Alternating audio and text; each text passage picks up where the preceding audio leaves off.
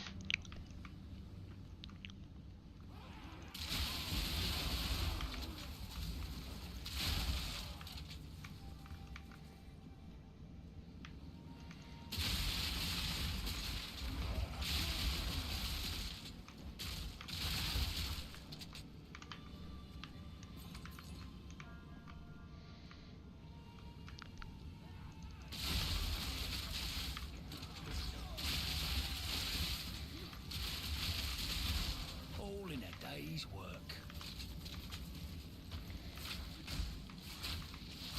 Foul fool!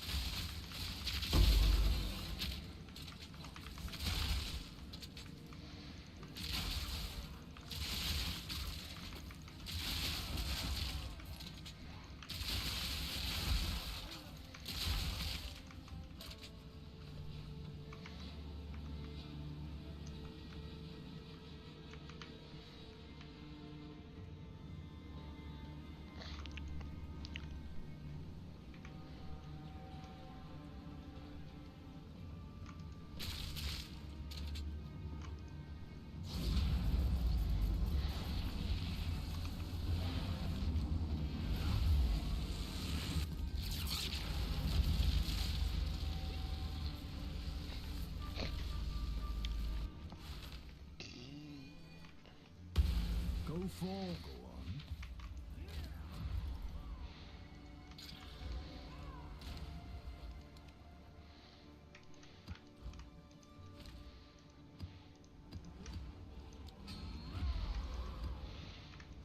Go well. Yes.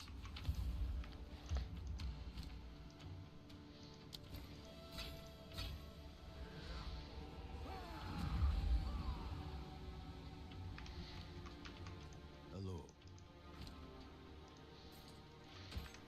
Go forth and grow.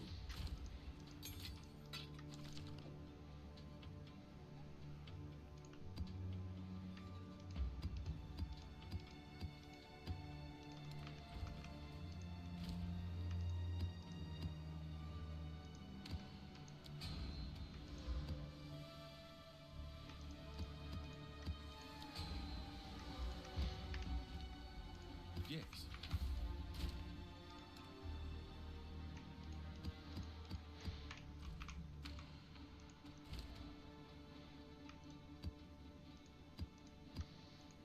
Talokura.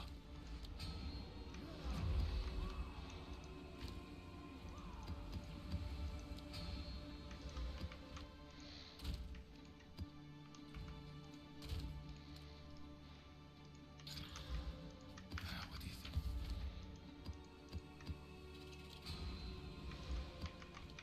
What is it?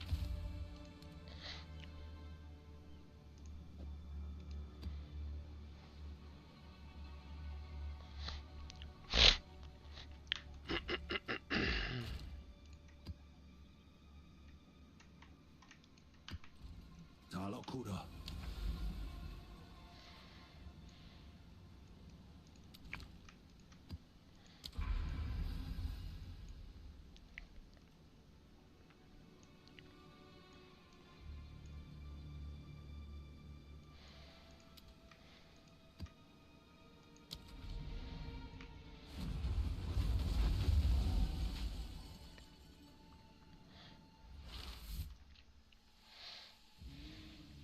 Oh, great. Swarms of things. My favourite.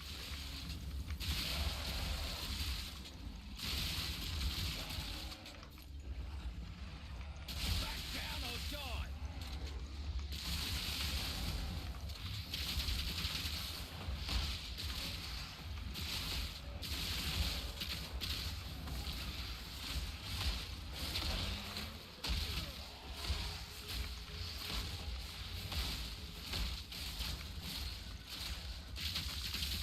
All in a day's work.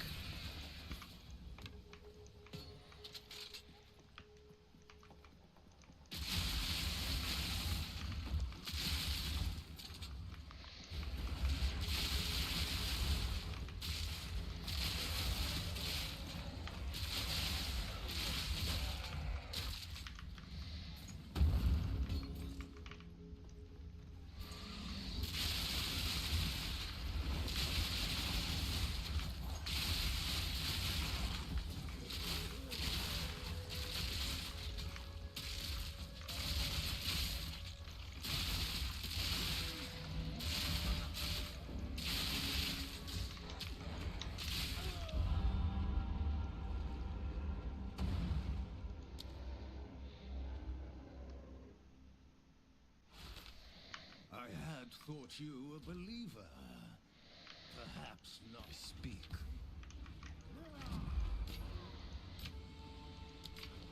Talokura. Wicked.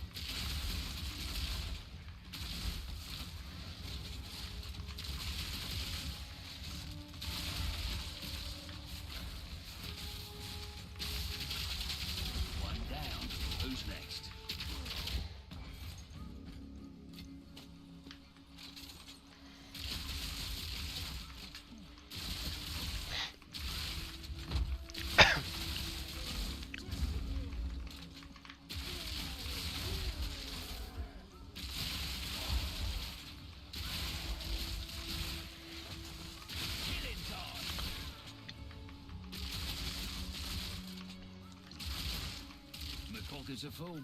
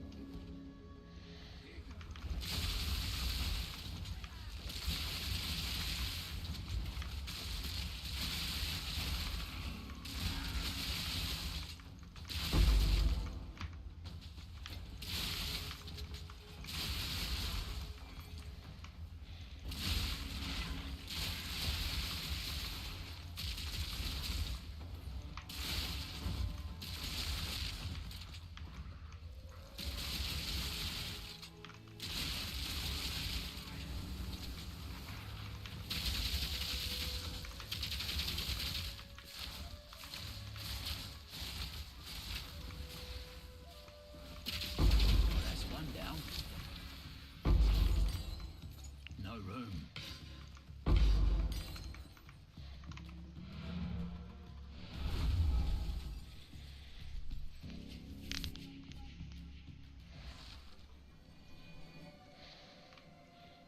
Talokura. What is it? Yes. On with the work.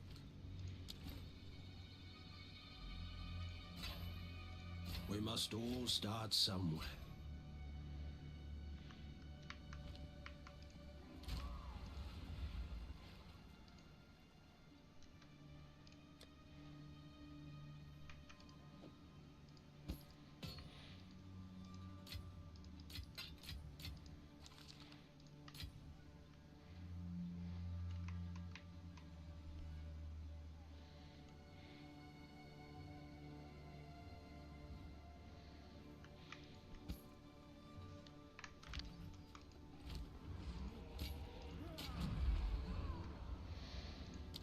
Time. Goodbye. Yes. Go.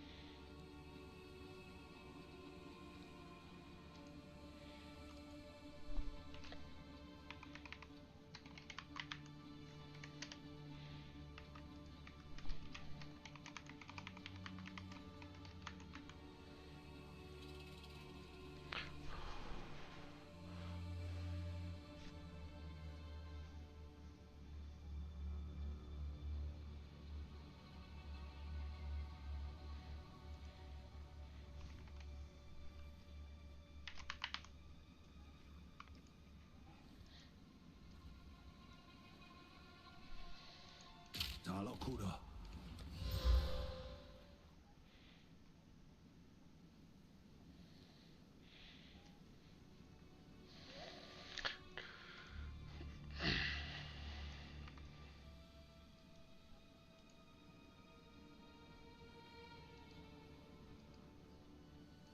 What acts 4 through 6 look like. I enjoyed the campaign a lot more in PoE 2 than awesome. PoE 1. I spent like 30 hours going through it, about 300 deaths, because it was the hardest experience I think I'd experienced for a while. I had a pretty rough go at it and cruel, but it's because I never checked the vendor for god tier rare, low level rares, so that was my fault. That's apparently. important. Did you get but- Did you get this book, Snoo? No, I don't have that book. You don't have Where do the you get that? the it's the top tier supporter pack. It has spoilers for Act 4 and 5 in it. Nope, nothing for Act 6. But I'll tell you, Act 5, dude. Yeah. It's looking good.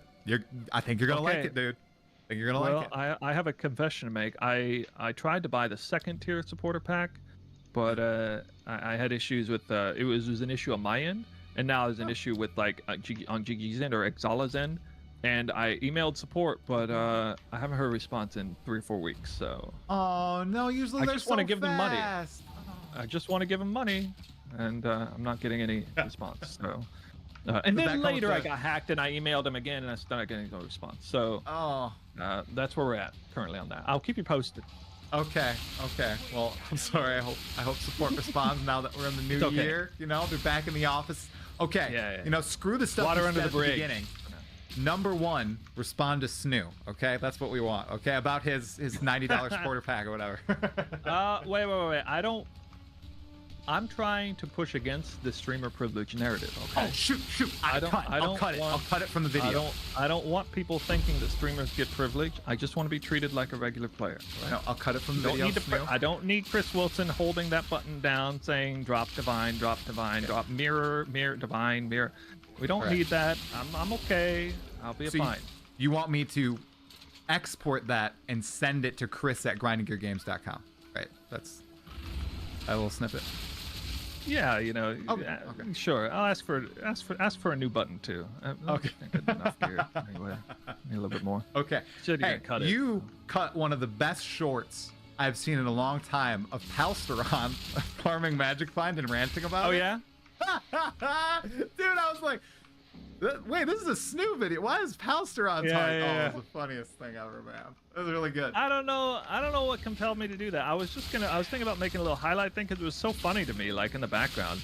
And I love listening to Palestron. I rate him on the channel. I have a high respect for him. He and I disagree very stringently on the Magic Find debate, and that's a sign of a good relationship. The fact that you can disagree with somebody and still have respect for each other. But it was certainly funny as all get out. Just listening to that in the background. That was completely uncut, by the way. It was 100% uncut. That was the literal timing of his listening. I didn't overlay the sound or nothing. I was literally just listening to it. I had the NVIDIA save file for the last 5 minutes. And I clicked save. I was like, I'm gonna do something with that. Oh, I gotta that's do something perfect. with that. Okay, Yeah, I will made link a- the short in the description to this video, you guys, because it is hilarious. You need to watch it. Yeah. It's only like 50 seconds. It's good. It's awesome. Yeah. All right, well, Snoo, it's been awesome chatting with you tonight. Thanks for going a little bit over. I appreciate it. I know you said you had some time, so hopefully I didn't interrupt anything in your household or anything. So I hope you got time to enjoy your relaxing. You've been working so hard, man. oh, Kudos well, to thank you. you. It's 10:47. Busting your butt. I'm gonna go pass out on my bed after I chat with the stream a little bit. But thank you so much, Snoo. Where should people check you out? Both YouTube and Twitch, right? Which is more important? Where should people go? My YouTube definitely been more popular, but I like people coming over to Twitch. That's fine. Yeah, SnoopBay85 on both of those handles would be the handle. So All yeah, right. a lot of people don't know what I'm doing. I'm usually doing kind of high-end farming stuff, making currency guides. I've been delving more into making build guide related stuff. I recently came out with a video of my 100 div build on less than 100 divine, or less than 1 divine budget, just for fun, because I felt like it was unreasonable people saying you had to have 100 divines worth of gear to make build functional. And this you the and I are Tempest playing the Flurry? same build. Are you using 100 divines worth of equipment on your Tempest Flurry monk? No. Okay, well there you go. Some proof right there. I am using 12 exalts bought gear, and then the rest is crafted by myself. You are playing the game right then. Playing Yes. it as intended. As intended. Now wait a minute. One last question for you. Are you a power fantasy player or are you a loot junkie? Man, Where so are you on that spectrum? That's a great question. I feel like the way I play Path of Exile 1 is I usually make one character a league.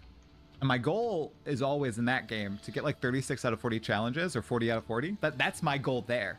Usually what that entails is me like downing, all the Ubers once. But it's not like maxing out a character or anything. Like I usually don't really buy that much gear. I just get gear off the ground, a few lucky drops. Maybe if I make a few divines throughout, I'll buy, a chase unique or something. But that's it. I don't really go with that min-max sort of thing. I just have that goal. I hit it, and then I'm done. That's like Path of Exile 2. It's a little bit different because there's no like challenges, which I like to put myself against. The challenge that I put in my head was the Arbiter of Ash. But now I'm like, oh my God, I've spent like 120 hours and I don't see me getting there, and I'm having less time right now because like work is crazy. I don't know. I don't know where I'd be. Well, we might need to make it a triangle then, with the third vector being a completionist. Maybe you're True. a completionist. In which case, that's my what I am. advice to you would be to stop completing all the maps around the start and go beeline straight in one direction. Maybe you actually start finding citadels, which means you can actually start farming the Arbiter, and all your dreams will come true.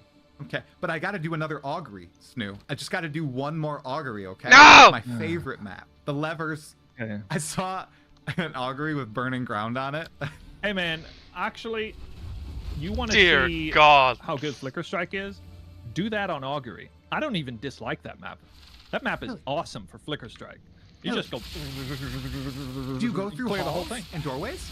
Dude, yeah. Well, you unlock the door in the middle, and then if you get a breach that goes out into the middle, it feels good, obviously. And then it going everywhere through that crypt, and like everyone else on a Temporalis Blink build, like blink into a wall, blink into a wall, blink into a wall. And meanwhile, the monk is just like. Ooh, I gotta everything. try out Flicker Strike. I gotta do it. Glorious. Respecking is pretty Glorious. dang easy. In The Path of biggest Exile. selling point. Yeah. The biggest selling point of this build is you are forced to magic find on less than optimal maps. Everyone else feels bad about running crypts and auguries and things like that. Not the Flicker Strike monk. You still feel good about it. All right, I'm gonna try it out. You've sold me on it. I'll Give it a leave a try. comment on your next build update video on my 15 Exalt Tempest Flare Flicker build. I did it on Less Than a Divine. You can do it. I can do it. I can do it. Hey, Divines are only five Exalts. It's fine. 6 Exalts. Whatever. Yeah. All right, Snoo, it's been awesome. Everybody who's watching, make sure you go check Snoo out. SnooBay85, YouTube, Twitch. Make sure you like the video, subscribe to this channel too, and I will see you in the next interview. I think we're talking to Gavrin Gaming, or it's just Gavrin now, on Thursday. It's going to be fun. Thanks so much for watching. Talk to you all later. Dude, thank you very much. We'll see you next time. You just opened up the podcast, Gav. Is the executioner indicative of anything? For anybody just hopping into this video and not understanding what we're talking about, Grinding Gear Games just sent out a tweet talking about their big upcoming patch, and they always do New image class, headers. new class, new class. And in this particular image header, Wait, what is it? it was the executioner. And what is the executioner known for, Gav? One-shotting people. The hammer, the anchor, the anvil. guillotine, the guillotine. That's Yep. what it is. Yeah, The dude, it's gonna guillotine- drop. Yeah, the guillotine drops. So I Ooh, think so that's they're the gonna perfect nerf. way to start off this chat since it's so timely.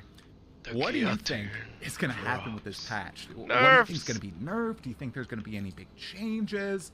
Let's just spend a good like 10-15 minutes on that. Yeah, I think Warrior's gonna get nerfed. And then from there, no, but I think that honestly they are really wanting to slow the game down. So I honestly do foresee a lot of nerfs. I think 48% of the player base is going to be a little unhappy.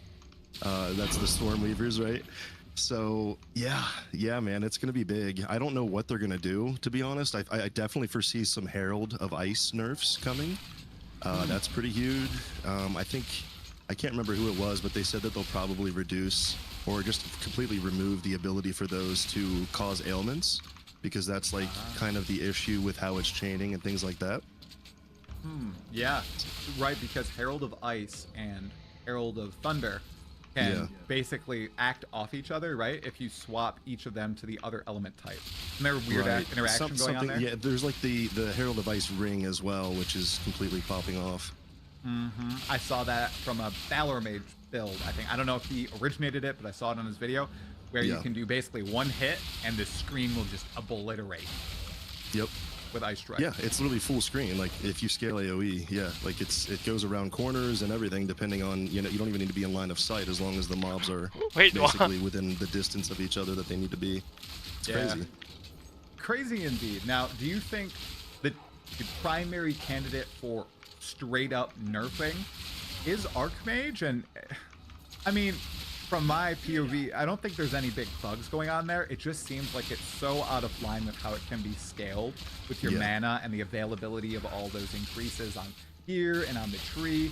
And that is essentially funneling all Sorceress players into Yeah. that one archetype. So do you think it's going to Yep. get the nerf hammer? And how would you nerf Archmage if you could? I haven't played Archmage. I'm a complete hipster when it comes to builds, man. So like literally as soon, like, my monk was my first character, right?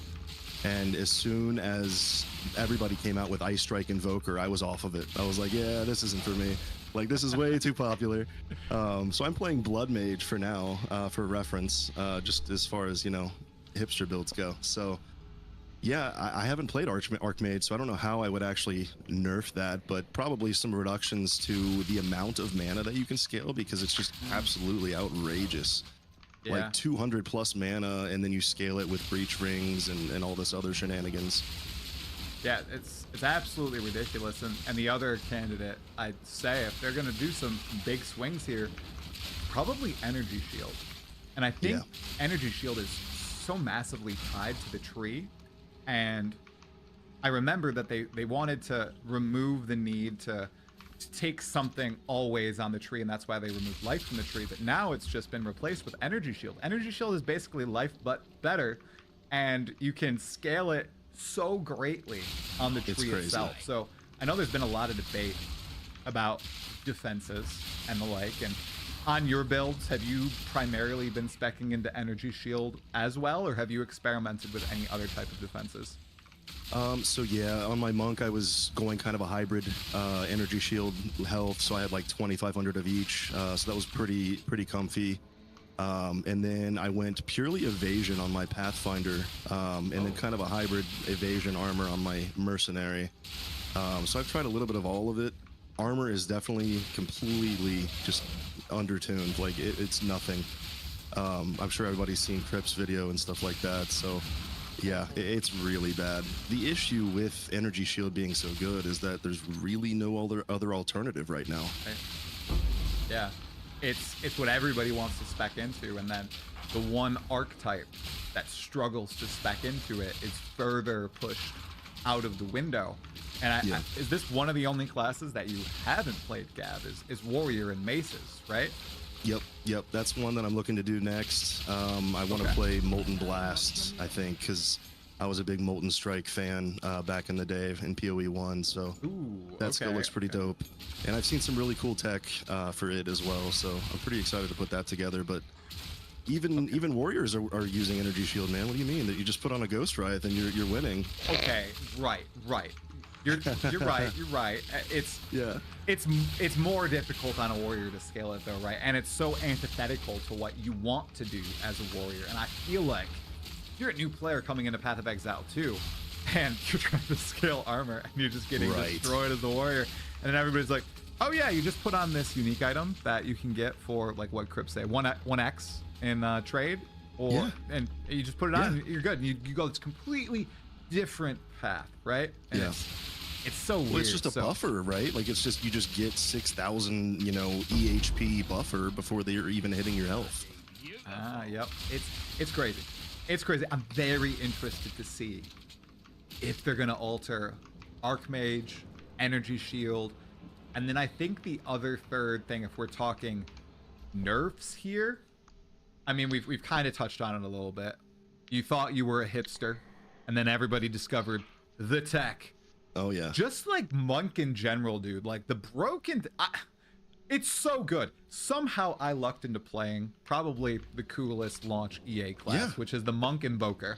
I mean, it's the It coolest was my thing out first there, as right? well. Yeah, it was so smooth going through the campaign on Monk, man. And it's the unfortunate thing that it's so popular is that like it was literally probably one of the best feeling melee classes that I've ever played in an RPG. Right. So, my little thing is, do they need to nerf the Monk, or do they just need to do some minor adjustments here and there? Because I feel like they've completed this fantasy so well of wielding the quarterstaff and just buzzing around and blinking to and from foes and channeling the elements. You feel I like don't a know Jedi, if anything man. is too busted. You feel like Do a you Jedi. think there's something that just needs to be smashed, like with Archmage, or is it more a matter of fine tuning? You know, Ice Strike here, Tempest Flurry, AOE, and cooldown scaling there, and everything.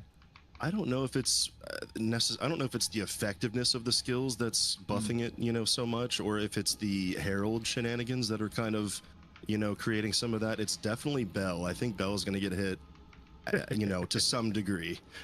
Whether they intended for charge staff to actually interact with it that much, I don't know.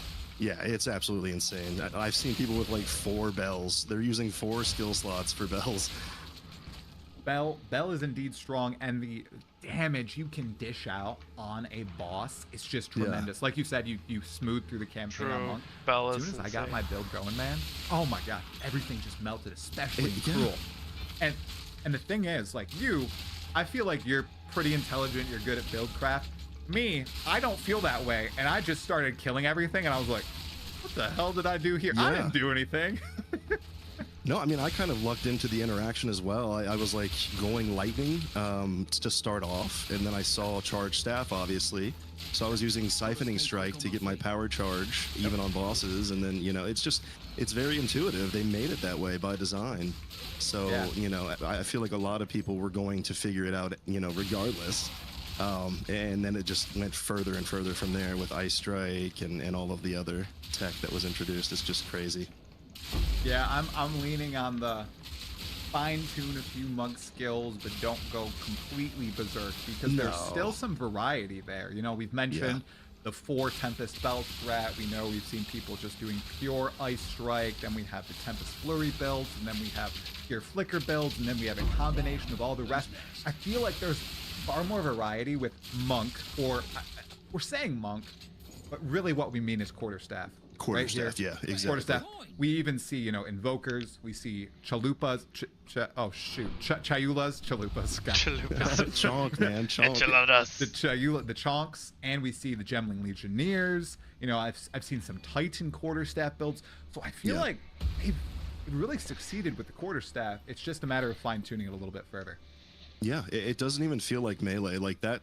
When they said that they got melee right, I think that they were literally referring to quarterstaff. What do you think? I don't think they were talking about maces.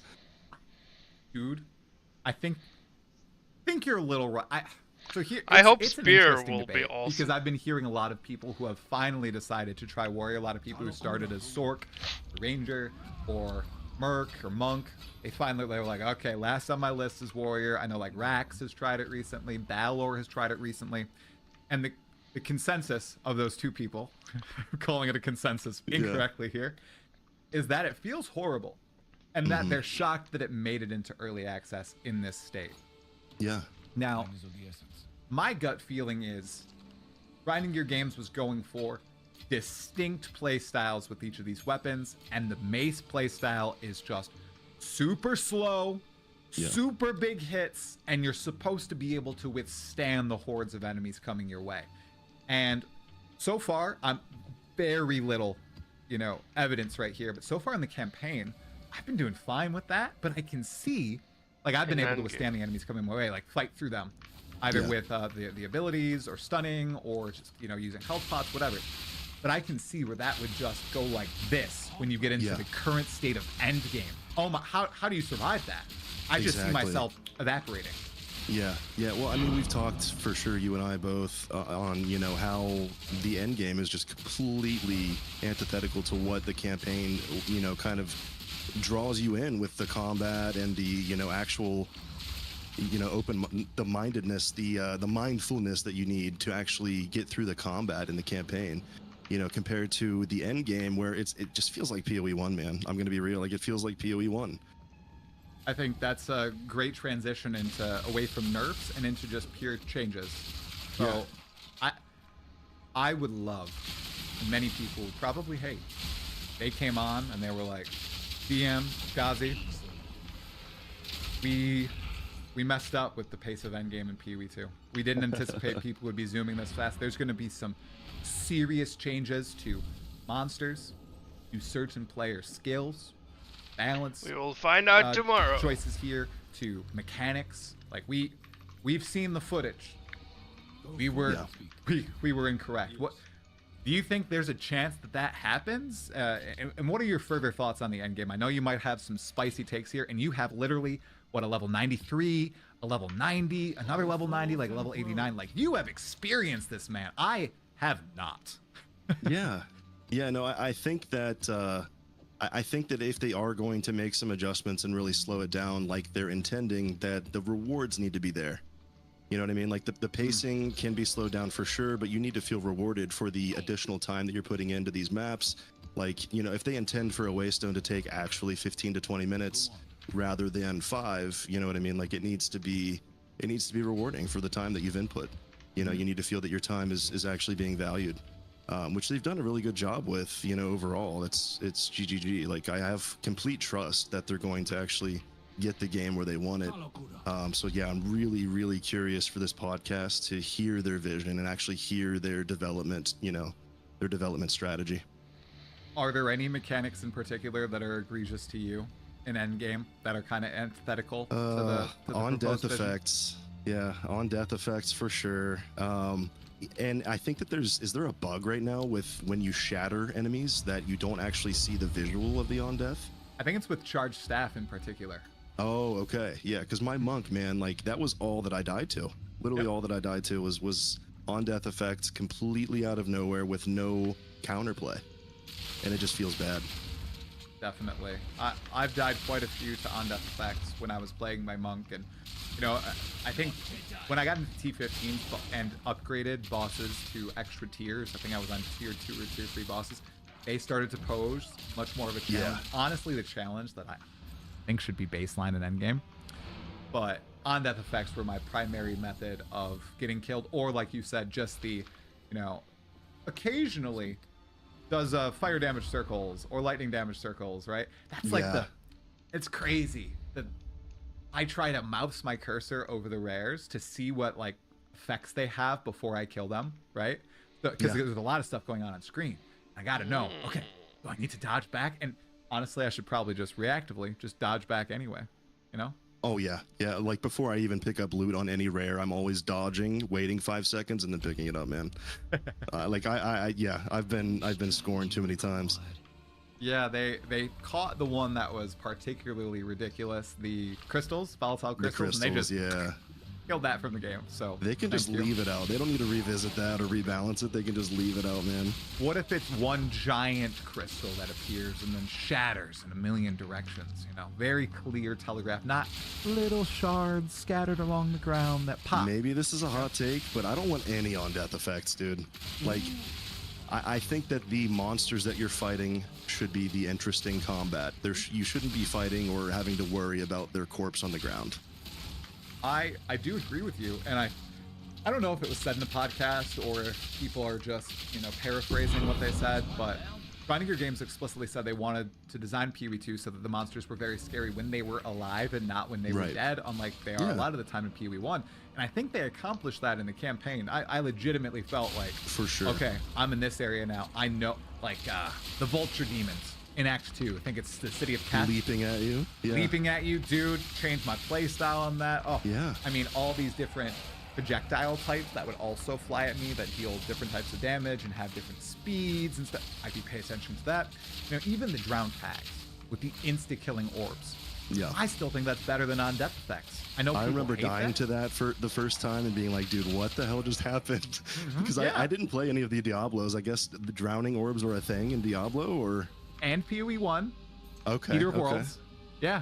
They're in Oh, they're in the Eater of okay, Worlds yeah. fight as well. Yeah, they just look different for sure. Yeah. Yeah, they look different. Yeah, different effects, and obviously in PvE1 it's an endgame boss and not Right, an Act 3 right. area. So like I'm fine with that sort of stuff, and even I'm fine with some monsters having implicit on-death effects, like the bruisers that explode after like 5 seconds and their body bloaty goes boys. boom, boom, boom, boom, boom, and then it Yeah. explodes out. I think that's fine, but That's having fine. it on a rare and having it spawn so frequently, that's wrong. Yeah, having it be like a rare modifier or something that any rare can get, regardless of their visual appearance or regardless of, you know, your combat against them previously. You know what I mean? Like, I don't know. That's why I said I'm curious to hear their vision on everything, and what development direction they want to go in with all of this for sure. Dude, I've already told my wife I need to be free 3:30 Pacific time. Oh my gosh, or no, I our know. time on so Eastern time Yeah, I'm on gonna be watching it Sunday live, because too. I gotta listen to this live. I'm gonna be eating probably not popcorn, maybe some nuts, you know, but listening to this, like, oh my gosh, this is gonna Yeah. be big. Yeah. I think I think it's all- going to be really good, and I think that it is indicative of a bigger patch than we were assuming too. right, especially when they're bringing Mark on board. Hey, Yeah, yeah, Mark and it's Jonathan, so we're gonna get overarching gameplay. Plus, we're probably gonna get a lot of combat and end game vision too, because Mark, remember, he's the boss guy. He's the he boss is guy, the end yeah. game guy. So let's bring him on. Mark's gonna come on and be like, every map will now have a boss, and everyone will cheer in Twitch chat. everyone will cheer. Hell yeah, dude! I'm all for Yeah.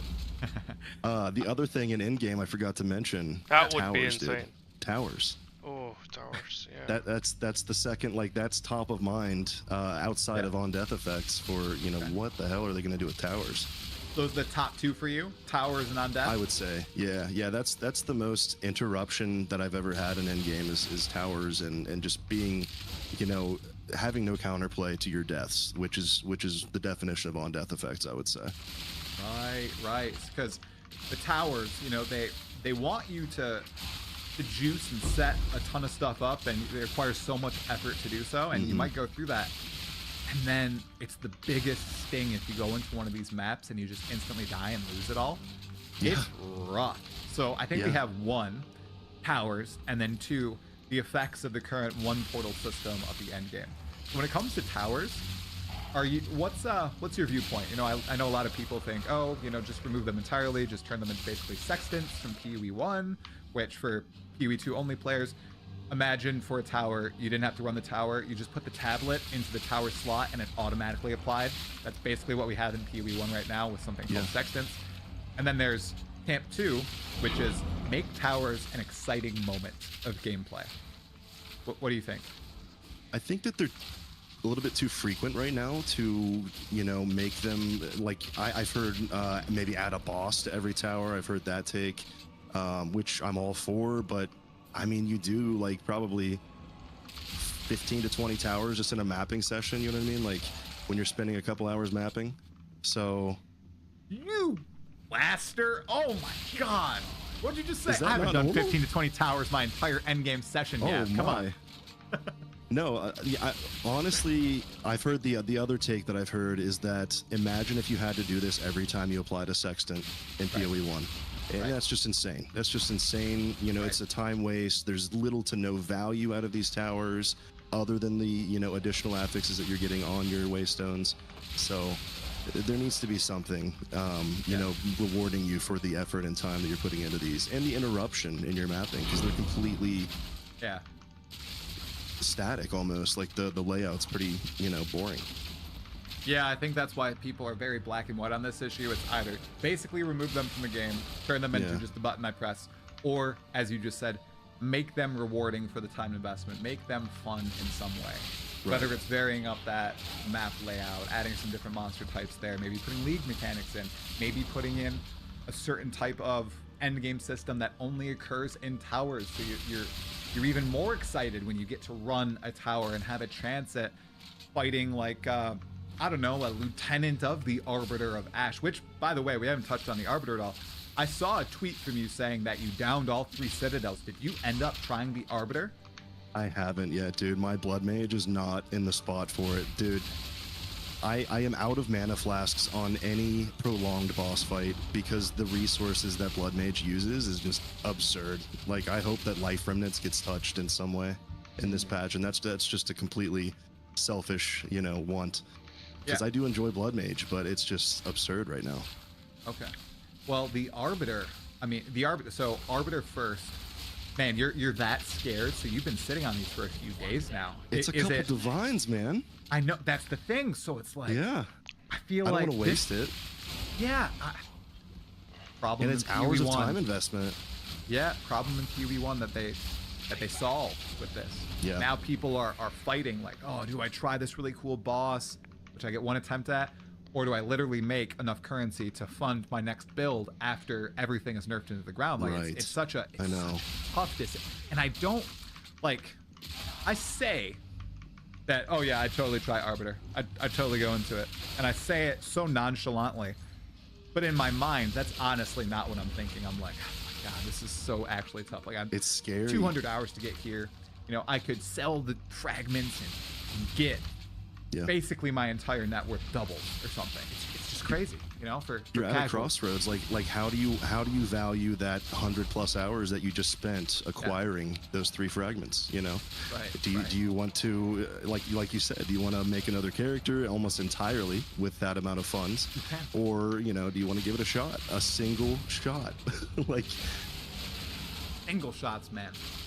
All right, I feel like we could talk a little bit about that. So you've played a lot of Endgame. 16 towers in a mapping session. Get out of here, dude. So how have you felt so frequent. about how have you felt about the one and done? And has that infuriated you? Have you been fine with it? Do you think it's like, it's okay?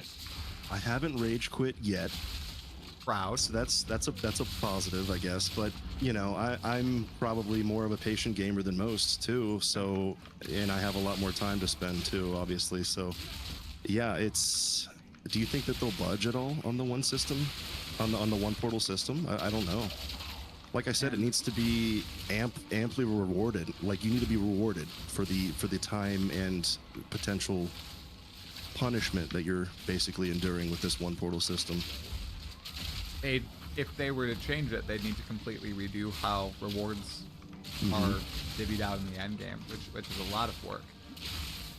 I don't think it'll happen with this patch, but I think I hope it'll be touched on a little bit. Either way.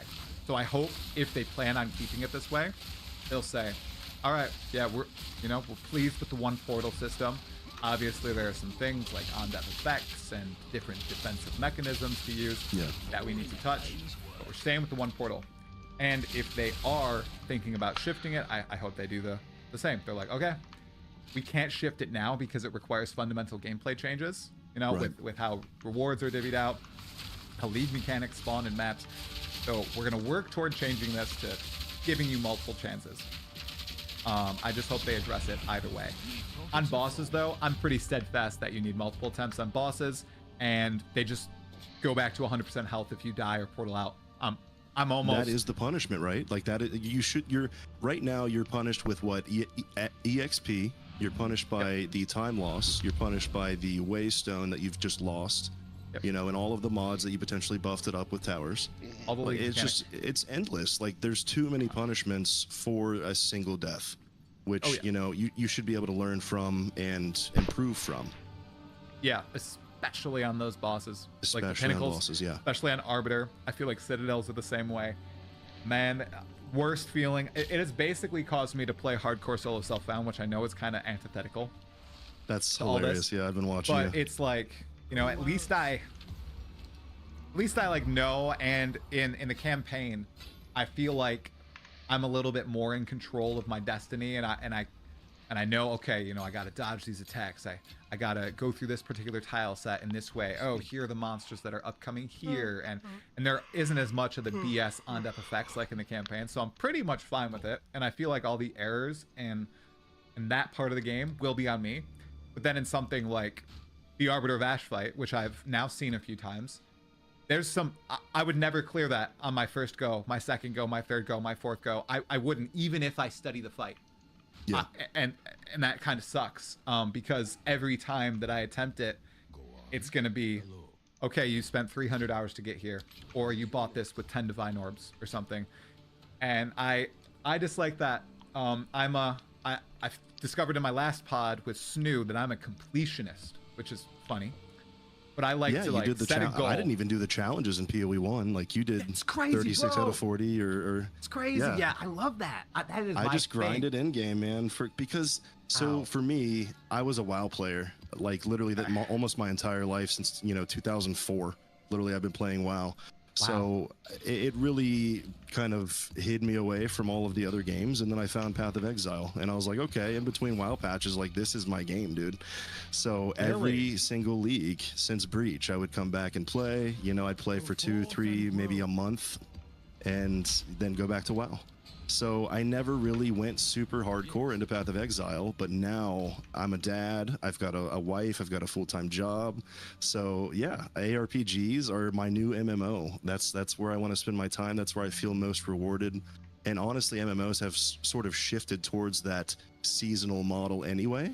So like literally playing WoW now and Dragonflight and others, like other recent expansions, like it just felt like you're playing an ARPG. Your gear is completely reset after every raid patch, basically. Like you just have to grind it all back again. So I'm just gonna play RPGs. Like GGD respects my time a lot more, and I'm all here for it. Yeah, I feel like in MMOs, which I was never a WoW person. I never even tried it. I was a Guild Wars 2, a Dungeons and Dragons online, a Neverwinter Nights individual. With those, I feel like the problem is for me nowadays, like you said, also have 2 kids, also have a wife, family, work, full-time work, everything. It's they don't force you. Force is a strong word. I'm going to use it anyway. They force you to log in daily. And they force you to be there at 9 p.m. Eastern time to fight this world boss or catch this raid group. And, and I can't do that. It's almost mobile game-esque at this point, where they're trying to get you to log in for your, X reward every day. Yeah, they have literally what they're called dailies or world quests or whatever in WoW, dailies, weeklies, monthlies, and reset times. And, I remember when I was in college, I used to, like, raid reset was 3 a.m. my time for Guild Wars 2.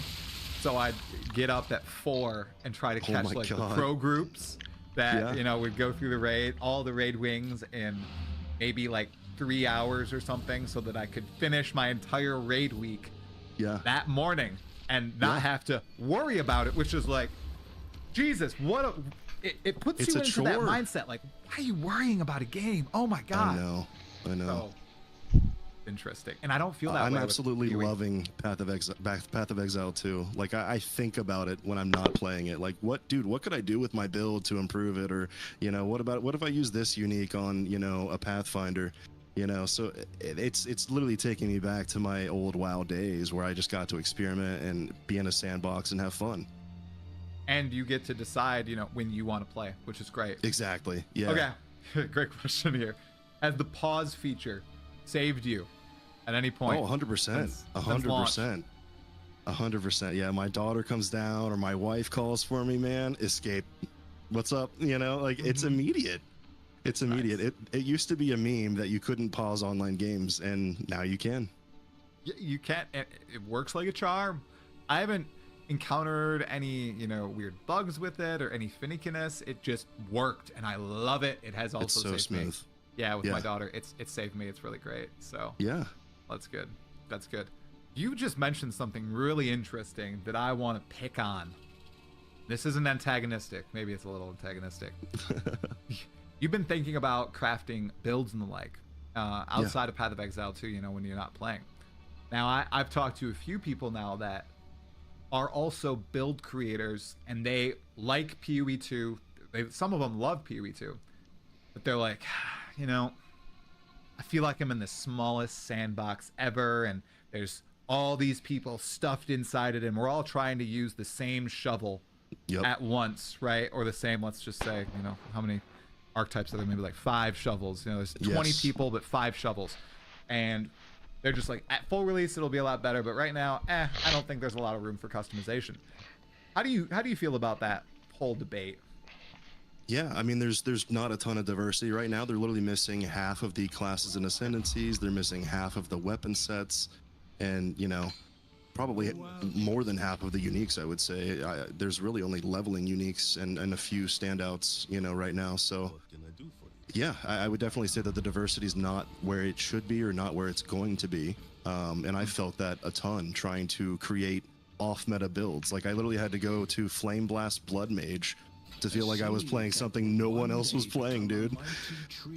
Did it work though? I mean, I saw you put a build out. Yeah. I mean, it's mapping in tier 15s completely smoothly, like clearing screen wide. So it's super fun. But like I said, the issue is the mana and just health resources that you're spending on Blood Mage right now. Like I think my cost for my single target Flame Blast right now is like 800 mana and 800 life per second while you're channeling it, dude. That's insane, man. It's nuts. What? because I'm scaling levels. I saw a post on Reddit that mana scaling is like out of whack right now. Like it's scaling exponentially rather than linearly like it did in PoE 1. Oh. So I don't know if it's an issue or, if that's intended. Just missing a little bracket here, a parenthesis there. Yeah, and, something. It's outrageous, the mana costs. And Melee can't even use plus levels or they're just completely screwed because they don't have access to the mana regen and other things that spellcasters do. Oh yeah, I feel that with my Tempest Flurry Invoker. I have a bunch of levels on my staff and everything, and I don't have very good gear, and my mana's just fading away. I have to span my mana pot constantly. Yeah, So I know that there are ways to solve it, but I think they require smarter people than I, or lots of currency. I know Snoo was telling me like, oh bro, you can totally solve this, it'll be fine. Yeah. I'm sitting here just pressing 2 over and over and over. Yeah, he's making Flicker Strike work pretty well, isn't he? He is. Yep. Yeah. Flicker Strike with Charge Staff, Tempest Flurry. Oh yeah. It's really fun. I know we already talked about the monk, but it's good. People hate this. My dad is playing Ice Strike, and I played it for a few minutes. Man, Ice Strike is good, dude. I might have to swap from Tempest Flurry if I hop back on my monk. What did you like about it? How it teleports you to enemies, basically? Like. Yes, I didn't really know that because I'm not watching lots of gameplay. And I thought, I guess when I saw some of the gameplay that, they're just using like Shattering Palm, right? No. Kind of. Like you use that as well, but no, yeah. Ice Strike does it on its own. We are just going pop, pop, pop, pop, pop, jumping from pack to pack, monster to monster. And just the weight of that like the responsiveness and then the weight of smacking the enemies. Oh, it felt good. And then the Herald of Ice shatters. It just all comes together, man. Yeah. So either I'll swap my Tempest Flurry, or maybe, when the next league comes out, after I max my Druid to level 100, because it's going to be the greatest class in the history of Path of Exile 2, then I will do an Ice Strike Monk or something. Have you seen how long 100 takes to get? Yeah, I'm not going to get 100. Okay. That's my full-time content creator. I was like, that's a bold claim, dude. Yeah. I think it was a Karn tweet. He's like, just hit 99, 100 will only take a few days, right? And I'm pretty sure that, there was a heavy sarcasm in that comment. Yeah.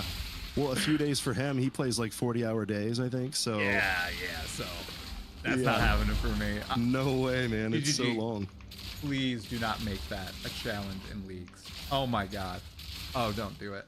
Level 100? They've got to have alternatives. Didn't they have alternatives before for like the Endgame challenge or whatever?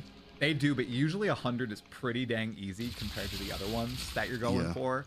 Some of them you just get passively if you play, and then there's usually like a labyrinth one that I'm like, nope, I can't do these labyrinth ones, and a few others that are pretty easy. The 100 is one I usually go with.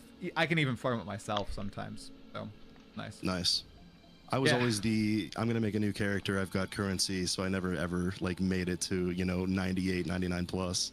Really? Oh, it's a good feeling when you ding 100, especially when you don't do it cheaply, which is like 5 ways, or back when I first started, it was Chayula runs. That was my first like 100, I think, was via Chayula runs and 3.10 or something. Like solo, or was that like Rotas? Oh, it was Rotas. Yeah, it was Rotas. Yeah. It almost blew up my computer back then. Oh my God! I mean, all literally the and everything. I think my all the computer effects. like started to smoke, and then it was like propelling itself off the ground because the fans were working so hard. It was just a bad situation all around. Yeah, But I got my 100, so worth it. Worth it. definitely worth it. Now, I wanted to ask too a little bit more about Pee Wee 2 before we get into some interesting takes about another favorite game of yours. So we talked. I briefly mentioned that I'm very excited for the Druid, and we mentioned there's going to be a ton more archetypes in the game. You know, 24 more Ascendancy classes, 6 more Hull classes, lots of new weapons, all that, more axe.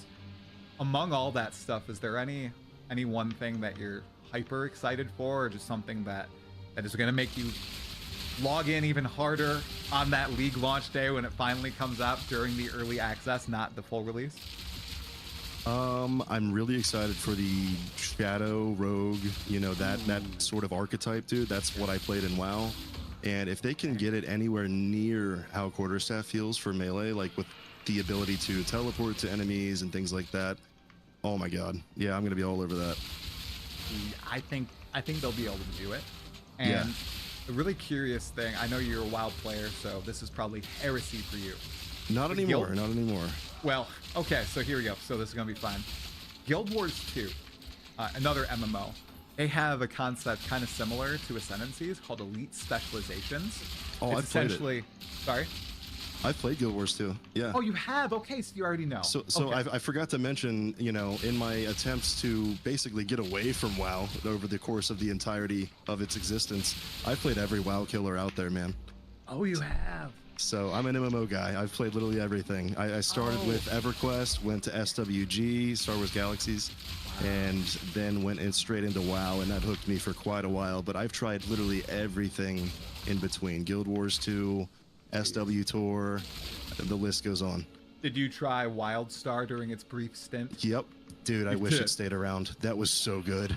That's loved what I've it. heard from pretty much everyone who got their hands on it. So it just must have really appealed to a certain populace, but it Yeah. wasn't enough to, you know, the GGG 10,000, you know, active players. It just must And not I have think hit that. finances were an issue for them and things Yeah. like that. It just went under. Yeah, that sucked. That was the one. That was the one that would have kept me, I think. Wow, that's crazy. I didn't get to try. I was immersed into Guild Wars 2 at the time, but Yeah. I regret not being able to give it a go because I ended up really because it was also developed by NCSoft, right? Or NCSoft West developers, I think. Yes, they were affiliated at least. Yeah. Yeah, because I know some of the people who designed the raids in WildStar moved to Guild Wars 2, and they made the raids there, actually. I think, like, Crystal Reed is her name. She did a really good job on the first raids in Guild Wars 2, and I think she hopped on over from Oh my god, the raids WildStar. were so good. Right. And now I think she worked on Destiny for a little bit, so unfortunate Nice. situation there. So she's a But- good encounter designer then. For Oh, sure. yeah, she's very good. Oh, the first Guild Wars 2 raids, the first 4, I think, are peak raid design in an MMO.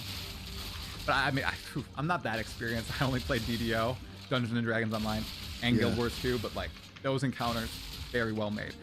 Total tangent. Oh my god, elite spec. So essentially, ascendancies in an MMO in Guild Wars 2, and I feel like grinding your games. I've asked a few of the devs if they like play Guild Wars 2, because I swear some of the concepts and almost the exact mechanics are lifted from Guild Wars 2 things that have been around for like 5 years. And I'm not talking like, oh, you know, they both have chronomancers now. You know, of course there's going to be overlap on the... No, literally like the designs and almost the trait names are moving to PoE 2 in a Path of Exile 2 format, and it's so cool. And I wonder if with the Shadow, back to the point I was trying to originally make. sorry to sidetrack you. Dude, these are podcasts. We can ramble all we want. It's fine. It's our show. We're good. They have something called Shadow Stepping in Guild Wars 2, where it's like various ways to teleport and manipulate different targets and trap locations and areas, and I feel like that could work so well in PoE 2. That would be amazing. Dude, I played... so I never really got into the raids of Guild Wars 2. I was more of a world versus world guy, so I was always in the PvP guilds and things like that when I played. And yeah, so the ability to... Was it... What was the class called in that game? Thief. Was it Rogue? Thief. Okay, yeah. That was my favorite class by far. By far. Just one-shotting people that were strays from world versus world. Oh my god. Oh, it's still a feel good moment, and I was my thief. That was my first character too. My wife and I started as thief. She started an elementalist. We were both the Sura, the little race. Okay, yeah. Yeah, and so like she didn't like PvP as much as I did. She liked the exploration aspects a lot more, and still does. But I would go into SPvP, like the structured PvP, and world versus world. And dude, if you could get like one vulnerability hit off of someone, and then TP like 3 screens away, and they'd like use their dodge because they think another hit is coming, and they do this every time, even though they knew what you were gonna do. They dodge, and then you TP back to your place 3 screens back away, and you just one-shot them, and it felt so good every time. I can't believe it. That's almost exactly what I'm talking about with Rogue and in Shadow, dude. If they can pull that off in this game, it will feel so good in mapping and just in general for How combat. do you think they could do that? Would it be like some sort of marking system? Like, because in an ARPG, being able to just execute things from high health obviously is busted. I wonder what they could do there, like some sort of marking system or a combo I mean, they have system. Shattering Palm and you know the palm skills from Monk. I mean, it would feel similar to that, just to be able to teleport and strike immediately with that skill. Just the movement and the ability to traverse, you know, like that would be amazing. Yeah, and maybe with maybe Hammer of the Gods, very powerful on the warrior. Maybe a cooldown skill where you can pseudo execute certain monsters from high health if certain conditions are met. I think that'd be pretty freaking like cool on the dagger. Amplified Culling Strike or something. Yeah, I think that'd be awesome on the dagger in some way. Yeah, big sneak attacks, just pull from Dungeons and Dragons, you guys. It works out really well, I swear. It's good. I'm really excited to see where they go with that archetype for sure. Definitely. And we didn't even talk about traps and all that, which are now weapons. That's an entire weapon class in PoE2. That's going to be weird, right? Yeah. Nope. So we haven't seen those since ExileCon 2023. It's going to open somebody up drop one on stuff. accident in Path of Exile 2 right now? Like they dropped the weapon of a trap or something with the item? Yeah, from the Trial Master. It's just not functional? Yeah. From the Trial Master? Yes. There's a great sword, I believe, and a trap, an incense unique that I've seen people say, yes, this dropped from the Trial Master. I don't know if they're Trial Master specific. I'd almost reckon that they were, and that's why they're dropping like there more commonly and like specifically. Like maybe they don't have them marked as world drops, but they just put all the Trial Master's unique drops in. They forgot to remove it from the loot table. Exactly. I think that's what's going on. So maybe he has the great sword, which I don't know if he wields a great sword in PoE2. I haven't fought him in PoE2. Yeah.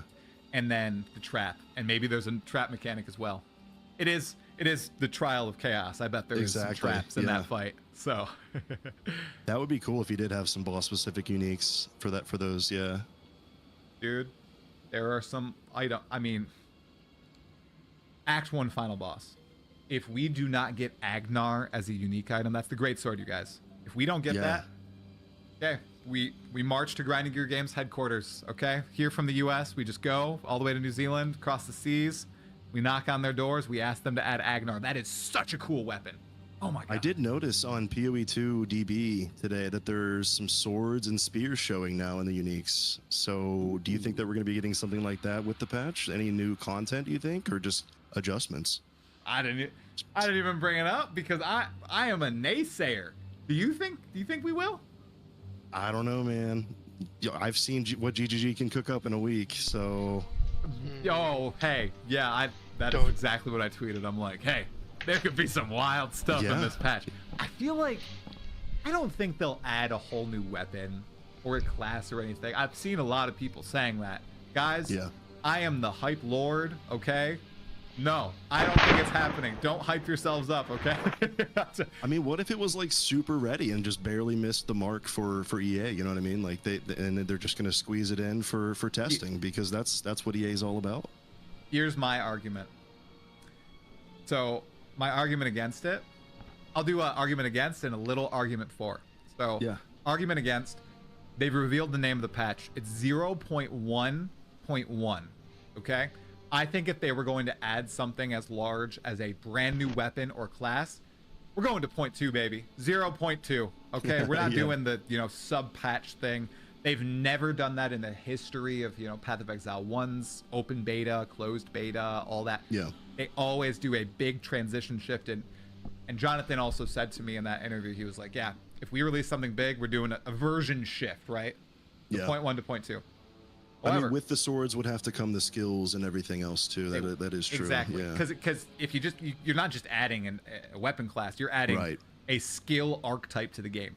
Now maybe, there's some quarterstaff skills that are hiding right now. Maybe we'll get a few quarterstaff skills. Maybe there's like a fire version of an auto attack It or is a missing wind a few. version of an auto attack. You can see it Bro. missing a few in the gem cutting.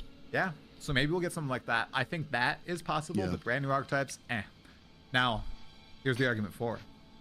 They are also restreaming this interview on the Path of Exile Twitch account, which has hundreds Oh of my. thousands, if not millions of followers. They don't typically do this. No. So it's like this could be big, man. they are drawing lots and lots of eyes to this particular interview, and I'm wondering, they don't have time to put together like a whole league announcement reveal and do the whole stream prep and blah, blah, blah. So they're just doing, the post and maybe a video on their side, and then going straight into the interview with, let's face it, the number 16 and number 15 Twitch streamers in the world. Exactly. I Yeah, mean, they're huge, audience. right? Yep. They have a yep. big reach. They got a lot of subs. There's going to be a lot of people watching there, so it could be big. It could be. Yeah. I think that they really want to, not recapture, but just maintain this hype train that they have going. Like the number stability with the Steam charts has just been insane. That is mind blowing to me. Thank you for saying that. I've seen some people saying like, yeah, the game is losing tons of players. Nobody's going to be playing by the end of January because the game is like broken. God, I just don't. I still feel like there is a segment, and it's primarily PoE1 like creators or players that I've seen say this, that are saying, oh, the game is so broken, it's so bad, there's so many issues with it, and I cannot concede that point. I feel like No. that is, one, not true, and two, disingenuous, because Grinding Your Games has said there are going to be lots of problems, especially with the Yeah. end game. We're going to do our best to fix it. But people saying that this game is fundamentally broken, especially in the first big chunk of it in the campaign, I cannot say that in good faith. I just can't. I feel like it's very well made, especially in that section. And even the end game, which I have ripped, because there are segments of it which I have not enjoyed, I still think it's better than a good chunk of competition.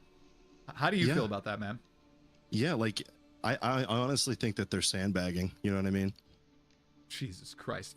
I'm going to kick you off this pod right now, Gav. What? Okay? What? No, yeah, but no, like it feels like a completed game already. So to call it early access, I can see where Elon was coming from with that, dude. It's almost disingenuous to how good the game is right now. It's insane. Okay. All right, Gav, here's the big debate. Can you explain context for people who might not know what you just Yeah. referenced? Yeah, so Elon Musk tweeted out that they were sandbagging basically because they didn't call it a full release. They called it an early access. And the And definition try- of sandbagging for people who are unaware, as myself, because I was like, what? Sandbag sounds like really crappy. What is sandbagging? The version that I believe Elon was using was, they are misrepresenting the extent of how good their game is. Like they're intentionally saying, hey, it's not in that good a state right now, right? So they're kind of lying to their audience so that they can get, better good faith or whatever, right? I think that's generally the vibe. Yeah, yeah. Bro, I totally disagree. I totally disagree with you and Elon.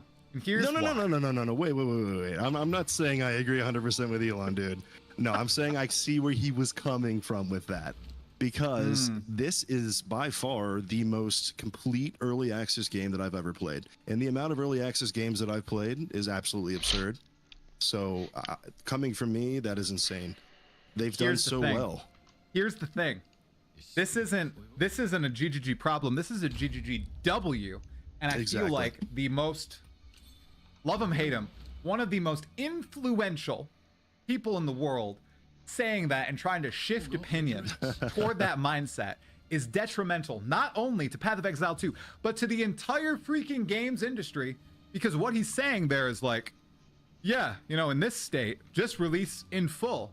And let's encourage people who release into early access with a price point to release half-baked trash where you can only play for 2 hours, and there's hundreds of thousands of bugs and all that. Like, I can't stand behind that, because that is what it encourages. I think what he sees, and I said this on stream earlier, I think he sees Grinding Your Games could have sold this for $80 for everyone, right? They don't, and they could do the tiered versions too, but start at $80.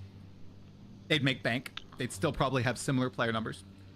And then he's like, free to play, also sandbagging. Sell the Templar, sell the Druid, sell the Huntress in a pack with the rest of the axe, $30.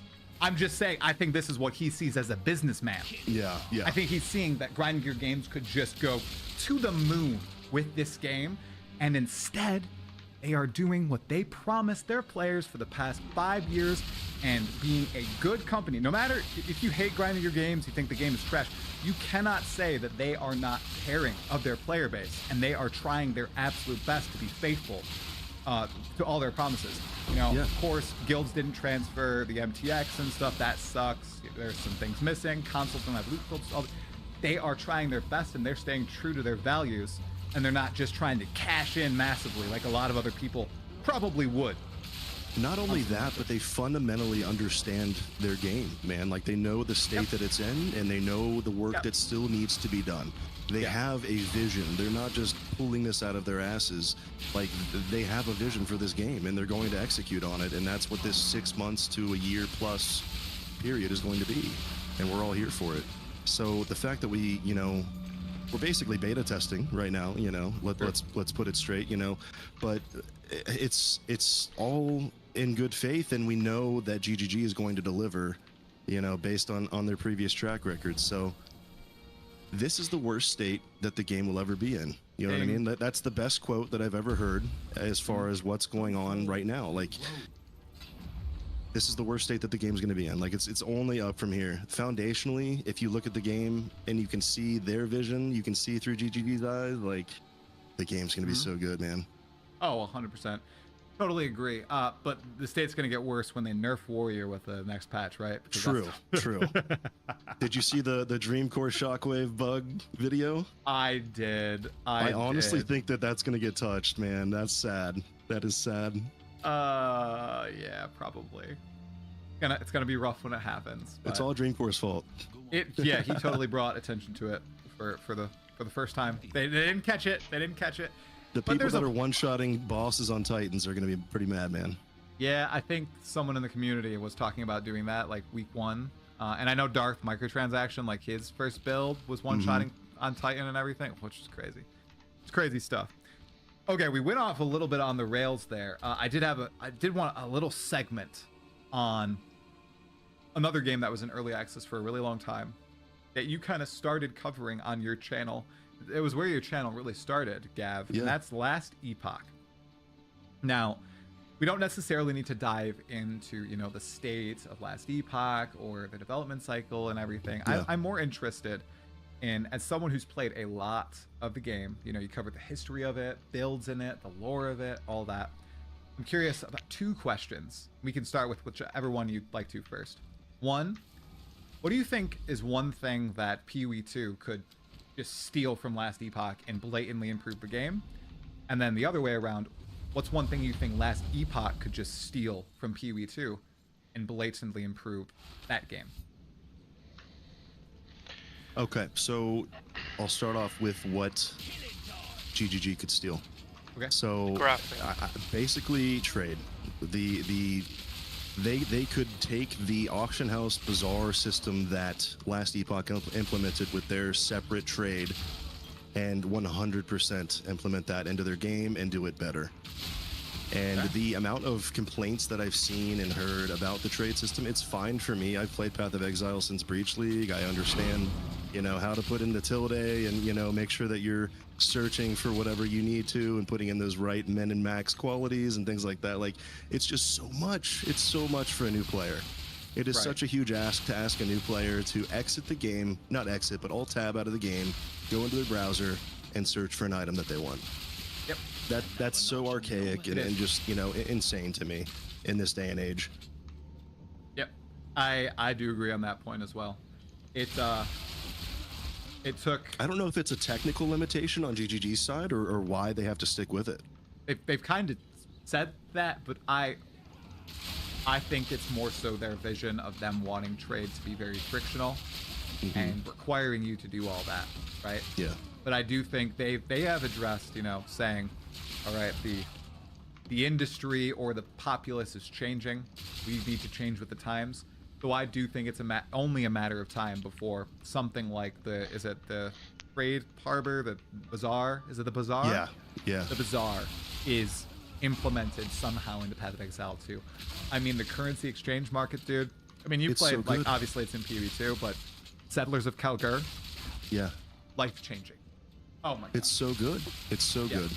So that's, that's already taking up the bulk of, the strain out of it, the clunk out of it, having to, so all of the currency exchange is great. And just taking from that and implementing items in some way, they can find a way to keep it secure and keep it safe for people that aren't, going to get outbid on, if they put their item up for 10x, instead of getting 50 whispers and knowing that, oh, I mispriced this, that item's just going to get sniped. If they put it up on the bazaar for 10x and it's worth a divine, the item's going to get sniped immediately, potentially by a bot. Yeah. And the friction, from my perspective, that they had in Theory 1 for a lot of time, I wonder if it was partly to try to combat the bot problem too, but it never, at least when I played, I interacted with a lot of bots, and it wasn't just currency, People love the bots, dude. They respond immediately. They did back then. Yeah, exactly. So I think it would be a win overall from my perspective, and I think from a lot of other people's as well. I do agree that when I played last Epoch, I did Circle of Fortune, so I didn't do Bazaar.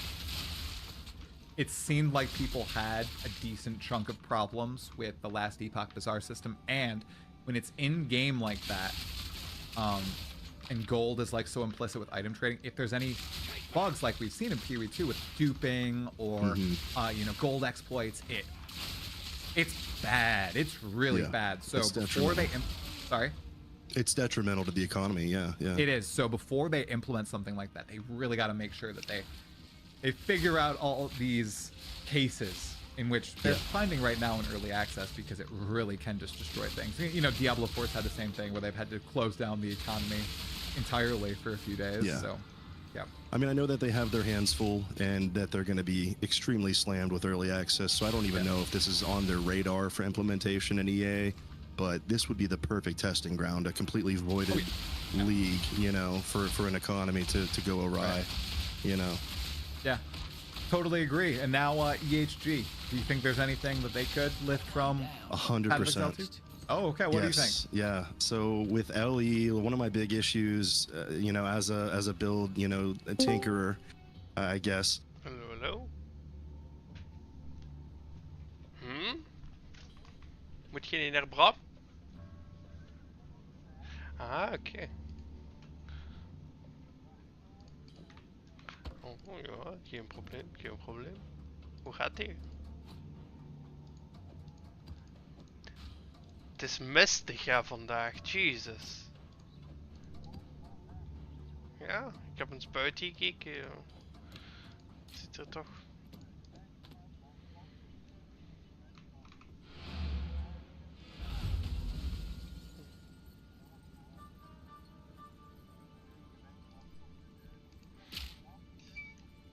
Oei.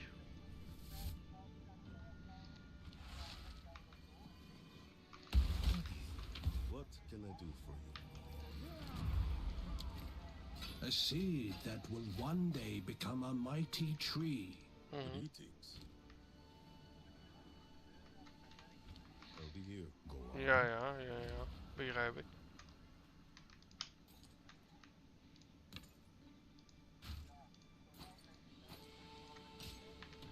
Indeed.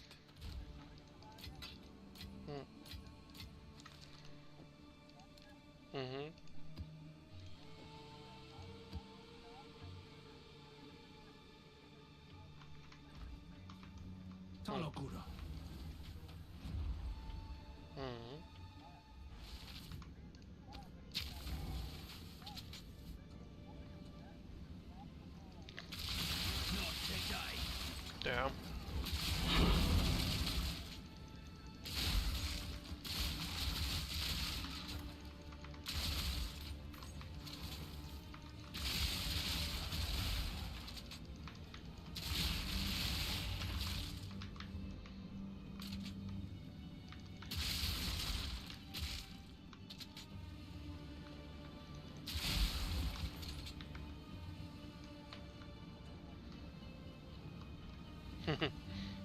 Ja, dat is altijd even zoeken.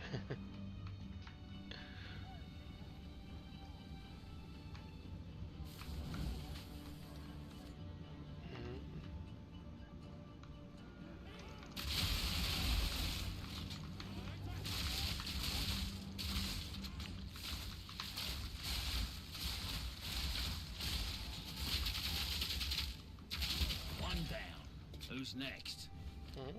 Waarom?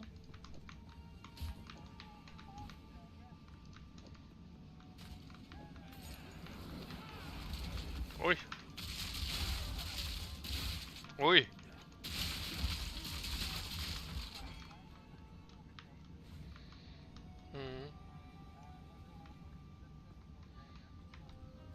Ja, want ik heb dat nogal eens gehad, hè, dat het opnieuw wou starten.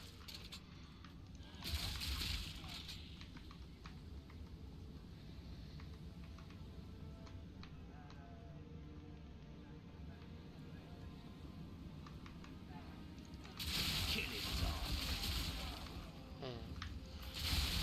Parkeren.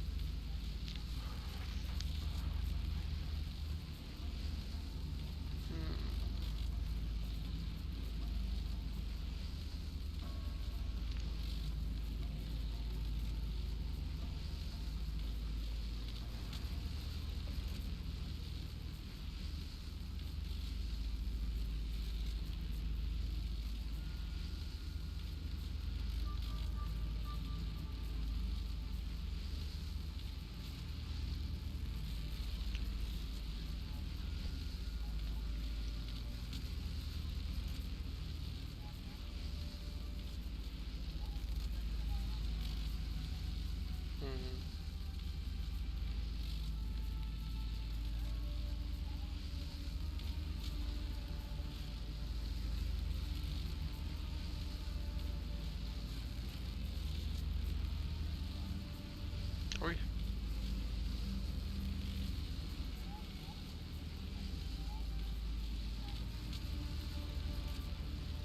Ah ja.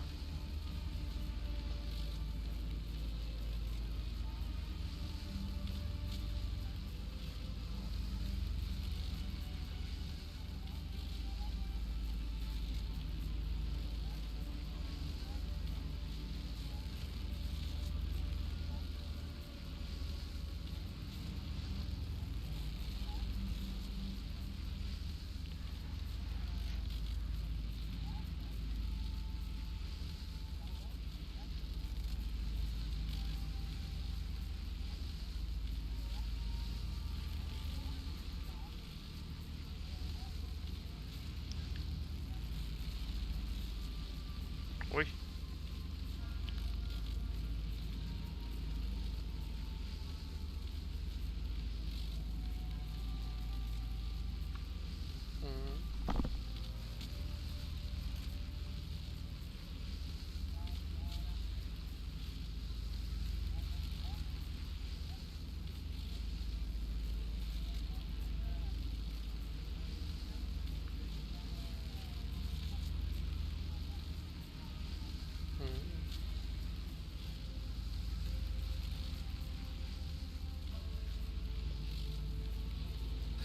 Was the last.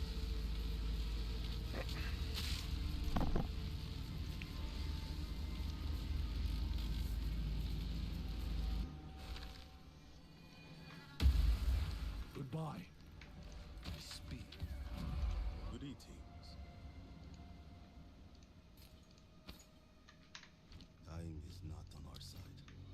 Sometimes we must. Morgen begin komt, again. gaat Grinding Gear Games een stream doen voor een nieuwe patch. Let's see. Morgen om 9:30. Yes, yes. Find out about patch 0.1.1 on January 12 PST. Dus om 9:30 is dat. Short announcement video. Ja, morgen. Morgen. Nee. Zondag.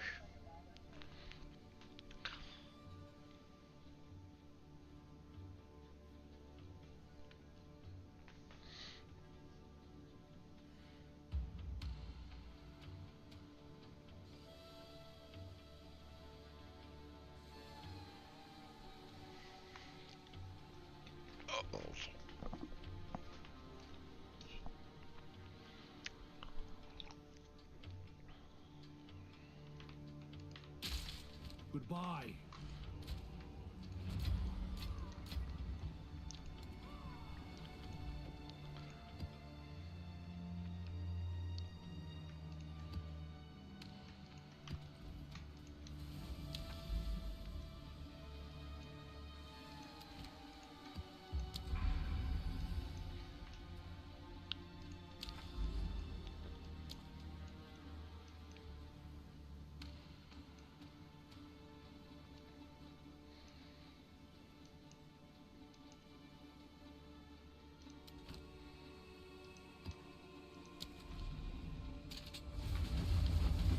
Bloodwood.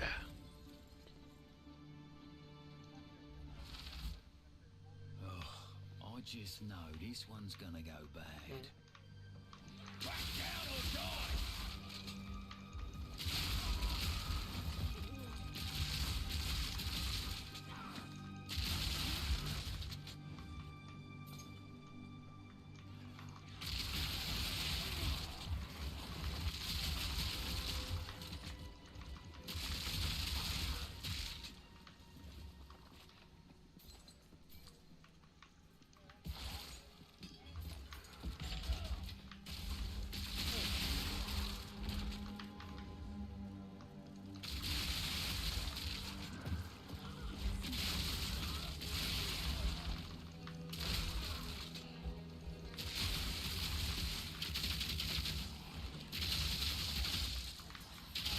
Simple enough.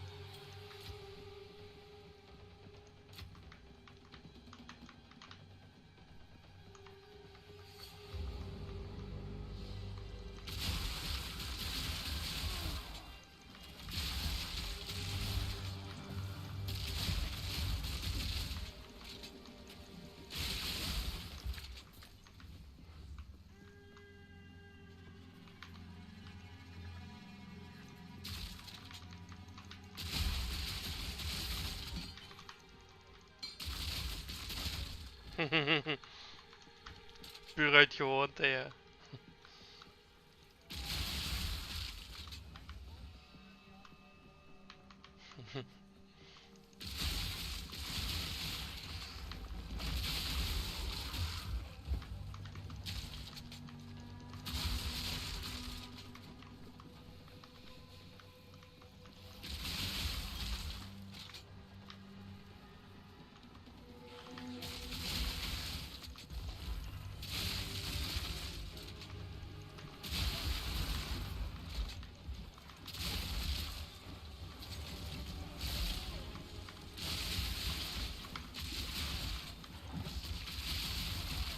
Back down or die!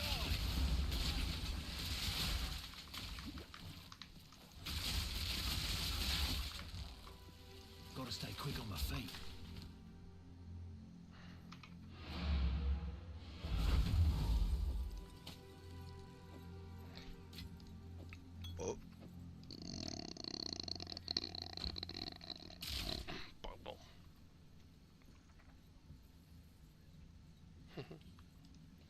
lack of build diversity and the fact that the class that you choose are the skills that you have. That's it.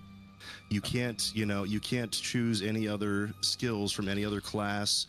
There are some uniques that allow you to interact with, things like you can call down meteors if you wear the I don't even remember the name of the belt, the stars belt. So you can call down meteors and get that Sork, sort of play style if you use that belt. But you're locked into these skills, and that's a balance issue for me and for EHG, I think, going forward. If you pick this class and you have X skills and they're not as overpowered as some other class, then you just accidentally found yourself in this spot, and there's no way around it. You can't be creative or build that particular class any other way. Right. You just have X skills and X uniques that interact with those skills to use. So I think that they could really, really open up build diversity by allowing other classes, not necessarily the skill gem system. That would be, I mean, maybe they could just steal the skill gem system or something. I don't know how they would implement it. I'm not a developer by any means, but maybe like maybe not. Well, freely is an option, and then like a multi-class system where you can try to spec into another class's skills and lift a few or something. Yeah, like I love that they're keeping all of the classes not homogenous, so they want to make sure that each class has its own identity, and I totally get that. But looking at it from an ARPG standpoint, and just having played Path of Exile and feeling that just insane diversity, like it blows your mind thinking that you could just equip a mace on a witch, and just build something that no one's ever built before because they never even thought to pick up a mace as a witch.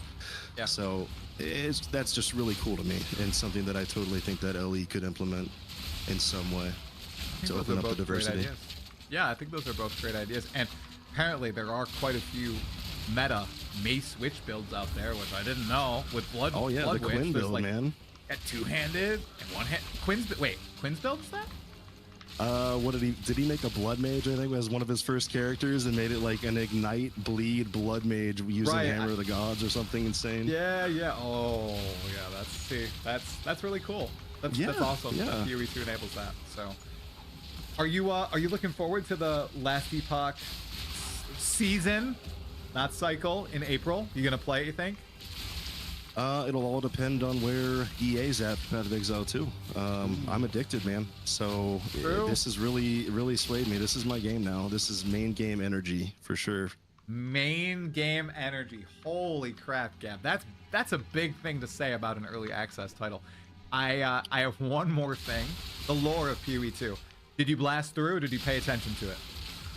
A little bit of both, because from my point of view, I'm going to be doing the campaign at least 20 times within the next couple months. What the fuck?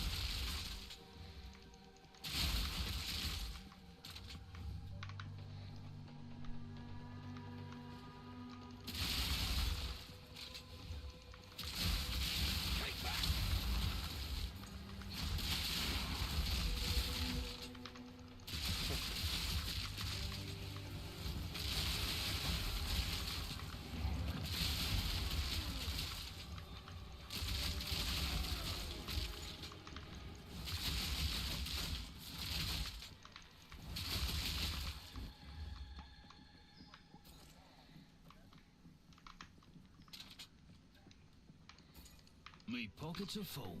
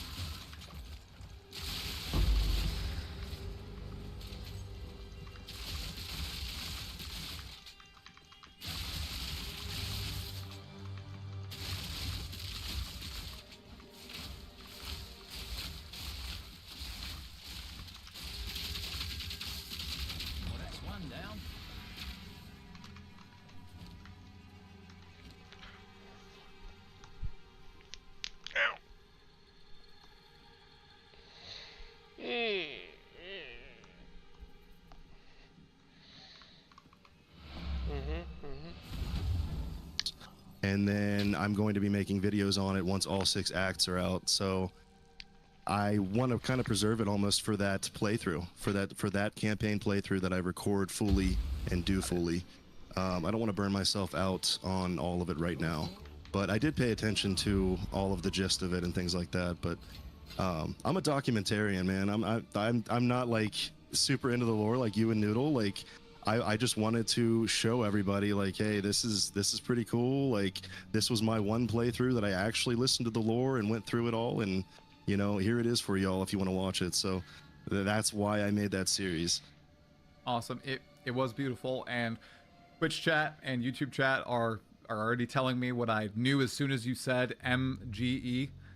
PoE2 is main game energy already. Hell That's the yeah. title of the YouTube video. Thank you so much, Gav. I really appreciate that. I think that's a damn good title. So Love it.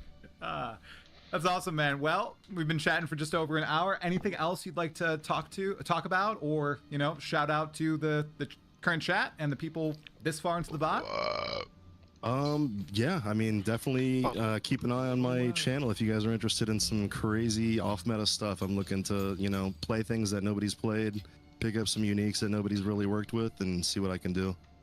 100%. Everybody go check out Gavrin on YouTube. I believe it's at Gavrin Gaming right now. He put out, the off-meta witch build, which... I mean, it looked busted. I saw the first few minutes of the VOD, and you're just blowing up stuff, which is pretty It's dang fun. cool with that It's off-meta fun, build. but it needs some help. It needs some help. Grind Gear Games, please buff it with this next patch. It was fun speculating with you here today, Gav. Thank you so much. Anybody this far into the video, please make sure you hit the like button. And if you're watching the VOD right now on YouTube, hit the like button too. It helps out the channel. And why don't you subscribe? I hope that before I go to bed tonight, I will hit 50,000 subscribers on YouTube. Let's go. Holy crap. Guys, I'm only like 20 subs away. So if you're not subbed and watching this VOD, or you're watching this live on YouTube, how dare you? Come on, you could be that 50,000th. I can't even say 50,000th. Yeah, I can't say it. You can be that 50K sub. You could be that person. Sorry for the long outro. Thank you so much, man. Gav. Thank We'll you have to so chat much later, for having okay? me, man. This was really fun. Oh, 100%, dude. We'll chat later. Have a wonderful night, my fellow exiles. Today, during work, I went back and I listened to an array of your Path of Exile 1 review videos from way back in July of 2012. Been a while. 14 years, dude. So now that we're in the early access, basically the beta period for Path of Exile 2, are you seeing any similarities or differences here with how Grinding Gear Games is handling the game so far, or just the game itself?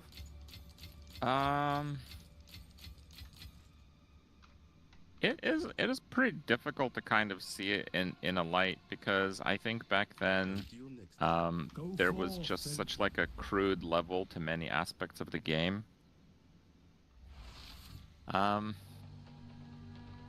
There's certainly a lot of similarities in terms of how it feels, in terms of a little bit of the rough edges of things. In a way, it is still the same.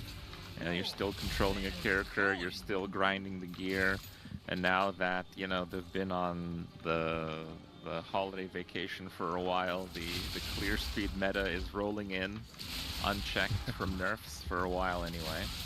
It was kind of like that back then, for a little bit. There were a few escape builds. I remember back then there were a few CI builds that could go a little bit faster, and the big thing was Spork Totem. Oh, yes. And it was just like eclipsing everything in terms of clear speed. I think still the current version of the game is still a lot faster. It's still a little bit more polished. I don't know. Of course there's going to be similarities, but I do feel there were quite a lot of differences from the... I mean, what are we calling it? Is now closed beta? Is that the version of the game now? Technically, it's the closed beta, right? It was going to be a beta, and then they changed it to early access. So, but everyone's calling it a beta, so I think that's what it is. It's essentially the closed beta, so the 2011 PoE. Well, I think it kind of shows how much they have evolved as like a company. It kind of shows where it's gone. But yeah, I mean, it's still the same old game. I think if someone from 2012 played PoE 2 immediately, they would still find it familiar. I think Most so, definitely. anyway. Now, back then, it was funny watching your two big critiques for Path of Exile 1.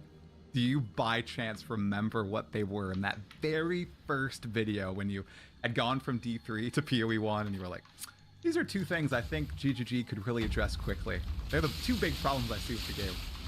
The two big problems with PoE 1 Ja, in the door die video I made operatie. 12 years ago. This is a big ask here. I actually don't remember. I think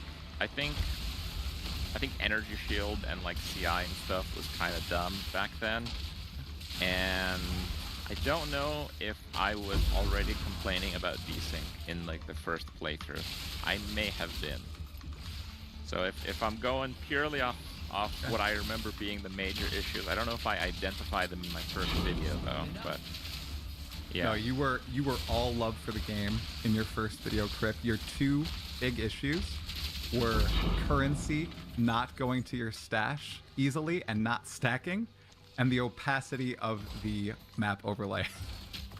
The opacity of the map overlay. It was bad, dude. If you turned on the map overlay, you could not see your screen, man. Don't remember that. It was bad. Oh my gosh, dude.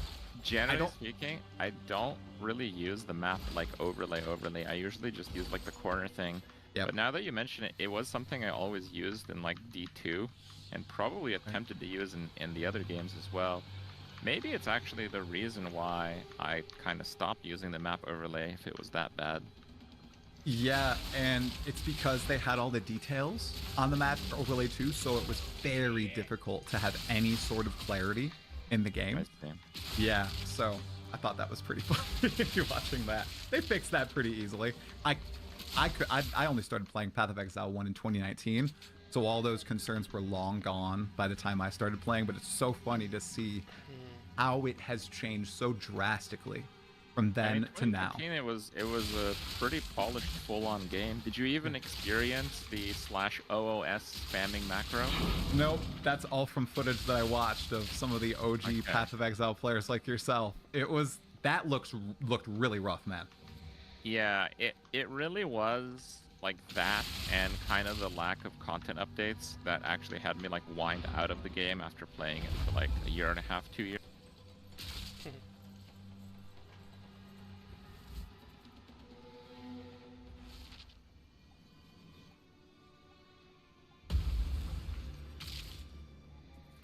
Yes.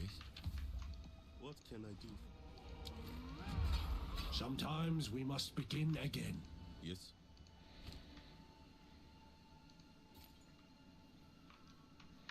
I'll be here, waiting.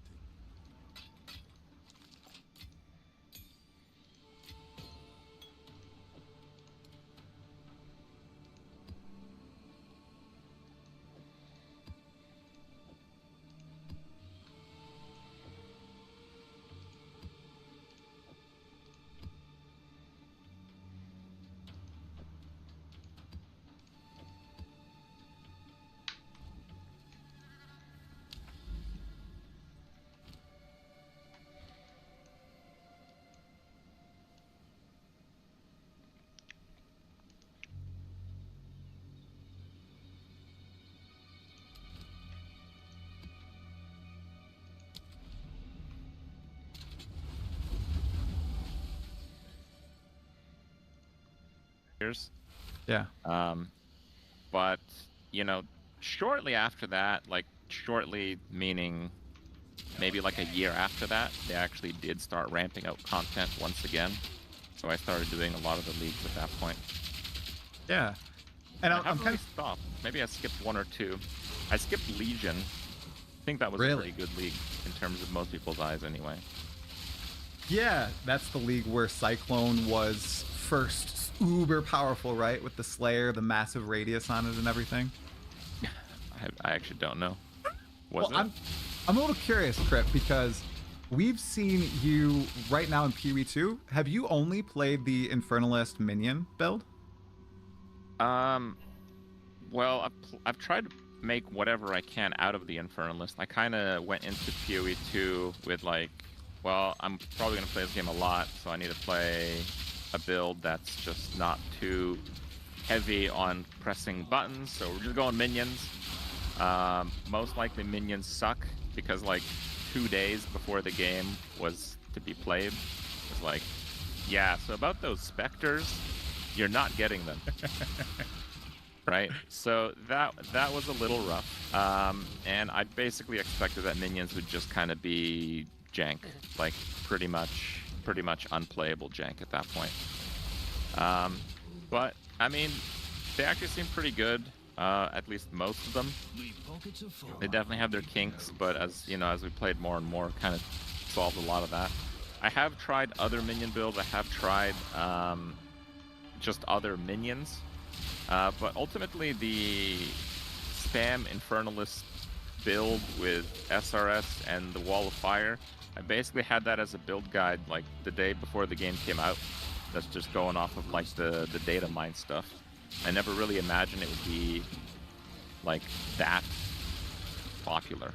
Like, I don't know, it's a little excessive in how popular that was even. Oh, I would yeah. say. Yeah. So I've tried a few other versions of the build. Like right now I'm still using the Infernalists, but I'm using like the sniper cooldown is actually really insane damage. So it's kind of like a hybrid build, and I'm pretty happy with that. But yeah, I guess it's still Infernalist. I guess it's still minions. I guess Okay. that's still the main character that I'm still playing. So Are you yeah. really drawn to minions in ARPGs? Because I know you've been doing lots of, or the last time I watched some of your build videos for PoE1, lots of Absolution videos, Diablo 4. You're trying to make Minion Mancer work there. Are you just really drawn to that archetype? It's just one of those things where a lot of the time I just have a good time playing with minions. Like, it's just kind of fun to play them. I'm not like a minion absolutist, as I know some people are, but I don't know, I find it fun. There's been a lot of leagues where I play something that's not minions, and then I have a bad time, and then I reroll to something that is minions, and then I have a good time. Even if the build was, you know, by all measures otherwise quite successful. Like in one league I played, PoE1 that is, I played a build where I basically just convert the ice crash damage into fire, and I do Giga Ignites, and you use the Story of the Vol Sword, which has some really cool synergies, and you can basically perma-freeze even bosses while you get like 20 million Ignites. And like, I played that character for a few days, and it's like a totally insane character, and then I just wasn't feeling it. So yeah, I just like reroll minions and actually played a lot more, even though I think if people compare the characters, they would find that the minion character was definitely weaker in pretty much every single aspect. It's just like more fun to play. And having played so many leagues, having played so many games now, I mean, the ARPG scene is busy. I just find myself that, yeah, I'm a minion enjoyer. So I certainly factor that in when I'm about to do something. But I mean, the last PoE1 league I played Bleed Gladiator, so that was fun too. Oh yeah. I'm not a minion absolutist. Okay. So, Okay. no, not fully anyway. Not yet. We'll see once the specters come into the game, right? Yeah. Which monster do you think would make one of the coolest specter builds out of the, you know, hundreds that we've seen so far in early access? Any stick out to you? It's just so hard to say. Yes, there's one that sticks out to me, but you never really have like a grasp on minion viability, because I imagine they're going to work kind of like they do in Path of Exile 1, where there's like the monster version, and then there's a specter version that has like a life and damage multiplier that are often in line with another, but sometimes not at all in line with another. If you guys are aware, they've actually done a lot of rework. Yeah.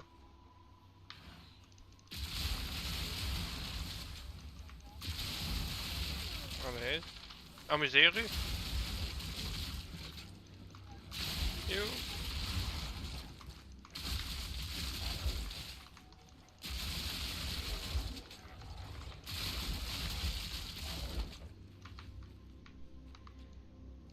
mechanics in the monsters, especially in the first few acts. They started with like Act 1, Act 2 monsters in the last few patches in PoE 1. Yeah. So when they did that, they introduced a few new monsters as well, and Act 2 has some like elemental hit bow vol skeletons, which are like out of control busted. So I'm like, oh my god, why hasn't anyone used these specters? And I go on PoEDB, and they have like 60% of life and damage multipliers.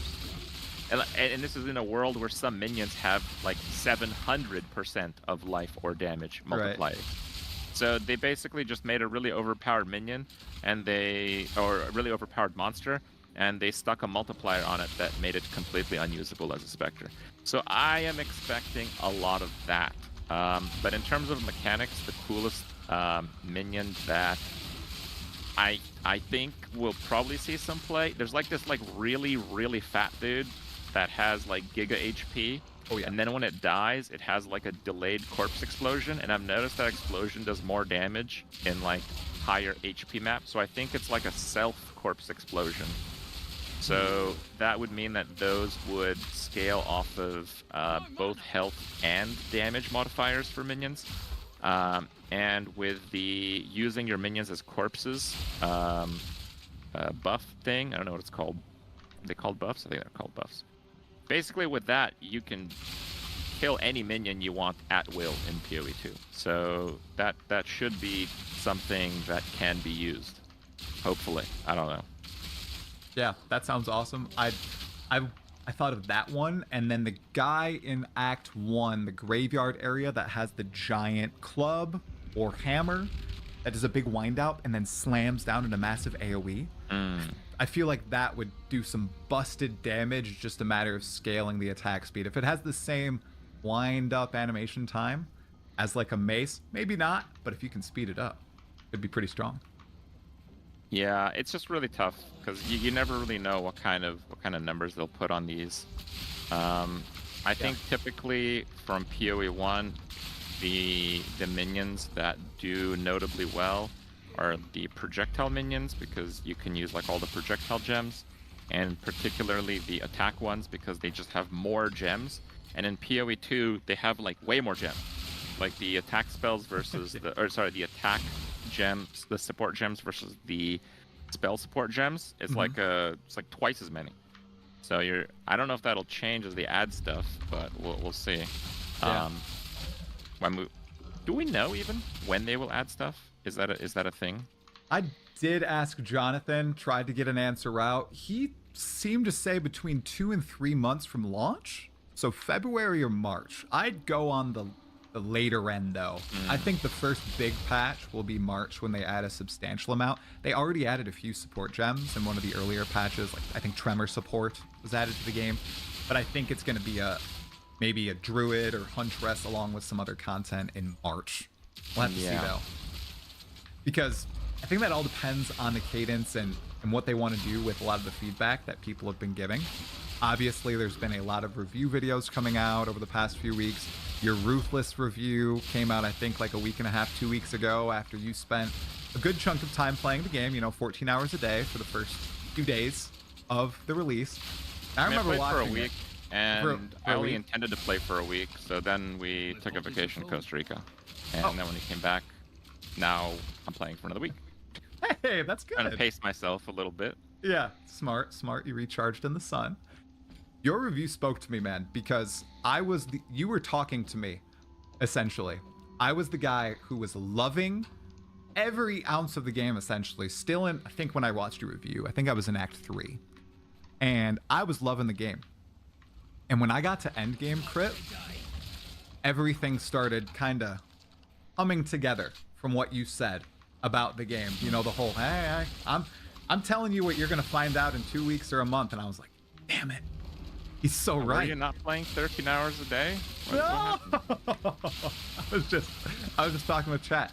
I think I have, across all my characters, 90 hours, and I've only played like 6 hours in the past week because Christmas and my kids and work and everything. Yeah, so I don't have all that time in, but as soon as I hit Endgame, I was like, oh my gosh. Crypt literally called this. Oh, I see what's going on here. And then other things. I have a little bit of disagreement on, but I kind of wanted to give you a chance to further speak on some of those initial thoughts you had back then about comparing it to Ruthless. Now that you've played another week, specifically at the end game with your Infernalist, have any of your thoughts changed at all? Maybe regarding the gem system, the dodge roll, how Endgame is currently paced, or is it still the same? Well, at the time I made that video, I was on a life-based character and I was getting armor, and I didn't quite grasp just how garbage armor was. And Go basically, when you give up armor and give up life, in the game, of course, or energy shield, just like nothing one-shots you. Like I think yesterday I got one-shotted with 10,000 energy shield, and it was the first time I've actually been clean one-shotted since I've gone energy shield. But like, you know, if you're getting one-shotted with 10,000 energy shield, there's nothing else that you can do. Like there's, you know, it's a dire situation for the life users. It was like the engineer boss. People said it was like overtuned and stuff. Oh, okay. But other than that, I think a lot of the disagreements that people had kind of come from the skew between like solo self-found and trade league, which is like enormous. Like I think people don't really factor in just how like absurd that difference is. Like I don't know if I've played a game where playing by yourself versus trading has that much of an impact as it does in PoE2. And I can elaborate on that. It's like, but yeah, it's a shocking difference. Go for it. So I've mentioned on stream a little bit, so I'm repeating myself for some people, but the gist of it is, in PoE 1, people are like, yeah, you can craft your gear, and crafting is cool and all that, and there's advantages and disadvantages to crafting for the mass appeal of players and all that, sure. But what all the different crafting things do in PoE 1, they basically allow you to focus on obtaining gear for what you are playing. So, for example, if you find like a weapon that could, with a Veil Orb, get a bunch of damage, that's what you use the Veil Orb on, right? So it has like a massive skew towards what you're playing. So when you're playing solo self-found in PoE 1, yeah, it's still way more rough than PoE, than Trade League in PoE 1. But you're going to get really good characters. Like we've seen solo self-found characters that basically have pretty close to best in slot, or in some cases, people that play the entire league, they literally have like best in slot and everything. And we have people who did like solo self-found unique finding challenges and stuff like that. It's a little bit more approachable. In PoE 2, there is crafting, but crafting is basically just making stuff rare or just adjusting something slightly. And it's not even really necessarily for your class, like the Chaos Orbs. And like, let's be real, I've used like 30 Chaos Orbs, maybe 35. Like this, they don't drop that much, right? No, not at all. So in PoE 2, there's like, let's say there's like 50 builds that people are playing. So whenever you bonk the mob drops loot. You are basically gearing out 50 characters at the same time. And it might not be the one that you're playing, and if it's not, then you sell the item, but that item is in the marketplace now. So the way that you have to kind of see it is PoE 2 has like a 50 times loot multiplier in Trade League, which is like completely out of control. Like if you play solo self-found, you will understand this if you've played Trade League, and if you do the opposite, it's like I found a Ghost Rith on like day 10 of playing, and I just completely redid my character. Ghost Rith in Trade League is worth 1 Exalt, so like you go halfway through Act 1, you just buy one, right? Like like that's what we're talking about. And the reason this works is there's people that are just, you know, grinding Magic Find, and they're finding like a couple a day, but then there's like thousands of those people. So the supply demand is off to where they're just basically worthless. And in my review, I mentioned like with level 20 gems that you could trade them and it like ruins progression. There in solo self-found, there is gem progression. Like as you are climbing the ranks of maps, like if I could trade, I would pretty much have a permanent like +2 skills basically. I mean, if I could trade, I'd just trade for a tier 15 map, because you know in the maps the monsters do more damage, but they don't actually have that much more health. So if you can clear a tier 1 map, you can probably clear a tier 15 map. You just have to like knock it hit or play energy shield. Yep. So the skew between trade and SSF is so massive that you have people in trade who literally bought a Ghost Wraith for 1 Exalt the moment they hit maps, and they're like, what are you talking about, Crip? There's no one-shot problem. And you're right, there is no one-shot problem if you're playing Ghost Wraith with 10,000 energy shield. That's true. You're not getting one-shotted by anything. But if you take away the trade and you actually have like the gear progression and the gem progression and the character progression, these issues are a lot more vivid. But I think a lot of people who played Path of Exile 2 for the first time, especially those that hadn't even played Path of Exile 1. Hallo? Ah, nee, ik dacht al, huh? Wat hoor ik nu? A wild Ella appeared. Ah.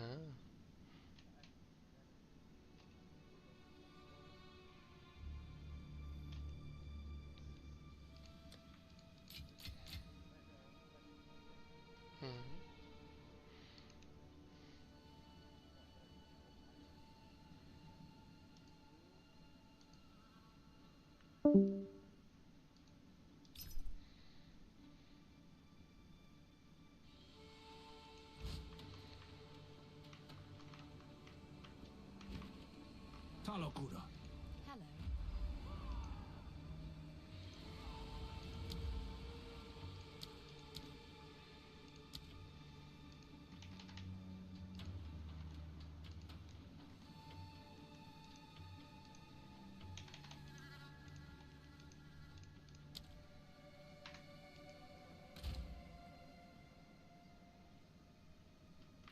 Goodbye. How can I help?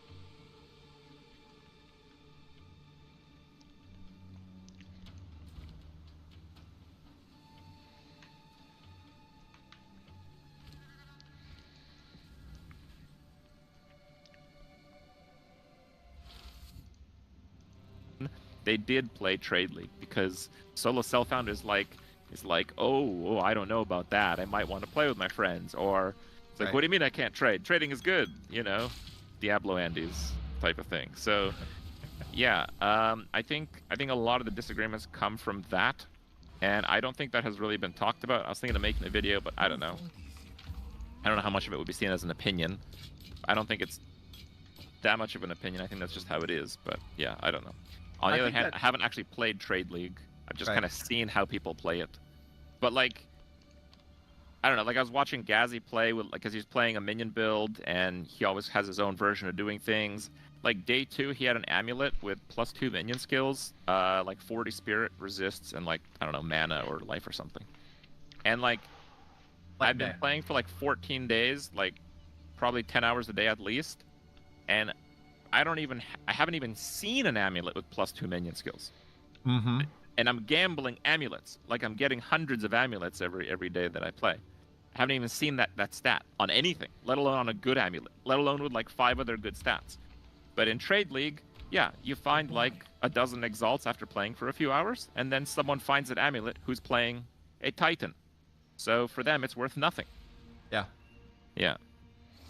I think this is why I had my eyes open, because I'm not in SSF, but I traded for the first time 2 days ago. I was basically playing SSF before, so I was trying to get that authentic progression, go through the gear systems, progress myself, and that's why I was seeing exactly what you pointed out in your video.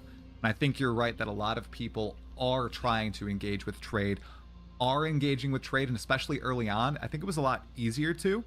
I'm sure you're aware of what's happening now with the markets being a little effed up and Magic Find kind of affecting things and all that. Do you have any thoughts on the whole Magic Find increased item rarity debacle at all, or nah?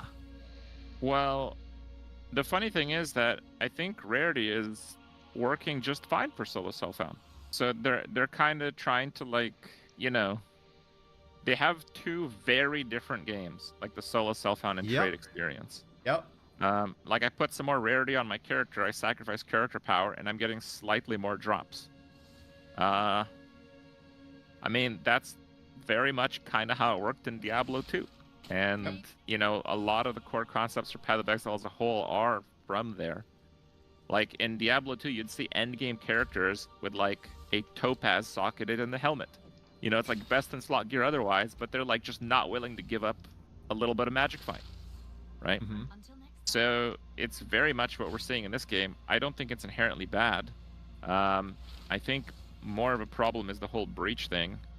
But I haven't really experienced that full on myself, so I don't know, right? I'm not 100% on that one. Right. The entire goal of not needing a loot filter in PoE 2 was completely wiped away when I did my first breach in maps. Okay. I felt like I needed one instantly. I'm not sure. Are you using one at all? Like NeverSyncs or? Yeah. The moment NeverSync updated his filters, I just started using it. So. Yeah, I was getting blasted with gear just on a basic breach with, I think, on a magic map. It was crazy. I can only imagine what it looks like in a T18 map with a few Magic Find things. It probably looks pretty darn similar to Path of Exile 1 at that point, I'd say. Yes, I would imagine so.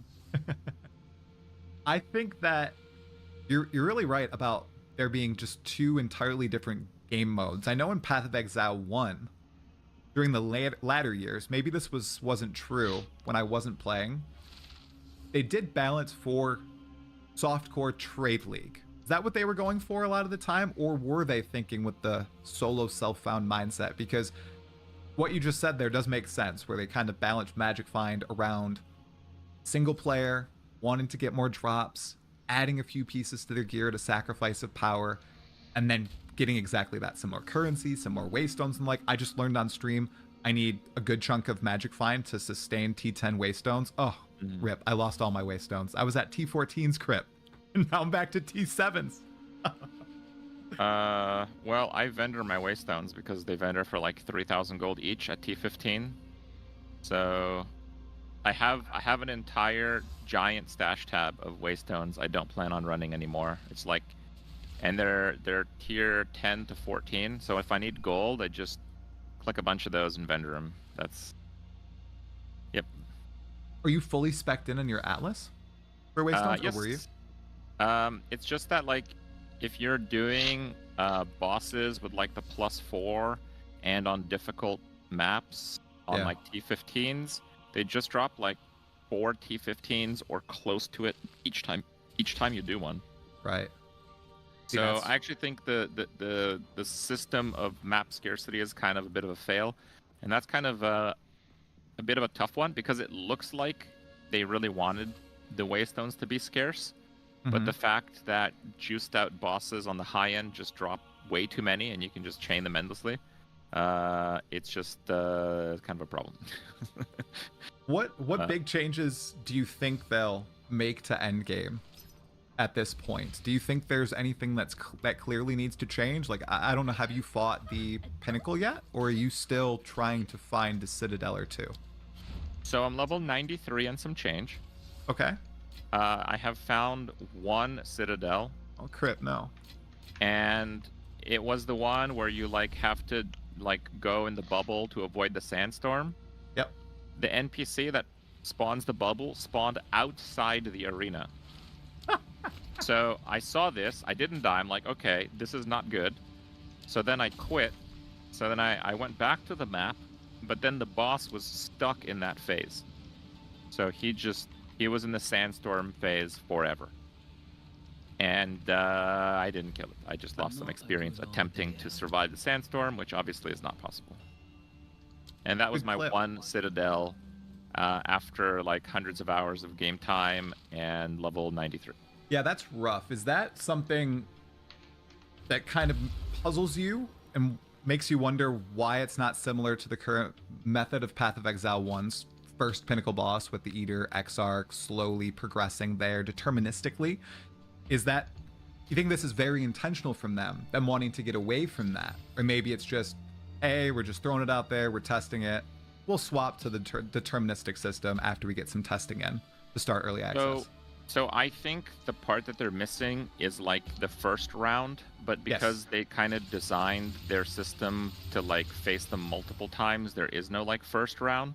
Yeah. But in PoE 1, there's like that freebie first round, right? Yep. Where like the first time you do Eater, you only complete one T16 map, right?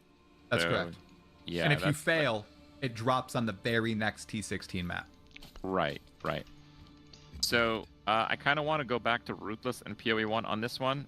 Go for So it. Ruthless has the same system, and yeah, once you kill it, it's all good. You kind of get your first kill reward. But in Ruthless, the second kill is 50 maps. Okay, 50. And to do 50 maps that are T14 or higher in Ruthless is actually ridiculous because map sustain is so difficult to do. So to me, it kind of seems like they modeled the system after Ruthless and left out like the easy first clear reward part. So I think that's what we got right now. Interesting. So that was a take in your initial Ruthless video that was quite interesting to me.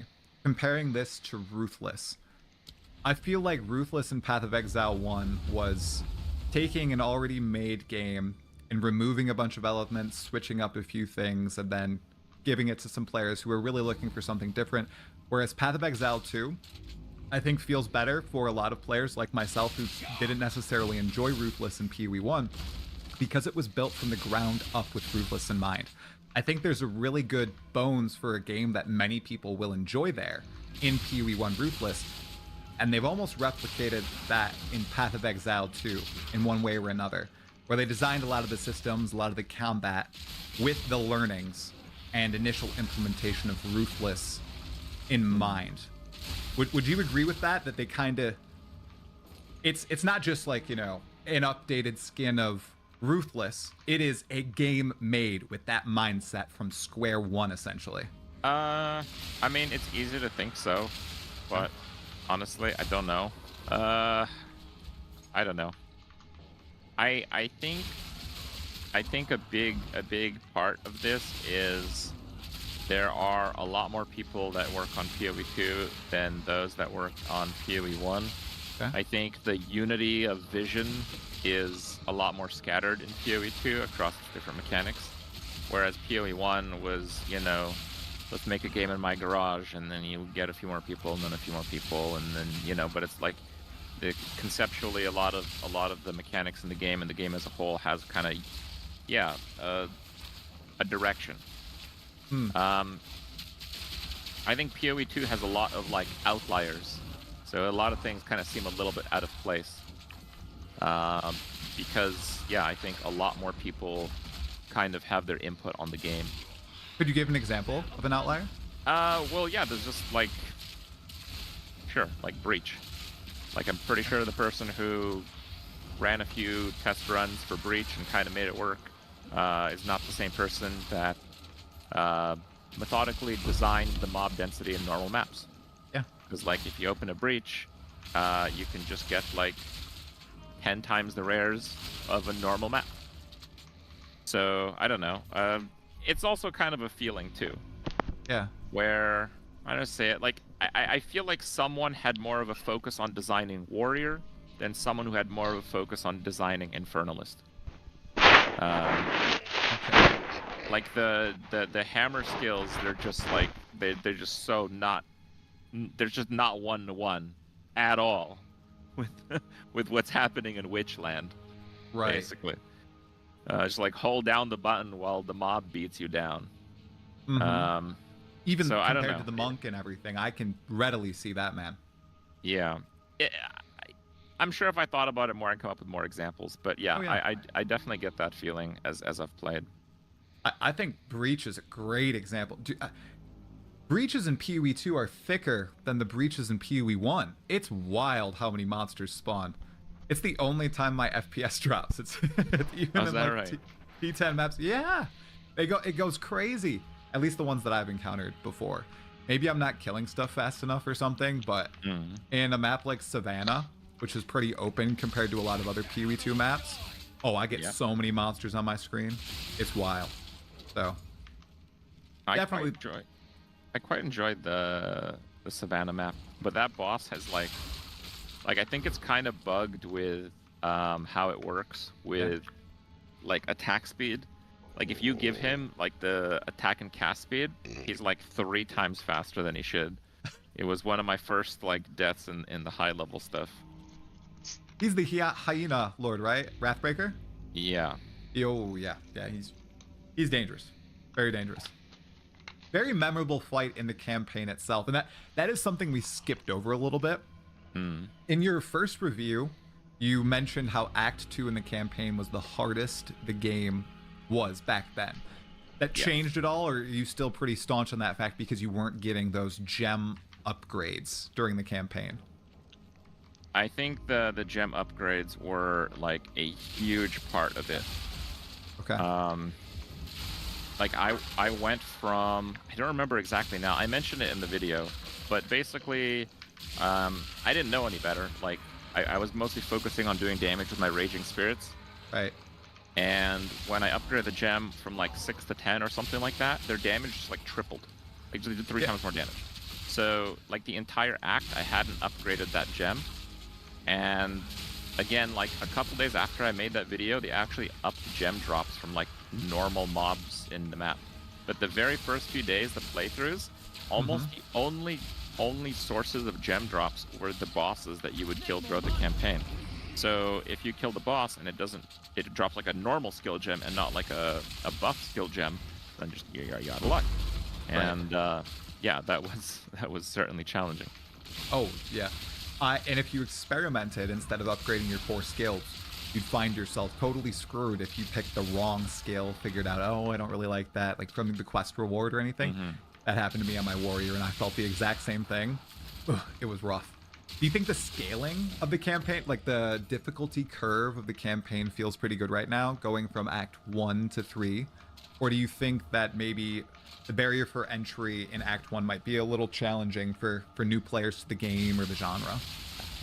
A big part of it kind of skewed my experience with my own playthrough, which again, I don't think is something that someone who plays the game now would experience.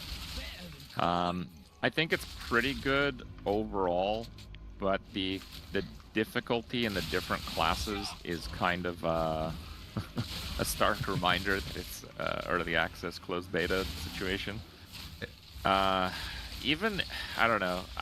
I've watched a lot of people playing hardcore, like the Quinn state of things, where everybody where is. he'll make another melee character, and it is like just the worst thing ever, and you're just dodging like 90% of the time, and then you do like the hammer or the perfect strike, and then the boss just dies in like a hit or two, which is just like, I don't know, it seems so strange to me. It seems like they're like almost there with like visceral combat, but I don't exactly know what changes they have to make to actually get there. I felt it pretty strongly on my monk. I've only done a full playthrough on my monk to like endgame and everything. It feels really good on that class. The warrior though, it's so dependent on getting like a nice weapon. That changes everything. I got a good roll in the shop in Act 1, and I just rolled through that area, and it felt really, really good. But if you are stuck with a basic, unupgradable hammer or something, you will slog your way through Act 1, and it will feel terrible. It's happened to my friend. It happened to my dad. He literally got hard locked out of, I think, the Lachlan fight because he couldn't find a better hammer. And it was just brick wall. Couldn't get past it. Rough for him. So I mean, yeah, that doesn't sound good. They should probably not have that in the game, right? yeah, I think it's the warrior that really needs some work. I feel like building a little bit more mobility into his kit would help a lot with the visceral action combat you're going for in PoE 2, especially. All the other classes can basically move while attacking. You have the monk, which is constantly shifting in and out of combat. You have the ranger, the sorceress, who can move while firing. Same with the merc. The witch obviously has stuff going while she's walking around. The warrior, though, the only one where you have to stand your feet in the ground and tank a hit.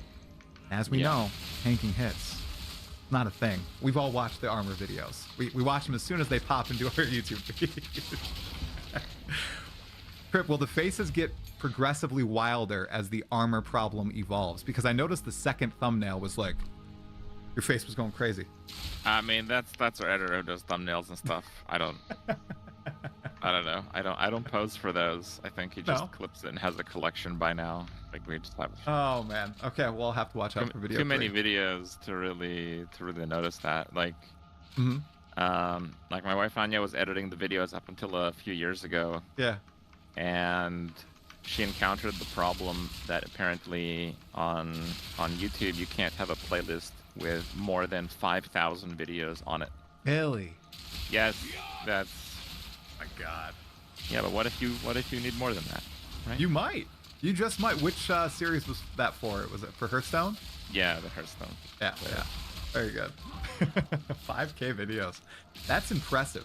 That's like, I think Josh Strife Hayes found the limit for video length. I think he tried to upload a 75-hour playthrough of Morrowind, and YouTube just wouldn't let it, but a little bit lower than 75 hours. And it was in. It was good. So there are some limits there. Now, I've got one more PoE 2 topic and then maybe a few ARPG things to talk about as we round up this hour. Dodge roll, Crip. You sounded very anti-dodge roll in that Ruthless review. Yep. PoE 2 was designed fully with that in mind. Now that you've tried out some different defenses, do you think that other defenses just need to be brought up to their level? And then you can also play with the dodge roll in tandem with that level of defense? Or are you still against boss fights being designed around needing to dodge and needing to move out of the way?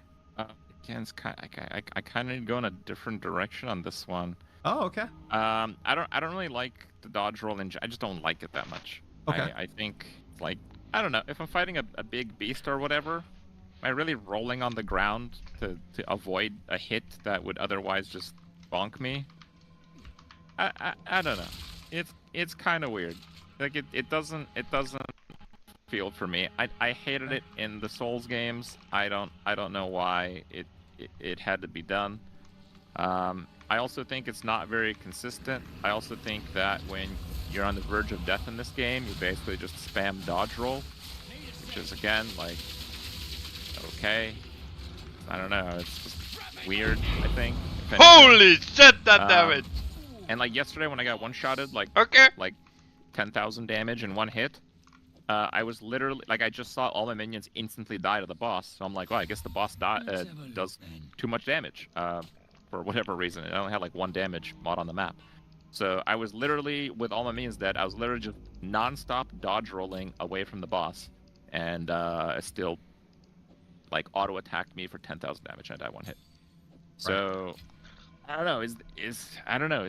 I think they got a long way to go if they actually want the dodge roll to be a meaningful part of the game. I think right now it feels pretty gimmicky and I don't like it. I also think that it's not exactly a defensive.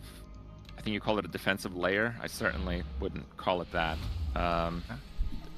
Usually you're going to fare better than dodge roll just not being in melee, and having like more movement speed is going to be more defensive than the dodge roll is a lot of the time.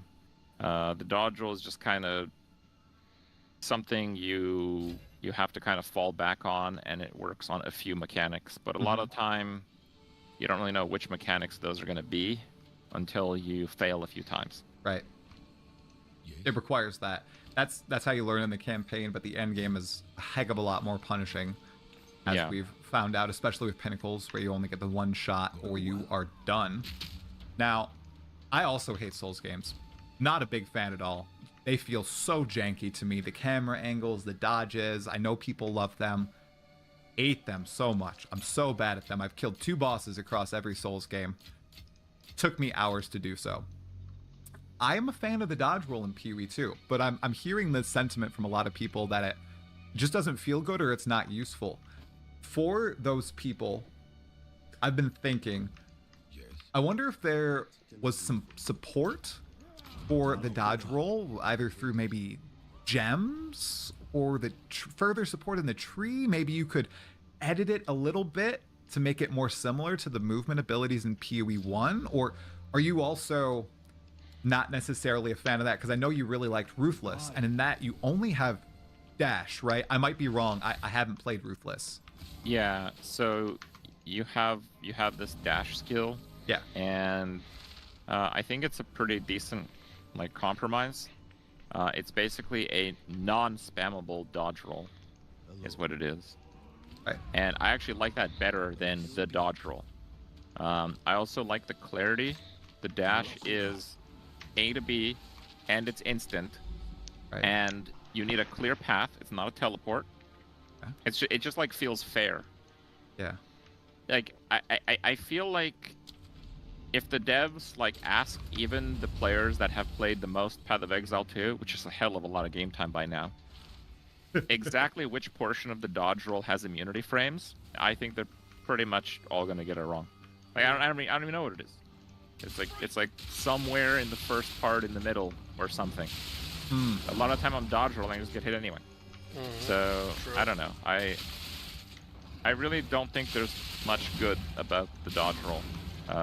But yeah, in a game state with one shots and low movement speed, it feels necessary. But just because necessary doesn't make me happy to use it. Do you think that's a point of feedback that GGG is seriously going to assess? Whether it's heavy edits to the dodge roll to make it something more instant and similar to what we've seen in PoE 1, or do you think this is something they'll stand their ground on? I think they probably have to revise the dodge mechanic, but there's obviously many ways to tackle that. Like they can tackle it on trying to generally have more fairness on the mob ability, and maybe coupling that with more clarity on which part actually gives you immunity frames. Right now, it just kind of feels ambiguous, and yeah, I don't know. I feel like I'm just spamming it for no reason a lot of the time. Honestly, if we really want to talk about like these type of like generic defense mechanics, I know some people will definitely not agree with me, but I actually really like active block. I think active block is awesome. Ooh, So that's I don't know. spicy. That's something I Yeah. haven't actually tried out. If you've been using it a lot on your Witch, I know you have a shield in your offhand. So. Oh yeah. Like Yeah. yesterday, I was in a T15 super rippy ritual, which is like you're literally getting zerged by mobs nonstop, and there's like a tornado that's just like Oh, always within Not like that half a centimeter of your character. So during that, with all my minions dead from the tornado because it was a corrupted blood tornado, yeah, I managed to fully recover my energy shield. So just like dodge a little bit to not be fully surrounded, and just like active block for like 3 seconds, and then bam, full heal. So Wow. you can do some really cool stuff with it, and it like a really big part about why I like active block is it kind of just like works. It kind of does what it says that it does. Like with the dodge roll, I think one of my biggest problems with it is, yeah, the clarity in how it's actually working to mitigate damage just isn't there. Okay. Yeah. As in it mitigates. So dodge roll, I don't even think you get iframes. I think you get like 100% dodge chance or evasion for projectiles. That includes spells and physical, and then hits. But slams still hit you, right? You need You to don't, have you don't actually iframes. become invulnerable, but still it's variable at which point you're actually evading everything. I think it's right at the beginning. I think you're right. I believe that's where it is. I think it's close to the beginning. Yeah. We still don't know. 300 hours in. Yeah. I don't know. Usually Yeah, I when, think you're when you're right. dodge rolling, you're in a pretty dire situation. I'm mainly dodge rolling to not be fully surrounded by the monsters. That's pretty much what I'm dodge rolling. That is probably the most common situation. BRB.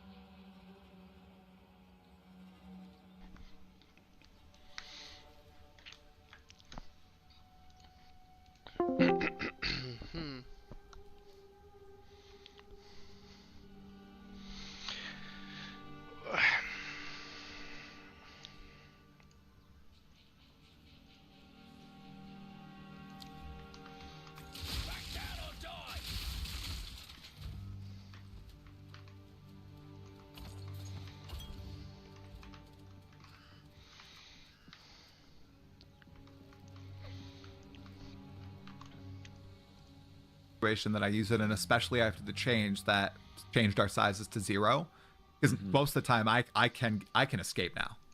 Shockingly. Yeah. Were you pro on that change, or were you a masochist like I am? I was anti that change. You did not like the dodge roll getting you out of being surrounded? I know this is my worst take ever, and people hate me for it. I'd like the beetles surrounding me, Crip, in Cat, and mobbing me down and forcing me to play differently. I know it's a bad take. You might want to bury that opinion. Right. I could just cut it in post before I upload this to YouTube. It's totally fine. I've said it so many times. People know. People know. Okay. Crit. So you've been playing ARPGs for quite a long time now. Obviously since the Diablo days. What is one of the things that excites you most about them? If you could boil it down to just one distinct feel that you get when playing games like this. The best part about RPG is kind of coming up with a character, and then I like how they do it with like a new league, especially when they actually change something relevant about how these characters would work. So you're playing something you hadn't played before, and then there are some of the typical challenges that a character faces, so you get to see how your new build idea works against those. And then they usually have some new challenges to where, you know, there's kind of like that surprise element where it's never like a fully safe pick. Like you might be making a character, and under the previous version of the game it would have basically no challenges whatsoever, but there's always that like X factor from the new content that changes it up. So that like delivery of that package has been very good. I would say even exceptional in Path of Exile 1. So it's kind of the build creating and just kind of benchmarking it against the old and new content together. Right. Yeah, it is a good feel. I play Path of Exile 1 like one build a league, and I never repeated the same skill. I always wanted to do something different, and it just always kept the game fresh for me. It's always exciting. In your past 20 so years playing ARPGs, is there any one build that you particularly were proud of or are still a fan of and think fondly back to? Whether it's PoE, Diablo, Last Epoch? Well, I don't know. Hard to say which build I'm most proud of. Or just one. It doesn't have to be the most proud. Early on, I was pretty happy with like the Burning Discharge character in PoE 1, just because there was not only so many things that were different about the build, but the challenges were like really extreme. Where in PoE 1 at that time, reflect damage was an affix a rare mob could have. That could be at the very edge of your screen and you could hit it without even seeing it. So if you're playing hardcore, you actually have to design a character around reflect damage, which sounds bad, but sure. But if you take on that challenge and try to make the highest damage character possible, it has like a new boundary to it. And that character kind of broke that boundary because it was like a damage over time character, because it was the ignite that was doing the damage primarily. But the hit was so big, so I had like 10,000 energy shield on this character. And it was the old Vol Pact. Yeah. So Free nerf Velpack? Yeah, but you could apply it to energy shield also. Okay. So the character literally did like 9,000 reflect damage to itself, but the leech was full heal on every single hit, and it triggered in between hits on the different monsters. So the only weakness was actually critting. So this character actually pathed like a quarter of its skill points to get Resolute Technique, so it couldn't crit. Because if it could crit, you would kill yourself. Or you would have to just reduce your damage by 50% to not kill yourself on a crit. So there's just like so many of these backwards things kind of coming together on that build. Yeah. But moreover than that, it was in an state in the game where like half the people were playing Spork Totem. It was like I knew so it was dead back in during terms that of build era. diversity. That's very cool. I love that. I hope there's a lot of those scenarios in PoE 2 once everything's in the game and in a relatively balanced state. I think it's going to take a while to get there, as you said in your review. But once everything's in the game, I hope there's a lot of those weird, funky interactions that allow things like that to exist in the game. It'll be interesting. Okay, Crip wanted to close this chat down with one piece of advice you could give to GGG that could just be inspiring. Chris Wilson, in that awesome GDC talk a while back, I think in 2019, said that you were the inspiration for the famous 3-month league system. Just be consistent, show up, and people are going to flock to your game. It was so simple, but so powerful, and really propelled grinding gear games to near the top, if not the top of the ARPG genre for many years. Is there anything that you can think of in regards to PoE 2, something that you think is just paramount to improving the state of early access as it stands right now in December 2024? I mean, if it was so significant, I probably would just made a video about it. So I'm not making Drop the bomb like, here, man. I don't have anything right away, but yeah, I feel like right now a lot of mechanics in the games are kind of like at odds with each other. So yeah. I think they just kind of have to sort a few things out. Like when I mentioned about the difference in economy for solo self-found and trade league, it's just so crazy. But the game seems to be balanced for trade league in terms of difficulty, but it seems to be carefully choreographed for drop progression for solo self-found. Right. So it's just like whatever you do, you don't get the great experience. Like if you play solo self-found, you get kind of wrecked on a lot of aspects. But then if you play trade league, you really skip out on a massive amount of progression. You skip out on a massive part of the game. Like that is the game. The game is incrementally challenging your character for incremental power. Not, hey, I found an Exalt when I killed the first like Devourer boss in Act 1. Let me just get the best armor in the game. Like, right. You know, that's insane. I don't know. So, yeah, I feel like they kind of have to focus on where they want to take that, because a lot of mechanics are kind of divided. A more unified vision, like you mentioned. You know, yeah. But that makes sense. That does.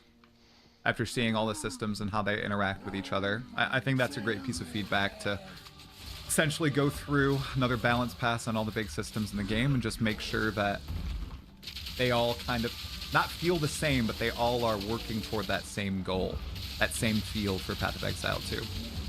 And I kind of want to maybe give a little bit of history here, because I wanted to kind of drop it in there, but, you know, we moved on to the next topic. Oh, go for it. I actually think Path of Exile 1 originally was designed for hardcore, which is why it was, like, so much fun to play it on hardcore. And I think as more and more people started playing softcore and like the item progression became like clear speed meta, they constantly had to keep adding systems that just kill players that are like moving 3 screens per second, killing everything. So that's when things took a turn with like on death effects, invisible crap, one shots, all that stuff. I think as a result of that. And again, in PoE 2, we have like a mix of all these mechanics instead of kind of all them fitting together in some way.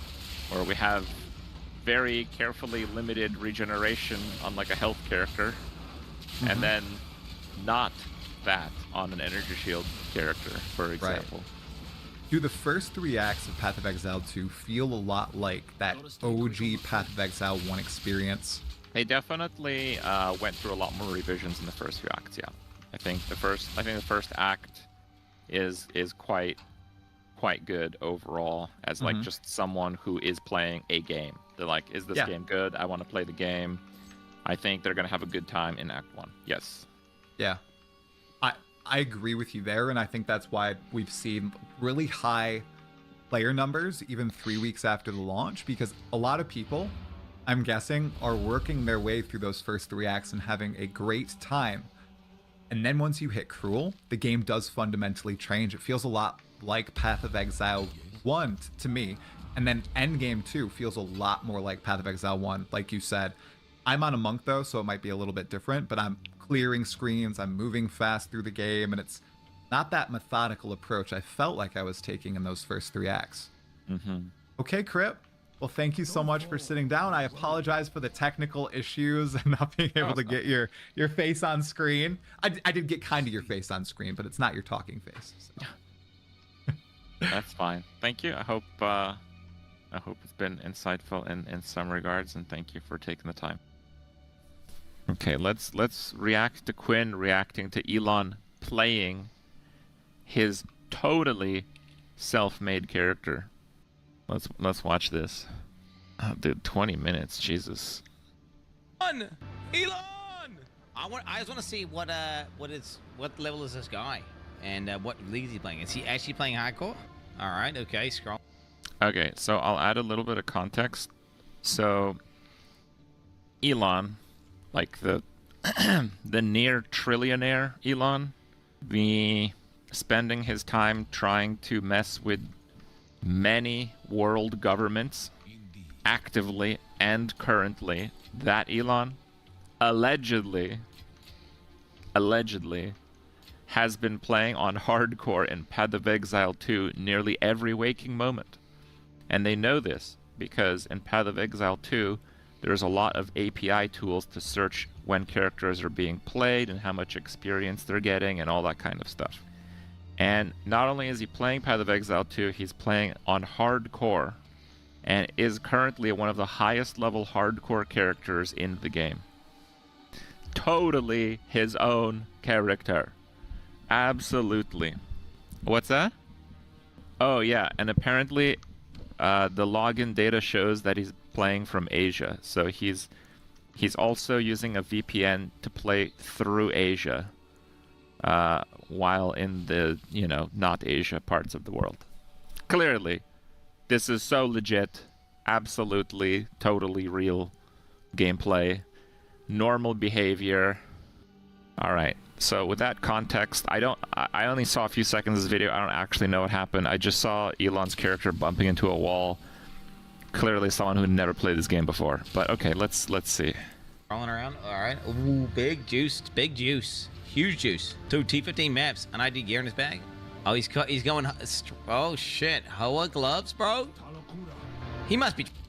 So these gloves give you like absolutely. This is one of the most broken items in the game. It gives you lightning damage based on your int, but it gives it to you in such a huge amount. You literally can just punch your way and one-shot the hardest bosses in the game. So, and he's got 3 charms, which is also pretty crazy. I don't know if this is SSF though. Is it SSF? Trade League, right? Elon's maps. Elon's map.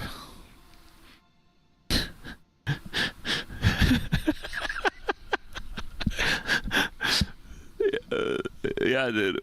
I totally normal behavior name my own tabs with Crip. It's not the currency tab, it's Crip's currency. Crip's maps. Totally normal behavior here, guys. Absolutely nothing to see out of the ordinary whatsoever. What about the maps in the inventory, bro? Wait, what? He's got a bunch of T16 maps, pretty crazy. What about the maps in his inventory? He's trying to click. Let's pray it out. Oh, he's trying to do the map that's not in the chain. So if you're not familiar, you have to chain your maps. The ones that are green are completed. The ones that have a bright glow are the ones that you have to click on to do, which are connected to the green ones. So he apparently clicked on this a few times. He's not played this before, has he? I don't think he has played this. He's not played this game before, has he? He's 100% getting piloted. He isn't. What? He's got the maps in his inventory. He went out and grabbed a map. Someone at level 96 has died at position 20 on the ladder, so it's really tough. That would have taken a long time to get to level 96, and that player would have been very good. And someone, like the game, actually mentions, when people die on the hardcore ladder. Excellent. Or this one. Wait, what the hell? Wait, there's no... He was just clicking a map repeatedly trying to access it, and it was clearly not like he was not eligible to enter that map. But let me see his character. I can't find like a public profile of the character. Damn. Wait, what? And he's going into the map with a full inventory right now. Nah, dude, that was giga sus. And he's got this map tab called Elon's Maps. Who refers to their maps in third person? I will put you down. Yeah, yes, this is Quinn's Maps. Why would it be Elon's Maps? Yeah, that's right. Why would they be like, bro? Why would they be Elon's? Who has a map tab called like your own name's maps? Oh my god, dude. Dude, some people are just better. Okay. They have to remind themselves. Every time I shoot on a stream, he just sits there AFK with loads of background noise, talks about AI, and then Dogecoin, and then he logs out. Make sure I'm paying attention here. Hard level. He's going at a level. He's calling it a level. You just click the map device again. Is he trying to go to Fortress again? You've already opened it, bro. Dude. He doesn't know to click on the portal. There's no way you get to in-game like this with this character, and you're just doing this. Just click the portal, I'm bro. sorry, there's literally no way. Okay, I mean, unless he's second attempt, he clicked the portal. So what I'm doing here is just boosting my shield before battle. His shield. By meditation. So that little meditation before battle is always good. Boosting my shield before battle. It's energy shield, you know, or nitpicking maybe. Okay. You know, that sounds like, you know, how to play the character. Step 1, use meditate to boost your energy shield. Okay. What's step 2?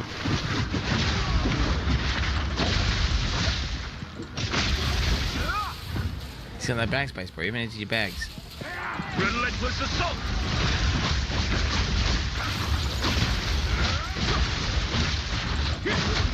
I don't believe his default class now.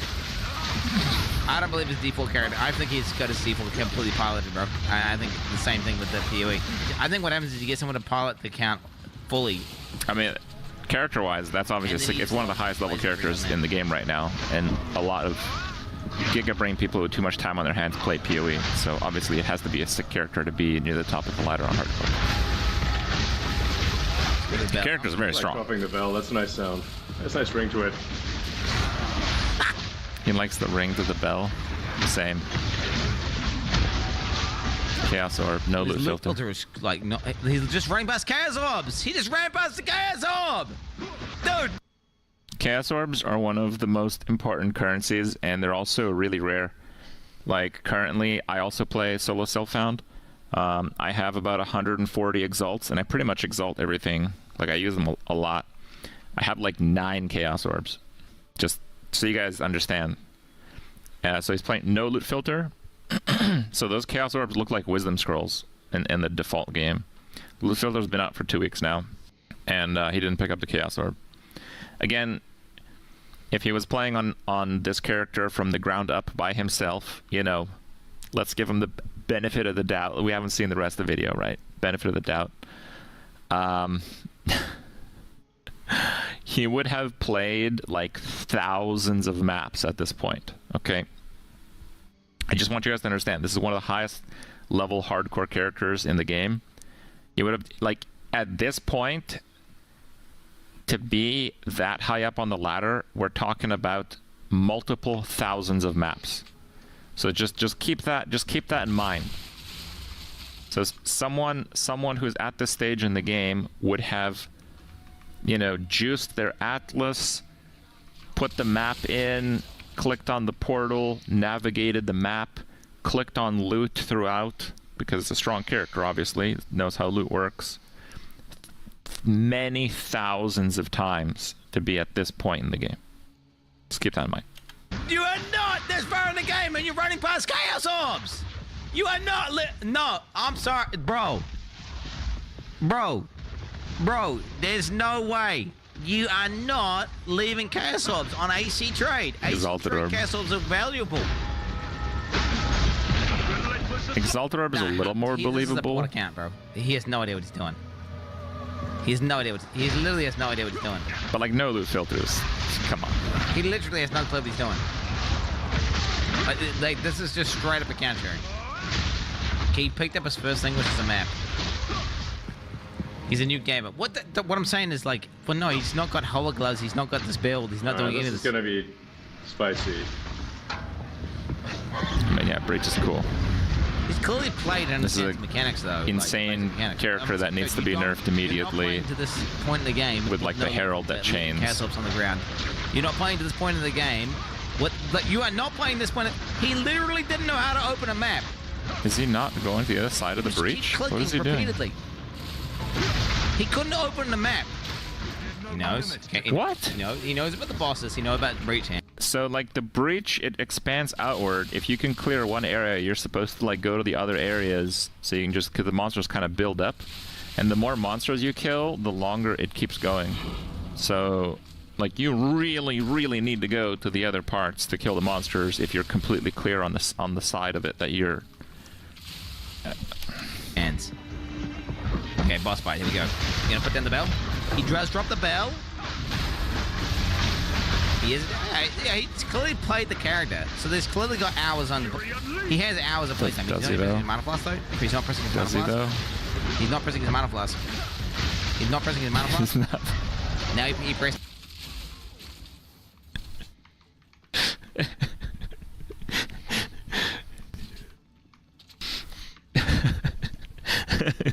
He's out of mana. He's auto-attacking. That's why the boss isn't dying. He's not pressing his mana flask. Yes. Again, guys, thousands of maps to get this character to this stage on hardcore. Said he pressed his Mana Flask. There, mana flask, easy.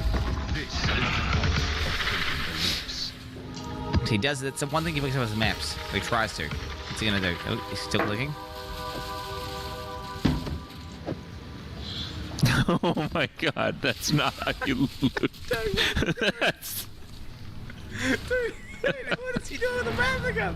He's dragging him over, bro. What? No, dude, he's dragging that server. Quinn's losing it. Bro, is Joe Biden playing? What the fuck? Nah, bro. You don't need to have someone part your account. I would be so much cooler if he was just like in campaign, just kind of letting the game. Thing is, what pisses me off is, look, I totally agree with that. Okay, like if Elon wants to be even a pretend gamer, he totally just needs to own whatever level he's on. Okay. If he's played PoE for like 2 hours, literally own it. Show us how you dodge the attacks on the Act 2 boss. You know what? That would be impressive. Okay? That would actually... Because that boss is hard if you're playing like a crap warrior with no gear. Like, legit, that boss is very hard. Right? So that's kind of the crazy thing about it. There's actual, like, really solid opportunities to show like cool content for someone who actually hasn't played the game very much. PoE 2 is exceptional at that. But yeah, like this is a disaster. he was in that Joe Rogan podcast where you linked me the clips, chat linked me the clips, where he's bragging about how he was like, yeah, I'm the top, I'm the best. Yeah, my number Steam name is Random9. But clearly he's getting his shit piloted, so he's like, he's passing it off like he is playing, but he's not clearly anywhere near as good as he. Bro, there's no way this cunt is clearing. Okay, like, watch Woody Joe play Diablo 4, right? Okay, look at the speed in which he's clearing. Now watch Woody Joe play PoE, right? I mean, that's not really a fair comparison, but yes. What did we just witness? Basically, Quinn is saying that someone who'd get, like I've been saying, someone who's at that point in the game would have developed some like crazy good natural efficiencies in like getting a map, rolling a map, putting it in, going through, efficient pathing, efficient use of abilities, minimal time looting. Like all those things need to come together for you to be a top player. Because it's not a game that's been out for 10 years, okay? It's a game that's been out for a few weeks. And all of the people at the top have literally spent every waking moment getting there. Okay, so the people at the top, they are playing very well. All of them. It's like a necessity of efficiency. It has to be that way. There's no doubt about that. What the fuck did that look like an efficient gamer to you? So top 10 on hardcore is very difficult. Bro, you and no. Look And at I've died several times trying to get there. So. Has he now? The poor guy's boosting his account. Elon logs And in I for think 2 if minutes people and were kills watching it. the stream earlier, you saw there was like a level 96 or no, 95 or 96 hardcore player died. So when someone on the hardcore, Elon logs and I in for think 2 if minutes people and were kills watching it. the stream earlier, you saw there was like a level 96 or no, 95 or 96 hardcore player died. So when someone on the hardcore ladder dies, it actually announces it to everyone in the hardcore, which is kind of cool. But you know that player is like extremely good. Anyone getting, you know, above level 90 in hardcore is extremely good. True. And they still died. True. Quinn's just jealous. Quinn's the richest patting himself man on the alive back. who Did runs Quinn just hit several 90 today or companies in something? Politics and is still further Hello, ahead Switzerland. than him. It's like that meme where you award yourself, like the Obama meme. Able to hold a pretty good number of people simultaneously, like it's over 1 million. Oh, you haven't got 1 million viewers right now, Elon. You haven't got 1 million viewers. you haven't got what? Like, Quinn, what are you talking about? He clearly does, because that's what it says, alright? Why would there be any misrepresentation of this from the person who owns the platform that is totally playing his own account and character? Why would that ever be exaggerated? That just wouldn't happen. Dude, Quinn's off base here. He's totally off base. He's lying about being top ranked. He's lying about his account, and now he's lying about how many people are watching his stream. Yeah, we need to. We're still working on improving things for Oh my god, bro. game streamers. No, that's not. That's the amount of total people have viewed the stream. That's not how many people are currently watching it. It's just, this is not. It's just not. It's not. It's literally not. Quinn is just not familiar with I numbers. see. He just doesn't understand. It's okay, Quinn. Don't worry about it. Oh, are we up to 1.3 million now? That's pretty impressive. Okay, this is pretty much as hot as it gets.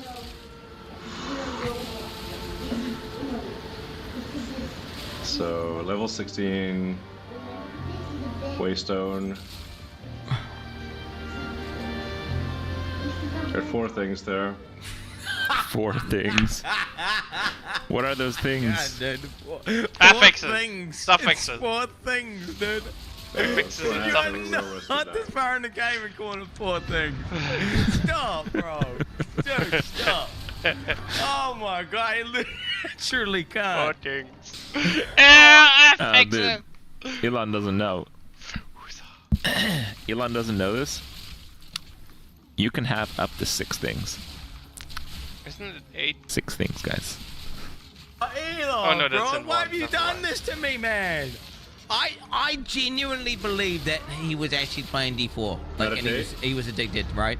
Dude, now I just think it's dude, he clearly has no idea, bro. Okay. I saw, again, like, super surface level Elon, like, streaming Diablo 4. It was a lot more convincing than this. Okay. I would say that there is a non-zero chance that Elon actually plays his own account on Diablo 4. Non-zero chance. Okay. I will give him the benefit of the doubt from the limited amount that I've seen. Non-zero. Okay. I'm not gonna go ahead and guess what the number is, but non-zero. Non-zero. He plays his own Diablo account. 100%. Some guy plays an account for him. He just logs in to do a map every now and then. That's why there's a tab called Elon's map. That's why he has no clue how to activate the Atlas or put maps This in or is do about anything. as believable as the time Snoop Dogg was streaming that dog shit survival game while quote playing end quote. I don't know that. This is max difficulty on hardcore. Oh shit. Oh shit. With no lip filter and you just leaving fucking If there's a casual. way to get higher difficulty, I don't know what it is, but Bosses that everything kill you in maxed one out. hit. And show us a boss, Elon. Hey. And show us a boss. Show us your dodging skills. Okay, I want to make another point here. I'm just gonna. No. This one. Okay, so if you see Elon's life bar, So this means that he is life and energy shield hybrid. Basically what this means is that things can one-shot you. Okay. Like, not in these maps. Those maps are like not very difficult mods. But like if you do like a boss, like if you are playing this game on like a minion build with 20k ES, nothing will kill you. Like you literally have to chase the fire on like the hardest bosses in the game. You have to chase the, you have to like run into the dumb thing non-stop, and then you can die, right? But like this character, it's not CI and it's not like Giga ES. It's a hybrid character. So this character actually will have a little bit of a challenge playing against the pinnacle bosses. This is not a free. It has crazy damage. It has crazy clear, but it's not a free kill on the pinnacle bosses. So maybe he'll show us some of that. Oh my god. No Look way. at him go. He's popping off. Big dick. Max difficulty hardcore, brother. How do you see chat? Is there a way to see? Like, how do you see chat? He renamed his entire online identity around PoE 2. And he keeps talking about PoE 2, but he doesn't even play PoE 2. He just logs into some other guy's account and plays it for like an hour every now and then. Whoa, Quinn, look. What are you doing? Who is he convincing? It's, you know, it's not proven beyond NPCs. beyond a reason. Like, you know, play PoE 2. Would you think this is like? I haven't seen the DNA evidence. Why does he need to do this? Wouldn't it be so much cooler if he was just like in the campaign and be like, yeah, I've been playing PoE 2. This is my guy, and it's like kind of shit or whatever. But Dude, this is literally what I said 5 minutes ago. He's having a good time. He's saying, man, I love gaming. I relate to that so much more. Absolutely. I'd be like, damn, that's crazy. You got time, but like versus like doing this, like a facade. Doesn't have time. Yeah, doesn't. What do you mean? It's gonna be he's circumventing the reward loop and he's killing the game, the fun of the game for himself. For what? Just so he can say he's good at the game whenever he's not. I don't care that he misspoke there. This is obviously a T16 plus 2. This is a tier 18. So if he was actually gaming, he would know that it's a tier 18. So the reason why this stuff isn't hard is because he's using those gloves that give him like, basically it doesn't matter how much damage he deals. Every attack will one-shot every one of these monsters, and the Herald device, when one monster dies, it blows up on another monster. So when you're at that level in gear for this particular build, the more monsters they are, the faster they actually die, because the Herald device chains better, okay? You know, it's not a big deal, but I just want to throw that in there. Like, if he did a map with, as Elon puts it, one thing, if he did a one thing map, it would actually be harder for this particular build. But he just said it's a map with 4 things on it. This is weird. It's a weird vibe, and I don't understand it. Bro, even the transparency setting on his map.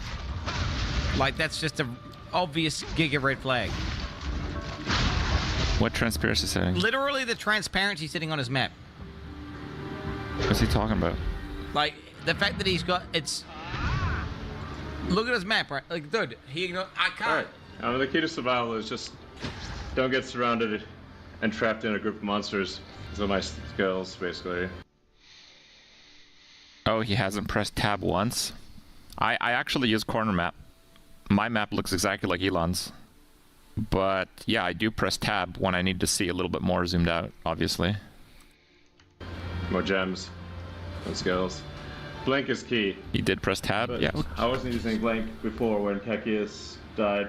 I wasn't using Blink properly, and I wasn't using Meditate properly. So... He wasn't using Meditate properly, like, that's why he died? He levels his guys. Like, how many times did he have to level up? Elon, please don't log in. He's not ready yet. Elon logs in for one map, just kills the character off again. Oh, does he die? Oh, that would be so good. We got it to the top 100, and then... 7 6 links. I made a mistake and he died. Stop!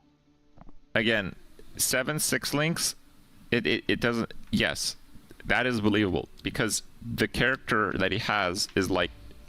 It's like top 10-ish in hardcore solo self-found. 3 weeks in, you literally, to be there, you'd have to play almost every waking moment. right?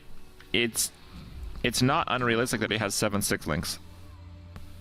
A character that, like a player that would have played that much, mostly in maps, probably would have 7/6 links. I'm lying! Oh, he's in trade? Okay. How could you do this to me? You're the chosen one, Elon! Hardcore trade. Oh, I see. Okay. Yeah, Neuralink, we're planning to have trials in the UK this year. Who knows, chat? Hey, Elon Musk, man, that's cringe. Not gonna lie, bro. Like, you shouldn't feel the need to like just lie 8 more minutes. like that. To, I don't know. I do not understand to what end. Because all it does is it makes it you're more unrelatable.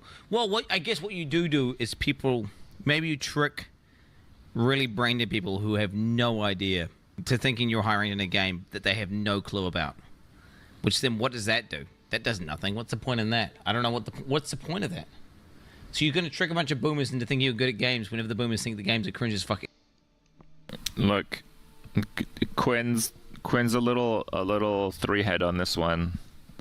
Having like an army of kind of not the brightest people around on your side is like a really big deal. Guys, dumb people don't lose arguments, okay? You can't convince them that they lose arguments. They're infallible. Obviously, Elon wants those people. Anyway, it makes no sense, and it's cringe being a part of the community. Like, I thought it was kind of cool. I was like, oh, that's cool that Elon Musk likes D4 and doesn't think D4 is like, whatever, dude. Didn't think it's that bad. And that's cool that he's actually grinding it, bro. Like, he's grinding it. I thought maybe his assistant might help him farm a few Paragons. See, Quinn had the same take on the Diablo guy. Like, it's non-zero chance like, it's his account. He clearly has no idea what the fuck's going on. Like his Diablo gameplay was he clearly okay. has no idea what the fuck's going on. Okay. That's a big Elon L, bro. What he is doing is he is just straight up a fraud, right? Like, he's saying he's top 100, and he's saying he's top this and top that, and it's really difficult to do that. But he, like, has no idea about any... It's not even like he's doing it convincingly. It's like some guy's piling his... No, like, he has no... Bro, he was calling it... It's got 4 things. Dude, what is that map. DPS? You're just literally getting someone else to do something in private, and then you're taking credit for it. And then you're trying to show it off like you've done that when you haven't. Stolen valor! That's what it is. It's stolen fucking valor, bro. That is giga stolen valor. And he kept repeatedly saying he was in the top. I think the word stolen valor is mainly used for like military achievements. So I think it's not that. I don't think. It's not valorous to kill monsters in Path of Exile. 100 whenever he was not, because he was obviously getting fucking boosted by someone else. Because anyone who plays the game for more than 1 minute can understand that. Okay, and then he had the call to say also like, oh, the system's doing good. I can see we've got 1 million concurrent viewers right now, guys. When that's also just another blatant lie, and just keep doing blatant lie after blatant lie. It was just like, but no, I'm not hating. I'm just saying, I'm just calling. So I don't know how like Twitter streaming works. I just know that like a few people I followed, they stream with like 90,000 viewers, and I go in their stream and like the chat has no history. It's not like no one's typing in chat. It's like no one has typed in chat. So like it's something definitely doesn't work like it works on Twitch. Out his blatant lies, bro. Like, if he's gonna do a blatant lie, I'm gonna be like, okay, well, it's obviously a lie.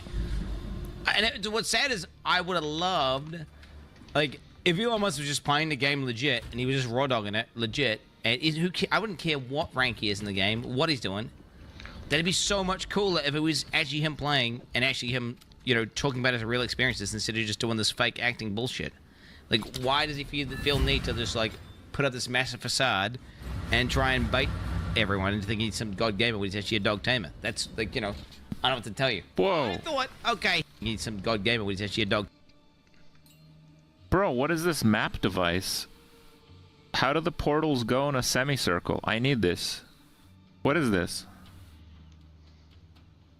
Is it like the furniture thing?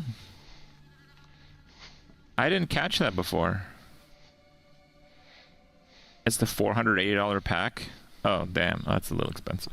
Tamer. That's like, you know, I don't know what to tell you. What else is in it? I thought, okay, he probably got helped out a little bit by his assistant every now and then. The reality is this. I thought there was a bar. The assistant does a lot of grinding. This is Elon here, right? And this is like his assistant or whatever, right? But actually, it's like this. This is what Elon's doing. He's got a tab called Elon's Maps that his guy puts in. And this is some, you know, some guy in fucking Asia, dude. Random guy. And then he's saying, oh, yes, I'm the top 100. My guy, I was playing it. I did all this stuff. I'm like, oh, yeah, I'm the #1 guy. I'm going to go. I'm going to have a retake. I'm going to retake Quinn's take here. This isn't a random guy. This is like a handsomely paid top Path of Exile gamer. Okay? There's definitely one winner in this situation, guys. This random guy. This guy is winning right now. Okay? He is winning. I hate to break to you, Elon. You're not a top 100 anymore. I'm gonna need some overtime. This guy, he's got the richest person on the planet by the balls. Okay. On a podcast and talk about I'm the best guy and I rank 1. I'm the top. I'm one of the best players. What can I say? It takes a lot of skill. Whenever you have no idea what the fuck. You can't even put a map into the fucking map device. You're calling like the modifiers on the maps like things. You're getting the map tiers wrong entirely, like just straight up. Like, he clearly has no idea what the fuck's going on. Leaving chaos on the ground. It's kind of repeating stuff now. How are you on HC Trade getting that gear, that currency? Is this how we react? We just like repeat our points a second time? And you don't have a loot filter. Is this how we react now? Like, genuinely. Ask yourself that question. I mean, it's just not happening, bro. It is not happening. What are you trying to prove, bro? Just triggering me. I have autism. I don't like liars.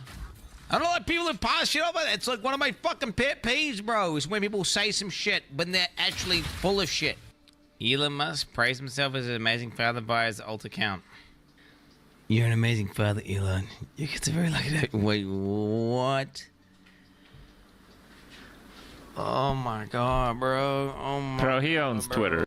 Triggering me. I have autism. I don't like liars. I don't like people who pass shit over. It's like one of my fucking pet peeves, bro, is when people say some shit, but they're actually full of shit. Elon Musk praised himself as an amazing father by his alt account. You're an amazing father, Elon. You get to very lucky that. Wait, what? Oh my god, bro. Oh my Bro, he owns Twitter. I really hate when people are fake and let others pilot their accounts. Meanwhile, this is like playing with the toys you already own. This is not an outrage, Quinn. I'm sorry. Watch back at 126, by the way. This is like playing with your toy trucks. More proof he shares. He hovers over his gear. Okay, fine. It is pretty great gear. It's could be better, but it's pretty great. Oh, well, okay. I mean, it's an advanced barrier. Okay, with attack speed, crit damage, crit bonus. Okay, yeah, just 200 divided with 2.7. Okay. It's like a surreal item. So you can see, like, this is. Describe it. This is a great staff, but it's only a level, 62 staff. Like, it's actually very hard to get equipment in hardcore. It's only a level 62 staff. That's not even the level. So, that's the level this item here, it's advanced. It's not expert, which affects the base damage a little bit. But these, like, affixes are, I'd hate to say perfect, but they might be perfect. It's a double % physical, high flat crit, and attack speed. I'm not sure if you want crit damage or if you want plus the melee skills. I'm not sure. The thing with Monk is a lot of the skills are not melee. Like the Herald hit is not melee. Yeah, but I do not have an item anywhere near this good. This is an insane item. So, why did you make TTS level 95 with my So the other thing is the actual fizz damage on it doesn't really do anything. The attack speed's probably the most important thing with the Hand of Wisdom in action. Staff is only level 62, so I haven't been able to find a better staff. Okay, dude. I'm level 95. The star was only 62. I mean, he should say it's an advanced one. Why isn't you saying it's advanced, bro? What does he say? What is he? You know, in over 30 levels. Oh my god, bro! Oh, is he saying that he found this staff at level 62? Is that what he's claiming? He found this item at level 62. No shot. I don't know about you guys, but my level 62 character is only level 62 for like 9 minutes. Wow. Oh, stop! My helmet is level 56. Bro! Levels. It's the helmet again. 413 energy shield. With life. Int, lightning, and chaos resist. Okay. It's only 56, guys. It's 400 ES, bro. He's got a 400 ES with chaos res and lightning res helmet, bro. I've been playing this game just fucking giga hard at minus 342, bro. What is he even talking about? That's I think the highest ES helm I have is like 300. It's like Quinn level. like that's an insanely good helmet. No magic find though, bro. What's up? He doesn't need magic find because he doesn't actually loot stuff. My helmet is level 56. Okay, he clearly has no idea what he's talking about, right? Amulet level 61. That amulet doesn't look that good. Bro. That ring is crazy. Bro, if he says this ring is bad, bro, I swear to God, bro. Level 48.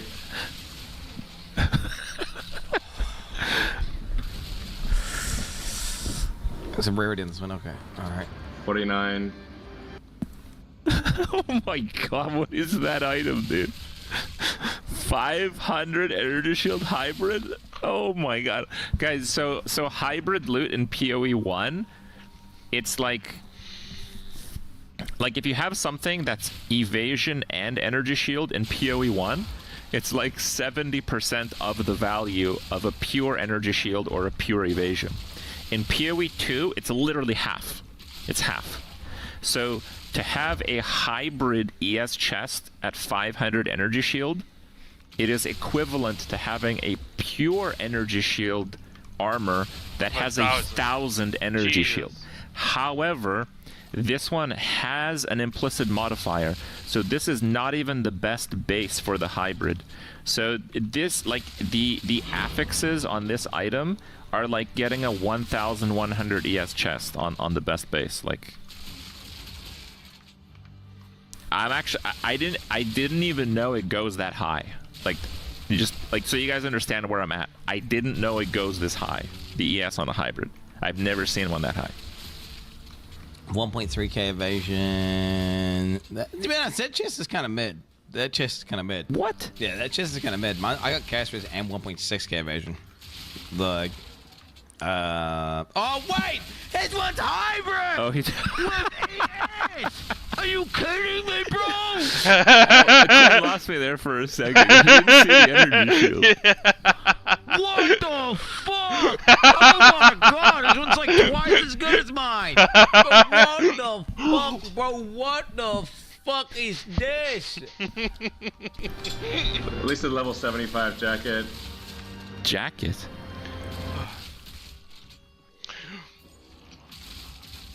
Fucking hell. Oh, that was funny. I guess it's a jacket. I've just never heard anyone call body armor in PoE a jacket, but it's a jacket with 6 things. Yeah, this is my jacket with 6 things that I use to do maps with 4 things. At least a level 75 jacket. Yeah. Yeah, tell us how bad the item that only drops from the highest difficulty of the hardest boss. Just tell us that it's only level 52. Did you find this at level 52? That's impressive. Level 52 here.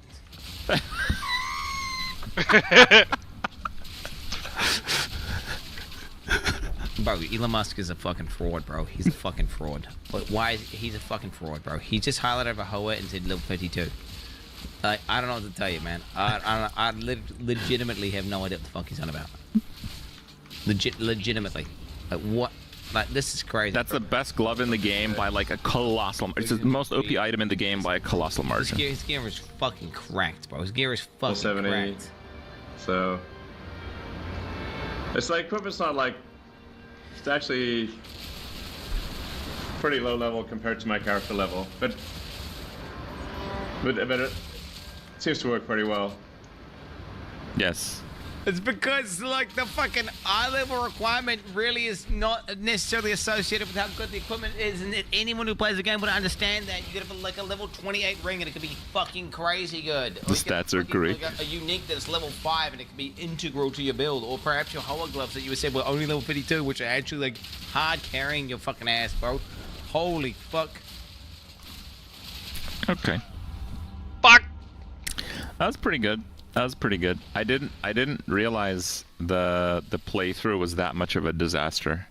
I didn't know that. That's actually kind of insane. You have been judged. Oh man. I kind of wish he'd stream more. I want to see Elon stream now. Yeah.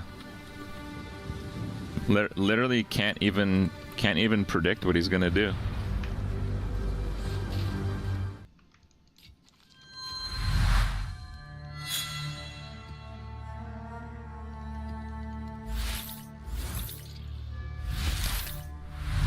Yo, what's up everybody? Welcome to Blastcast. I'm joined by Rax, Ziz, and Woody, and today we're just gonna have a more general discussion about the game, what the boys enjoy, and what they're looking forward to the most, what they're playing, and all of the inside scoops basically. This is now recorded on the 5th of January, and hopefully we're looking to see a patch coming soon. But it's yeah, so far all of our feelings about the game and that kind of stuff. So we'll start it off with how are you boys doing? How are you today? I'm addicted. I'm doing great. I'm having a blast blasting PoE, doing hardcore right now, which has been going very well for me, and just getting started for my day here, basically. Nice, very nice. Just woke up after blasting Fortnite. Been awake for about 10 seconds, so let's see how we can do it 1% power. PoE 2's feeling good though. Let's do it. Hell yeah. So let's start it off with yeah, what game mode are you playing and what build are you playing at the moment? Well, I'll start. So yeah, as I just said, I'm doing hardcore right now. I have 3 characters in total, 2 on SSF softcore, and now my 3rd character on SSF hardcore. They are 93, 93, and 94. So I have been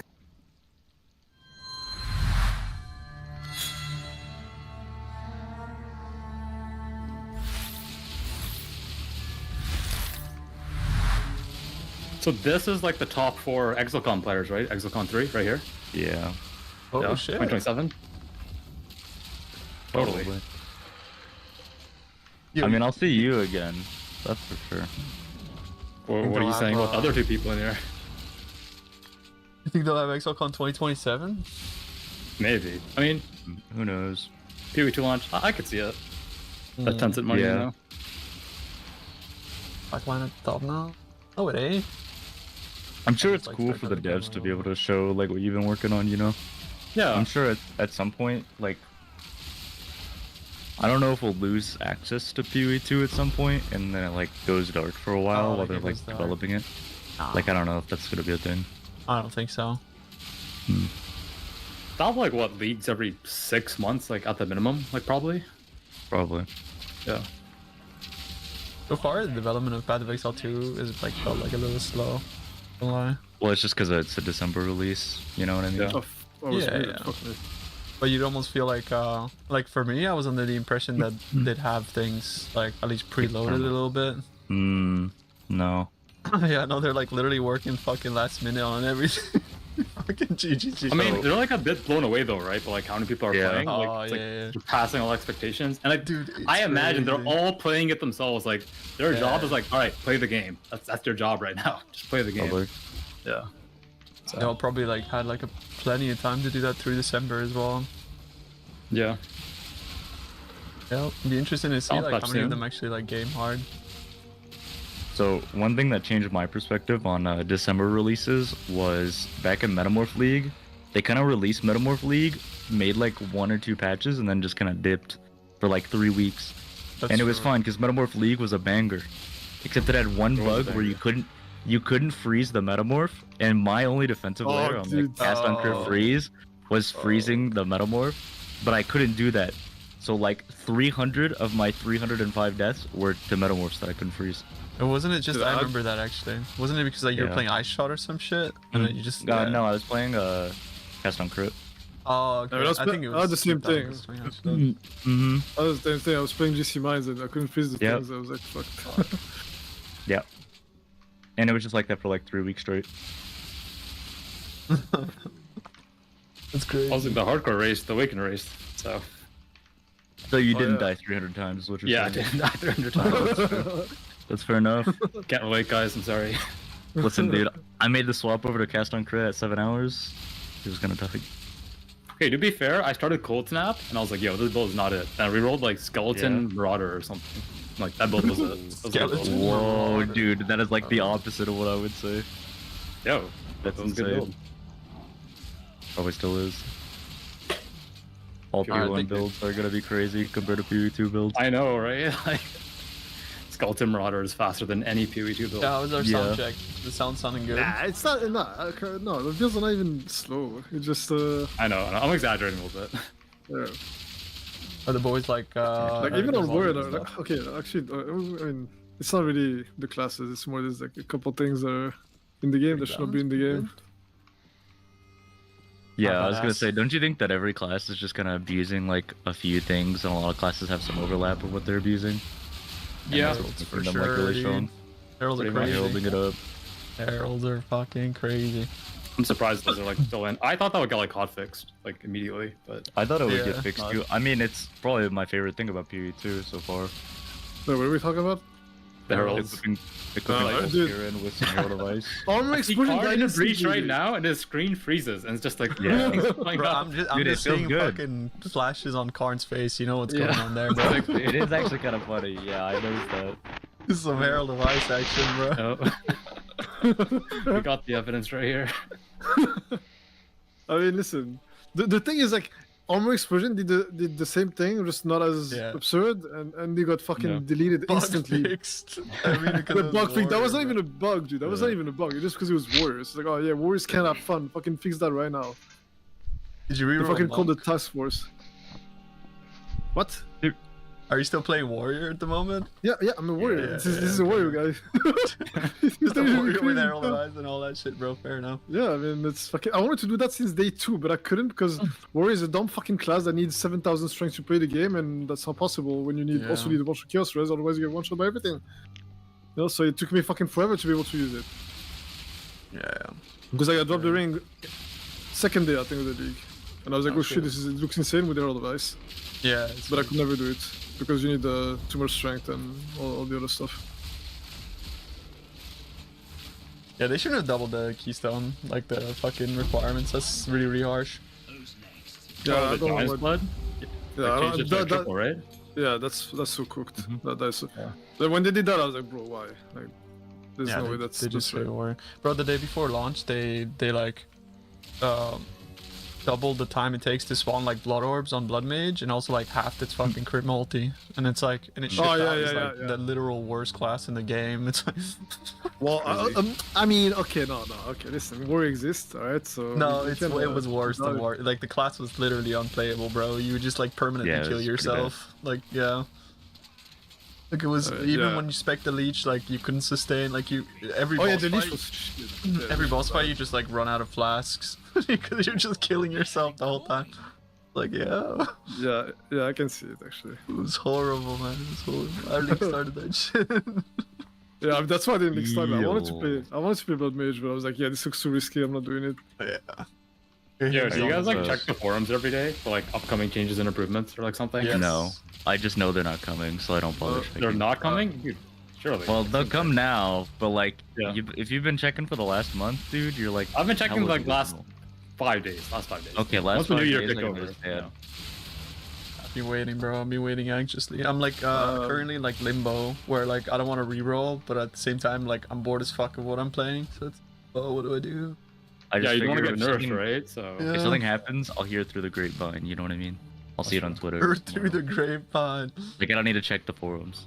The whispers. Yeah, it's fair enough. Anyways, Wake up let's to Reddit go to going get crazy. started. Yeah. I did the I sound didn't check mean and to everything. We're sounding good. Okay, so cool. I'll probably do like a more official intro. All right.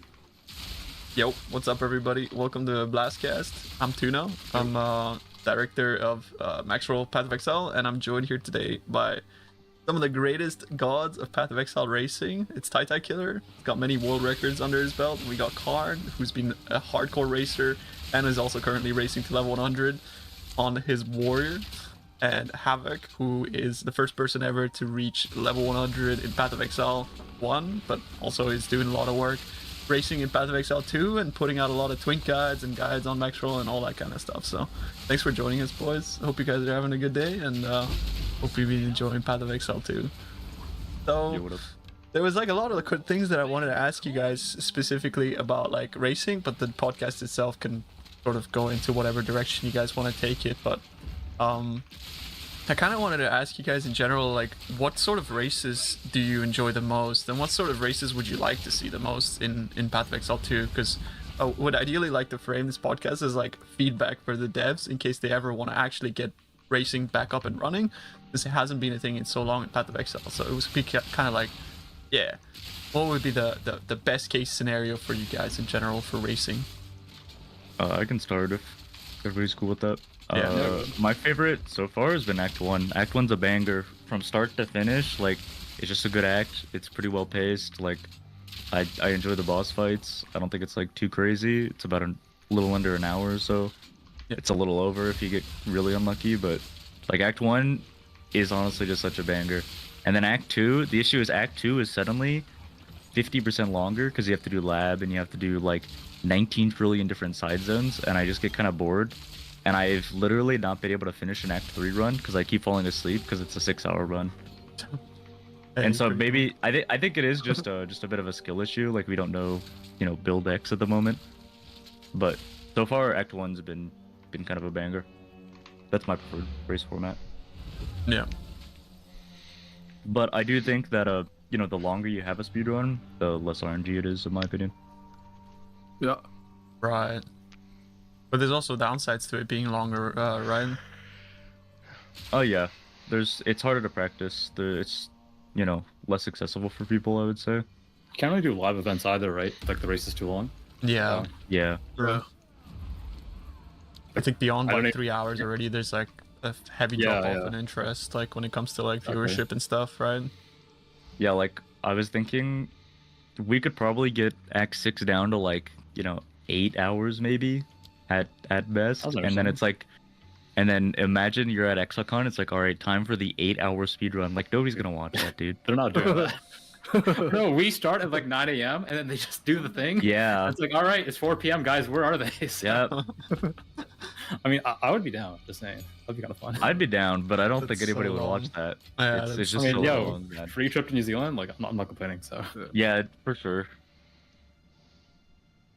Yeah, fair play. Anyways. Go ahead. What about you, Havoc? What do you think? How are we feeling?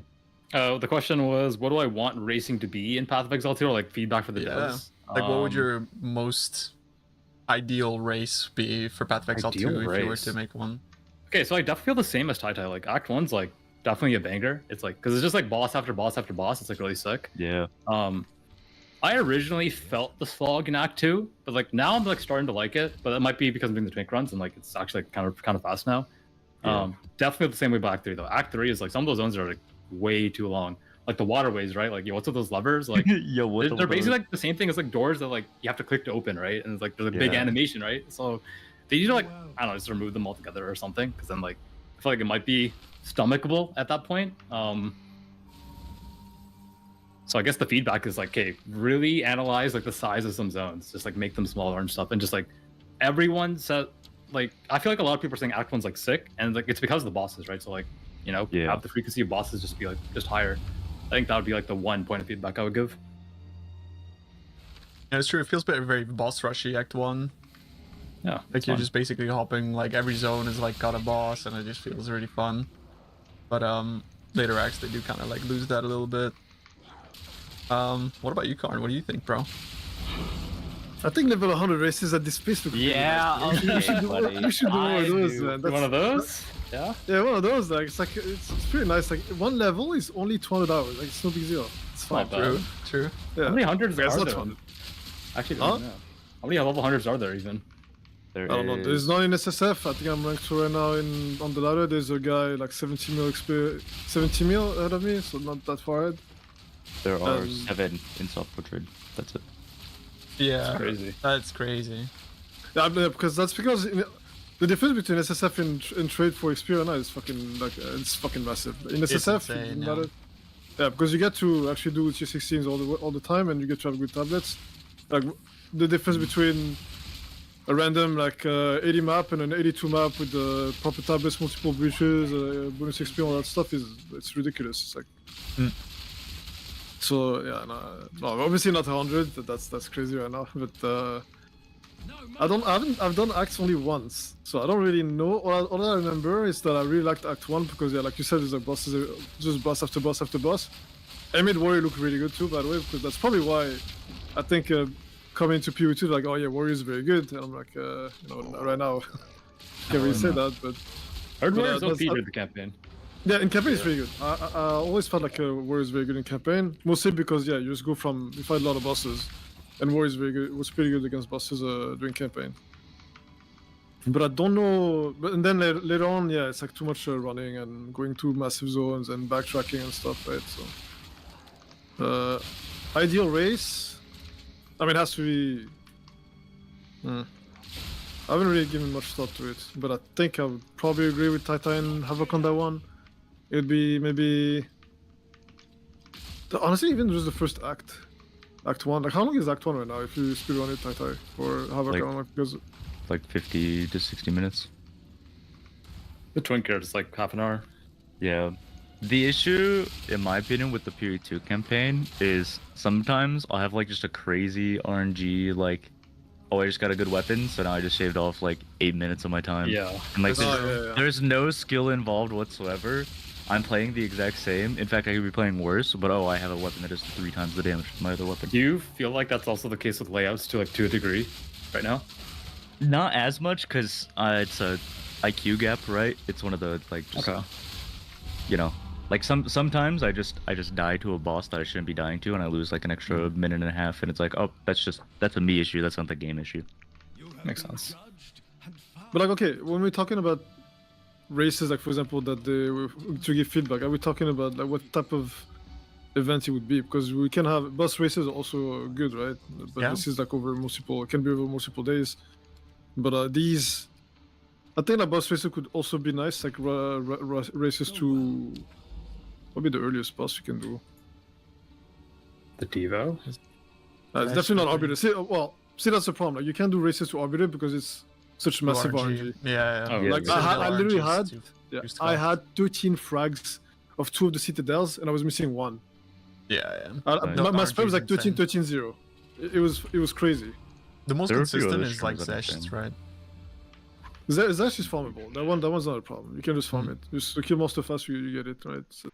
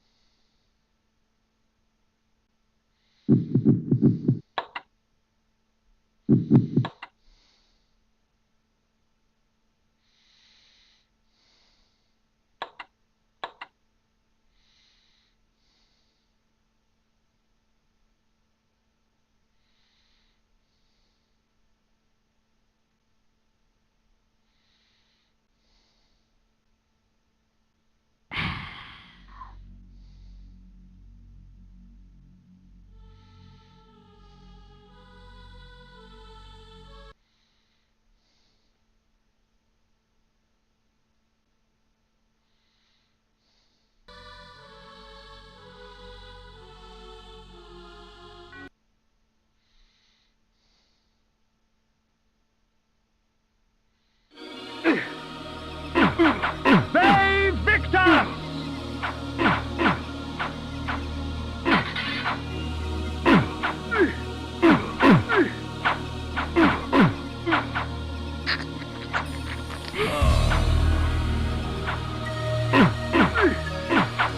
Save Victor!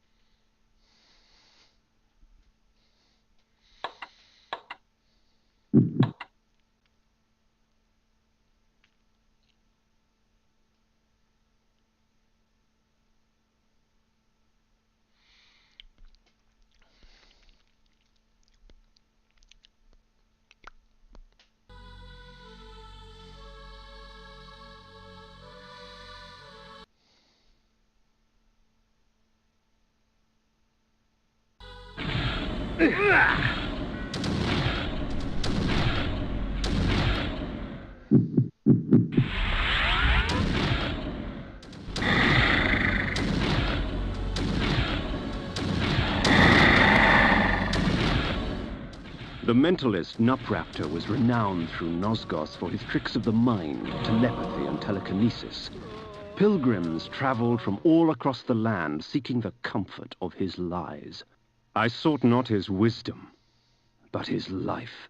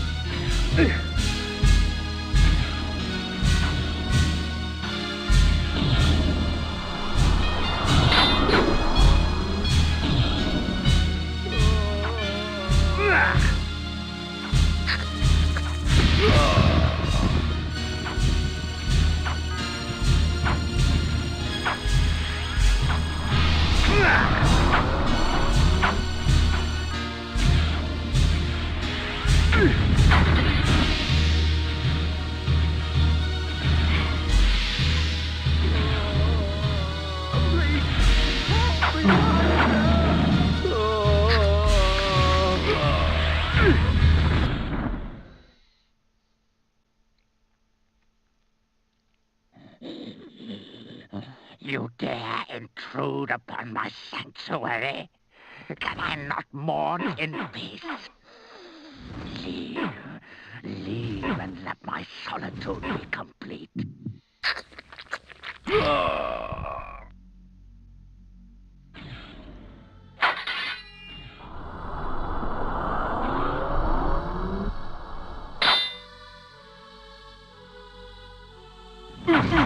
They Victus!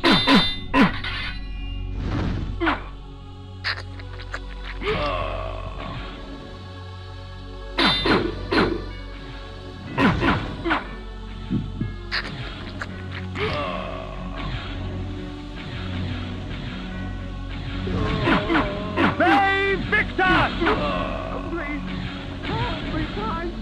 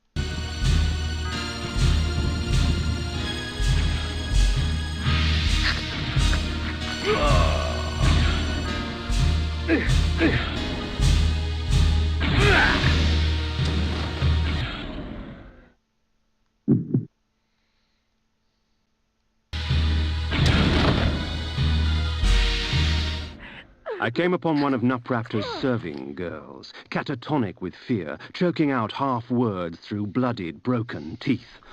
Although tempted by hunger, I stayed my hand, allowing her to tell her story. She spoke of her lord Nupraptor, driven to insanity by the brutal slaying of his beloved Ariel. She spoke of his self-mutilation, sewing his eyes and lips shut to deny the outside world. Fueled by despair and hopelessness, he turned his magic on the circle, infecting their minds with his madness. Nupraptor cared for nothing now, save his pathetic self-pity. Scars such as hers would never heal. Death would only be a mercy.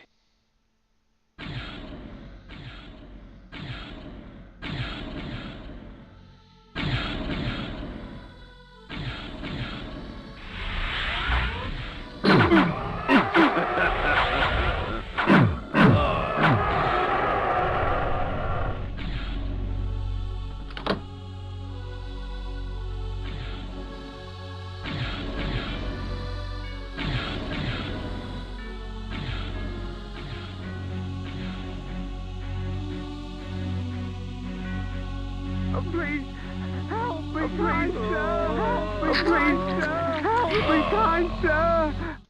The cretin squandered life and left it seeping on the floor. Such waste was a travesty. Perhaps Nupraptor needed to be taught a lesson as to the value of blood.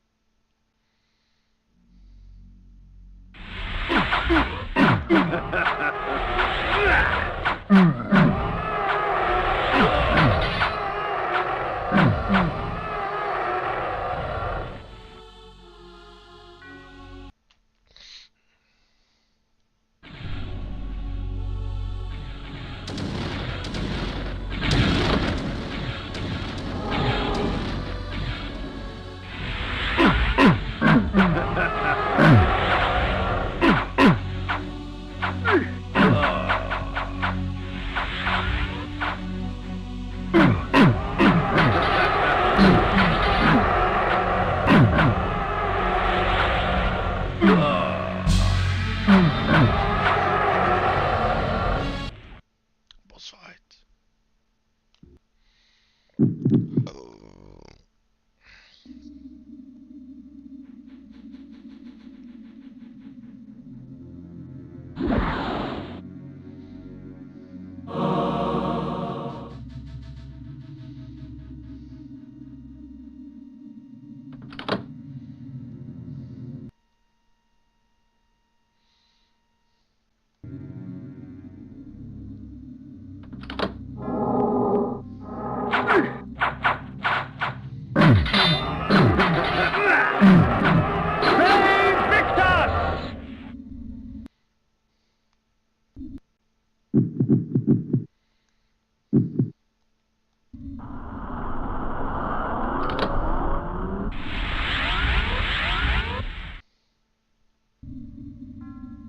Okay, not yet.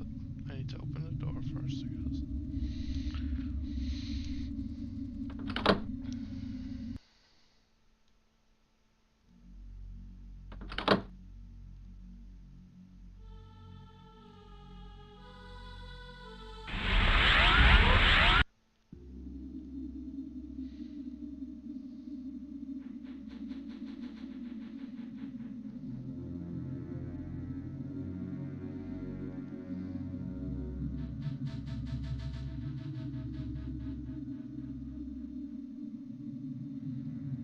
Oh, okay. Uh-huh. Uh-huh. Uh-huh. Okay. Okay. Follow the light.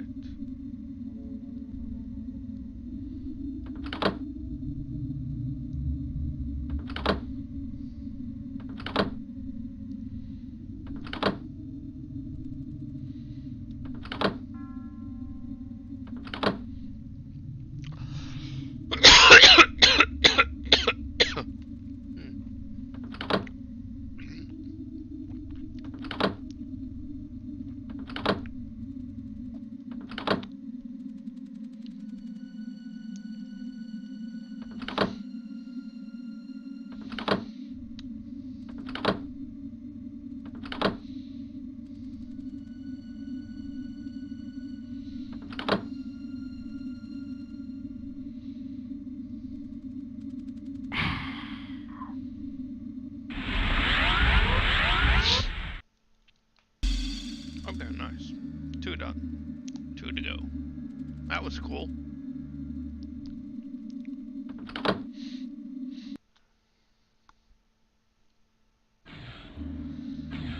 Oh boy.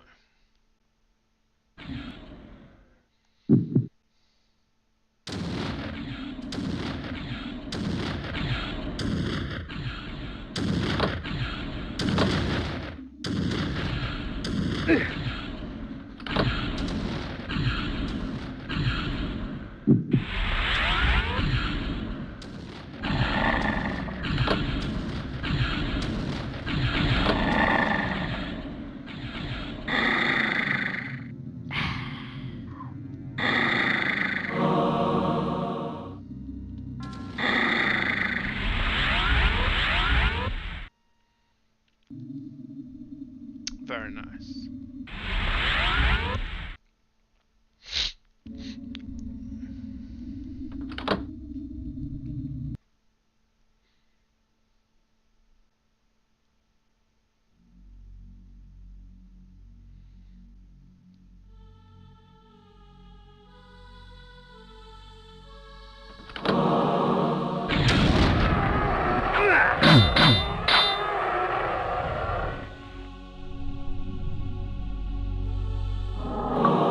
When conjured, the energy bank permits me access to mass amounts of magical energy for a brief period of time. However, when the moment passes, I will be drained of all magic, unable to cast even the simplest of spells.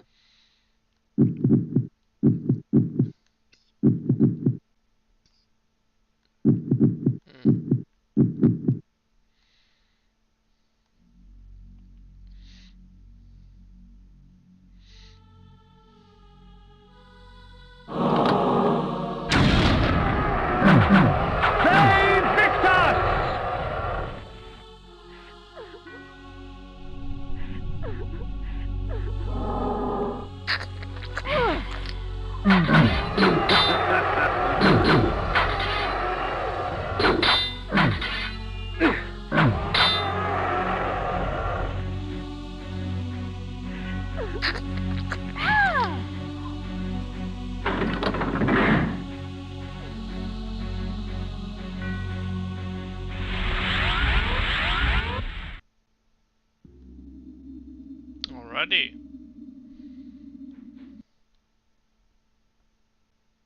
Boss fight.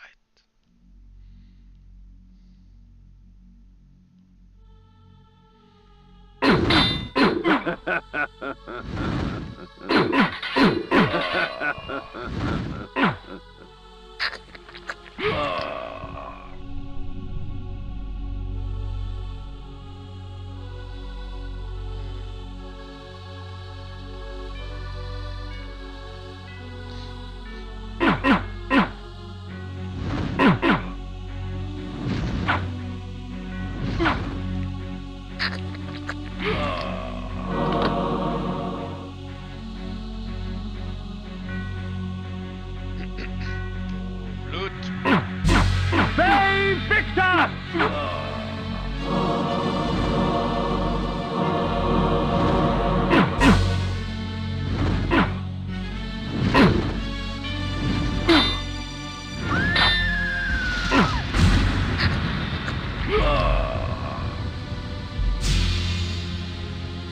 Here we go.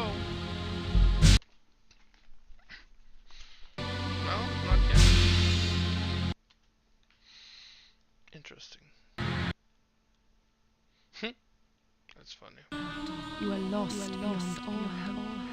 You cannot see my plight, for you have so shut your heart. Should this object strike an enemy, rot and decay would instantly eat their flesh and leave only a pool of blood and tissue. For a time after, the toxins are still active and therefore lethal to the touch.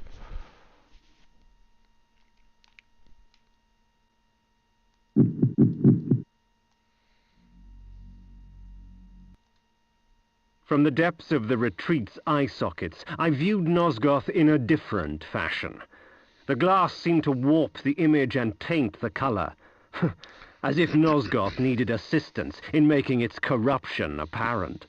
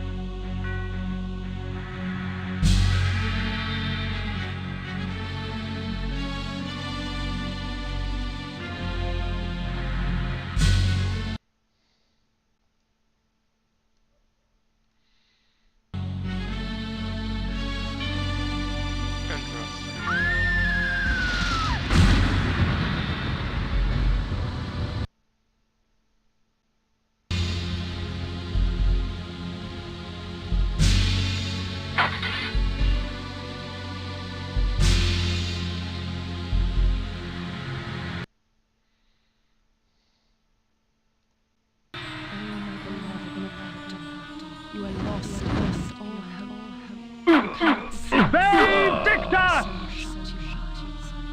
What will become of love? I see only damnation.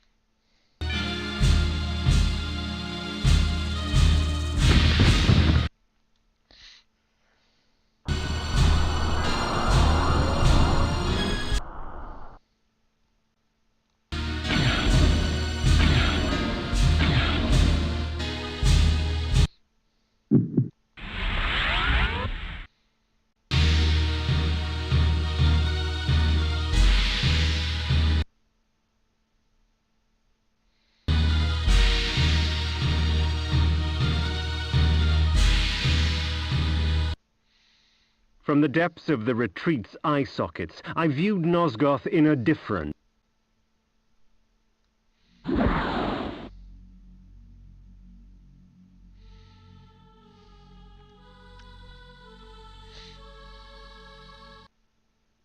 From the depths of the retreat's eye sockets, I viewed Nosgoth in a different fashion. The glass seemed to warp the image and taint the color. As if Nosgoth needed assistance in making its corruption apparent.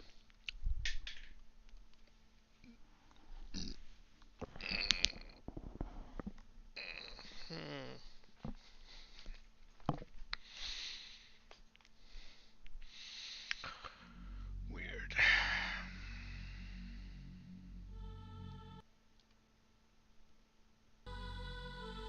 Huh?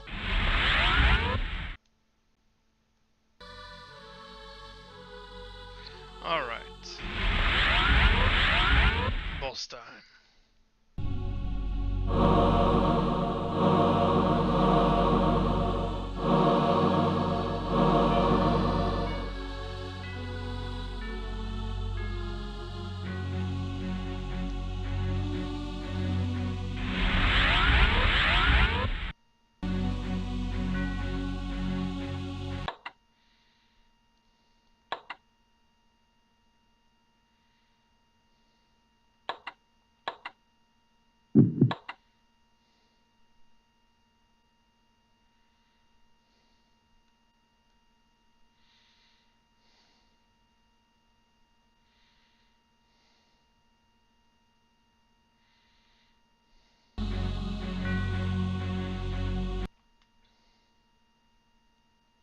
So, Malik, have you come to fail the circle once more?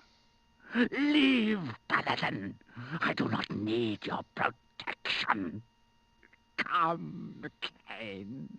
Come, share my pain.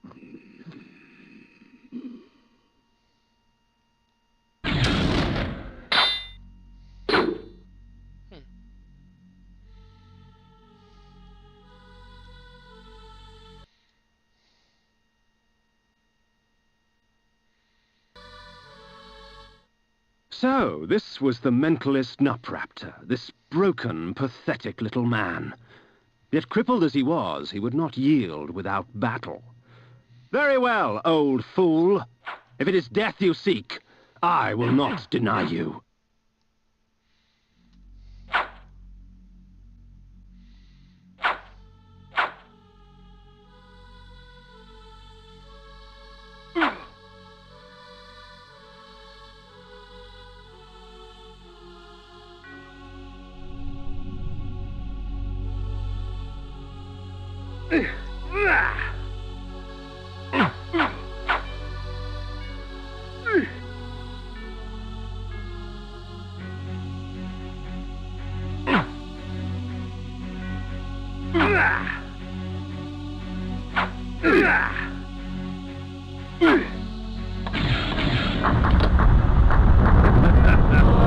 Perhaps the head of her beloved will convince Ariel that I have accomplished my task.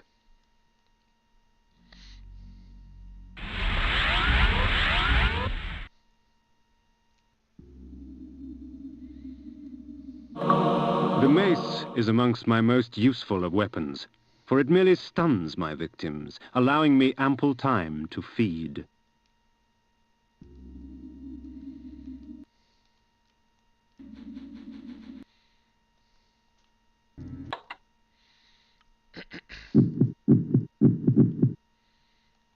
The mace is amongst my most useful.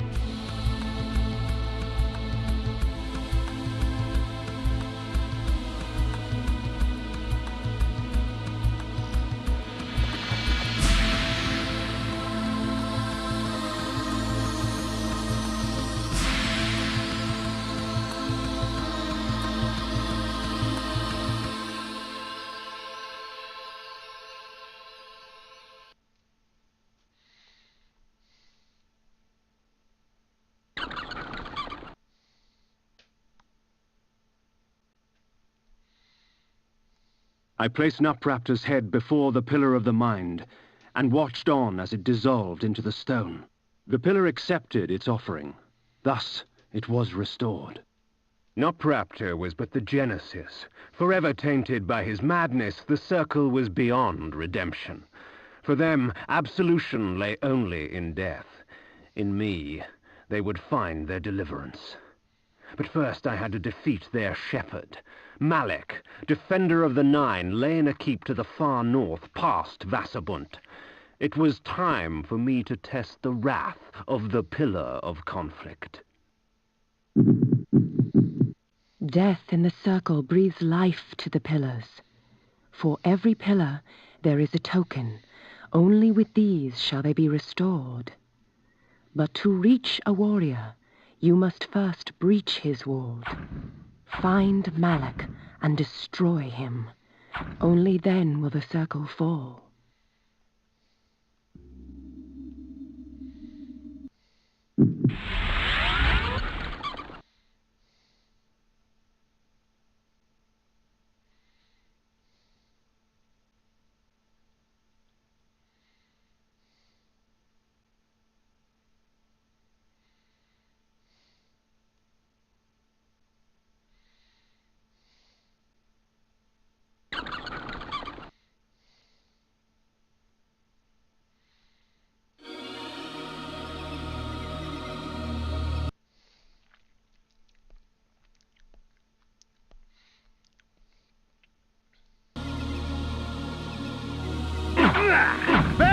Victor!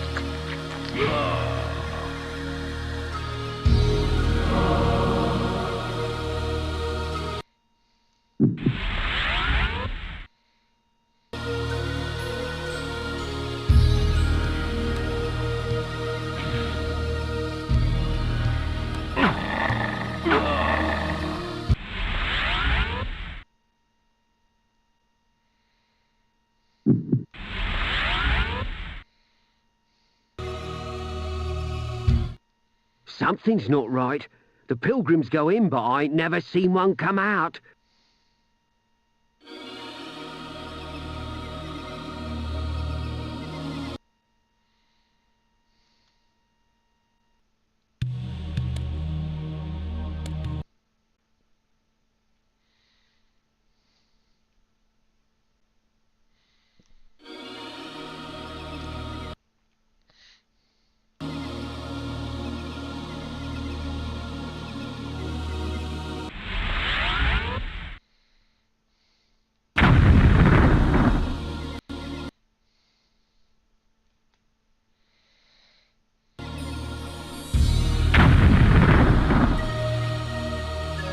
Save Victor!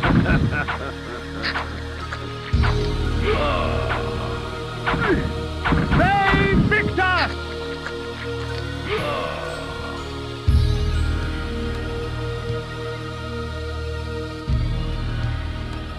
Save Victor!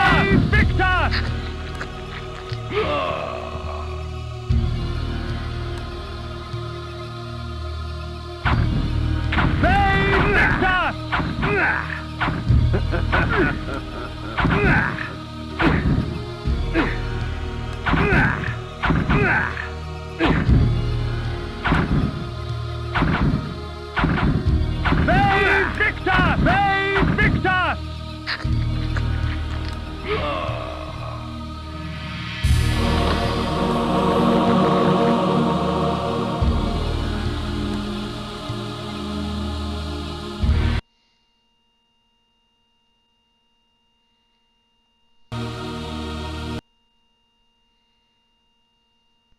The blood of ages flows so sweet.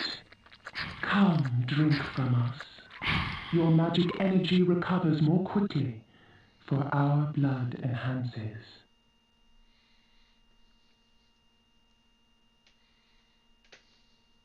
Save Victor!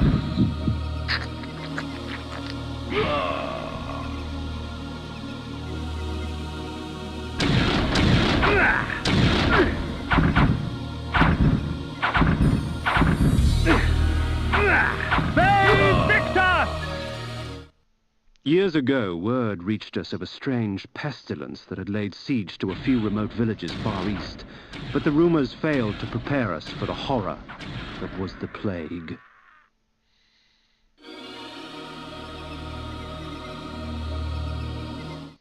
Worms and maggots fed upon his festering skin. The scent of tainted blood seeped through the wounds upon which they feasted. Pity.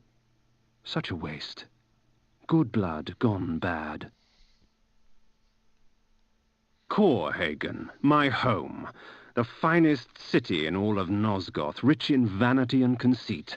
I had no delusions as to the welcome I would receive.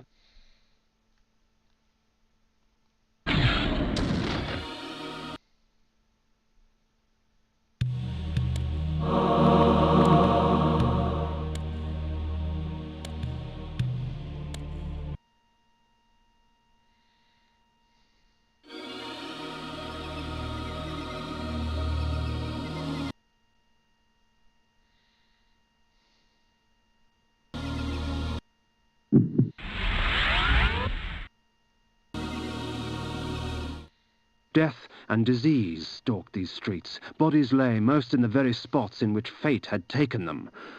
A perfect homecoming. 'Tis the plague, my lord. It eats at our bodies. There is no hope. Begone, good sir, lest you share our fate. Bring out your dead. Bring out your dead.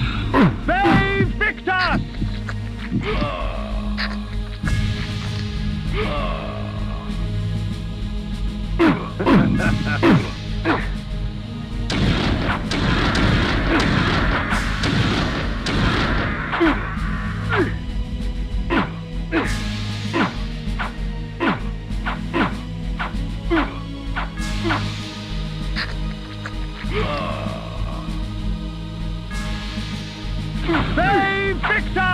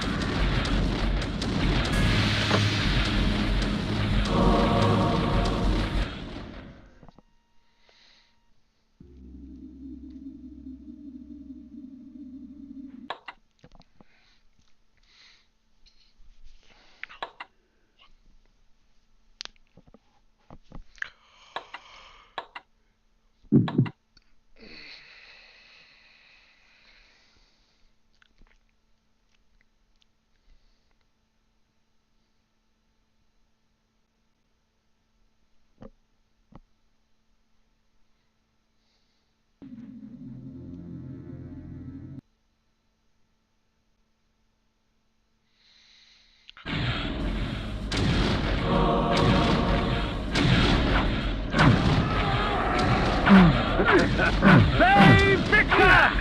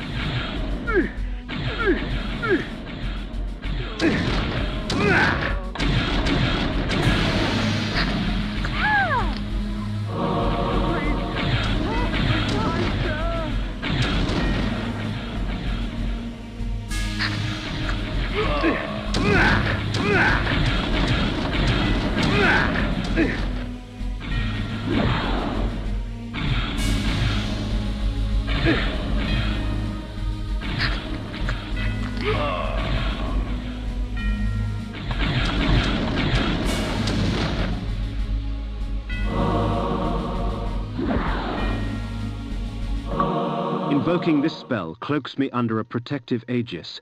Whatever spell is cast at me will be reflected back at the caster, leaving me unharmed. It will only last for a short time, however, before leaving me vulnerable once more.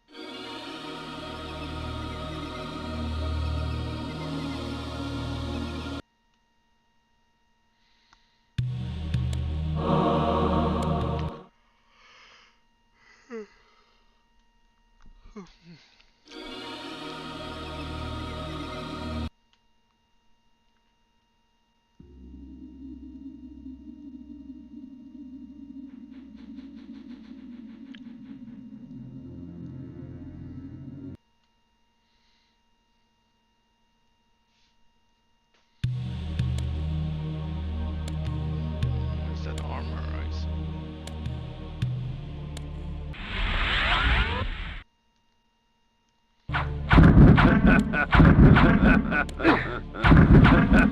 Bay Victor! Bay Victor!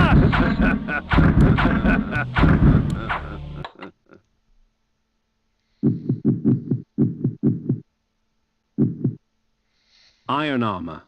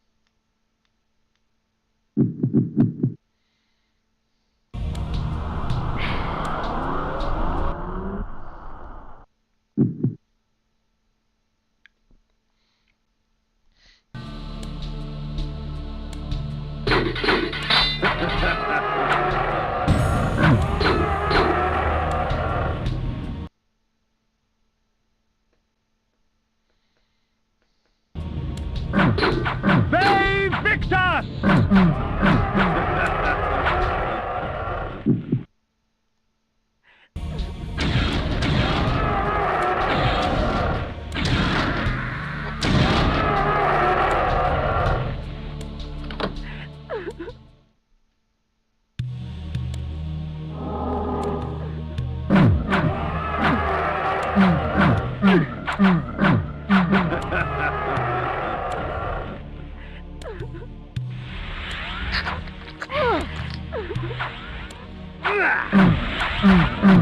Bay Victor!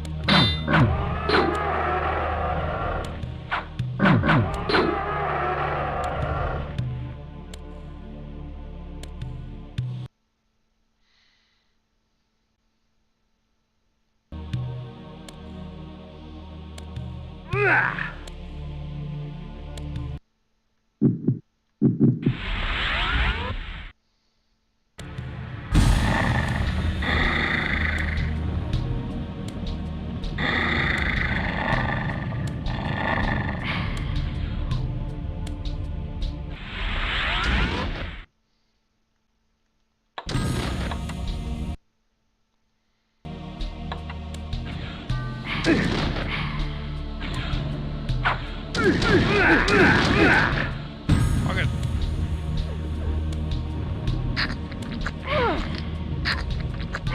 So you can't. Well, what the fuck?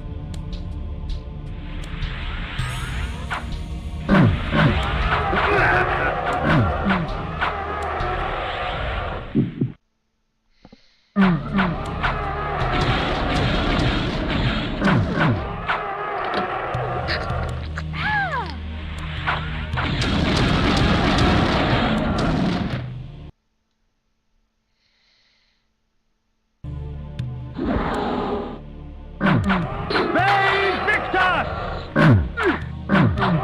Vae Victus!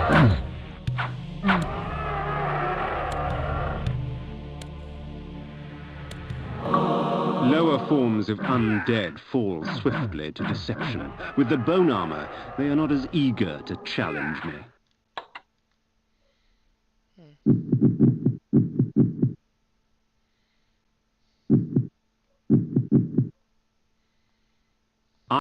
As it was born from hellfire, iron armor. As it was born from hellfire, forged by the necromancer's magic, my armor resists fire and provides me with strong defense. Lower forms of undead fall swiftly to deception. With the bone armor, they are not as eager to challenge me.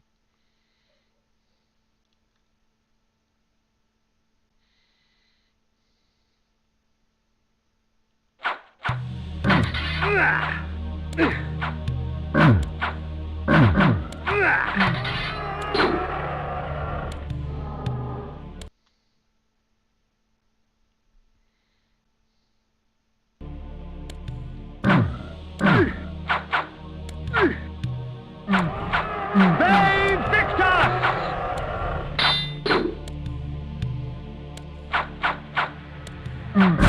Vae Victus!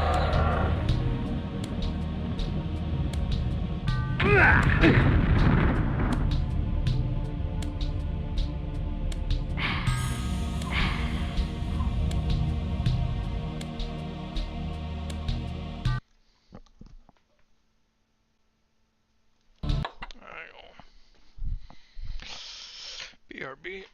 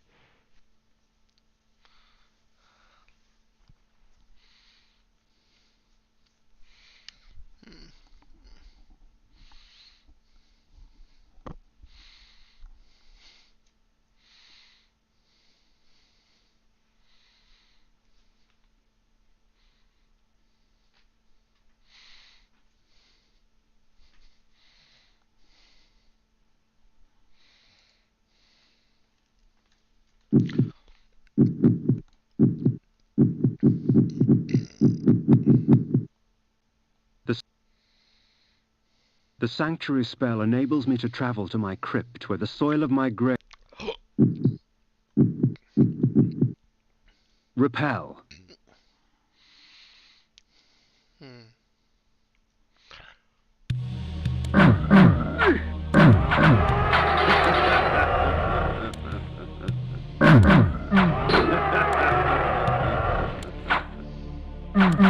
Save Victor! Help me, kind sir!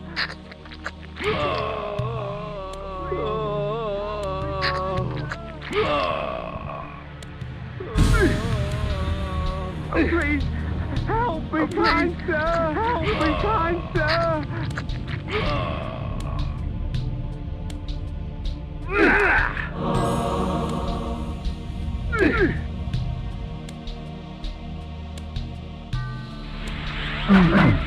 Help me, kind sir! Help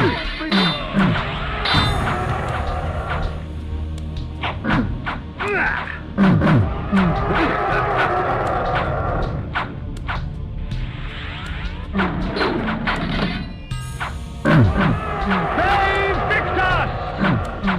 Save Victus! Save Victus!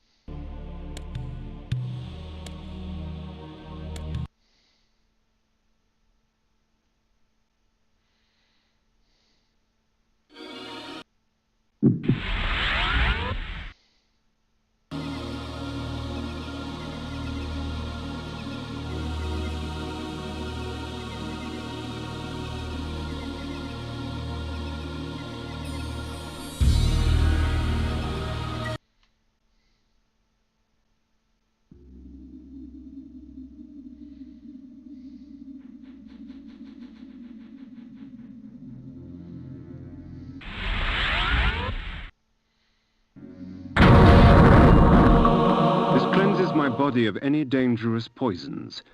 Quite useful with all the filth I find myself surrounded by.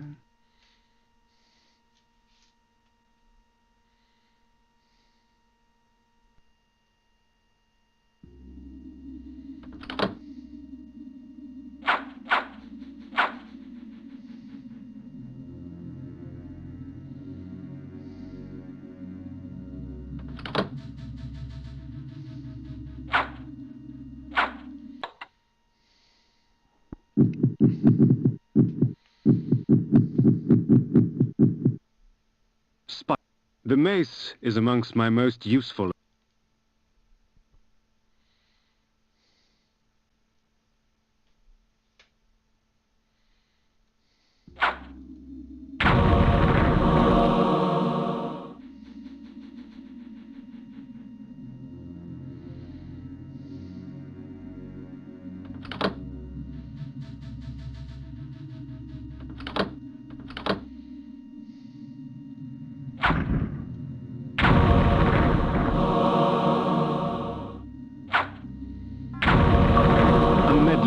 death and evisceration.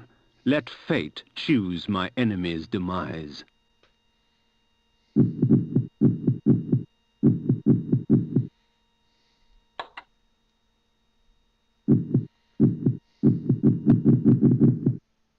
The sanctuary spell enables sanctuary.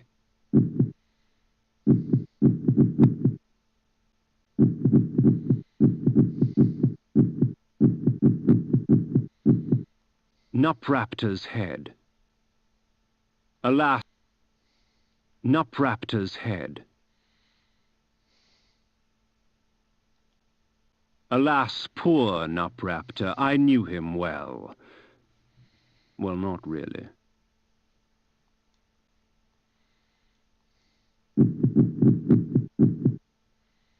This cleanses my body of any dangerous poisons.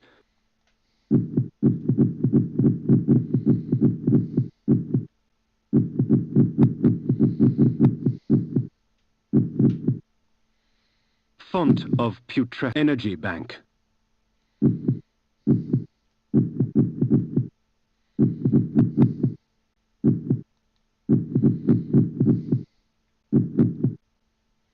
Reputed the heart of darkness.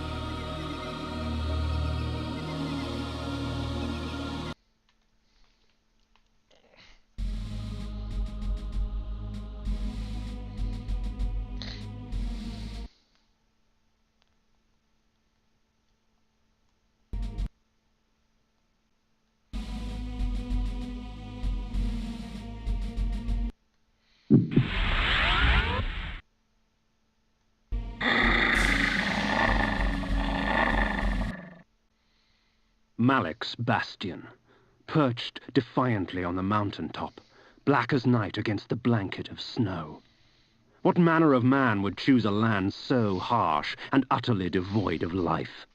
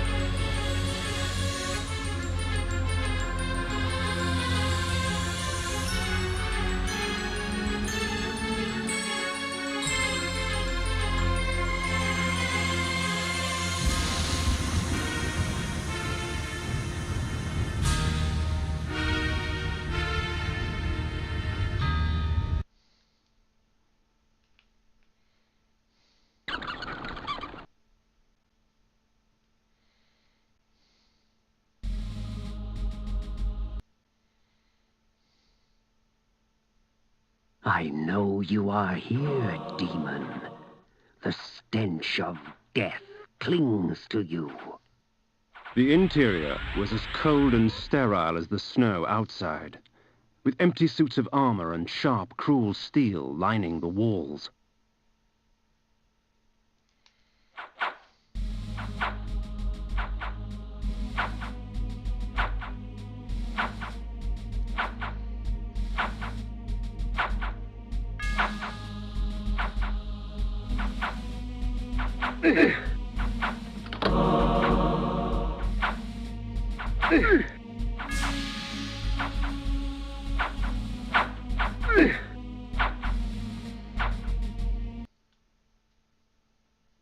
My warriors are but shadows of my skill, child.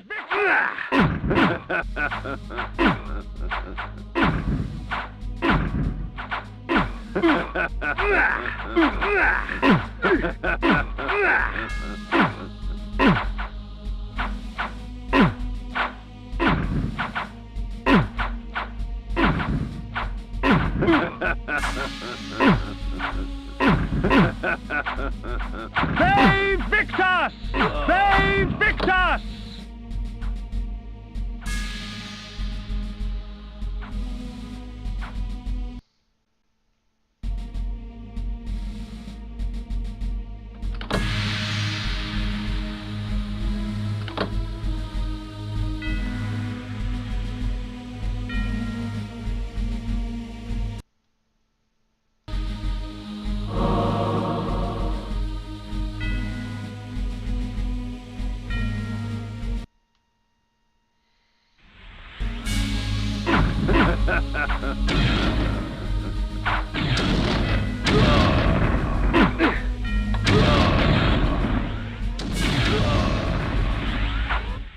The towering metal structure gave birth to these wraiths. I could hazard only a guess at its function.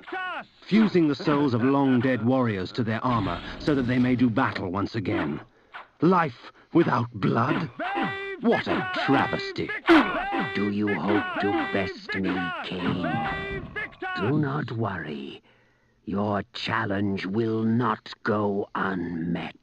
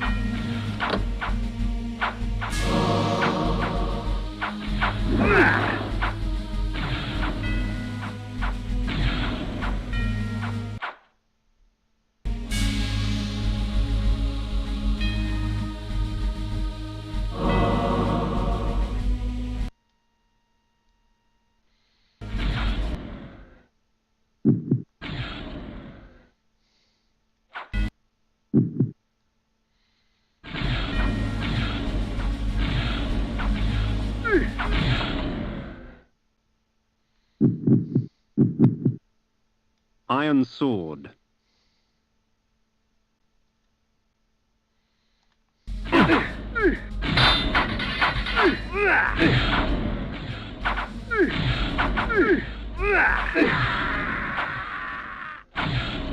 The heart of darkness.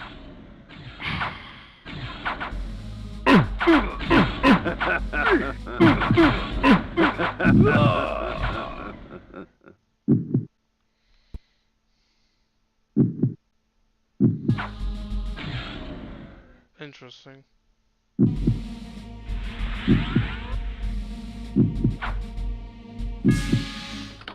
Your undeath does not make you immortal, vampire.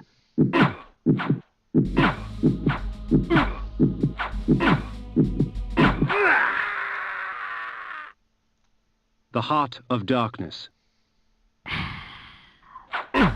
They Victus!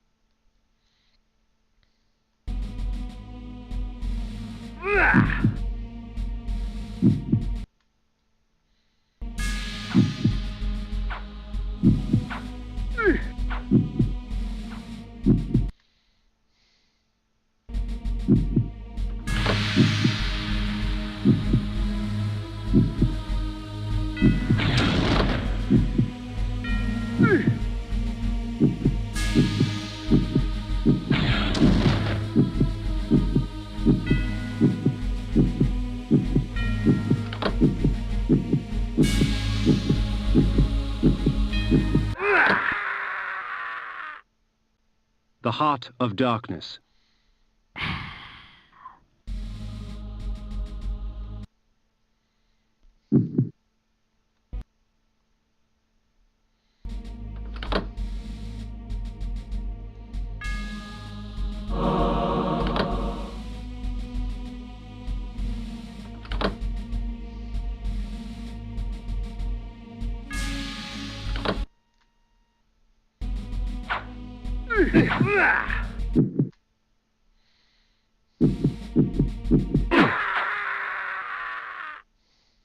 The Heart of Darkness.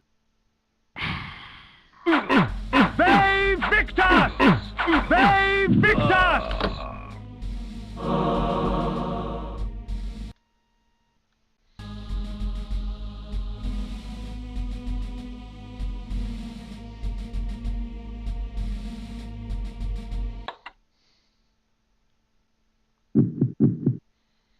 Iron Armor.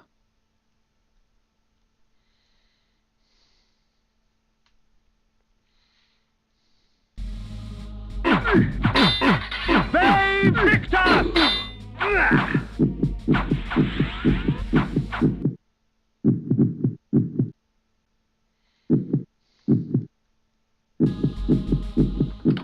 Come to slay the slayer of vampires, have you?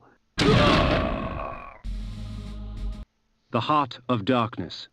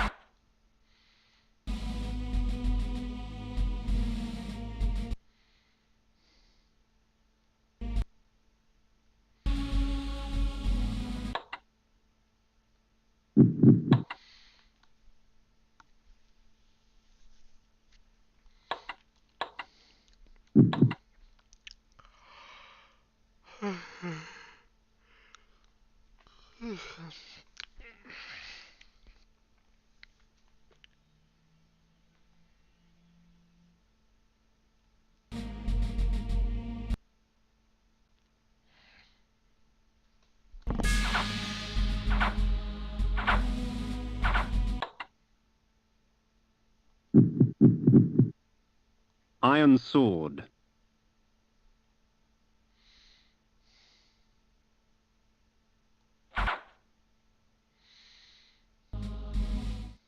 My eyes yearned from lack of contrast. My mouth ached for want of blood. In this cold wasteland, food was scarce, and my hunger grew.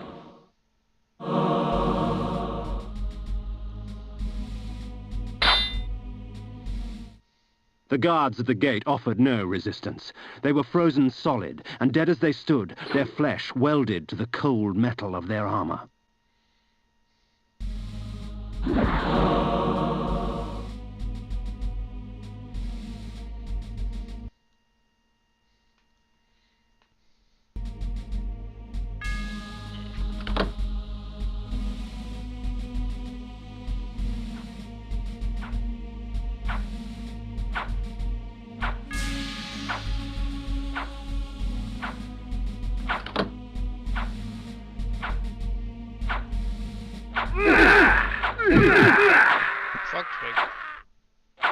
The Heart of Darkness.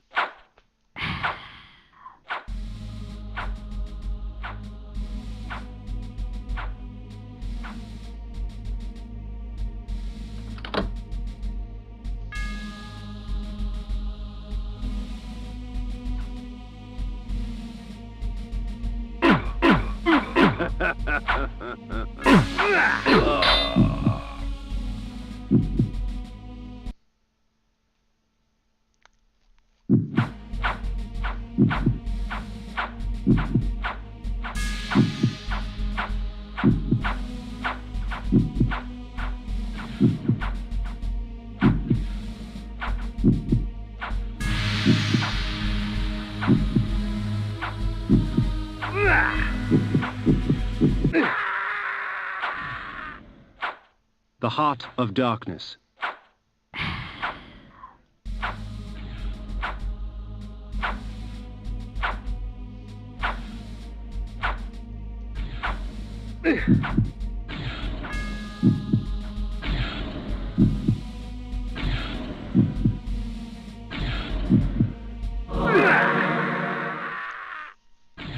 The Heart of Darkness.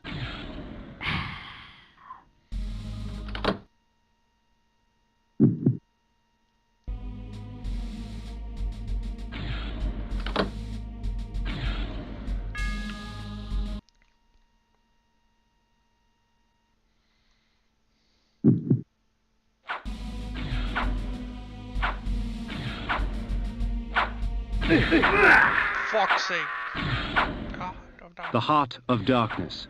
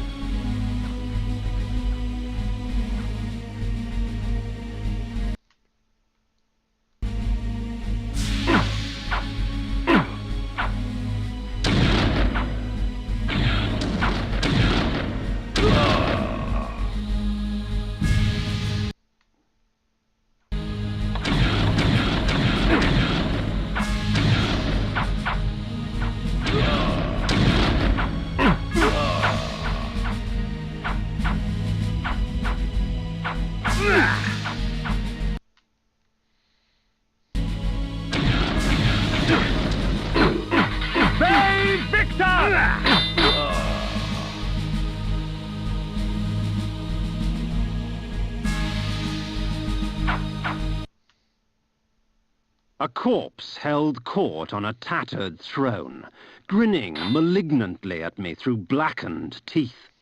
It is not often that a man sees his own corpse.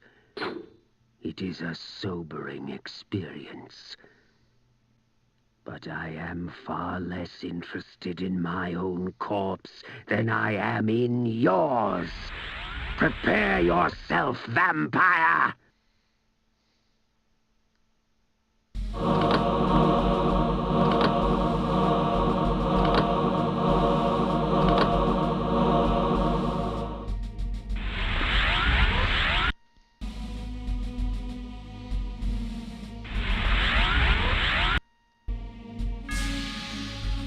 What a save!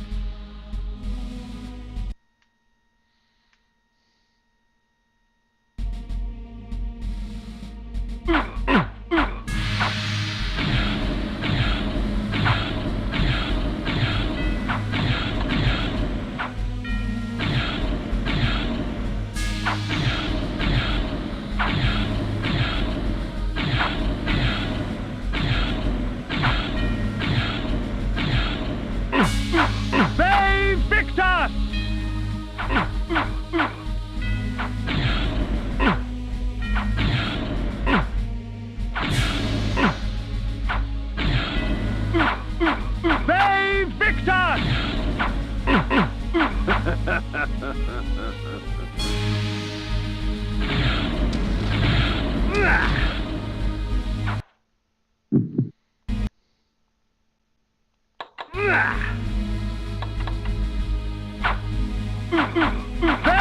Victus!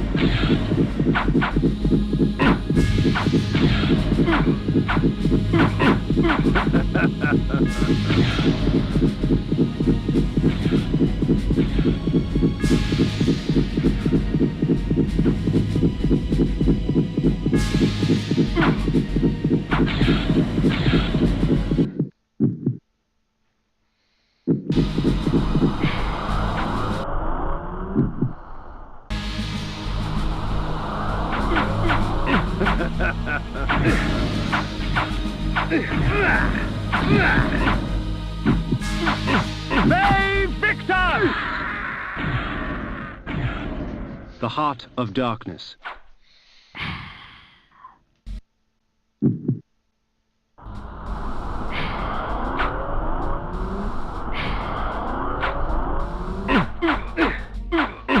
Save Victus!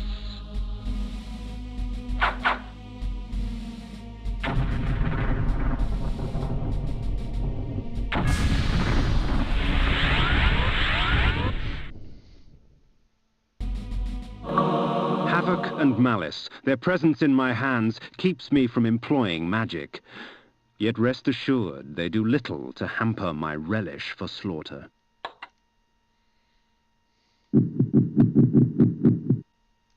The axes.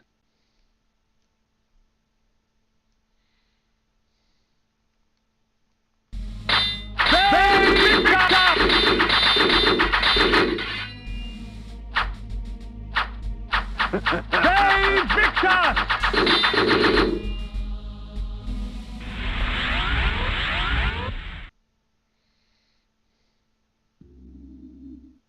'Twould seem Malek's destiny with my blade was postponed. Perhaps Ariel could offer further guidance.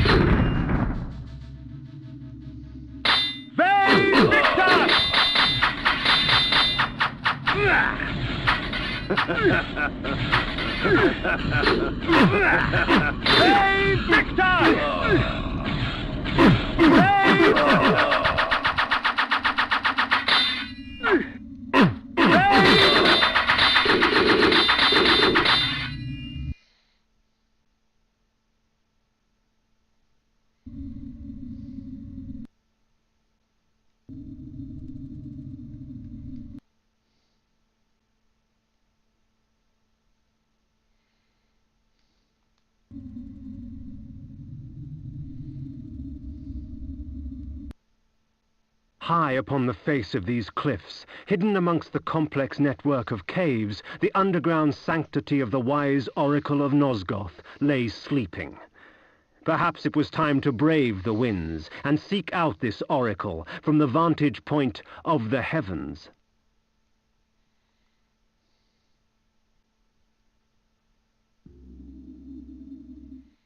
Oh, little vampire, the game grows interesting.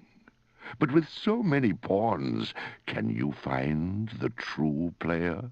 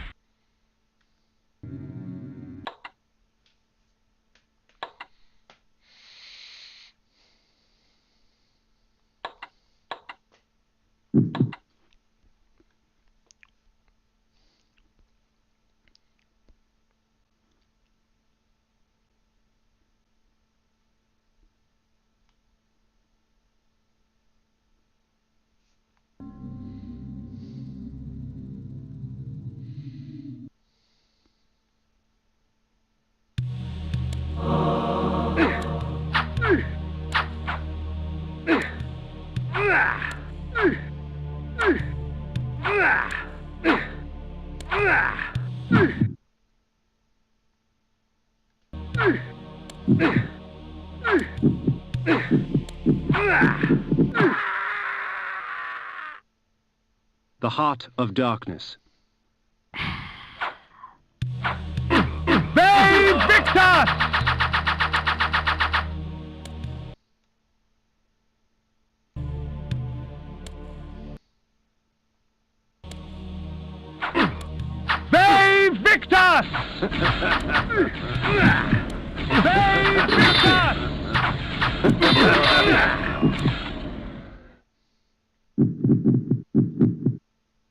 Spiked mace.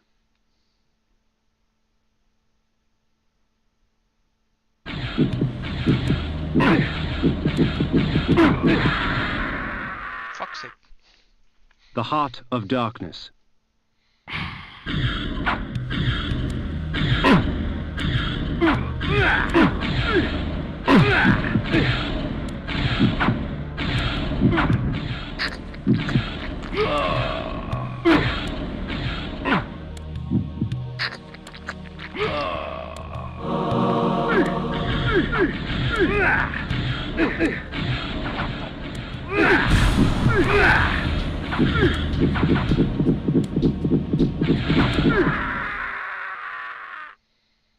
The Heart of Darkness.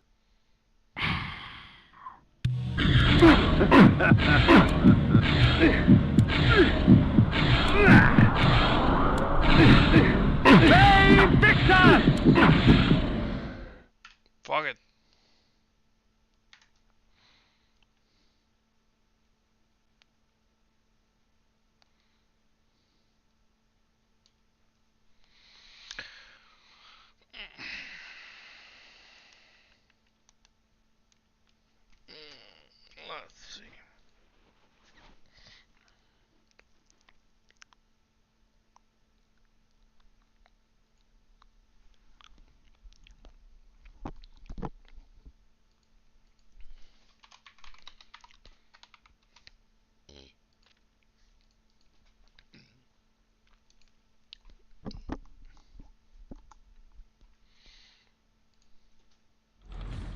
That's all.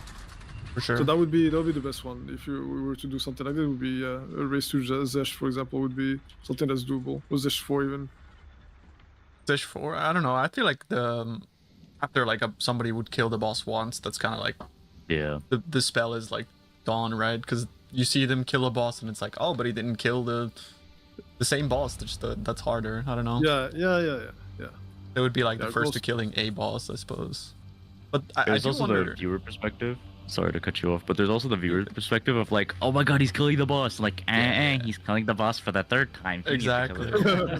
You know, true. We've had that issue before. Yeah, I was sort of thinking because like the citadels themselves were killing act bosses, right? And the act bosses is like we have the act 1 boss, we have the act 2 boss, and then the other guy is the act 3 boss. But like, what's gonna happen once we get act 4, 5, 6, right? Are we getting like new fragments, or are we getting a new boss, or like what's going on there, right? New boss probably. Yeah, I mean, otherwise only fire. Like you can't have like one boss. The only boss, like the main boss, being okay, it's like fire stuff, and all you have to do is a fire res. Like, it's kind of weird. Could also be placeholders. Yeah, it could be placeholders for different bosses. You know, like they could have like Elder Guardians or something. Yeah. I think there's like a real world where like the end game we have right now is like totally scrapped and like drastically changed. Oh yeah, I agree. Well, it feels like undercooked right now. Yeah, it feels like the end game we have is like, you know, when you're rushed on your school project and nobody in the group worked on anything, so then you like scrap together something, and like it's a passable grade. Like I would give it an A, maybe a B plus or something. Yeah. But the issue is just it's very undercooked. Like Havoc said, it's not finished. Yeah, you can feel it. We can feel it because we played Path of Exile so long. Yeah. Right? Like, and we're just used to like the level of content that we're getting in Path of Exile 1. But I think what's funny to see is that like how insane the retention has been for Path of Exile 2, which kind of like speaks volumes about the gaming landscape as a whole, and the fact that like people are really loving Path of Exile, and that's because, you know, at its base it's a pretty crazy and amazing game, and the content itself is already like fairly decent for early access. But I do agree with you. I think like Endgame at the moment needs cooked a little longer. It feels like definitely like if you play it X amount of hours, it's just boring. Yep. But I mean, you can't blame it. Like, it's normal. It's early access. Yeah, It was just no, exactly. end game to have end game. Like, I don't place any judgment on the end game right now because we know it could just be a placeholder, like you said. So I don't care too much about that. I care more about conscious design decisions they make more than anything. Yeah, I agree. I think it'll be really telling to see like once they drop this upcoming patch, right? To see like where they stand on a lot of those things, as you said, like design decisions and stuff like that. Yeah. So that'd be kind of cool to see. But like as of right now, what's the racing meta like? Like what class is the best, and what do you guys consider to be the fastest? Like if you were to actually go into a race right now, like of course, like if you don't want to give away anything specifically, in case there is a race, it's just like you don't have to. I don't think we know. I'm gonna be honest. Like I don't think we have enough time like cooking up. I'm just playing Ranger because I think it's cool. I know Havoc's doing a lot of twink runs because those are cool. I know Karn's just playing Warrior because he thinks that's cool. Yeah. No device. But like, it would probably take at least one like big global race for us to like even figure that out, and then we might just do the thing where we all hop on something, call it the new meta, even though it's not the best thing. You know what I mean? Like we're all just like to learn, right? And like everyone's just doing that, so like we're all just kind of like rats that just kind of hover over to like whatever seems to be working for somebody, even if it's not like the best thing. Yeah. And so it could even take like 2 or 3 races for us to like really figure out the meta. But as it currently stands, I don't think we know. I've just been doing Ranger because I do a Ranger run and then I go, oh, I could play better. Oh, I could play better. Oh, I could play. And just like, I'm not at the peak of Ranger yet, so I just keep doing that. I've been doing a lot of twink runs, and so yeah, just like that. I don't know, right? 'Cause I haven't really done the SF runs yet, but like if everything is viable, like then the classes that have movement speed, right? Like Monk or Ranger, then in theory they might be the fastest, but like that's not like accounting for like, you know, bossing efficiency, because like minions kind of have crazy single trigger, right? Like maybe minions are actually the best class. Like no one really knows, right? For the Twink runs, I can tell you what I think is gonna be fastest there. I do think it's gonna be Monk and Ranger. My last run was yesterday on Spark Stormweaver. I got 449 for all 6 acts. It was like kind of crazy. Like I wasn't expecting a sub 5. It's pretty insane. And like that might just be like PC diff because like I changed some like settings or something, and like that might be why my time like got reduced by half an hour. I don't even know. So I think with like a bit more practice and just like knowing more, like Twink runs can probably get down to like 4 hours, like all 6 acts, like really good builds. And then I was surprised when you said 8 hours earlier, Tai, for like the SF runs. Yeah, because I feel like the SF runs they're on like 20 minutes slower, I think. But I haven't really done them too much yet, right? Because I was just comparing like your Act 1 times to like my SF runs. Like, it's like around 20 minutes, right? You know, roughly. 20 minutes. Look, Act 2, it's like roughly 20 minutes. Yeah, you but know? that's like a god run, right? Like that's like. That's fair. That's fair. I have the god seed. Every layout is coming together. I've got the bow of destiny. I'm playing the bow of destiny. True. So maybe 8 hours is pretty good. So maybe it's like a long range. It's like good run, 2 hours slower, like the god run, but then like the average run's like 3 hours slower or something. So. Yeah, something like that. And it's also like a skill issue. The biggest issue with answering your question, Tuna, is let's say that like I do a handful of ranger runs, and then I do a handful of warrior runs, and I do a handful of monk runs, and I do a handful of sorceress runs. By the time I get to the sorceress, my base level of skill will be so much higher that at that point it's hard to compare the two builds, right? Because I can't compare like run number 120 to run number 30. So I feel you. It's just because your skill level is increasing as you're doing more and more runs. Yeah, exactly. Yeah, that makes sense. Like, I don't know why I'm doing the Twink runs right now, because like they're just faster, right? So like just picking up all those like tiny 100 small things per run and just like trying to do it quickly, right? Like same thing with layouts in like PoE 1. You don't solve layouts on like a 3 movement speed character. You go on like your super high level Queen of the Forest, 700% movement speed, right? And like repeat the zone over and over. So at least that's what I'm trying to do with Twink runs. Just like build that knowledge first and then see what happens. There's been a few layouts that have upset me so much that I've just been like, you know what, I'm learning this layout, and I'm like, oh my god, this is so much easier now. And I've done like 15 runs and messed it up almost. Do you think they're easier than PoE 1? But there's not many layouts. But the issue is, I think, okay, this is my 2-head but possibly 5-head like strategy or idea, is that I think that a lot of layouts are seeded. Like I think your account when you create it. Like if you have like a softcore trade account and you make another softcore trade character, your map when you open up the map is going to be the exact same. Like the UI map. Like if you open up the no, but that's because I think that's because it's class related. I think each class apparently it's per class. Yeah. Is it like a set of layouts per class? Yeah. If I'm in the Iron Manor, like Candlemass will always spawn in like 1 or 2 spots, and the exit will always be like in the certain area or something. If I'm like a sword. I'm pretty sure no matter what class you play, it'll be in like the it'll be on the first floor. It'll be towards the northeast, right? The top left. So it's like there's like a couple places where it can be. Yeah, but the exact variation, the class definitely has an impact. I'm like pretty sure. That's crazy. I didn't notice. The thing I haven't tested though, but I did hear is that like apparently hardcore and hardcore stuff gets harder layouts than softcore. And I don't know if it's true or not. It's gotta be saying. Chat was saying. Softcore gets easier layouts apparently. I don't know. But no, I think that once we get migrate all, it might change that, and I think that like your like account seed or whatever will be like reset whenever you like migrate all. But we don't have migrate, so I can't test my theory. Yeah, that's definitely holding it back too, because like no one wants to like do SF runs like, oh man, I gotta like buy items, set my goal to 0, like. So I figured it out. The best way to do it is just to control shift to buy Scrolls of Wisdoms down to 0 gold, and you can sell Scrolls of Wisdoms for 2 gold, and there's a lot of things you sell for 1 gold. So you can just do a little bit of quick math to go down to 0 real quick. But it's really annoying doing that. That's like crazy. Each individual run. Yeah, that's super tedious. And then you can't fix the stash issue, so whatever. And obviously you can't have like a racing account because that's like an extra $30 too. Yeah, I can't just have a second account, and I can't just like make a new one. Well, so you're a streamer. Spend those streamer bucks. Listen, dude, Here's the thing. Here's the thing, right? Here's the thing. I have a lot of IRL friends that bought Path of Exile 2, and I have an ego, so I thrive when they message me. What the hell? You have 200 hours played on PoE 2? That's fair. Yeah, I do. True. I'm not racking that number up on a second account. You know what I mean? Like I'm getting that number up, baby.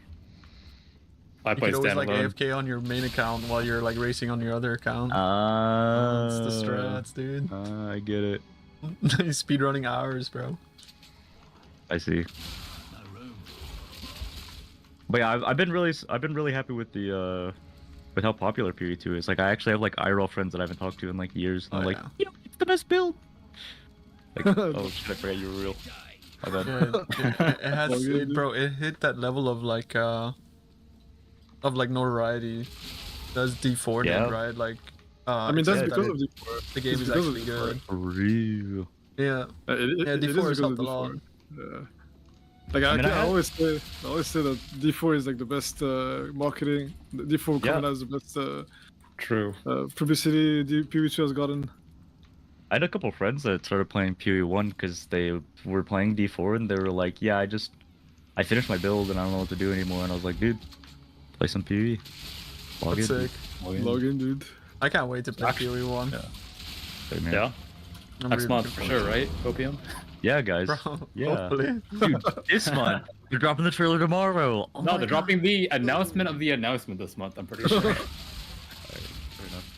I'll take anything at this point, bro, honestly. Shit. Be looking forward to it. 250,000 people playing PoE right now. PoE2 right now. It's crazy. There was like Right now, 300k that's yesterday. Yeah. And You know- like the level of retention is like actually crazy. It's middle of the week, bro. 250,000. That's wild. For like noon on a Wednesday. This late into it. Yeah. Obviously, the player count will go down. It'll start dwindling quite a bit, but like, Yeah. Probably Yeah, spike back up whenever they release the new patch or something, I expect. yeah. Oh yeah, for sure. If I they mean, did there's a like ton of people a that are decent just- job with the, like actually like drip feeding some of the information, so the streamers and the YouTubers will make the videos and stuff, that'll bring a lot of people back. So I think people Yeah. are just waiting for a reason to either make a new character or to like actually go deeper into endgame. Oh, for sure. But back to some of the racing questions that I wanted to ask you guys. So we went through like the classes, I guess, but what about WASD versus click to move? How do you guys feel about that? Has that changed like racing at all? Like, I think it just depends on what you're playing. I think WZ is mostly a thing you want to use on characters that can attack while moving. Yeah. If your character can attack while moving, I think you have to play WZ. And if it doesn't, like Warrior for example, then you don't really need to. But then again, I think inventory management might be easier with WSD. I don't know. You guys can chime on that because I haven't done any early game stuff yet. Go ahead, Epic. Yeah, I think it's pretty good. You can do a lot of things while moving. You can actually move during load screens with WASD, but that might just be like a PC diff or something. I don't know. Holy shit. Yeah, like I was like load into Act 3 and I'll run down the stairs of Agrat Yeah. all the way to Alva during the load screen. Yeah. So, What the? Dude, yeah. I will like Talk about- completely travel like across the town in the time the loading screen is because it's so long. they are so long, yeah. Yeah, welcome to EU. Welcome to you, actually. Yeah, you guys get Dude, the that EU. sucks. It's I easier to can't play on a handle it. treadmill with WSD. I'll tell you that too. Just for anyone That else makes playing on a sense. treadmill out there, WSD is pretty good for that. So just saying. That's a very unique problem to Yep. have. No, don't worry. You're gonna change. Josh Strife Hayes, he just bought a treadmill too. I'm pretty sure it's because of me. So, Oh yeah, dude, that's sick. Yeah. Nice. Starting a trend. So the thing is I've done speedruns on both. You can't vendor walk with WSD, but you can still vendor walk if you use like mouse. Oh, really? And so, yeah, and so there's some things you can do with WSD that you can't do with mouse, and there's some things you can do with mouse that you can't do on WSD. I don't think we'll figure it out anytime like relatively soon. There's a lot of like feeling to it as well. Like some runs, I feel so good using WSD that I wouldn't feel good doing like left mouse. But I'm sure there's a lot of builds where you could just use left mouse and it'd be perfectly fine.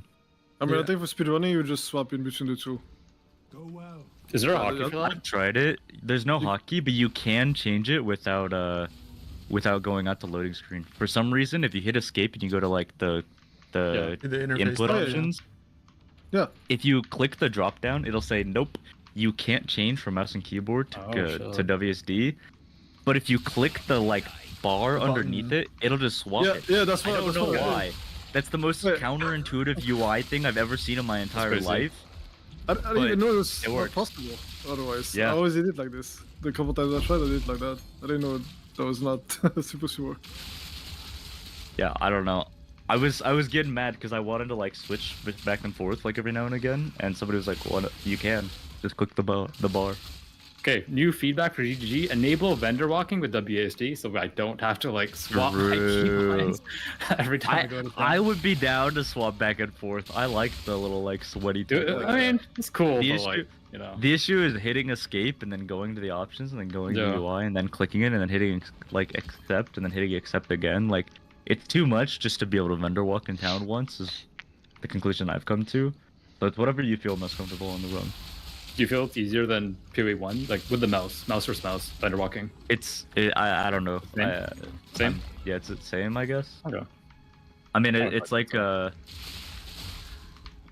it's like if you were to play League and then you play Dota, and it's like, how do you feel? How difficult it is to move your character? Like, I don't know. I've Oh, the 10,000 camera hours of rotation speed feels awful. I just gotta say that. It's horrible. Oh, in Dota or in PoE? Dota. Oh yeah, no, I agree. Camera rotation. You don't rotate camera. Like, your character has to like turn or something, or character turns. Yeah, there you go. Yeah, you mean your character? No, that definitely feels awful. But yeah, it's just a similar thing where it's like I'm so used to one thing that switching to another wasn't like a noticeable difference. It feels easy though. It feels really easy for me personally. Just click the vendor and then click away. If they had a way to like seamlessly swap between keyboard and mouse and like controller, could you ever imagine like having runs where you're playing hybrid controller, keyboard and mouse? 100%. Be sick. Especially I think No idea if because, like, controller's good. One thing I noticed with Ranger is that like it's the only class that, or maybe there's other classes, but like bow skills don't have that auto aim, right? Which like sometimes might actually feel like it's kind of bad for Ranger because like aiming with one arrow is not ideal. I'm thinking like, what if you're playing like on controller and you just have that auto aim function because that's baseline as a controller feature, not a I will say inventory management on controller is not it. That is the opposite of it. It's true. It is so far removed from it. Yeah. But see, like that's like the where if you had like seamless transition, you could just basically just grab your mouse and you're doing your inventory stuff, and you just go back to gaming on the D-pad. Yeah. Makes sense. It'd be sick. It'd be cool for like end game like race formats, right? Like where you start with like gear and stuff or something, and then like a controller run would be pretty good there, right? If you don't have to do any inventory event, like looting or stuff. Yeah. If you're just geared up. If you like spawned in Act 3 or something. Yeah, that's true. Is there like races like from Path of Exile 1 where like there hasn't been races like that since forever now, like where you basically start off with like a gear set or something like that? They stopped doing that. Yeah. They thought it was like, what was it? It was like some weird reason, like they don't want to give players pre-progression or something weird. I don't even know. It was like a very weird reason. I believe the reasoning was that a new player would start off, they would say like, oh, Descent Champions is running, and they'd start a character, and then in an hour or two their character would be deleted, and they didn't like that, so they would stop playing. And the amount of like retention that they would gain from a race wasn't worth the amount of people that would like first time log in, make a character, and then like stop playing because their character was gone. Makes sense. Yeah. Like they're a business. At the end of the day, they have to do what's the most financially sensible for them. No, for sure, yeah. I still would love some races, especially like some drop me in the middle of Royale, Endless Ledge or something. Royale, any Royale in Okay. Royale was sick until we got too good at it, and then people started playing. Yeah. Royale was a bit like jumping into Royale as somebody who was like not good at it, and then just having you guys be like fucking just insane at the game. It was like it was kind of funny. It was just that's all I gotta say, man. That first month of just farming entire lobbies was the best game out ever. I remember like the Twitch rivals. I'm jumping in for the first time, and you got these guys like just turbo farming everyone. Like holy shit. You guys are serious. What was the gem like if you didn't get to, you were fucked pretty much? It was like a Molten Strike. That was Molten Strike. Oh yeah, it was Molten Strike. There was an era of Blight. It was OP. There was an era of Molten Strike. There was an era of Cyclone. There was an era of think it was Explosive Arrow. I don't remember. Yeah, Explosive Arrow was one of them too. Yeah. There were a lot of like viable skills that you could use, and then it kind of like. Oh, lighting was like not bad as well. Yeah, there's a lot of good stuff actually. And then it slowly became like, oh, if you're not playing this, you gotta blow up. Obviously, you could farm a bunch of noobs in a lobby if you had like Playful, you know, which is fun. But yeah. Anyways, any other questions? Well, I mean, I'm mostly just thinking like, what would be like the ideal like fun race format? You know, like. I mean, yeah, go ahead. Sorry. Yeah, I'm just like, because like there's like a very serious side to racing, but I feel like there's also a side to racing where like more than just racers can get involved and, you know, like race like based off of just some kind of goofy concept that's like class specific or whatever. And I think that would like just be more beneficial for the greater appeal of the game, right? But obviously there's like the sports side of it, which is what you guys do, and then there's like just the other side of it, which would be like endless. Well, the custom events are like pretty fun though, right? Just like like the alternate starts, like when people set up like characters and stuff, like that could be goofy, I suppose. But also like it could be competitive or it could be goofy. Like, it just depends on what you want at the time. For accessible, but like also I guess competitive, like Act 1 is probably the best. Is like, you know, it's kind of like the Act 5 Katava, right? It's like an hour, you know, and like it is kind of a problem with the RNG, like Tata was saying, but you could kind of balance that by just, you know, okay, best of 3 or something, or you have to do 3 races and you have to play a different class each time or something. I don't know, just change it up somehow, right? Yeah, I mean that's what I was gonna say. I was gonna say like the best of 3 type of thing on a 1 hour race is fine. Also, like, I don't know, like it was the same in PO1 too. You don't get your chance up, you know, GG. You can do. Yeah, we've seen that before. It happens. Yeah. At the end of the day, we are playing an ARPG, so sometimes you will just lose to RNG. I think that's just how it goes. It's not a. The thing is that like, when it was like peak Exile and peak Tai, like, those guys were not going to lose to me unless like some extraneous, you know, unless their like hand broke in the middle of speedrun. Like they were gonna beat me like 99 out of 100 times, just because like, you know, I wasn't taking it as seriously. Yo, imagine one of their games crashed though. That'd be crazy though, right? Yo, if the game like did that happen? Dude, they wouldn't. They wouldn't? Okay. It would just say that they intentionally closed it. That makes sense. Anyways. What I was gonna say is that it's kind of a weird thing, because you have the people that will say like, oh dude, it'd be so cool to watch like Havoc and Tai speedrun, and then they come up with the most cock and ball torture thing imaginable. Like, dude, what if they played HCSSF, but it was half XP and their character moved half as fast? Like, people will cook up just the most overcooked thing like I've ever heard in my entire life. Like, what if they speedran, but it was Gauntlet and it was PoE 2, and the bosses had 8 times the HP? Like, nobody's gonna want to play that, but there's gonna be some Twitch chatter that says that'd be sick. In my opinion, the best format of racing is the thing that's the most applicable. The reason why racing is popular and the reason why people even watch me in the first place is relatable. Because they want to get better, right? They want to get a faster Act 5 time. They want to get a faster Act 10 time. That's like the only reason I have any relevancy, is because people watch what I do, either copy it or listen to it. It's not because, like, you know, even though I am a handsome and entertaining individual, at the end of the day, people watch my stream or my content because they want to have their experience just be better, right? Yeah.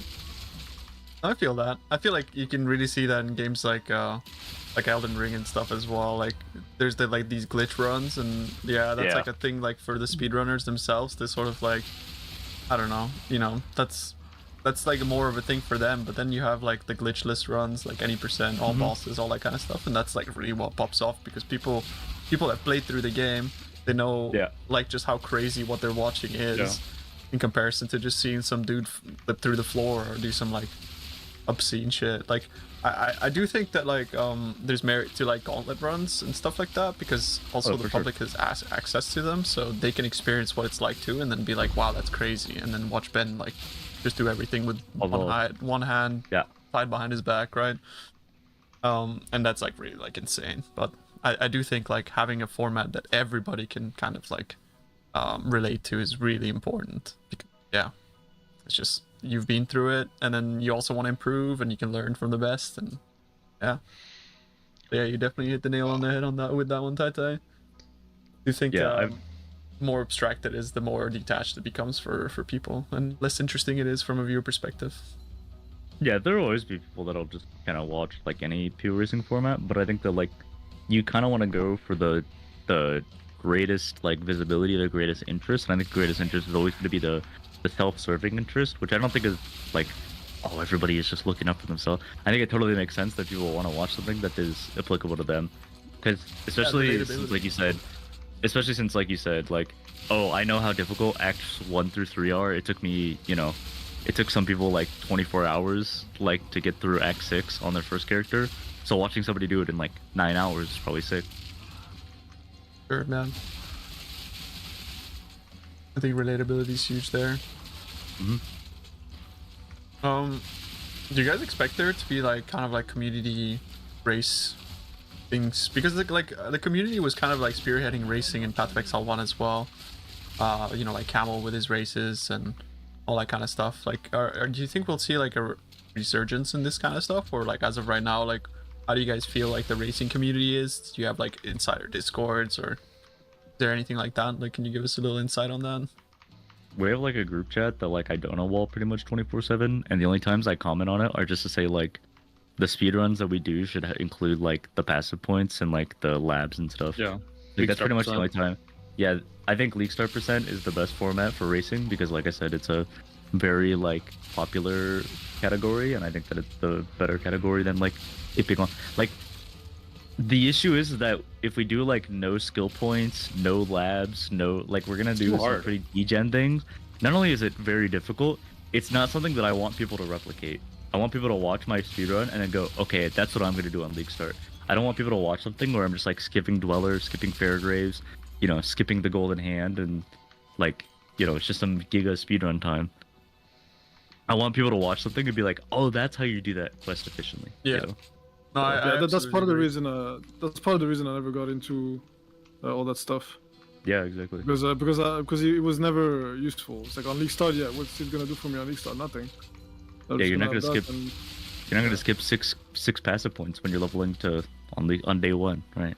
Yeah. Yeah. So it's like it was not useful for League Start. It was not useful for Gauntlet. So I was like, yeah, okay. So you had to basically pick a focus, and focus was Gauntlet. So League Start scenario type of shit. Okay, you wanna know what's really accessible? I remember like back in the day when I played D3, and like people would always compare their like Asmodan DPS or something, and they were kind of doing that this League Start with the Arbiter, right? Yeah. I mean, like that could be like a thing, if people wanted to. Just an idea for something super accessible that like a lot of people can participate in, because like a speed run, you kind of have to like prepare and like set up, get your timer ready, and like do all this practice. But like if you're just playing the game, theorycrafting, making a strong build, like, oh yeah, I can just record my kill real quick. It's a couple minutes, and like optimize it, do better. So, as far as like a way for people to compete, but also be accessible, basically, right? I see. I mean, we'll have POB soon, right? So we'll just POB and whatever has the highest number. It's true. I think there's something really cool about seeing like the kills themselves, though, in comparison to POB, because POB is like all conditionals and stuff, and a lot of the time it's kind of like, do you really hit that?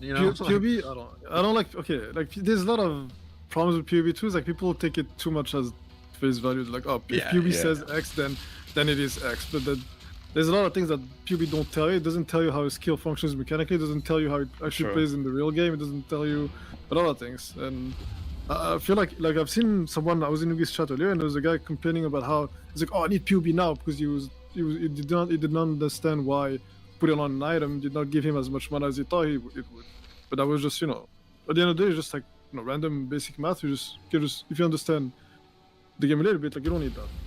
And it doesn't to make builds, for example, like for PoE 2, like, it came out, we don't have PoB. You don't need PoB to make builds or know what's gonna work. You just do what makes sense, and it will always work out in the end. Just I feel like PoB is more just for small min-maxing things. You don't know what is the best, like for like, I don't know, 2% difference type of things. I think it's the only time where PoB is useful. Yeah, I mean those 2% add up though. Yeah, I was gonna say, I think you get enough 2%, that like eventually you just end up with a completely different build in the end. Yeah, but I mean, your build is still gonna work, right? It's just it's sure. gonna be like, so you don't need PUB to tell you, okay, this is viable, this is not viable. Oh yeah, definitely. Doesn't make or break. It kind of is just like yeah, it's like the catalyst for min-max, right? That's basically it. You need to have a good idea to begin with, for sure.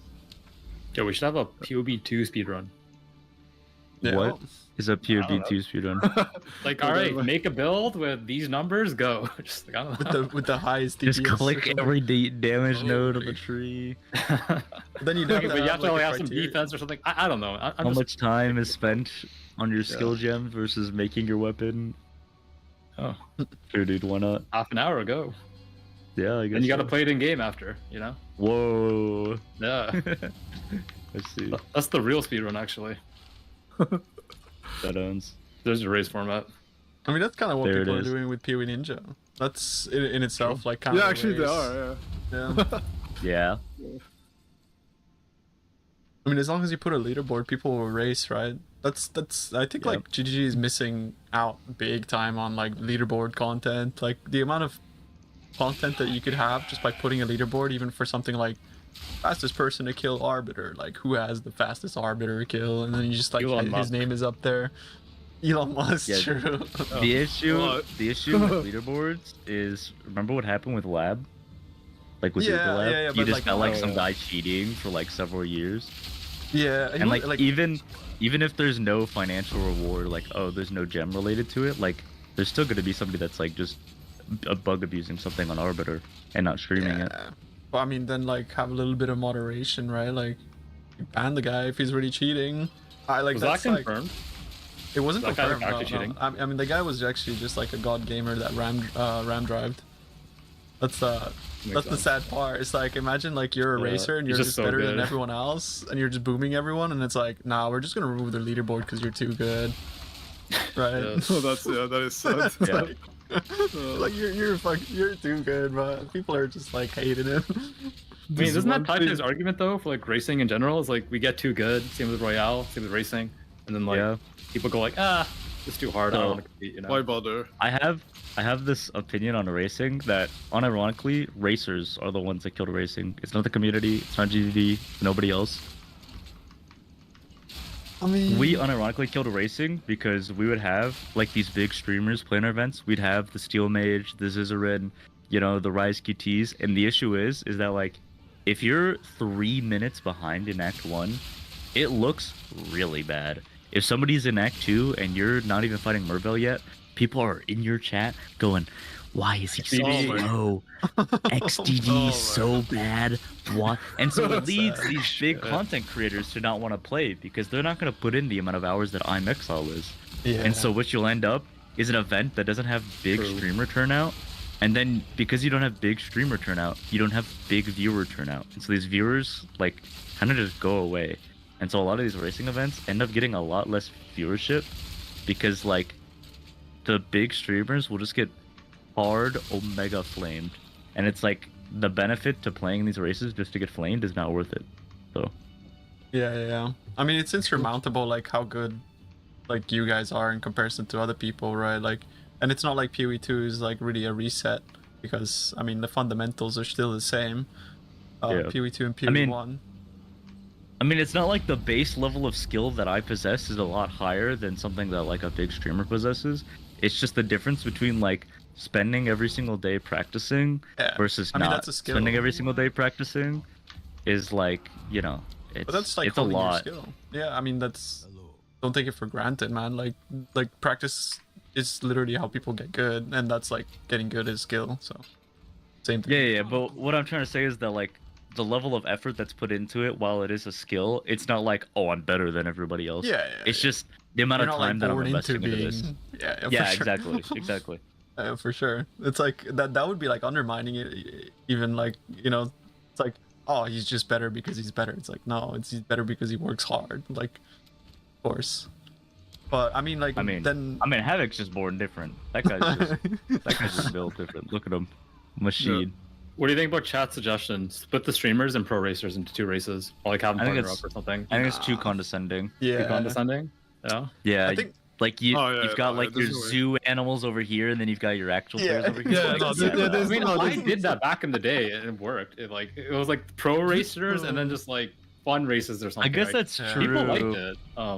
It did work. So, but then, how do you decide who's pro, who's not? Like, this is gonna be very. Whoever wanted to sign up as pro, that's it. Yeah. If you want to be pro, just be like, I'm pro, then you play. There were a lot of people that were just like kind of casual, like dad gamers that were just like, yeah, I've never really speedrun before, but I'll sign up because why not? I'm not competing against Tight Killer. I'm competing against the other dad gamers. Yeah. Oh, but how do you? A little bit different. Yeah. So how you do go you prevent the opposite? So how do you prevent the opposite? What do you mean? Like, how do you prevent like a pro gamer from signing up as like a casual gamer? Yeah. I mean, because that would ruin the experience for ruin the experience for everybody else. I mean, obviously you've got different brackets. So like, if somebody's like doing like a 1 hour 6 minute Act 5, like they're probably not going to be in the other category for very long, if at all. Right. But like, if a guy's got like an average of like an hour 50 Act 5, then yeah, they'll be fine over there. Yeah, but like speedrunning is like just content back at the end of the day, right? It's like just for entertainment. And the way I did it was like it was just invite only. I think it was like only 4 people playing at a time, right? So it was like pretty easy to figure out like, okay, are you a pro gamer or are you playing for fun, right? And like the people that are a bit more casual, then we just make it really fun. All right, you start with tabula, goldrum, everything, right? And just like have fun, then use these skills that no one ever plays because it looks cool. So I think that would be the normalizer. Like if you have like a format that you guys are not used to running, that's when you can invite like people like me, like the zoo. Damn, dude. All right. Kuna gets to start in Act 1 of PoE 1, and all the pro racers have to play PoE 2 campaign. The handstand on your back as well, please. Whoa. That would be cool. That would be cool, actually. Whoa. That would be cool. How long is a PoE 1 campaign when first start? Like 8 league to start 9 or hours. any percent? Yeah, league start. It's probably longer. Is it? You say PoE 1 or PoE 2? PoE 2, because I don't know what PoE 2 length is. Let's just say 8 hours. Yeah, what time I said? 8 hours. Sure. Probably 8 to 9. It kind of depends, like how good you get. Because in my opinion, there is going to be like a baseline. I want to get down to 6 eventually. Yeah, I think we're so bad skill wise that like the thought of getting to 6 is like a little too extreme at the moment. I think that as we get better, as we study more, we learn a lot more like the little tricks. We don't know like the grain ways or the gateways or whatever that layout's called. Like, oh, look for the body. Like we don't know those yet. All the little tricks. We don't know the builds. The super giga min max. I mean, I do think that PoE 2 is less. You can do less stuff, with your skill that you can in PoE 1 because there's no movement. There's less movement. Yeah. Less movement automatically will always mean less skill cap, less skill involved. You can also have a dodge roll though. You can like go through. Yeah, but I mean it's still very limited. There's things you just can't avoid with dodge roll. Like for example, Lactan's slam, you can dodge it. You can evade it with dodge roll. Yeah, but that's bossing though. It's different. Like I'm talking about like in a zone, like going around a corner when there's like mobs blocking. You can't walk through that, but you can dodge roll through some things. So. Yeah. Like I do think there's gonna be less room for just be better, right? In PoE 2 than in PoE 1, where you have like you have leap, slam, lead, shield, shadow, plus blink, all that stuff that gives you options to go faster and like cut corners and get away from situations. If that's true, like let's say the skill ceiling is like lower in PoE 2, you think that like makes it more accessible or like appealing for like people to like get started? I think the problem is that you make for people to get started. I mean, the thing is like I'm not saying it's easier. I'm actually saying that it's harder. I think it's harder. To answer Havoc's question, I think the skill ceiling being lower doesn't make it like more approachable. I think it's always going to be related to the skill floor. It's going to make. Yeah, I think the floor is higher. I actually think the floor is. Well, actually, it's not that it's higher. You think so? It's just more difficult. No, I think it's more difficult because like a lot of like I said, is lower. If it's more difficult, then that means that like the person who is the worst at the game is going to be substantially worse. Yes. Yeah. But the floor is lower. I also think that we're talking from a PoE 1 perspective. I think it's like what the dev said, right? Like anybody that just plays PoE for the first time and they're playing PoE 2, they could probably go through the game and like like play through HCSSF because they just don't know, you know. They don't know like how easy we got it over in PoE1. Yeah, I suppose. But, like, but for like then- PoE1 is like then it's hard for still- somebody who's new as well, Tai. Like Yeah, I suppose that's true. it's just because you have But like the amount of time and experience. Yeah, but I think they said like PoE1 for a brand new player was actually harder in some cases because it Makes was sense. like there's just a lot more going on. It's more complicated, yeah, because they're just like you just get thrown a lot of gear and all this Mhm. kind of stuff. You have a lot of stimulants, Yeah. things to look at, so it's just more overwhelming in that regard. I think that PoE2 brought it yeah. back a little bit in terms of simplicity. As far as skill floor and skill ceiling are concerned, I'm not quite certain. I do kind of feel like the skill ceiling is lower though. I feel like there's not much that I'm doing in the runs, like run to run, that's like, oh my god, I can improve this so much better. There's a lot of like, I didn't get the weapon this run, so I guess we'll go do another Act 1 run. Like, I'll give an example actually. I think an example that's decent is say you're speedrunning, Act in PoE1, you go through Belly of the Beast. You know, it's very dangerous. Usually you don't have any armor, you don't have any physical damage Yeah. reduction. You get destroyed by monsters there. If you one bad step, you die, right?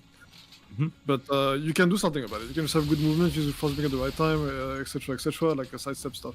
If you go, for example, through Dreadnought in PoE2, you can't do is either strong enough or you're just dead. You have the appropriate defense to go through the zone, or you're just dead. Yeah.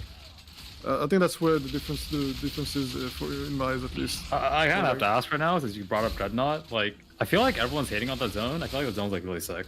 Like, it gets so much XP. Dude. And like, I kind of want to bring up the words. Okay, you can do like a defense check thing to like, survive it, but I don't know. There's definitely a playstyle aspect too. You know, it's to, like start blasting. I kind of bring up the word skill issue here, Karn. I'm not gonna lie. Just I think no. I did it once. Okay, like I haven't tried. Okay, that's fair. That's fair. I did it once. That's fine. But like when I saw it. Yeah. Sorry, go ahead and finish. Like when I saw it, like it just reminded me, because that is the best example I can think of for someone who has done the campaign only once. That's because on a warrior, at least, on a warrior, when you're Gigaso, you have no range option. You have to walk through this thing. Yep. If you don't have block, you cannot. You just get destroyed. I did have the same feeling you had after the first time I did. I was like, man, this zone is tough. This is a tough zone. But now I'm like, yo, this zone is sick. I love this zone.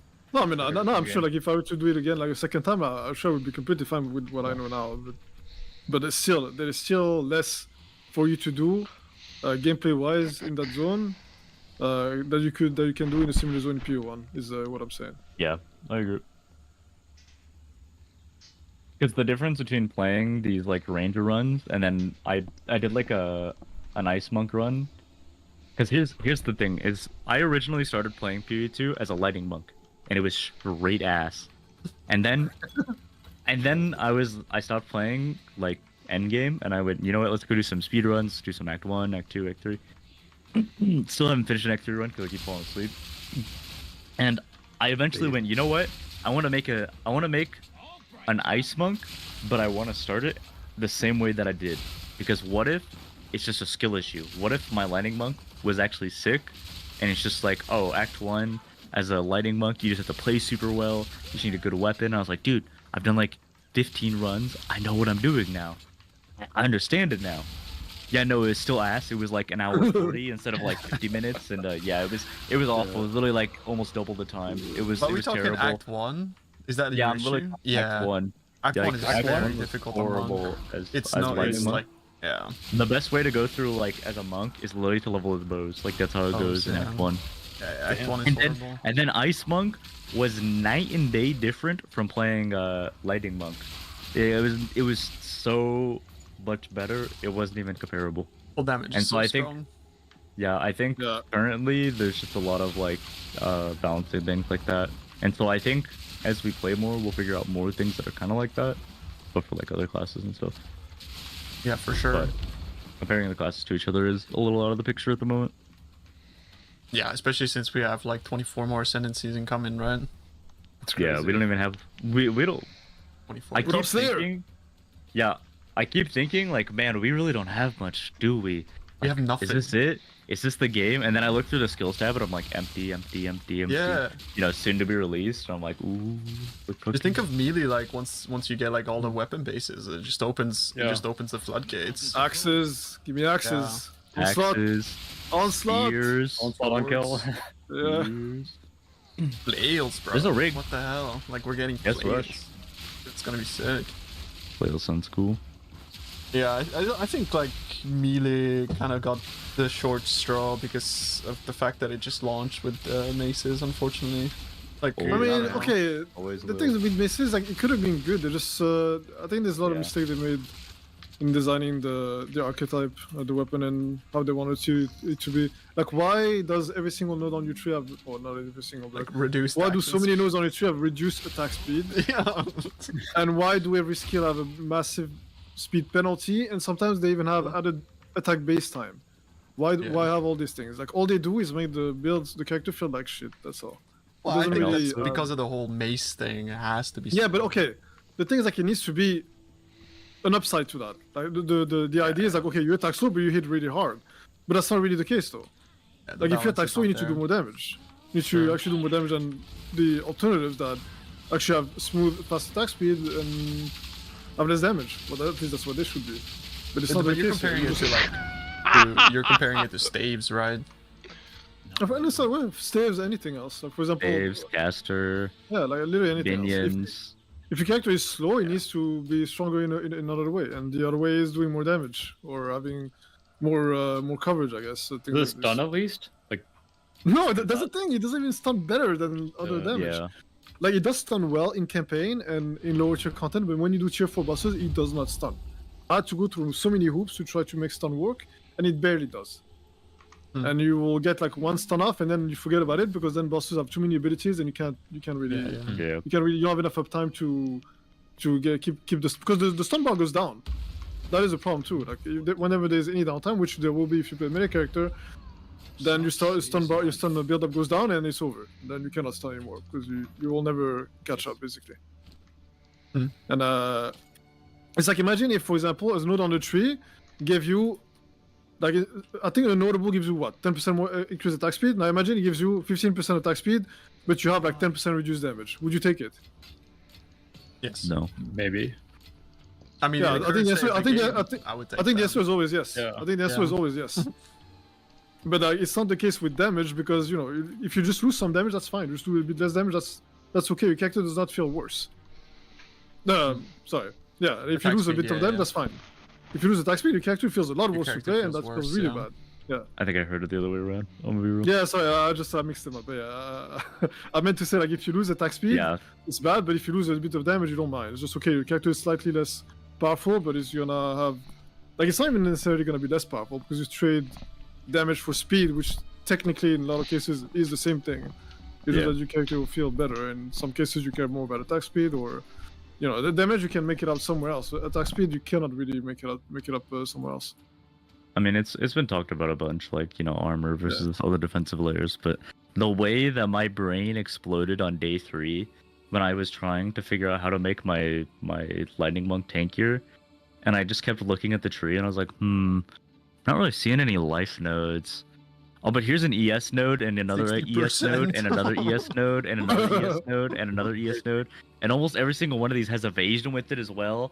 So like I could take like an evasion wheel, and I started clicking all those, and I was like, huh. I stopped dying. Grim Feast, you know? Yeah. How did Grim Feast make it into the game? I do not understand. When you guys say Grim Feast is so OP, I just almost mapped like an entire day with like Ghost Dance instead, and it didn't feel the difference. Like, Grim Feast is OP, yeah, but it's totally not even necessary. So even if they remove that, it doesn't matter. Like, it just doesn't. I've not used Grim Feast. I've just been like using like Ghost Shroud's Wind Dancer, and like I get hit once, recover like 1,000 ES. It's pretty chill. Good, yeah. And then you just get like what's the keys? I forget. Eternal Youth. Yeah, Eternal Youth. Yeah. Yeah, and then you just like chilling. Like, I'm thinking like if we had something like Green Feast before life. And suddenly I'll be like, oh my god, okay, like I'll no problem. Then suddenly, you know, life bills don't feel so shit anymore. Isn't that blood mage or something? Yeah. Reroll, Yeah, but bro. but it's a descendancy and it comes at a cost. It's not just you just spend 30 spirit and GG, you're immortal. Yeah. It's absurd. Bro, I league started that shit. Oh, I can't believe. Yep. So sad. Like you lose life, right? You lose like to have a overflow. How much you lose like 20% life, something like that. Something stupid. 15. Well, no, you don't lose life for it, but you just your skill costs become your mana cost becomes equals your life cost, right? No, but that's not what I meant. I was talking about the overflow from Green Feast, not the actual orbs. Oh, you don't lose anything. That is the OP part about it. It's like okay, you get like some kill pretty much, which you can get somewhere else, but you cannot get overflow. Like you get overflow for free. That's double US. That's ridiculous. Yeah, it's literally free. Like it is, like 30 spirit as well, bro. Like Like I think for some time I was mapping with Green Fist on my warrior because I had 200 ES and it was worth it. Yeah. Because you know you have 4k life and you have 200 ES. That's 10%, I'll take it, dude. That's literally 10% more life. I took it. Crazy. That's crazy, but it is worth it. That is a crazy. That's insane. Like Green Fist making it into the game is crazy to me. Wild. It's like imagine if, like I said, if I had this on the live characters, yeah, it would be. I feel like it would be a lot, not as bad, not nearly as bad as it is now. Yeah. I mean, I don't think the balance, like the solution there would just be to like give Green Feast to everybody, though, right? Like, no, just it would be remove to like absurd. sort of balance like life on tree and armor and that sort of stuff, like, because that's really what's lacking. I mean, the thing with the life on tree is like these are decisions that I think they want to stick with. I think it's a the good thing that I decision. don't. I think it is. Okay, BRB.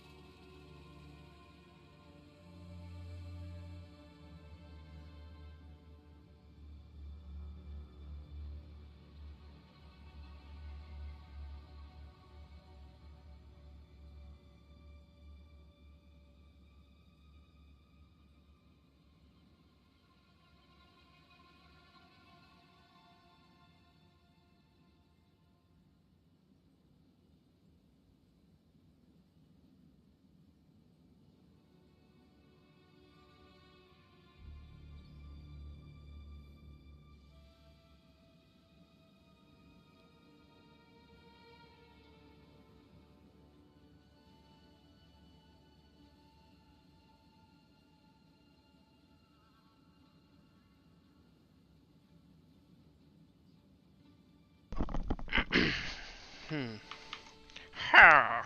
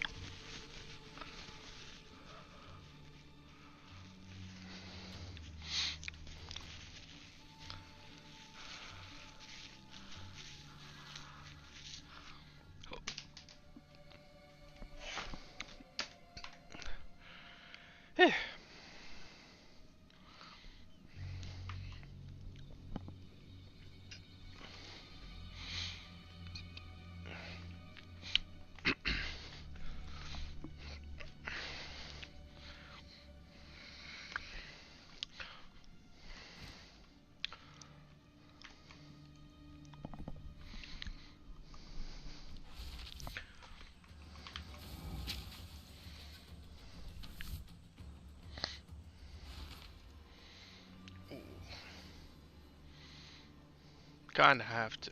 Let's listen to what he is doing.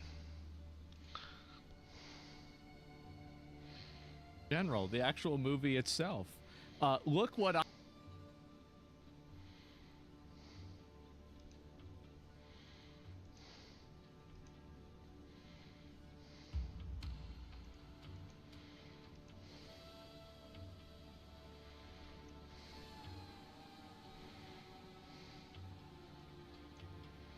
When you unintentionally found the perfect mod. What mod could it possibly be? I guess let's find out. Oh my god. Wow.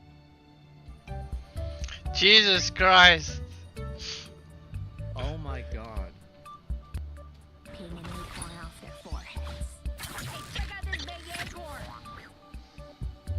This is ridiculous. No.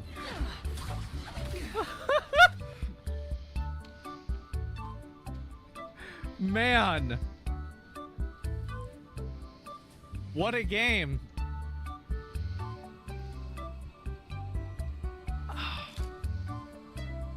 Yeah, boy. You want to know what's really funny about this? Is they recently released like an anime waifu shooting game. And it's basically this game, but the mod is just the base game. It's just making me... It's very funny for me to think about that. Yeah, I don't know if it's Stranova or some other... I don't think it's... I think it's another one. But one of these. Yeah. There you go. Let's see the other characters. Luna Snow. Oh, here we go. Here we go.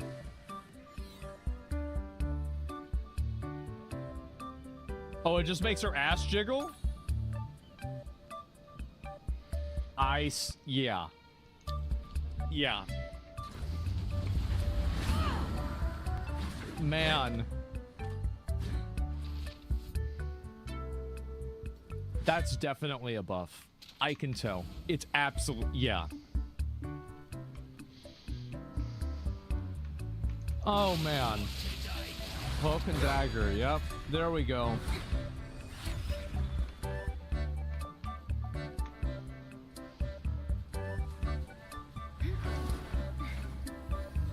Oh, my God. Did the dicks jiggle? No, no. Probably not. This is a mod for guys. Man. Oh god. Does Venom jiggle? They should have a... Oh my god. Are you kidding me?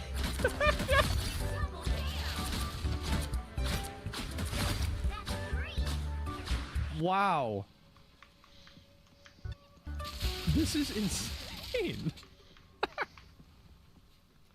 Marvel Rivals making billions this year? Yeah, there's going to be a lot of people excited about this game. It's just unfair. Yeah, I guess so. Man, one day Overwatch will figure it out. Well, I guess, I mean, to be fair, Overwatch has things that are worse than this, but they're not mods. Yeah, link the mod. I don't know what it is. This is insane. I'll link you guys the video. I've never even seen this before. This is fucking hilarious. And didn't they patch it so you can't mod it anymore? So they did, but the reason why they did it is not for the reason why you'd think. So the reason why they patched it is because they're worried that other companies will sue them for IP, like, because they had one that turned like Wolverine into Vegeta, and they had another one probably that would turn like Mr. Fantastic into Luffy. I'm sure that's what would have happened if it didn't happen already. So it wasn't really because of the sexualization. It was because they were using IP from Iron Man into Vegeta. Oh, was it Iron Man? Okay, yeah. I don't remember it exactly. Yeah, it was just for copyright. It had nothing to do with them being against this. So yeah. What is this? I think we saw this one before, actually. America has assassination attempts, and in Germany we have this.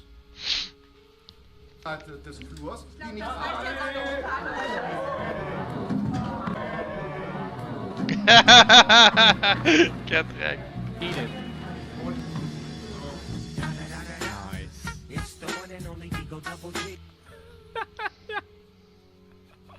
A food fight? Yes, bro. Did you guys actually ever have food fights in your school? Because like in middle school for like half of 1 year, like I don't know what happened, but like no, yeah, I feel like nobody had that, dude. We had that.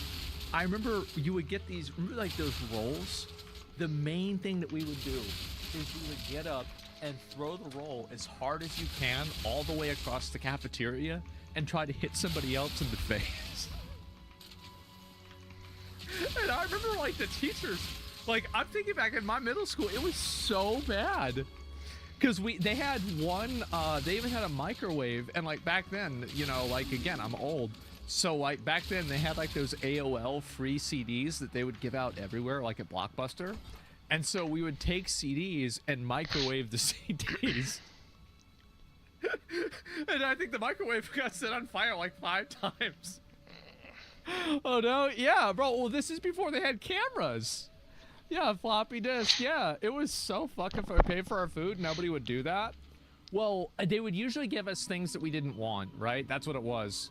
And it was a real good time, man. Now you put nimble reload in. The CDs, I that fucking good? knew that was better. No way. That's hard to do. Noob versus hacker.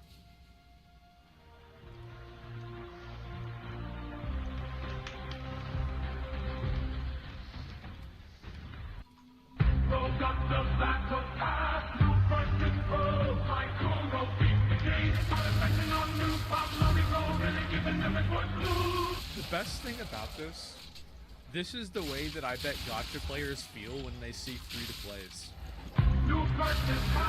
Dude. Yep. Fucking exactly. Oh, God.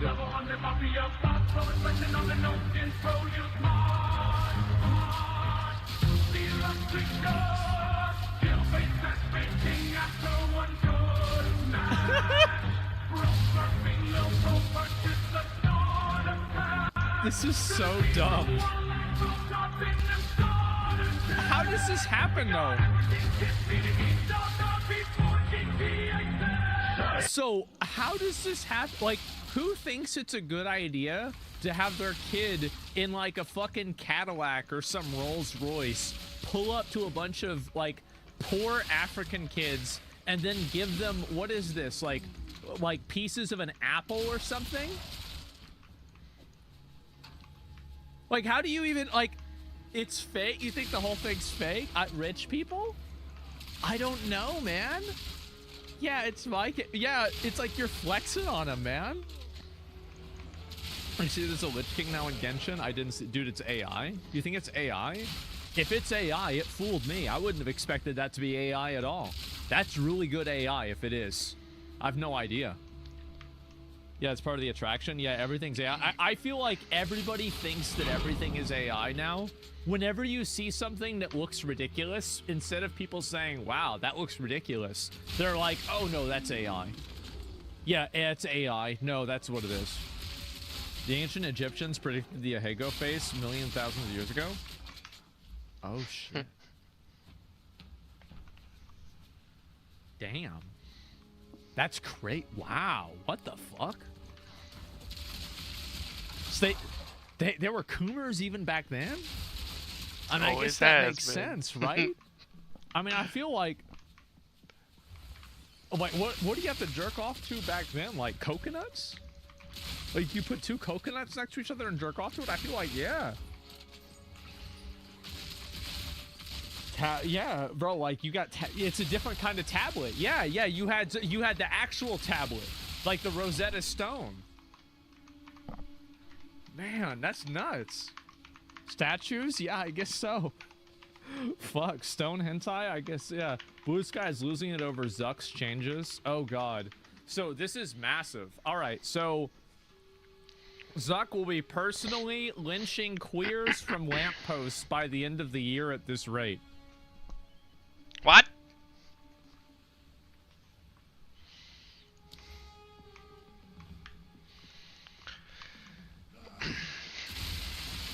I think somebody needs a wellness check. Is she okay? Yeah, I mean, this is not good, guys. This is the most sane. No, guys, this is on Blue Sky. LGBT, black women, and immigrant folks leaving Meta in response is exactly what they want. Attrition of the demographics they want to eliminate from power and rectify the white male supremacy. This is a social engineering project by the oligarchs to entrench white supremacy. The end goal is to dismantle civil rights entirely. End protections for all protected classes. There's a reason it's a lot of white men from South Africa leading this. They want to recreate an apartheid society where a small minority of white men rule over everyone else. But staying within these systems will not meaningfully change much. The targeted people staying at Meta will not be able to change priorities. You cannot work within a system built to uphold and advance white supremacy. We have to build our own systems and dismantle the oligarchy. Liberalism has failed and fascism is here. You either collaborate with a fascist or work for liberation. It will only become increasingly more clear as time goes on. There is no ethical participation in the oligarchy, only complicity.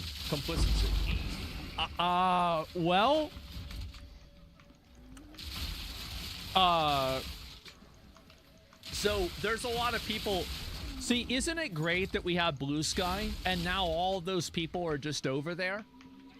Because I didn't have to read this. I never had to see this. I feel like this is, wow, thank God. It's basically like a mental asylum that you sign up for and you put yourself in. That's amazing. It's funny since Alejandro's a white dude. I don't know if it is or not. I don't know who the fuck this is. I think I followed them on Twitter whenever they were on Twitter. Maybe they deleted Twitter. I have no idea. And so anyway, there's been a bunch of changes that have happened on Twitter. Big changes. Let me see if I can pull this up and show you guys. And it's been going absolutely apeshit. Where the fuck did it go? God damn it. Okay, give me a minute. I gotta find it somewhere else. And this got me fucked up. Why did everyone look older back then? Looked older.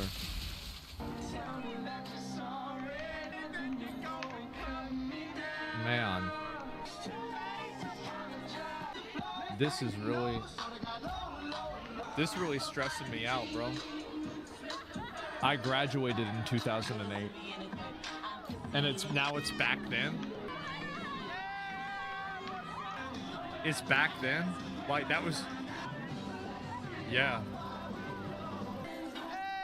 Wow. They do look kind of older. I don't know. I mean, yeah.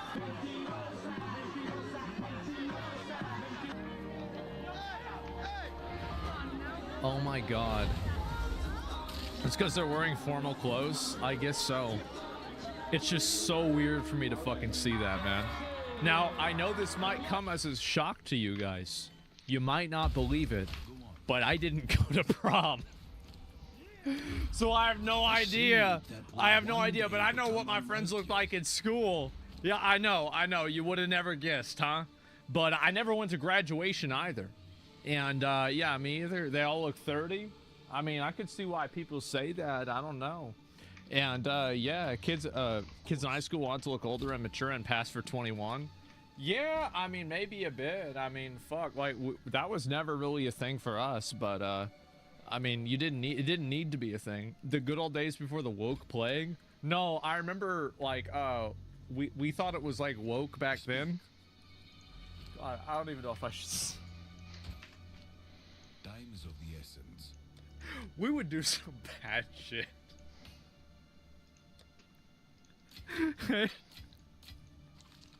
So no, I think you know what, we had a I was gonna risk it all. It actually is not that bad, but like you know, women were real in 2008. I mean, like I feel like yeah, there were. I mean, I heard that we had girls in our high school. I mean, I didn't talk to any of them, but I did hear that they existed for sure. Yeah, like the slur you said, Miss. Well, I remember like the teachers would use that slur. The teachers would call the students the F word. It happened like 5 times. And like that, nobody ever even really thought about this. Yeah, like y'all have this happen too. Yeah, it was never even a thing. Ferrari, yeah, something like that, right? Wasn't a big deal. Yeah, and man, that happened every day. Now I'm trying to think, did we ever have a teacher use the N word? We did. But it was for like, you know, Huckleberry Finn or some shit like that, right? So it wasn't just like a joke. Fuck. Numbskulls, yeah, that was about it. We had a teacher that told, there was a kid that got killed in my school in a way that was kind of, it was on the news. And one of my teachers, this was Cody, who was in the class, told me about this. He told me that the teacher said that if you didn't like the way the test was, you could go kill yourself in the exact same way. My pockets are full. He straight up told a bunch of fucking like 11th and 12th, oh, you don't like it? Go kill yourself. And everybody, so people got mad and they complained to the school about this. And the school was just like, oh, for real? He said that? All right. That's crazy. Wow. Okay. Well, what time is it? Oh, you got, yeah, you can get back to class before it's done. Yeah, go on back. Nothing, literally nothing happened at all. Like, I remember, low tier and structure. Yeah, exactly. That's crazy. That's what it was. I've had a teacher call me Piglet, but with the N instead of a P. Damn. Yeah, we didn't have, that. Damn, so, because I'm in Texas. That's more south than up. Wow. Yeah, that's a bit much. Yeah, we didn't even do that. God damn. That's super south. Yeah, where is that? It's gotta be in like Mississippi, some shit like that, right? God damn. Anyway, what was I trying to find? I tried to find some shit. I forgot what it was. Oh, yeah. Yeah, the list of things that you can say on Meta now. Let me see how I pull this up. Things you can say. Fuck, I cannot spell. Things you can say in Meta now. Okay, Meta's new policies. Open gate to hate. Here are some of the horrible things that you can say. Meta now lets users say women are household objects. Trans people have mental illness. Oh my god. Yeah, bro, like there's an overcorrection. Holy and, shit! By the way, I think this is okay. I support this. I just want to make sure nobody Free gets speech. the wrong idea here. I totally support this. If you have a problem with what somebody is saying, you can block them or you can not look at what they're saying. Mhm. I don't think that being this is freedom of speech. This is what is guaranteed, and I'm an American, okay? So you come from fucking like one of these other countries where you can't do this or that, you might not get it, okay? But over here in America, you can say and do whatever the fuck you want. That's the first fucking amendment. And there's a reason why it's the first one. So yeah. Can we say it in your chat though? No, because this isn't America. This is Twitch. And if you say something that's going to get me in trouble, you're going to get fucking banned. That's the way it is. So yeah, this isn't freedom of speech. You cannot say anything and do what you want. Okay. Are either of these two examples something that you would go to jail for saying in America? Are they or not? It's very simple. Go well.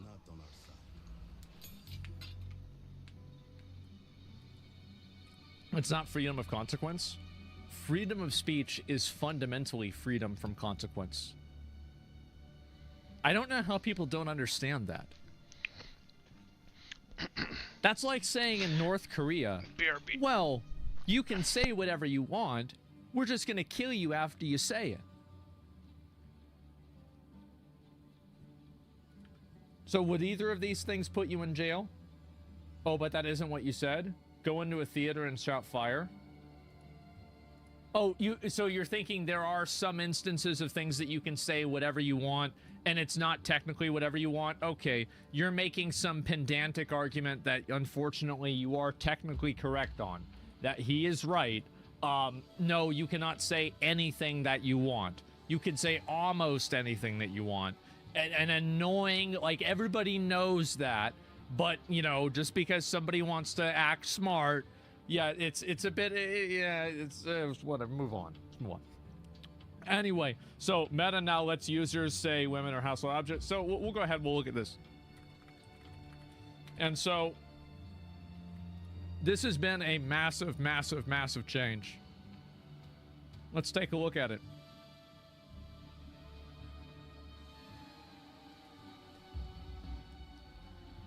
Goddamn Squirrel Girl? Yeah, bro, like that shit's wild, right? Meta, the parent company of Facebook and Instagram and Threads, has ignited controversy with sweeping changes to its moderation policies. The new guidelines allows users to accuse LGBTQ individuals of mental illness, shocking many who once viewed Meta as an ally. This dramatic shift starkly contrasts with the platform's 2021 ban of Donald Trump for inciting violence. Meta was never on your side. Zuckerberg isn't. It's not like he nowadays.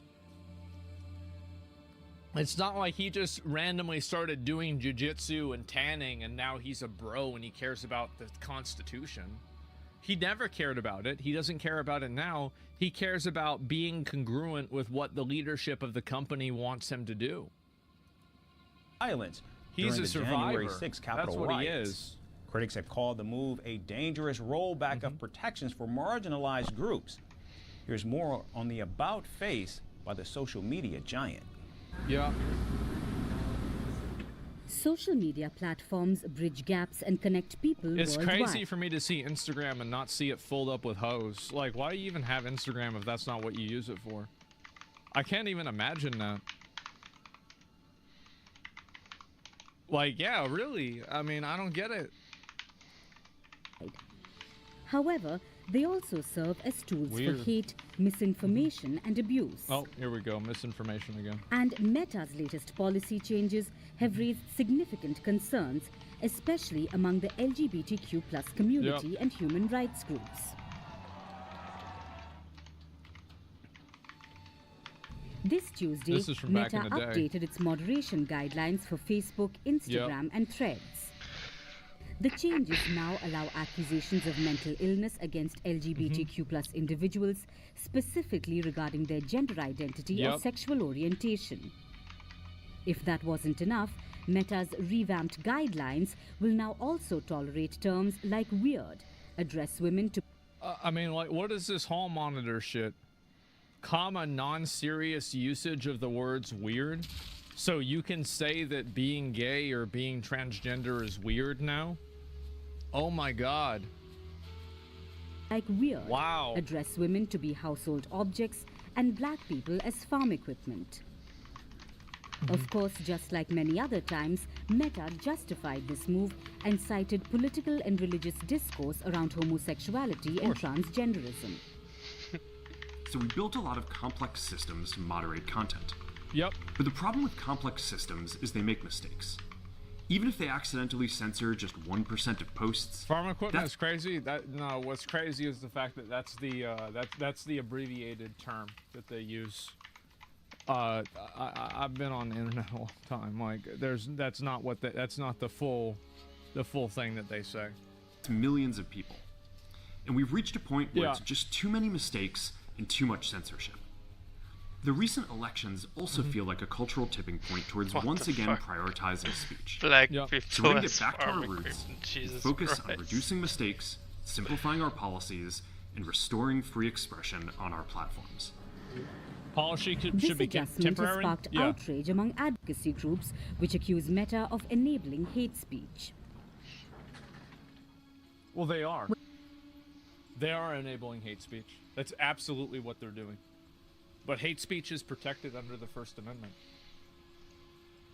That's the way it is. And I think that the majority, I do think it's the majority of people, at least here in the US. I don't trust Facebook or Instagram or Twitter to tell me what the rules are for what I can and can't say. I didn't elect them. They're not accountable to me. These are companies that have no accountability, no loyalty, no sense of accountability to the American people at all. I do not want these fucking people telling me what I can and can't say. Let's do the door first.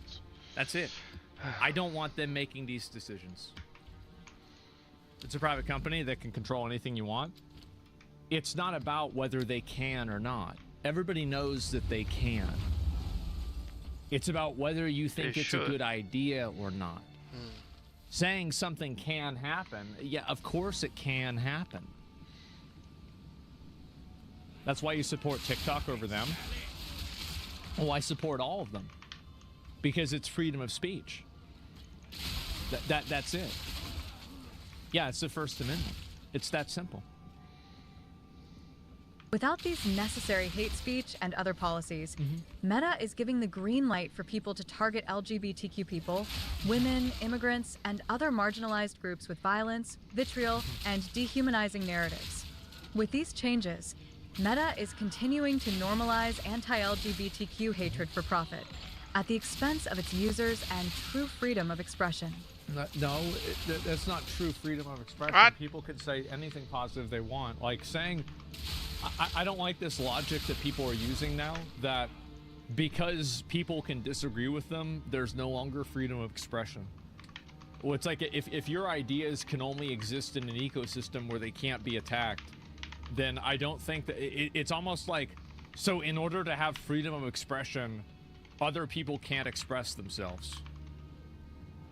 Yeah, I don't know about that.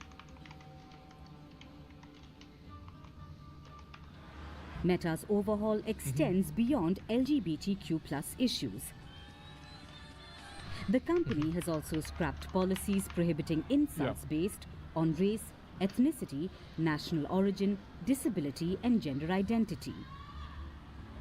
Yeah, big surprise. I think that this is a bit politically motivated. And then also, like, so there's another huge component about this that's, like, really big, is that when you have the politicians and the rhetoric in the country politically that is discussing these topics, and if you can't discuss these topics on social media loses its value.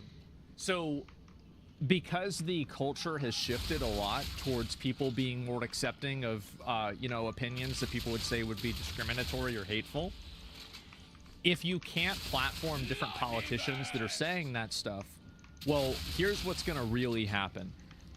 Those politicians are going to get together and they're going to make a law and they're going to destroy your company. That's what's going to happen.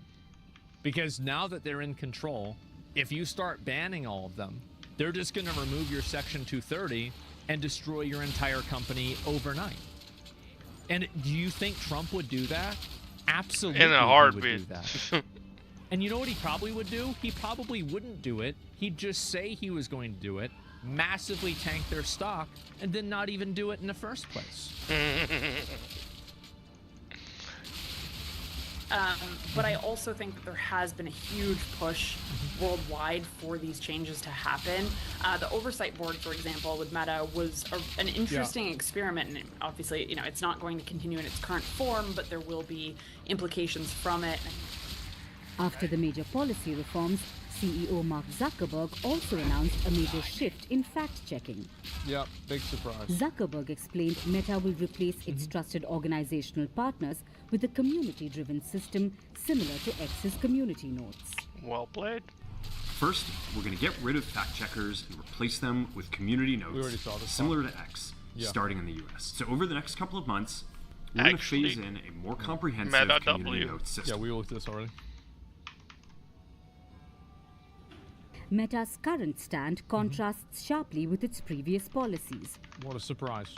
In 2021, the company suspended President-elect Donald Trump's accounts on Facebook and Instagram for 24 hours and then extended the ban for 2 years.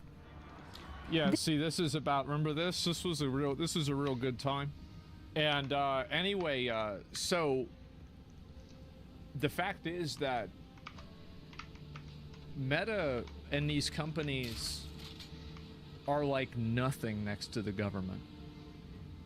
And this is why, you want to know why every single one of these companies, the biggest companies in the world, immediately cuck to China? Because China has a military. Meta doesn't have a military. That's it. Like, just, I mean, think about it, right? They can go and just take over the entire building, kill everybody in the building, and there's nothing that the company can do about it. That's it. These companies have no actual power over the government. The only power that they have is hopefully convincing greedy senators to act in their best interest. And then they say it's never going to happen. Yeah, exactly, right? Yeah, that's real power. Like, these companies have money, the government has power. This action followed posts he made during the US Capitol riots, which were deemed a severe violation of Meta's rules. But with the latest policy changes, similar posts may not likely see a ban on the account and would be corrected by community notes instead. Yeah, which is a smart way to do it. These recent developments signal a U-turn in Meta's approach to moderation. Policies that once Ja, zit je op now Discord appear op je Xbox? For example, while the former US president faced consequences Cool. for inciting unrest, today's changes suggest greater Ik leniency hoor het goed, towards ja. harmful speech. But who doesn't want to be friends with the president? It seems like Very good Zuckerberg point. is doing everything to join Trump's inner circle, Yeah. even if it means more hate speech online. That's right. Op Xbox That's dan? exactly what's happening. From meeting the president-elect at his 100%. Florida residence to the company donating Absolutely. $1 million for his second inauguration, the tech giant is doing everything to be in Trump's good books, including appointing hardcore Trump supporters Yep. to its board, like UFC CEO Dana White. Community notes is a better system. I think it is Meta's too. policy changes have profound Yeah, I think so too. implications for online discourse. By Ja, allowing maar je moet die targeted alle twee naar accusations elkaar and doen. removing protective Als je guidelines, geen the doodgaat, platform ja. risks becoming a breeding Dat is ground wel for een klote hate and eraan, ja. misinformation. It will be. Yeah, that's exactly what's going to happen. For sure. Once a champion of Ja, maar dat is standaard als Meta je, now faces accusations als je of die abandoning goed its kunt, responsibilities. om de zoveel heeft hij een How far will lucky Zuckerberg go with his fucking political bullshit. agendas? He doesn't have a political agenda. He has a financial agenda. And that agenda aligns with the people that are in power. So if you want Mark Zuckerberg to go back on these changes and apologize for them, elect a Democrat in 4 years. Hoe gaat het trouwens? Maar dude, dat is al He'll lang immediately go geleden. back on it and change everything back to the way it was. Lizard Boy's part of the crew now. He's trying From to breaking be. news to the day's biggest controversies. There it is. He's pretending. Well, no, it's not that he's pretending now and he wasn't pretending then. He's pretending now and he was pretending then. Zuckerberg called his own people dumb fucks for giving them their information in like 2010. He doesn't give a fuck about any of this stuff. He just wants to make money and run the company and have it be as popular as possible. He doesn't give a shit in the first place. society has a responsibility for changing corporations, not the other way around. I agree. And I think that to the extent that corporations try to change the government, they put themselves in an adversarial role against the government. And if you put yourself in an adversarial role against the government, don't be surprised if they retaliate. And that's what they're really afraid of. Especially because, and this is what the big problem is, these social media companies can only exist because of privileges that different, different laws give them. I think Section 230 is the best example of that, but there's a lot of other examples that exist as well. So all of these companies exist under these privileges. So if the government takes those privileges away, they effectively destroy the entire company. Yeah, we have to eliminate company political donations. True. Yeah, I agree with you too. I think that's absolutely true. I much prefer him to be fake on my side than fake on their side. Well, I think that's the way a lot of people are feeling it. I'll look at some clips from the. He did an interview with Mark Zuckerberg too about it, and we'll look at it. And so, and here's the thing. You got this. Is that he's right. Die bitch gaat eraan. Pas Pas op, dat is wel de makkelijkste issue. These things that you just like couldn't say with mainstream discourse, right? So, you know, it's like Pete Hegseth. That's exactly right. Yeah, it is a mainstream viewpoint now that people want to deport every single person. Ook al is issue de makkelijkste issue, it's still pretty fucking hard. Pas op, ik denk zelfs dat ik die moeilijker vond. Ja. Transgender is not a legit thing and it should not be near kids. This is a mainstream opinion. Now, you might not want it to be a mainstream opinion, but it is one. And so, if they don't follow along with that, then they're going against the tide. Ja, ja, en die lightning die kon je zo counteren en springen in de lucht en kon je die terug geven en zo. En dat gaat natuurlijk niet met die fire. Going to, you know, probably be defending his nomination for Secretary of Defense on the Senate floor. Moet ook eens opnieuw beginnen met Secretary. What he's made is that he thinks that women shouldn't be able to be in certain combat roles, and until we Ik heb die nog niet op Steam alle achievements. This is a majority opinion too. If you were to ask, I think that the majority of people, do you think that women should be in combat roles in like the military? I bet most people would say no. Have been a thing that you could have said on our platforms, because we call for the exclusion of a protected category of people. Yeah, exactly. And it's like, okay, like on its face, calling for the exclusion of a protected category, that seems that like that's okay. There's like legal protections, there's all this stuff, but okay, if it's like okay to say on the floor of Congress, you should probably be able to debate it on social media. Yeah. So, so I think some of the stuff, I think well-intentioned. And this is also another component, is that if you can't talk about these issues on Meta, on Facebook or Instagram, people are going to go to Twitter to talk about them. So if people want to talk about these things in an honest way, they're going to go to platforms that they can do that on. So it's also making sure that they're congruent and keeping up with their competition. Too far. Needs to just get rationalized a bit. On that side, we just basically got to this point where there were things that you just like couldn't say, which were mainstream discourse.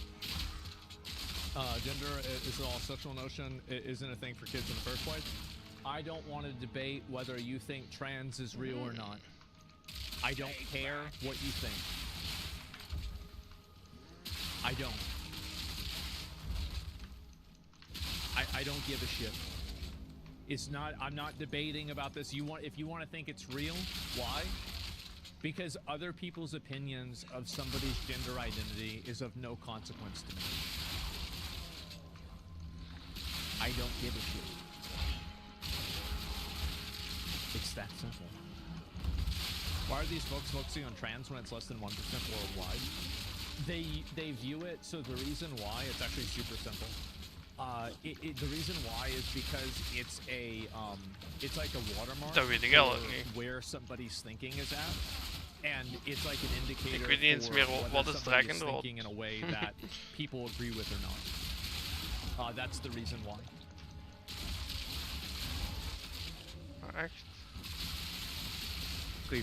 These people from the Biden administration would call up our team and like scream at them, curse, and it's like these documents it's all kind of out there.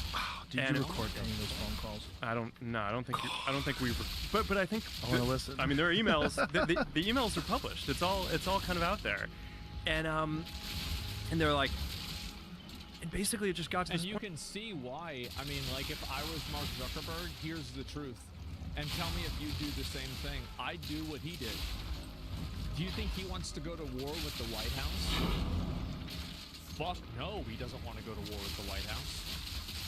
Absolutely not. Bro, he fell in line instantaneously. Hell not? Yeah, exactly. Too much stress. Yeah. Point where we were like, no, we're not gonna take down things that are true. That's ridiculous. They want us to take down this meme of Leonardo DiCaprio looking at a.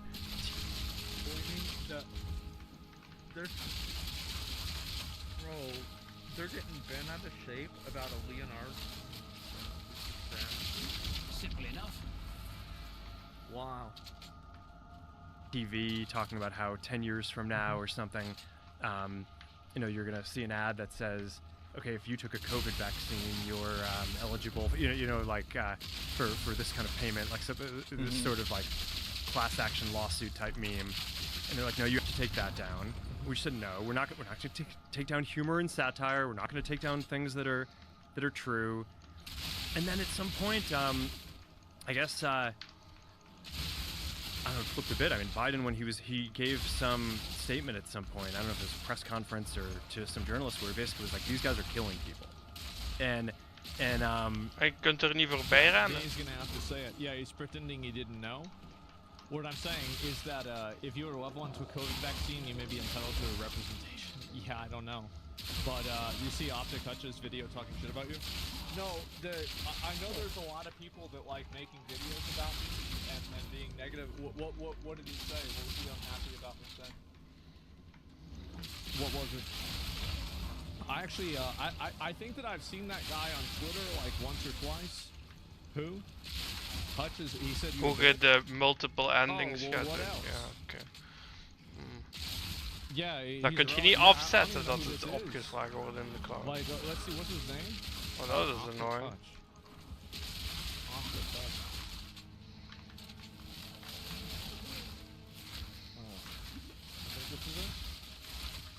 Asmongold won't stop spreading misinformation. What's this? He made a whole video about me. People in the reservoir. Ik heb eindelijk eens een build opgezocht voor mijn muis en hij. Who cares? Ja. Hij speelt iets minder leuk, maar ik ben meer tankier. Ik ga minder vaak dood. Wordt niet meer vaak one-shot. Hij speelt nog wel leuk. Allee, in leven blijven is ook leuk, hè. Als ik daar niet meer kan levelen omdat ik zo vaak dood ga, dat is niet meer leuk, hè. I don't know who Hutch is, really. I have no idea. You're actually right. A lot of people saw the fire coming. I mean, it sure seemed like they did. Yeah, and if he's zeker als je dan 10% XP verliest. Who cares? Oh. Bro, he used to be a fun YouTuber. I have no idea. Yeah, gooning and hating. He's a sellout. He used to be the opposite. He's a washed out machinima COD player. Well, I'll tell you this, okay? He'll probably do a lot better making negative videos about me than he will about doing videos about COD. I mean, Call of Duty, I mean, let's be real, it's not as popular as it used to be. So if you want to shift to making your channel about me, I'm much more interesting. I'm making videos all the time. You'll never run out of content. If you want to complain and cry about me for like a 30-minute video every other day, that sounds great, and I hope that I hope things go well for you. Asmeta, no, it's very, very popular. It is. That's true. Yeah. People are taking pictures with you yesterday. Oh yeah. Yeah, well, I had fun at the, I did have fun at the anime convention. It was great. And let's see here. I think that I saw that one before. But we'll look at some more of these clips because these are actually kind of crazy whenever I heard them. And so, yeah. Fire is planned to move Californians and FEMA. Hopefully get a Meyer dilapidated house burning down to other places, more liberal. Yeah, don't give them clicks. Well, here's the thing: is that I feel like maybe you said something factually wrong in a video. I think it's important to be right. Maybe it's worth to watch off stream. No. If somebody has something factually that I got wrong, I'm sure that if I'm talking about this extemporaneously for hours, there will be a couple of things that I get wrong. Guaranteed. Guaranteed it's going to happen. And also, like, this is another component, is that a lot of times I'll be reading messages from people, and I'll read a message from somebody in chat, and somebody will think that's me saying that. No, I'm just simply, like, reading a message, and it's like, okay, all right, yes, I've heard that now, let's move on. So a lot of times people misunderstand that, and I think that they do it on purpose, but it's okay. Sometimes you'll say something sarcastically, and people think it's literal. Yeah. I think so. Quick on my feet. Doesn't even say facts. He literally gives other people's opinions versus yours. I'll be right back. Give me a second.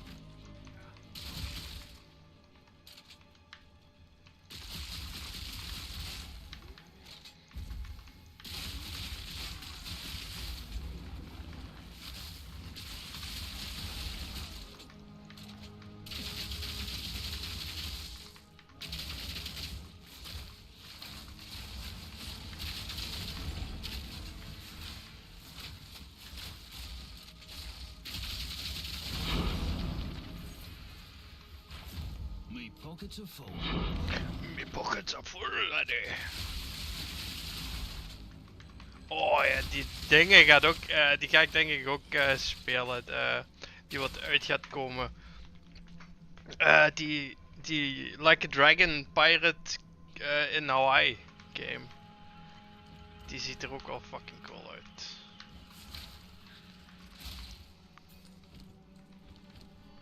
Heb je die dingen daarvan gezien? Die dingen. Dat ziet er echt insane uit, ja. What the fuck. ja.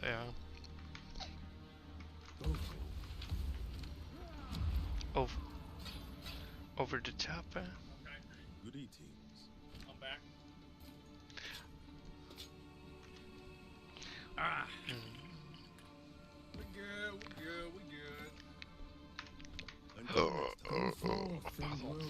Not to mention you're not spreading misinformation, you're spreading your own opinion on said topic.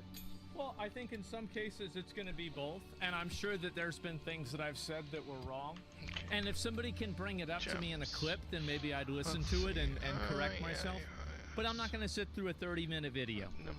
That's really what it comes down to. So yeah.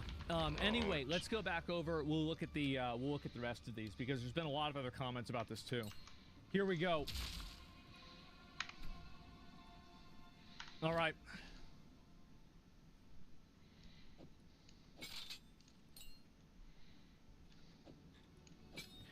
They pushed us super hard to take down things that were honestly were true, right? I mean, they basically pushed us and said, you know, anything that says that vaccines might have side effects, you basically need to take down. And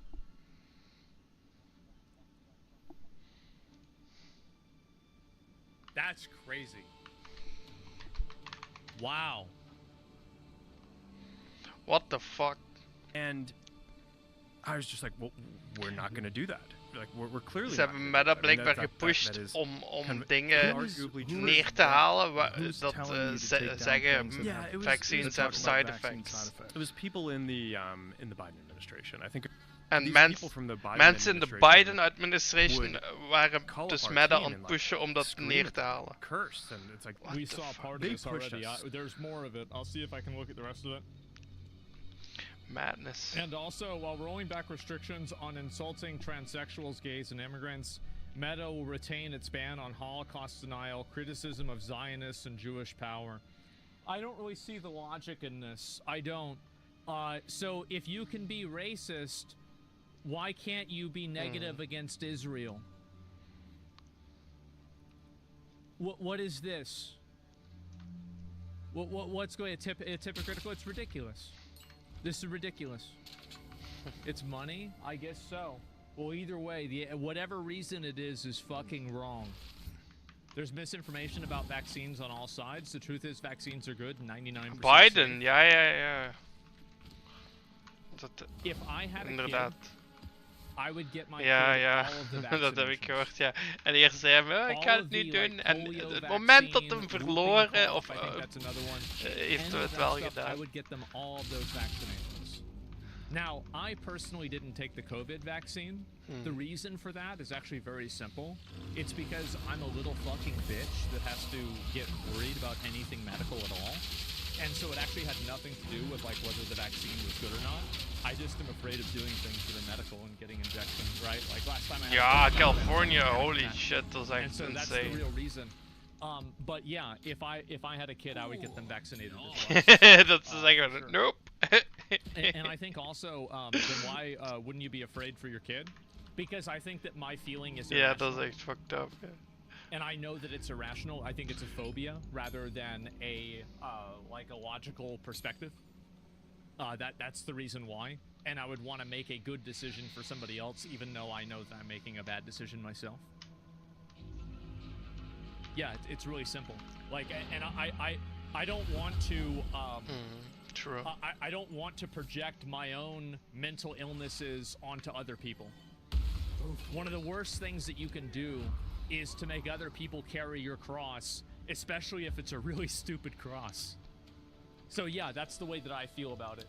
And it's just really that simple. Some people believe the COVID vaccine will make you traceable, and that's a conspiracy. Of course, they're doing that to try to stop those people. I think that's fine. If you want to say the COVID vaccine, you know, puts like a chip in you, I don't see that being a problem. Like, why shouldn't you be able to say that? Like, yeah, I mean, if it's a problem, then the company that makes it can sue you for defamation. It's the same like, you know, Dominion sued Fox and they got a lot of money. Smakelijk. So yeah, I mean, it's freedom of speech, even if it's stupid, right? That's it. Anyway, let me see if I can find the rest of this. Fuck. There we go. All right.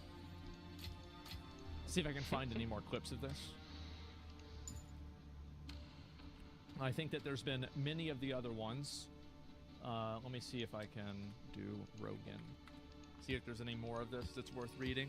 Did you hear they're vaccinating cows and not giving it through the milk? Hoezo? I don't understand. Like, I am not an expert in vaccines. If you want to go back and if you look at all of my coverage and everything with the COVID vaccine, with COVID in general, I don't think you can probably find a single instance of me telling somebody to get vaccinated or not to get vaccinated. I am not a doctor. I am not a chemist. I am not a scientist. I don't know the answer to that. Make your own decision or listen to somebody who is. That's it. Yeah, just forgetting it. Yeah, fence sitter. Well, yeah.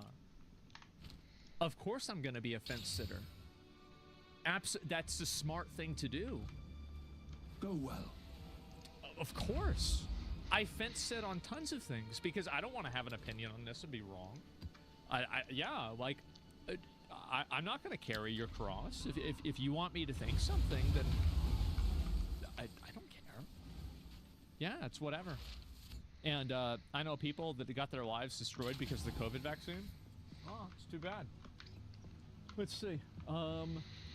At the beginning, it kind of seemed like, okay, we should give a little bit of deference to the government and the health authorities on how we should play this. But when it went from, 2 weeks to flatten the curve to, and like in the beginning it was like, okay, there aren't enough masks. Masks aren't that important. To then it's like, oh no, you have to wear a mask, and all like everything was shifting around. It just became very difficult to kind of follow, and this really hit the most extreme, I'd say, during the Biden administration when they were trying to roll out the vaccine program. And now I'm generally like pretty pro rolling out vaccines. I think on balance the vaccines are more positive than negative. I think that's what 99% of people think.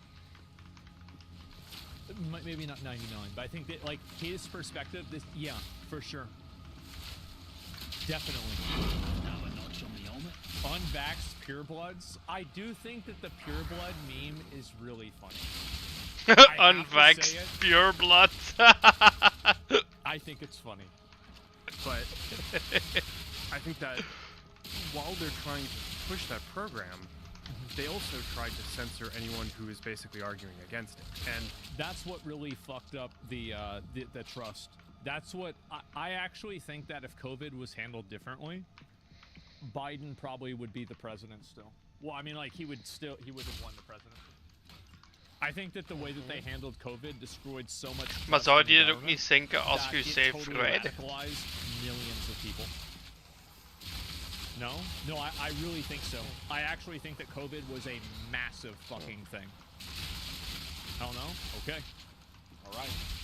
And hey, the thing is that a lot of you guys are bringing up groceries and everything like that. Millions of retards, you mean?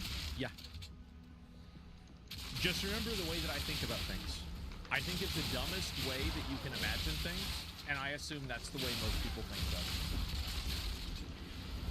They pushed us super hard to take down things that were honestly true, right? I mean, they basically pushed us and said, you know, anything that says that vaccines might have side effects, you basically need. Is what we saw before. Like, there's a lot of these that are kind of overlaps.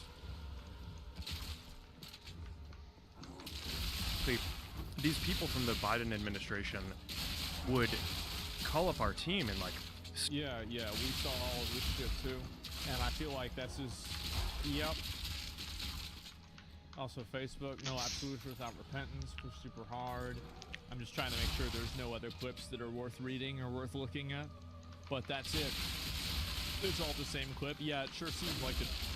Sure seems like it is. Unfortunately, but yeah. Oh, here we go. Probably in 2025, we at Meta, as well as the other companies that are basically working on this, are going to have an AI that can effectively be a sort of mid-level engineer that you have that can write code. And once you have that, then in the beginning it'll be really expensive to run, then you can get it to be more efficient, and then over time we'll get to the point where a lot of the code in our apps and including the AI that we generate is actually going to be built by AI engineers instead of people. Probably in 20.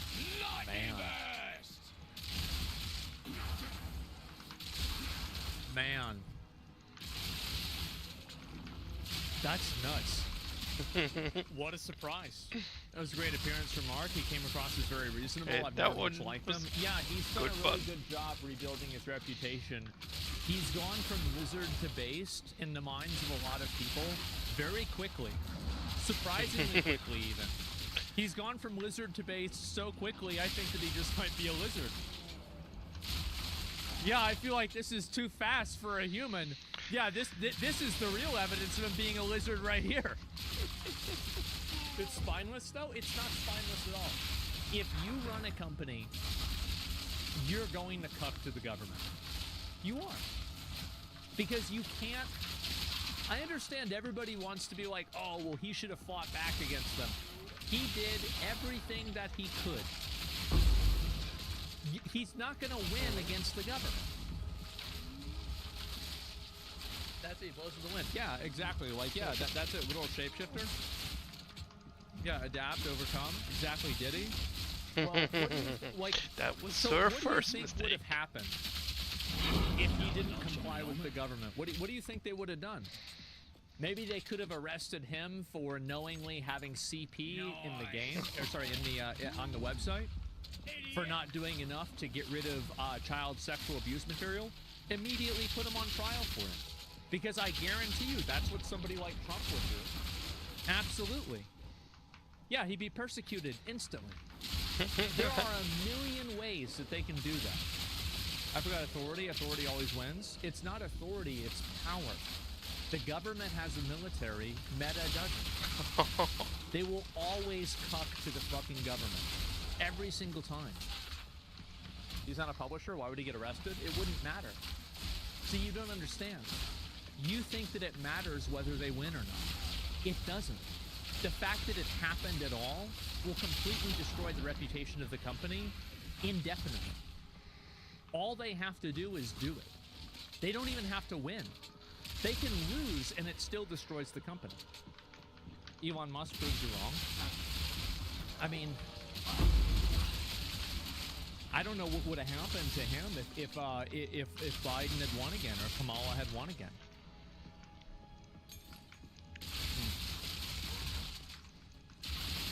Elon proved you wrong. Well, he allied with a group of people that were right, and also it was way after the fact. Elon didn't buy it in the middle of COVID. It was way after COVID. He would have had to play hardcore? Yeah, I don't know. And there were talks about deporting Elon. Yeah, of course. Elon kept tweeting that he'd be jailed if Trump lost. I think that that's probably an exaggeration. But overall, I do think that, yeah, he probably would have faced repercussions for it, absolutely. Would call up our team. Yeah, this is just the same fucking clip over and over and over. And the benefits of masculinity. No room. And I think it's another to basically say that masculinity is bad. And I just think we kind of swung culturally to that part of the kind of the spectrum where, you know, it's all like, okay, masculinity is toxic. We have to like get rid of it completely. It's like, no, like it's both of these things are good, right? It's like you want like feminine energy, you want masculine energy. Like I think that that's like you're gonna have parts of society that have more of one or the other. I think that that's all good, but sure. But I do think the corporate culture sort of had swung towards being this somewhat more neutered thing. Well, yeah, of course, and I think because those are the people that are running HR. No fucking shit, obviously. It's common sense. Yeah, he's energy pilled. He's not a lizard. Oh, you think so? Need accountability? His main company is not X. It's time part of his portfolio. SpaceX and Tesla are totally literal government companies. Yeah, exactly. Are all the amendments created equal? For example, the First Amendment is virtually impossible to change, but the third. Yeah. I think the top 10 people take more seriously because it's referred to as like the That's Bill of kind of required, But yes. Anyway, I do think that it's hypocritical that you can't criticize Zionism and you can't criticize Jewish people, but you can criticize other groups of people. Daar zijn varierende theorieën over. Ik doe meestal, ik doe meestal wel een redelijke druk. It's a huge fucking problem. And all this is going to do is it's going to multiply the amount of anti-Semitism that happens. Because right now, when somebody's anti-Semitic in like a stupid way, everybody calls it out and they're like, oh, this is dumb, right? This is stupid. But like, if you can't talk about it, these people are just going to get more radicalized. That's the way I see it. Do you agree with the Holocaust rule? No, I don't. I don't. If somebody wants to say that it's fake, I don't think that they should get their account banned for it. I think it's stupid to say that the Holocaust was fake, but I think people have a right to be stupid. It's pretty simple. Yeah, that's their right to be stupid. Yeah, why is it being censored? Yeah, people can say 9/11 was fake. People say the Gulf of Tonkin was fake. People say the moon landing was fake. Ik ben people ook say terug every overgeschakeld naar single event fans. that's happened in history is fake. Why can't you say this one's fake? Waterkoeling niet te goed in de case past. And this is coming from somebody who thinks that they're full of shit. But of course, you should be able to express yourself. Ik heb al een grotere case gehaald. Yeah, of course. Maar fake trees? Yeah, exactly. You know why? No, I'm not a subscriber of that. I know that a lot of you guys really want me to be a subscriber of like the Jewish supremacy thing. I'm not. Ja, het past gewoon niet te goed in de case. Maar niet omdat ik te weinig plaats had, maar omdat ik de fans niet te goed kon vastzetten. I don't know if I should say this.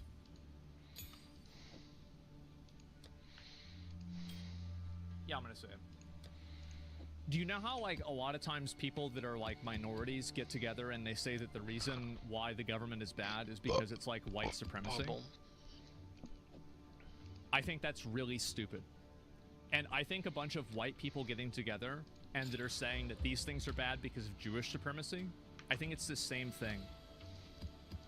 It's just a group of people complaining and getting mad because they're not getting what they want out of a system. It's the exact same thing. Stop blaming groups of people. Not all Jews behave at a monolith in the same way that all white people behave in a monolith. It's ridiculous. It's an oversimplification, And I think that this is also another really big problem too, is that the more that you focus on about how bad Jews are, the fact is that there's plenty of people that are not Jewish that I'm sure have things that you don't like also. And it gives people the ability to create a scapegoat and then not focus on what the real problem is. And so if you want to say all of these people are bad, I think that that lowers people's guard to the people that aren't part of that group that also are bad. So that's the way that I look at it. Do you guys see what I'm saying? It's narrow-minded, yeah. And so, yeah, what I'm saying is, like, not only is it stupid and misguided, but I think that it creates a blind spot for bad actors that aren't part of that group to take advantage of you with you having an implicit level of trust. We spelen een spel vanavond. Heeft Fred over de game? Of over Nacho? If you're one of these, like, weird, like, Holocaust denier people, Nee. I'm not going to argue with you or fight with you about it. I don't care. But that's just what my opinion is. Motherfucker. Living on stolen land, committing genocide? Sure. Oh, all I did was touch it. Harmonian to Trump right after the election? Yeah, we'll see what happens. But I'll read a few of these because I do feel like it's a huge problem now. That was a Hitler tactic to justify actions. There's a lot of people that have done stuff like that before. My issue is that the radicals make it different to levy any legit criticism. Boss fight. I think that you can't really criticize an entire group of people like that, especially... Halve minuut? I don't know. I mean, like, the Jewish thing... I feel like people are so radicalized and so, like... Ja, ik ben level 82. It's not even really worth talking about or, like, applying any logical thinking to. Because it's just not going to go anywhere and it's not going to convince anyone. You know, like, I feel like it's not really worth talking about a whole lot. But yeah. Did you see Trump could get convicted of 34 counts? But yeah, it was a while ago. It's like you said, most people dislike Zionists, and Zionists want to conflate Zionism with Judaism. Well, this is also, so you bring up a good point, and I will mention this because this is like probably the last part of it, is that, so if you look at let's look at the word Zionist, okay? A person who supports the establishment of a Jewish state in the land of Israel. So, a lot of people are critical of Israel, and they're not anti-Semitic. This is just the fact. There's a lot of people that don't like what Israel is doing. Like, I'll give you a very good example of a person like that. Bernie Sanders. Bernie Sanders, I think his parents or his grandparents were victims of the Holocaust. Because they were Jewish. He's Jewish. He is critical of Israel. And I do think that there's been a deliberate push to make anti-Israel stuff the same as anti-Semitism. I think it's been a massive thing. It's been going on now for probably well, really ever since that terrorist attack in Israel like a couple of years ago, the October 7th. Such a big lie, such a bullshit agenda, because that's what it's rooted in. I think that so.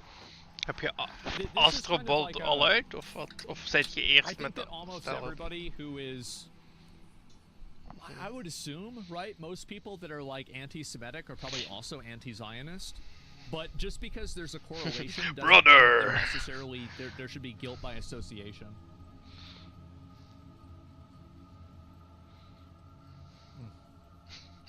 People often forget the governments aren't the people. Yeah, sure. Yeah. Zionism is often used as a dog whistle. En Call of Duty speelt je dat nog eigenlijk? And you're right about that too.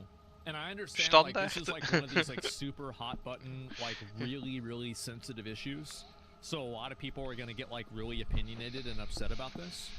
But you know, as always, I will be like, you know, I'm a bull in a china shop with this kind of stuff, and sometimes we break things.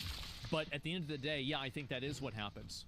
So I think that it's going both ways. I think that you have like anti-Semitism that's disguised as anti-Zionism, and then you also have anti-Zionism that's misunderstood intentionally as anti-Semitism. I think that you have levels of intellectual dishonesty that go both ways. And I think it happens constantly. So yeah. That's where I'm at. That's what I think. Just like criticism of the CCP. Yeah, I mean, kind of, right? I mean, kind of, I don't know. But either way, that's what I think. So let's move on. There's like a million other things to talk about anyway. Imagine an American version. What's this? The boss for? De boss? Ah, damn. Oké, ik dacht wel de tweede. Ja, nee, anders hoorde ik u al harder, denk ik.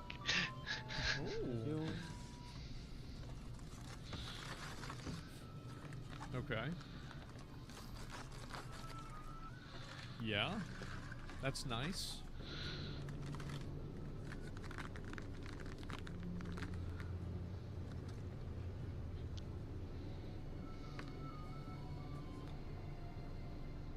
It's like a sword, but it's a piece of meat. Okay, so it's a guy shopping in, like, what is this, Japan or some shit? I mean, it's got those weird ass letters, like, I don't know what the hell that is.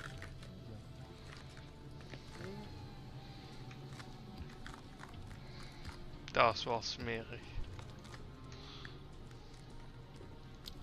I mean, so he's gonna eat his food? Like...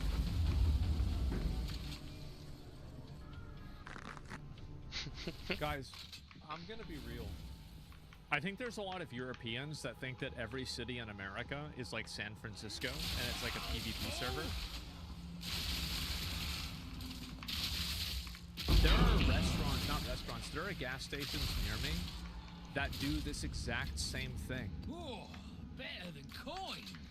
Like, you can walk over there, you get your food, there's a place where you can sit down, they cook hot food there, and you can eat your food there at the like... Same here? Yeah, like, I feel like a lot of people that are not Americans don't realize how much of a disparity that there is in America. Living in, like, Chicago is profoundly different than living in, like, New York City, which is profoundly different than living in Miami, which is profoundly different than living in San Francisco or Austin, Texas, or anything else. The places in the U.S. is massive. There's no hobo in the corner? No, not really. I mean, every once in a while, there's like a homeless person that's sitting outside the store, but like, I would say like 99% of homeless people are like not hostile NPCs. They're neutral at worst. Like, many of them are friendly. You can talk to them. It's not an issue. Yeah, and it depends on the area. Yeah, there's Agroff. Yeah, and like, because the thing is that, like, I deal with these people all the time. All the time I see homeless people. I walk by them all the time. And it's never an issue. What I'm saying is that this experience right here that this guy had, there is a gas station that's near me that does the exact same thing. America is not all a PvP server. Okay? Is this just a 7-Eleven? Actually, it's not a 7-Eleven. 7-Elevens, oh Wat god. wel? Zit je Call of Duty aan het spelen? 7-Elevens are one of the bad ones, actually. Because, like, and it's not even really a bad one. Okay. It's like, if you ever go to a 7-Eleven at like 4:30 in the morning, and it's like, there's this guy, and he's like, bro, and I'm like, okay, what? He's like, can you get me a donut? And I'm like, you really want a donut?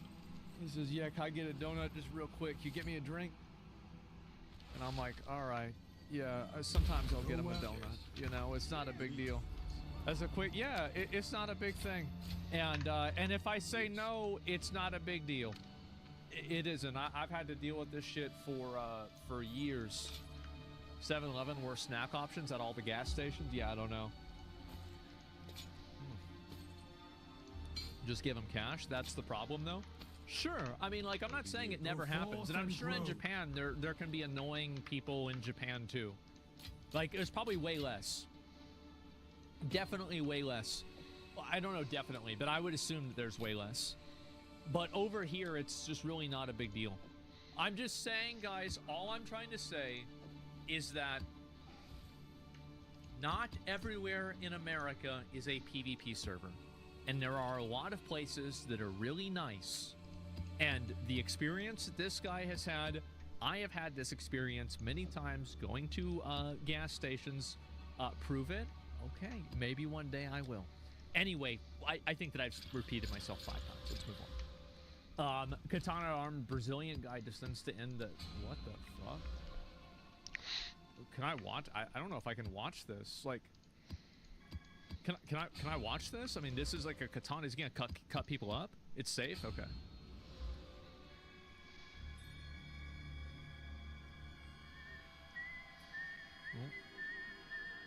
Oh, baldy. Okay. So he's doing bites. Jesus.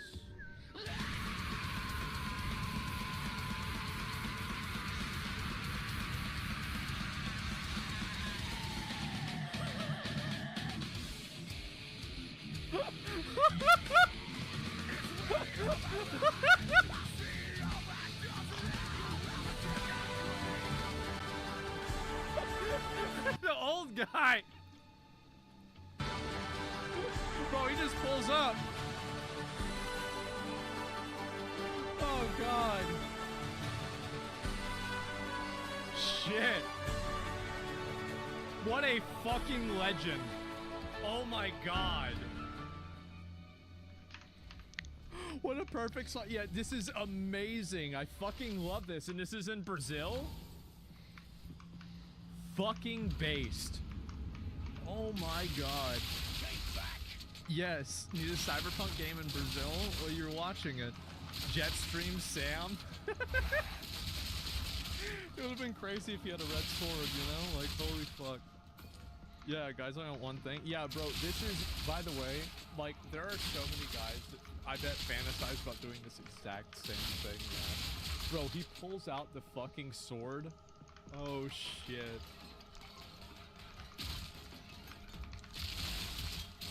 Bro has massive balls? Yeah, for real, like, that's nuts. I'd be afraid to do that. I thought Mag je gaan ze een announcement maken bij Exile? Komt een nieuwe, redelijke patch komt uit. I don't really know what this is. Veel fixen, denk ik. Yeah, I don't want to go through all this. I don't know what it is. What is it? He can cut the bullets. Ik hoop dat ze armor fixen, maar... Metal Gear Rising was so... that game was so fucking insane. I don't know, ik heb geen idee wat ze gaan doen. Morgen gaan ze een video laten zien wat ze gaan patchen. Said 23 me. People are so deadly. A person with a gun isn't a threat. He seems to be like one of those. Holy no. Shit. Honestly, I feel like even against like a trained swordsman, like if you have a gun, you just have a massive advantage and it doesn't matter. Like, cause all you have to do is do this. You know? I mean, like, he can be really fast, but like if you're as fast as he is, you're just gonna shoot him. It's gonna be faster. Like it's just. I mean, I understand people watch a lot of anime, right? But like, there's a reason why in like every single historical encounter, the guys that had the guns would win. What are the odds of that? I wonder why. Yeah, you know Indiana. Yeah, the Indiana Jones scene. Yes, the Indiana Jones scene. Yeah, there you go. And let me see here. Regular people should just do their part and sing "We Didn't Start the Fire" for all the celebrities that lost their homes. 25 celebrities sing "Imagine" in isolation. Oh God. I feel like, I mean, here's what's so fucking annoying about this is that there are so many people in California who had their life completely fucking ruined, and you have some idiots on the internet that are celebrating because a celebrity who has political opinions that they disagree with had their 7th house burned down. I'm sorry, but just because of that doesn't mean it's a good thing that this happened. This is horrible. It's fucking terrible that this happened. And it's so weird that people are celebrating it. I don't like it at all. Yeah, maybe the reason he pulled out the gun and shot him was because he's actually sick. Oh no, about Indiana Jones. Yeah, I feel like a lot of people know that. That was a pretty popular story whenever it came out. Mesmer spotted it. Mesmer spotted in LA. Western Dev has been here. How can you tell? 161 gigabytes for a patch.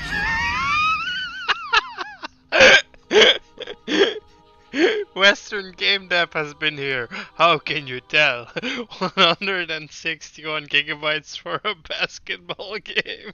Wow. I don't know what to say. Fucking hell. Ooh, it got deleted. Oh, the guy deleted the post. So Marvel Rivals, I haven't shown this to you guys. Marvel Rivals has actually hit a new height. Take a look at this. What? They have hit a new height. Marvel Rivals? Holy shit. So on Friday, and you see that they peaked right here at 4. Fucking so 644k. Base is happening at like 4 or so in like the afternoon, right? Or in the morning, whatever UTC is, right? You see like 3 is the peak, 3 is the peak, 644k players. Is also the peak. And we're only right now at 20. So that means it's going to, if you logically extrapolate this data, it will keep growing for 7 more hours. I think it could go over 700k today. Because you've got to keep in mind also that it's Saturday. This is the day everybody has off. How's the First Descendant doing? Probably has like 10,000 players. Yeah, I probably 10 to 20,000. Yeah, yep, there it is. Pretty close. The game fell off because the content isn't interesting. That's the issue. So there's the season 1, and it's actually growing this much. This is an incredible amount. Is that enough? Oh, for this? Or for First Descendant? Who cares? But like for this, it's definitely enough.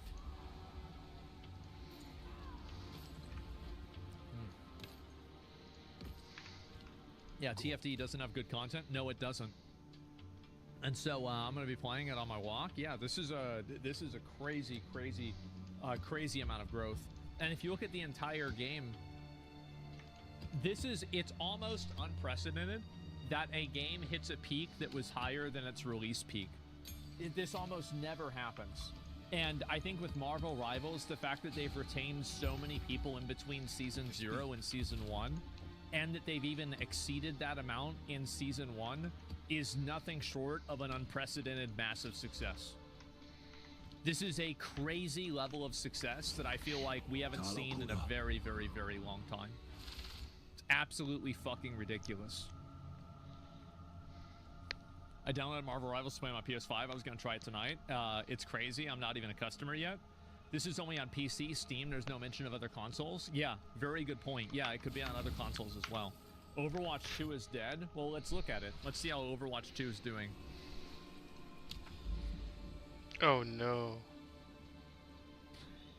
20k. Rip Overwatch 2.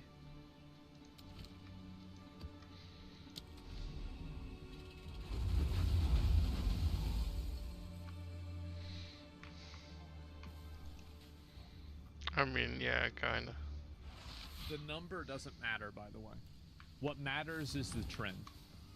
And if you look at the trend... Nope. The trend sure doesn't seem very good, does it? I feel like this is a pretty bad trend. Yeah, it's really, really not good. From 500k to this, at least it's higher than Concord. Yeah, I guess so. At least it's higher than Concord. Again, Marvel Rivals is winning. Now, why is Marvel Rivals winning right now? I think that it definitely has the advantage of a lot of people. Like, it has very positive word-of-mouth advertising. So, like, it's got people playing it. Dan heb ik liever dat ze Anthem terugbrengen. Like, I don't usually play shooters, but I've played Marvel Rivals a pretty good amount.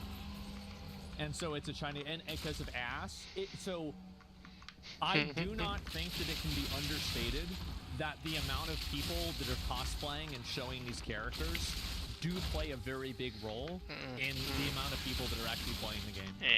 I think that it does matter a lot, and it has a lot of people talking about it.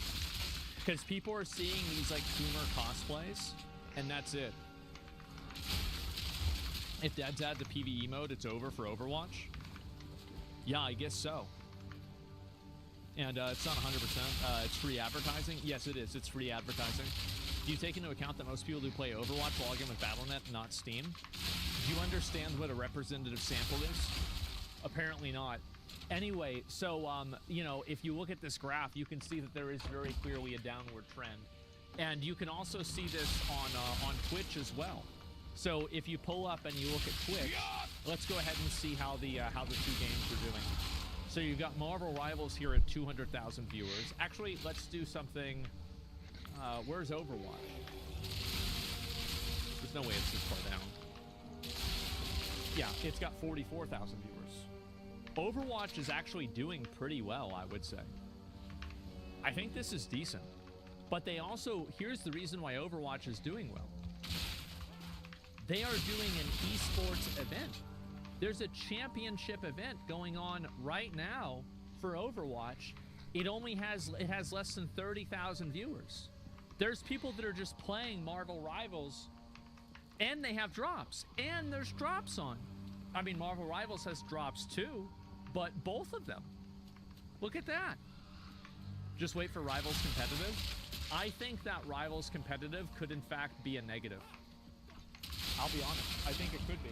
Because I feel like as soon as you start designing and developing a game to be competitive, you end up alienating your player base. So I'm very concerned about competitive. And I hope that the people that are running it understand that competitive players are the 0.01% and designing the game should be for the majority of players instead. So yeah, but you're already getting, because the thing is that one thing makes another thing happen. A popular game makes a competitive scene. A competitive scene does not make a popular game. So if you make a game for sweats, you're only going to have sweats play your game. If you make a game for casuals, you're going to have sweats play your game to impress the casuals. Never designed for sweats. It's a complete waste of time. And yeah, Marvel Rivals is doing fucking amazing. And the power of booty prevails. Well, it's also good gameplay. But I do think that the character visual design does matter a lot. To say that it doesn't matter, like, Well, it's just, there's too many examples of it mattering to pretend like it's not real. He's beginning to How does a believe. live service game fail upwards? Impossible. Well, here's the other thing too. This is what I always said with live service. Live service never was a problem. It was never a problem. The problem was bad games. You can make bad games that aren't live service, and you can make bad games that are. Killing time. Look at PUBG, designed for sweats, and now nobody plays it anymore, and it has no competitive scene. Do you still think Marvel Rivals will fall off in 6 months? Yeah, I don't think it has the same staying power that Overwatch does. But hey, if the graph keeps going the way it does, I could be proven wrong. Yeah, I'll stick with what I believe, right? I think it'll probably fall off, but hey, why not? There's a lot of like really small, minuscule things that it would take me a long time to explain, and I think it would be hard to get people to understand. But I do think that there's a reason why Overwatch was so popular for so long. It's not as polished, yeah. Overwatch is extremely well polished. PUBG fell off. I think you can never take into account culture. Overwatch is established with community. Oh yeah, Overwatch is always going to have a player base, but you're all, and it's the same with WoW, right? Is like WoW is always going to have a player base too, but when you have everybody that's moving over who's like not part of that core community, that's whenever you have a big problem. I think this proves you wrong. Just the simple fact that Overwatch 2 has nothing coming, no hype at all. Yeah, and I think that's a good point. Yeah, maybe maybe the fact is that Marvel Rivals will continue to stay popular because of the fact that Overwatch isn't popular. That could be it. I don't know. Let's see here. Maybe when I drink the potion that summons the angry bull. What?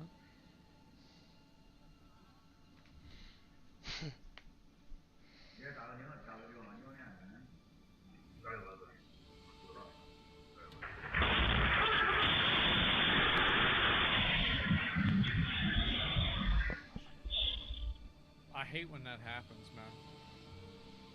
Well, I remember, yeah. Oh my god. Yeah, every time, bro. That's the Sekiro POV. Holy shit, so in layman terms, Square Enix is ready to lose money? What?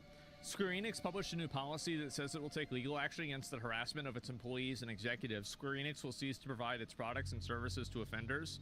If a user's behavior is deemed to be excessive or of malicious intent, Square Enix will take legal action. And this is a problem? Why is this a problem? I feel like this is a good thing. If you're harassing employees and they don't want to sell to you, what's the problem? Yeah. I don't understand. That's fine. Yeah, that's normal. Like, if you go to Walmart and you harass the employees, they call the police. Yeah, there's a lot in their terms that's nebulous at best.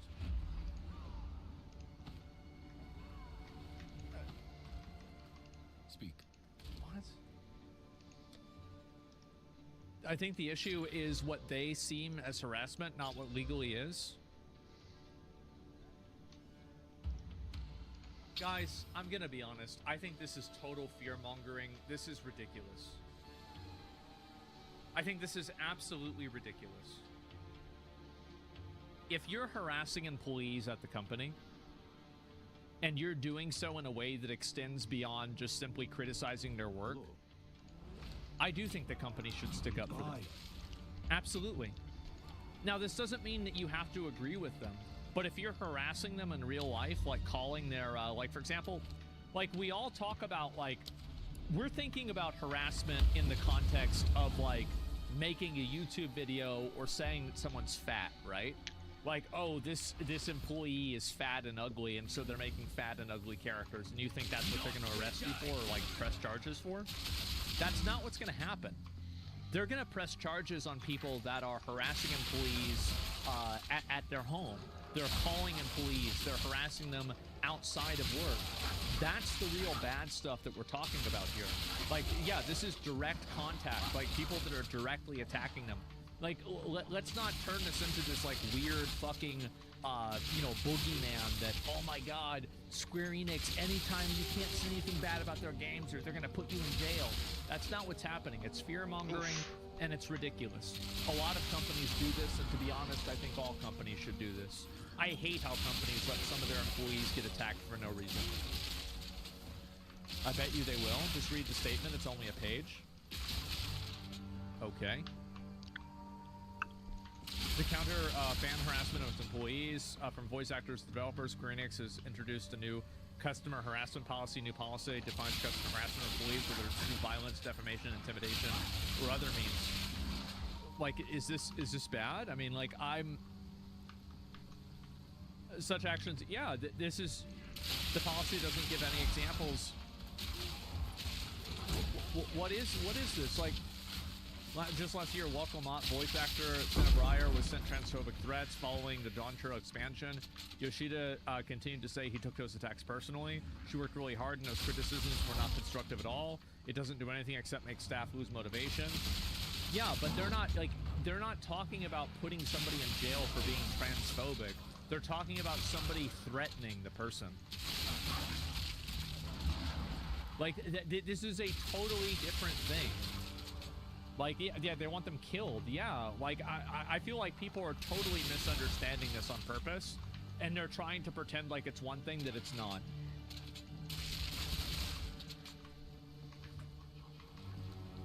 People are using the example of an internet comment as a justification, ignoring the context. Yeah, exactly. Yeah, this is not surprising. They should have been implemented since Kyoto Animation Arts in 2019. Well, I don't know about that, but either way, I don't think this is a bad thing. Let's see here. Comments when the victim's a man. Women arrested for cutting lovers' private parts for wanting to marry another woman. Yes, scroll down a little bit. Queen behavior. Queen behavior. And 17,000 likes. Second comment, good job, man. And 12,000 likes also. 12,000 likes, man. 12,000 likes. Yeah, bro. Like, well done, cutie, sending you. Oh, man. Bro. And then there is this simp. I want this kind of women in my life. भाई कहाँ से आते हैं ये भाई? कहाँ से आते हैं? One second. Being Omen, I don't support this. 2,827 likes. Yeah, there are 24,000 people. 24,000. And then there are. The ratio is very less. I should have ordered antidepressant, and each and every comment is so depressing. Yeah, we've just discovered that there are a lot of women on social media with unresolved mental trauma and emotional illness, mental illness and emotional trauma, I guess you could say, that are on the internet, and they spend a lot of time. What women love to do is they love to defend other women that do things that are indefensible. That's it. Father issues. Yeah, they don't hate. They don't hate men. They hate their dad. That's what it is. I didn't understand this video. Should I redeem or not? Oh, come on. Is this one more Batman? It's like different ladies. Yeah. What is this? I'm in Japantown in Ho Chi Minh City, Vietnam. Okay. It's known for its world-class massages. Tonight, I want to take a closer look and find out why so many Western men come here to relieve their stress.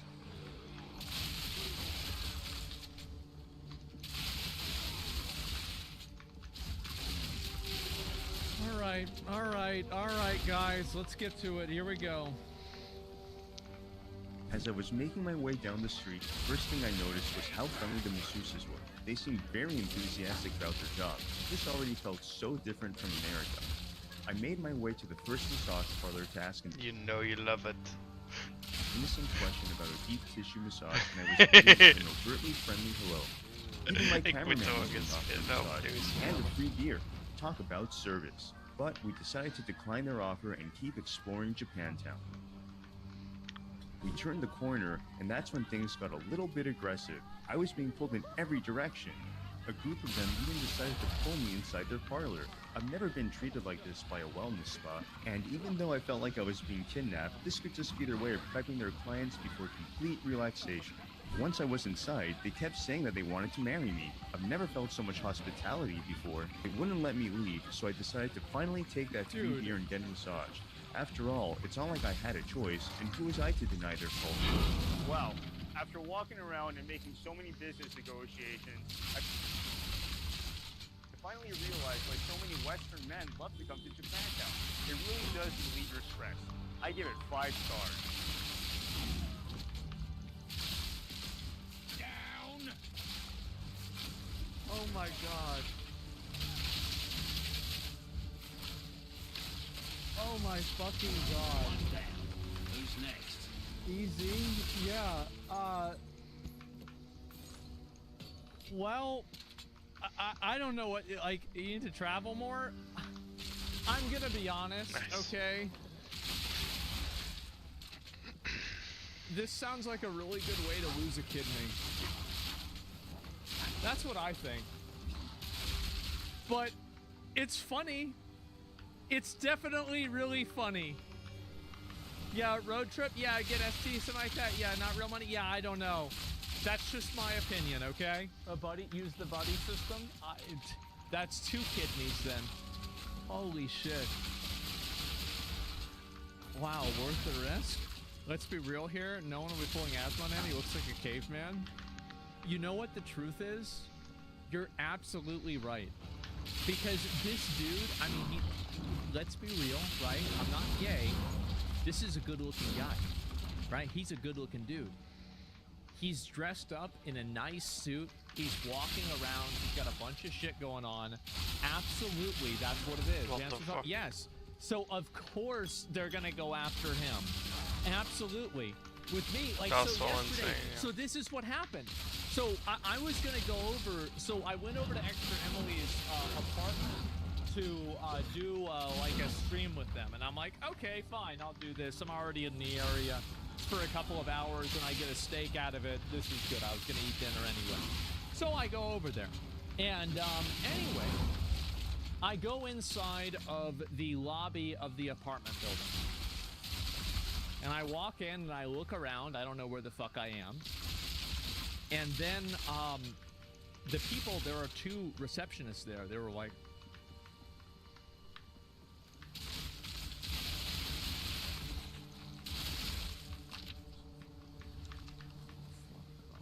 all right. And then I come in there and I'm like, okay, do you guys have a bathroom? And they're like, sir, you know, are you a resident here? And I'm like, no, I'm waiting to see somebody. So they're like, Okay, yeah, no, it's down there. It's over there. So go over the bathroom, go over there. And I'm like, okay, sure. And so I use the bathroom, everything's fine.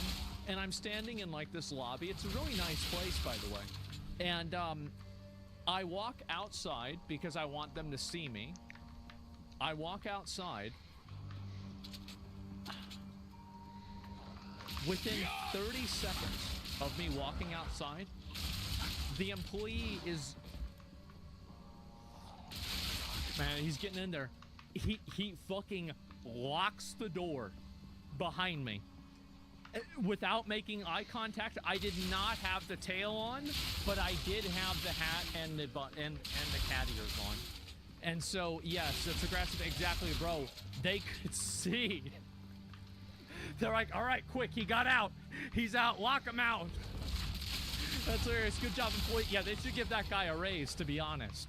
And that's it. Immediately locked out. Promote that guy. It's a smart dude. Yeah, he's probably got stock in the in the building. Yeah, hobo cosplay was on point. No, I've had it happen multiple times. Like I went to the emergency room one time, and they had a doctor see me. They did a test on me. They did all this stuff. They didn't even charge me. They were like, "Come on, just get the hell out of here, all right? Please don't take a shit in my life. Please don't pull your pants down randomly." Yeah, they just let me go, man. Took homeless back to the street. Yes, I know. And it's like, I don't even think that I look that bad. Show chat the cosplay. Is there any images of it? Let me see if there is one. There we go.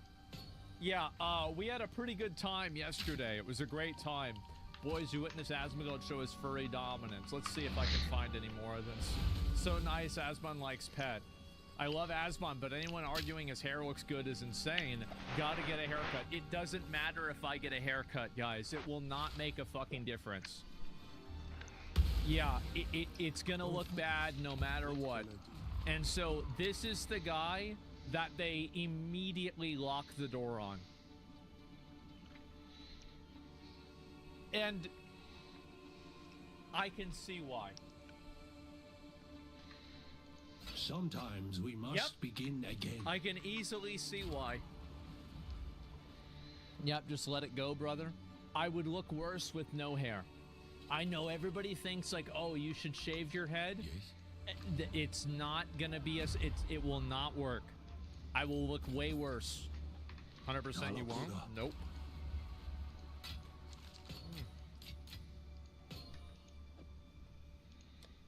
And get Grok AI to make you look bald. I don't know how that works. Go bald, grow a massive beard, and it's all good.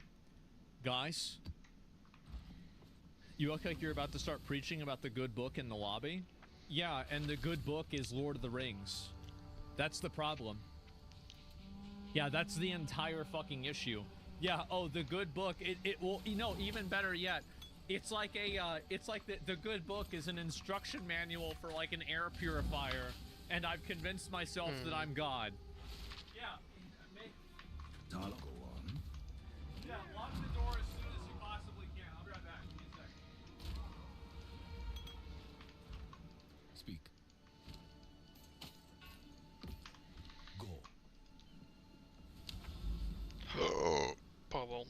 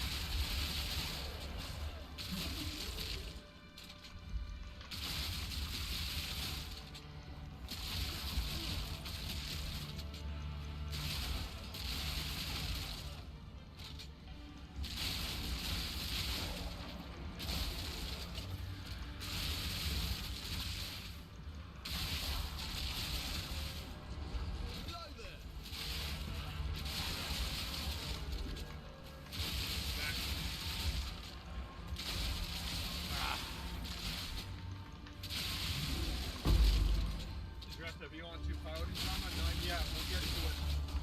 And no masseuse who wants an unshowered client. Hey. Dat wandje van u of wat? Real talk, it was nice to see how normal your fans are. Okay. Yeah, everything was fine. I mean, like, I like going to the thing. But no, like, I didn't realize, here's the thing. I didn't realize how much of a zombie I looked like. I didn't. It was bad, bro. Like, I saw some of the photos. Holy shit. See, like, because I'm sitting in my house all the time. I'm not really thinking about it.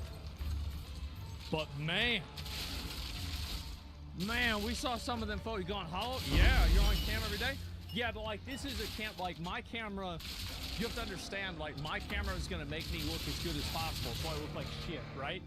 And so imagine what it's like in a normal with a normal camera. Oh, jeez.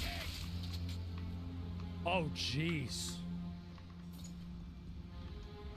Gem stream soon? Nah, bro. The lighting did you dirty? Yeah, bro, it was the lighting. That's what it was. It was the lighting that was out to get me. But yeah, we went to the anime convention yesterday. Why can't we have masculine men like this in gaming anymore? True, brother. True. Did they burn the ears after you put them on? No, unfortunately, I still have them. So yeah. And what about the dent in the head after shave? Yeah, I don't know. It's a small camera angle. It makes everyone look bad. Yeah, but it sure makes some people look a lot worse than others, doesn't it? But either way, they should have added you as a peasant in Kingdom Come Deliverance 2. Oh yeah, no, I feel like, and this is what happens, is that every single time that like a mummy gets exhumed from, like, you know, there's like a ditch in England where there's like some guy that died from the bubonic plague 600 years ago, and they like reclaim the body. I'm getting tagged in that like crazy. Everybody's like, bro, you know who that looks like? It's bad, bro. Oh my god. And so anyway, yeah, that's it. But we had a good time yesterday. We did. But that's the way it was. Anyway, but yeah, the hounds from Game of Thrones. Well, I don't know about that. The thing is that was a prosthetic. But yeah, the bog people. Well, I think that you know what I think I look like? I think I look like those they're like these like zombies where it's like they were like I guess like Vikings or something like that, but they were like lost in like the waters, and so they're like really wet and like grimy and slimy, like the Draugr, right? Yeah, exactly. Yeah, there you go. Let me see if I can find a good photo of it.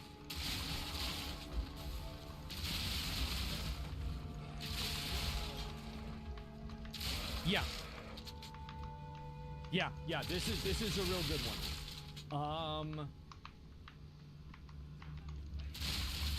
Yeah, there you go. Same shirt. Yeah, it's pretty good.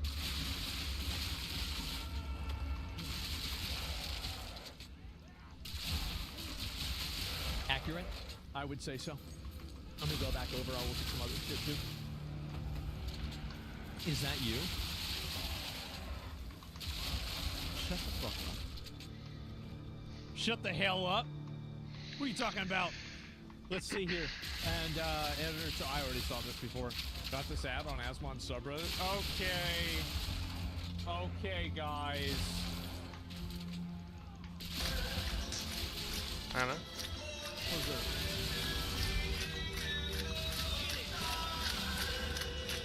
What's this? Oh, fuck.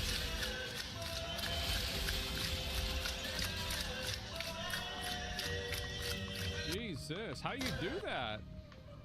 It's Italian you? You think so? I've never seen this shit before. Oh my god. Yeah, Italian Gold can cook? I feel like, do you even need to do this? I feel like there's no reason to. Yeah, your reaction to the dude yelling yesterday was so good. It's awesome you actually said something to him for being weird. Oh. Yeah, so there was this kid that kept saying, why am I so ugly over and over? And I told him he's asking the wrong question. I said, you should be asking, why am I so annoying? And then he basically just stopped. Which is like, and also, I mean, I'm gonna be real. I feel like I do somebody like that a favor. Like, this is the way that you're supposed to do things. Like, whenever I was being an annoying little kid, I had people that told me, stop being an annoying, obnoxious little kid. Like, I don't view this, like, I don't hate the kid, he's fine. But he needed to hear it. He's good for me, yes. Correct the behavior. Dude was so annoying. That's whatever to me. Yeah, it's not a big deal at all. LA is wild. What's going on with LA? Oh yeah, shit's on fire, that's right. Instant course correct. You seen the Mel Gibson stuff? Yeah, I think it's stupid. Yes, I can hear you. So the family with the poor little girl who was. Okay. Say that again. Why is there a fire happening right now? There are multiple fires that are taking place. Yeah. Yeah. Yeah. You're in the news though. You're supposed to know. Well, I don't know how it started. We don't know how it started. There, wind. All the gay people in LA. Okay. There we go. Okay. We got the, Unacceptable. Gina, Some gay people in LA. I didn't see this before. Oh my god. Yeah, there's an interview. What So, happened? How'd this what's happen? happening? Yeah, what is this? And They I'm stole so, military yeah, there's equipment? I fires guess in so, LA. right? I mean, And I'm fuck. thinking, so LA it's mayor probably all the refused to gay use people. firefighters, but said Mexican Okay, firefighters who wanted to unacceptable. come. I Say don't the fucking interview. know. They're probably mismanaging Oh, it, but you know, who Hui. cares? Hui. What? Hammer! What is it? How's it work? Ja, inderdaad, dat heb ik ook al gezien van Joe Rogan. Dat was echt fucking Damn, I didn't expect that. insane Holy om te shit. luisteren. I thought he was just gonna hit the tree. Yeah, that thing got fucked up. Only time I see Ashley leave the house when he's dressed up as a furry. Guys, listen, you gotta win in Rome, okay? Like, if you're gonna go to a convention, you have to do it. I'm sorry, you just have to. What's this, your Eastern dev? Oh god, yeah, I've seen this already. Gotcha games are after way more than our money. What's this? I'll make sure I go through all the rest of this shit. I've already seen, I think, pretty much all of this. Yeah, I have. Okay, good. Give me a minute. The real cost for gotcha games. Wait, what? This is a 50-minute video? Damn, bro, like, this has got 400. I feel like I'll watch this. I don't want to watch it today, right? No. Like, I'm not trying to watch this shit today, but like, damn, that's a long time. Yeah, that's too much. I think it's too much. Yeah, and also, like, I feel like we already know about all this shit, right? I mean, like, let's be honest. Yeah, oh my god, gambling? Yeah, true. Let's see what else I was going to look at, because there's been a bunch of other shit that's been going on. Your videos are sometimes 45 plus minutes. No, I know that. Yeah, I have long as fuck videos. Don't worry about it. I've been into that for a while. Let's see here, and where the fuck is it? Oh yeah, Amazon apparently, Amazon is getting rid of their DEI stuff too. It seems like this is a massive pullback. Like McDonald's, Amazon, Meta, Walmart, all these companies are totally getting rid of it. I'm actually kind of surprised to see how many of them it's happening with. It's so fast. Yeah, it's been so fucking fast. Yeah, seeing massive company after massive company foregoing DEI back-to-back is foregoing about the current landscape of society right now. Shows once again these companies only care about pulling the dollar out of your pocket. That's a fucking fact. That's right. That's what it's always been, too. Did Disney pull out a DEI, too? Well, not only that. Oh, yeah, this was me at the convention yesterday. Look at me. Wow. Wow. I look like I look like I should be there. Yep. And, LGBT people can experience what software development industry is? Yeah, I don't know. But with the tail? Yeah, sure, I wear a tail. It's fine with me. Like, this might sound weird, but like, nice. I don't care about dressing up and looking stupid. It's the same as I dress up like a girl. That's fine with me. I'm not an insecure guy. Like, other people don't like it, it bothers them, that's fine. But like, and I don't think there's anything wrong with it bothering you. But like, to me, all I can do is say how I feel. That's how I feel. It's that simple. So let's see here. Because you already look stupid? Well, yeah. I mean, like, fuck. Where's the rest of it? Why are Zoomer males so freaking weird with fan service? So I think that the reason why guys are weird with fan service is actually very simple. They're only weird with fan service because they think that's what women want them to say. I don't think guys actually dislike fan service at all. And I think that you can look at the popularity of anime and like hentai and shit like that as the evidence of that. Most of the guys that say shit like this, all they're doing is they're saying the thing to signal to women that they're saying what is the highest probability of getting them laid. That is all they care about, and they don't actually have any opinions about this themselves.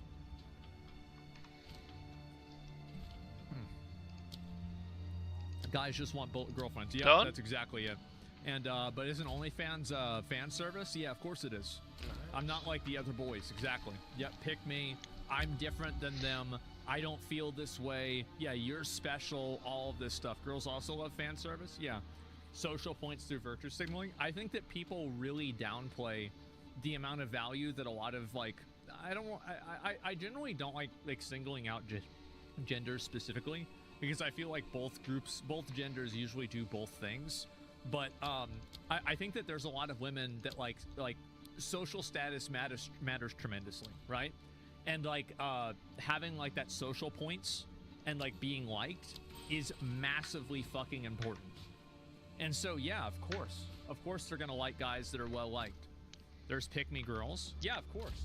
Yeah, you see it all the time where there's like girls and like girls accuse each other of being pick me's. That's where it came from. Like it's us, like we're using cultural appropriation here. Women are the one that use that term.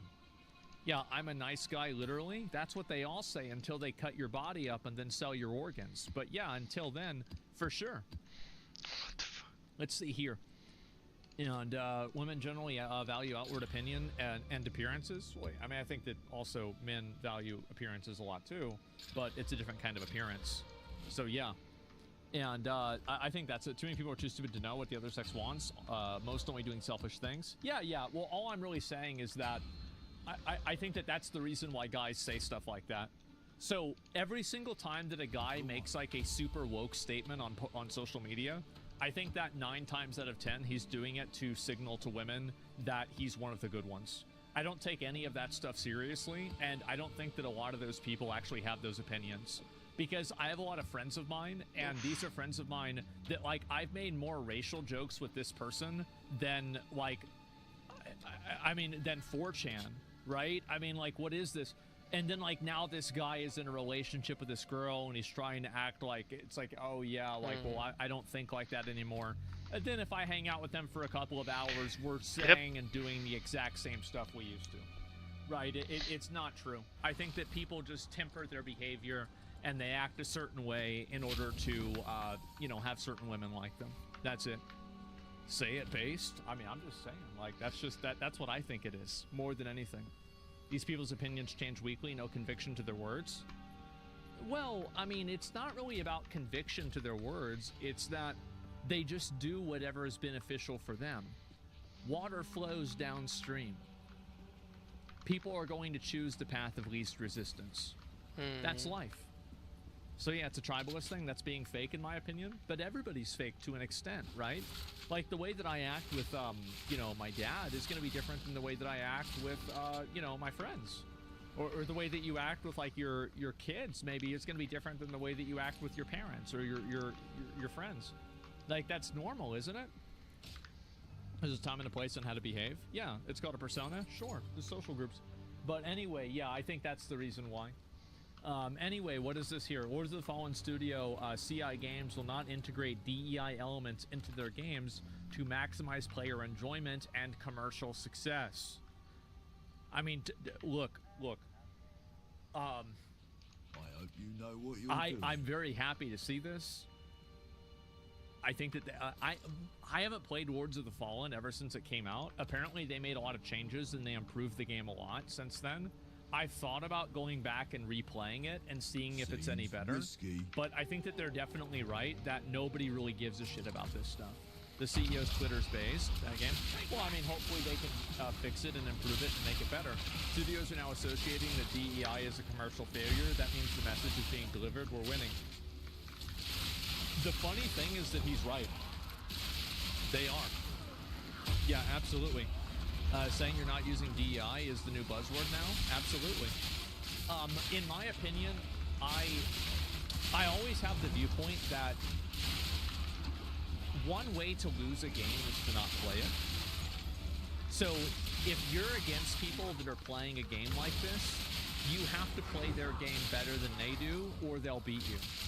So I think that you're right. I think that people's like frustration with it is a lot of times overblown, and it's turned into a buzzword in itself.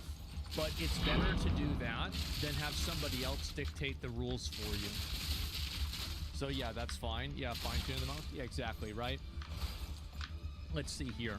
Trump elected and DEI fails. Coincidence? No, I don't think it is. I think it's a pretty good indicator of the way that a lot of people feel. And even Meta's done this too.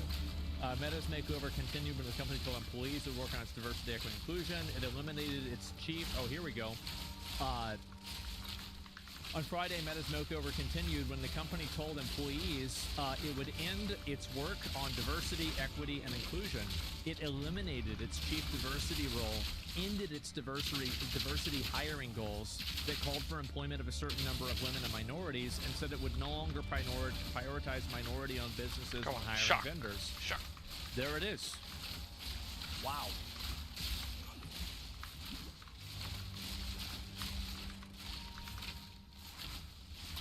A lot of people get mad at me for talking about stuff like this, but obviously I'm not really doing anything by myself. It's like everybody collectively, but it's working. It is working. And this is the evidence of it happening right here. It's working, and also it will keep going. It's not like it's going to stop here or anything like that. Why did they ever think DEI was good for the company? They didn't. They just thought it would be a good way to get people to like them. That's all it was. DEI should only be considered in the education system because there's racial biases towards poor people that need education first. Yeah, I think that access to education is really important too, for sure. Absolutely. The top reply. What is it? The top reply? Tech companies speedrunning the realization that having 500 DEI specialists making 300K to produce PowerPoints about microaggressions might not be the best allocation of shareholder capital in a recession. Yeah, probably a little bit true. I would say so. It's just a PR stunt. Yeah, I was getting cringe, bro. Just hire people based off of stupid bullshit. Yeah, I guess so. But I just want to show you guys that because a lot of people say that it's like silly because I feel like I talk about it a pretty good amount. And I just wanted to give you an example of the fact that it's working. It's working.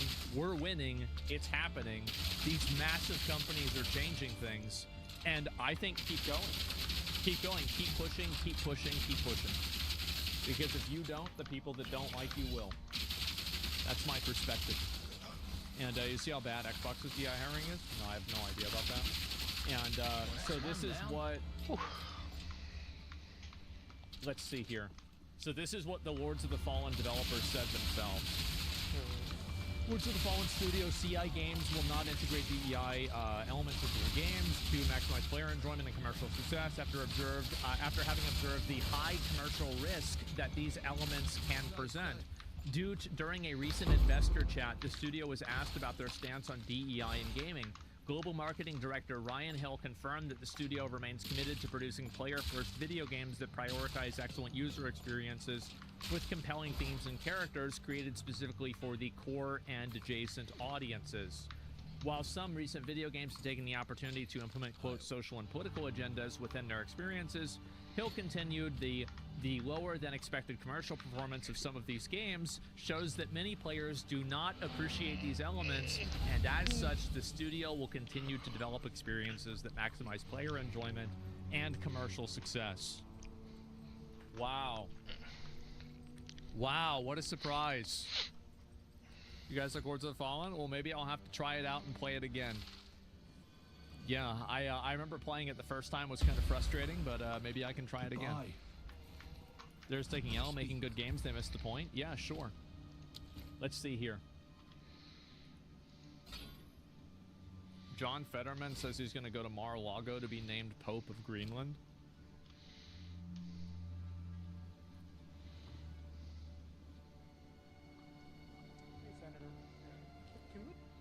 I love how it's "Hey Senator," and usually whenever you see a big bald man wearing a hoodie, it's like, excuse me, sir, the police have already been called. You're gonna have to leave now. You know? Oh God! All right, let's go. Hey, Senator. Can we ask you what you hope to get out of your visit to Mar-a-Lago to talk to? I'm sorry. How is it that audio can be this bad? How is it possible? Good luck. Let me see if I can find a better video of it.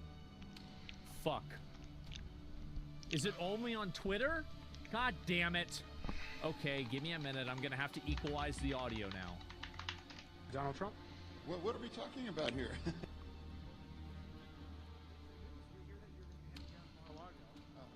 Yeah, I've heard that. Yes, I've heard that. Yeah. What will you be discussing with the president? Okay, here we go. Well, yeah. All right, sorry about that, guys. It's fixed. Hey, Senator. Yeah. Can we ask you what you hope to get out of your visit to Mar-a-Lago to talk to Donald Trump? What are we talking about here? Is there some news? There's some news. We hear that you're going to be heading down to Mar-a-Lago. Yeah, I've heard that. Yes, I've heard that. Yeah. What will you be discussing with the president? Well, yeah. I demand that I need to be made Pope of Greenland. Do you have the resume to be Pope? I'm having a conversation. Like, he's the president, is going to be. So, you know, okay. I am not the senator for just. All right, sounds pretty good. Democrats in Pennsylvania. Yeah. Everyone's Pope senator Fetterman? in Pennsylvania. Yeah. And so it's just having. I like the new strategy of, like, when the news asks you a question. Big ass bald guy die zo'n senator is. Dat ze vragen die zo'n question. Waarom gaat je naar Mar-a-Lago met de president te praten? Ja, ik wil dat hij mij verkiest als Pope of Greenland. Can we? Zeg dat zo voor de grap. And I was a co-sponsor. Fucking base senator.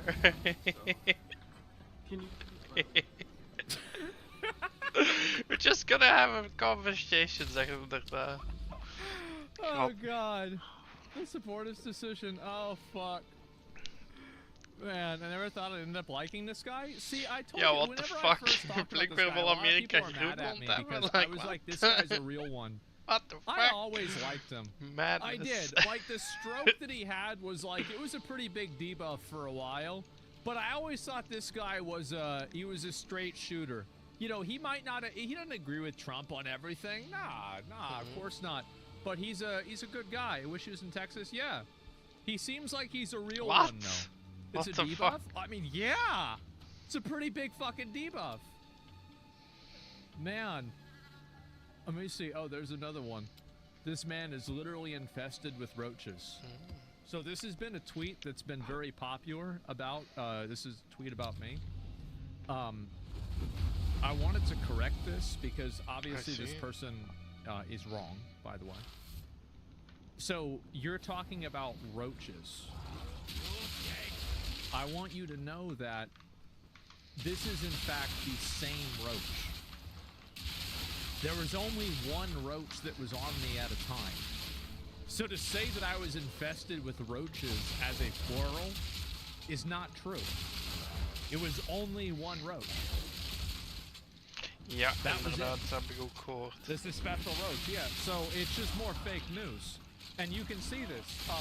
Ze hebben Assassin's Creed Shadow weer gedelayed. I'm telling you guys, all I need to do... What the fuck? Once a week, from now on, I figure I'll just put something out there. I just tweet something. I got some more of them that I wrote out. Some more tweets that I got. Drafts. Because like this one really popped off. It got a lot of people talking. And I came up with a bunch of other ones. Let me see if I can find another one. Beat it. Do I have any more of these? I don't think the U.S. should take all of Canada, but I do think we should get Vancouver. Every hot bitch from Canada is from Vancouver. We get that, leave the rest. Probably put that out in a couple of days. I think US shouldn't take all of Canada. We should only take Vancouver. Every hot bitch I see from Canada is always from Vancouver. Oh, roach, you got a bunch of roaches on you, but nobody's telling me I'm wrong. I say, yeah, we'll know your roaches. I say, where all the hoes at, though? Nobody's got an answer for that. They can tell me about roaches all day. They mad. It's the truth, yeah. They never just want roach. Yeah, exactly. Let's see. I'll go to the rest of these. This is a cartoon now. Look at this. Remember, start chewing now so you're warmed up when the food gets in there.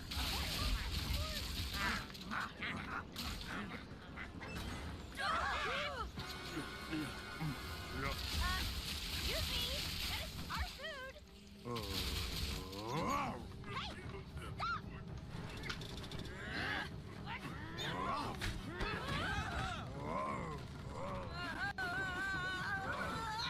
Marion, let's go. What are you doing? It was too much spinning. That was all of our food for the entire week. Great. Now we're gonna start. You'll be fine. It's tricky. It's the food of the people. Larry, no, not. WEF propaganda putting into kids shows. This is disgusting. I can't believe this. The bugs again. I mean, you just need to go back to Dr. Lula and ask for another box of food. Oh, that's a boss in Elden Ring.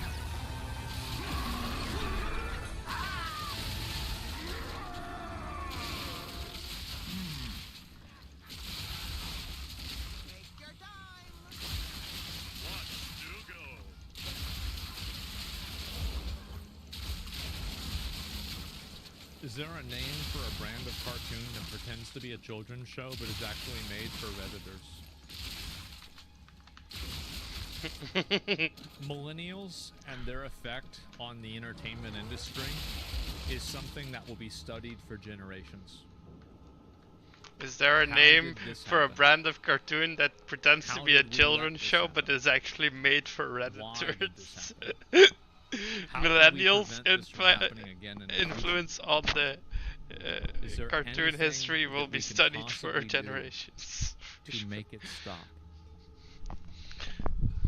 On the entertainment industry, sorry. Are you also, are you not a millennial? I am. I'm 30. I was born in 1990.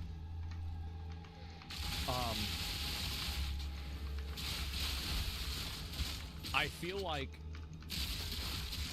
I'm a generational trader. I am. See, the thing is that I was always... You're almost dead? Yeah, about like a year or so away from it, huh? Right? Yeah, definitely. Come join Gen X. No, and it's not... And that's how I know. I remember these people in high school. They're fucking losers. Massive fucking losers. Because you want to know the reason why? It's because they never laugh at the good jokes. They never think anything's actually funny. They're always boring. I'm 13 years older than you, and your values are more like mine than the people your age, I think.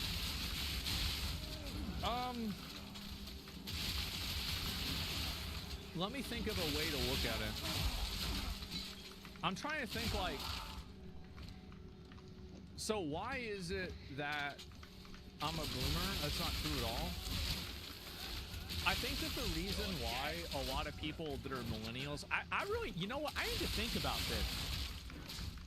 Because we have a loser epidemic of just these, I don't want to say soy boys, but let's be fucking honest.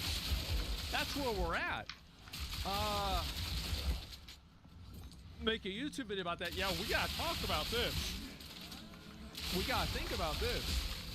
Because, like, I feel like what happened was that growing up, I think that millennials act like kids because there were so many events that effectively created Arrested Development.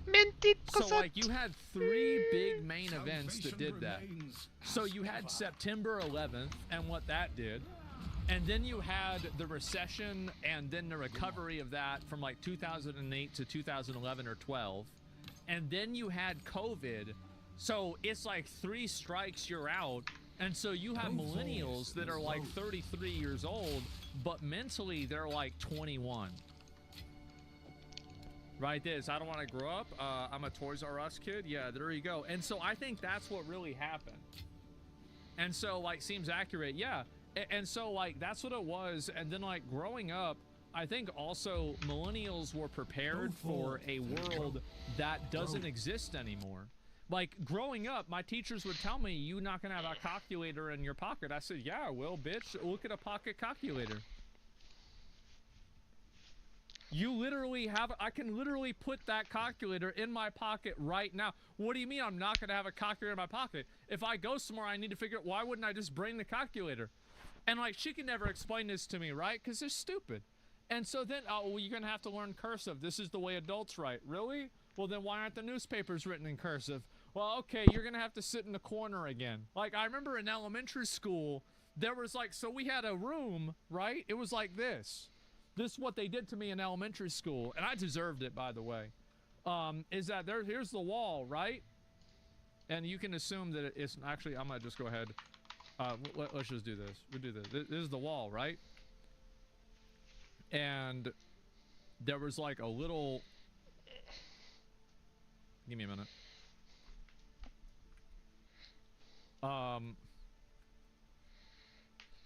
There's like a little box inside of the wall, and you could go inside this box, and what they would do, it was a cubby hole. That's what they called it. And they would make me sit inside this little box in the wall, and they had a piece of cardboard that they would put over it, and I'd be in the dark, and they say, you're gonna be in the box for a while. You're gonna stay, this is too much. You need to stop.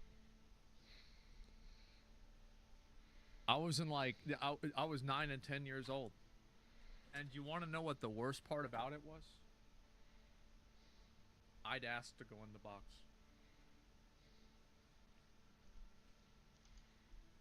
And nobody complained.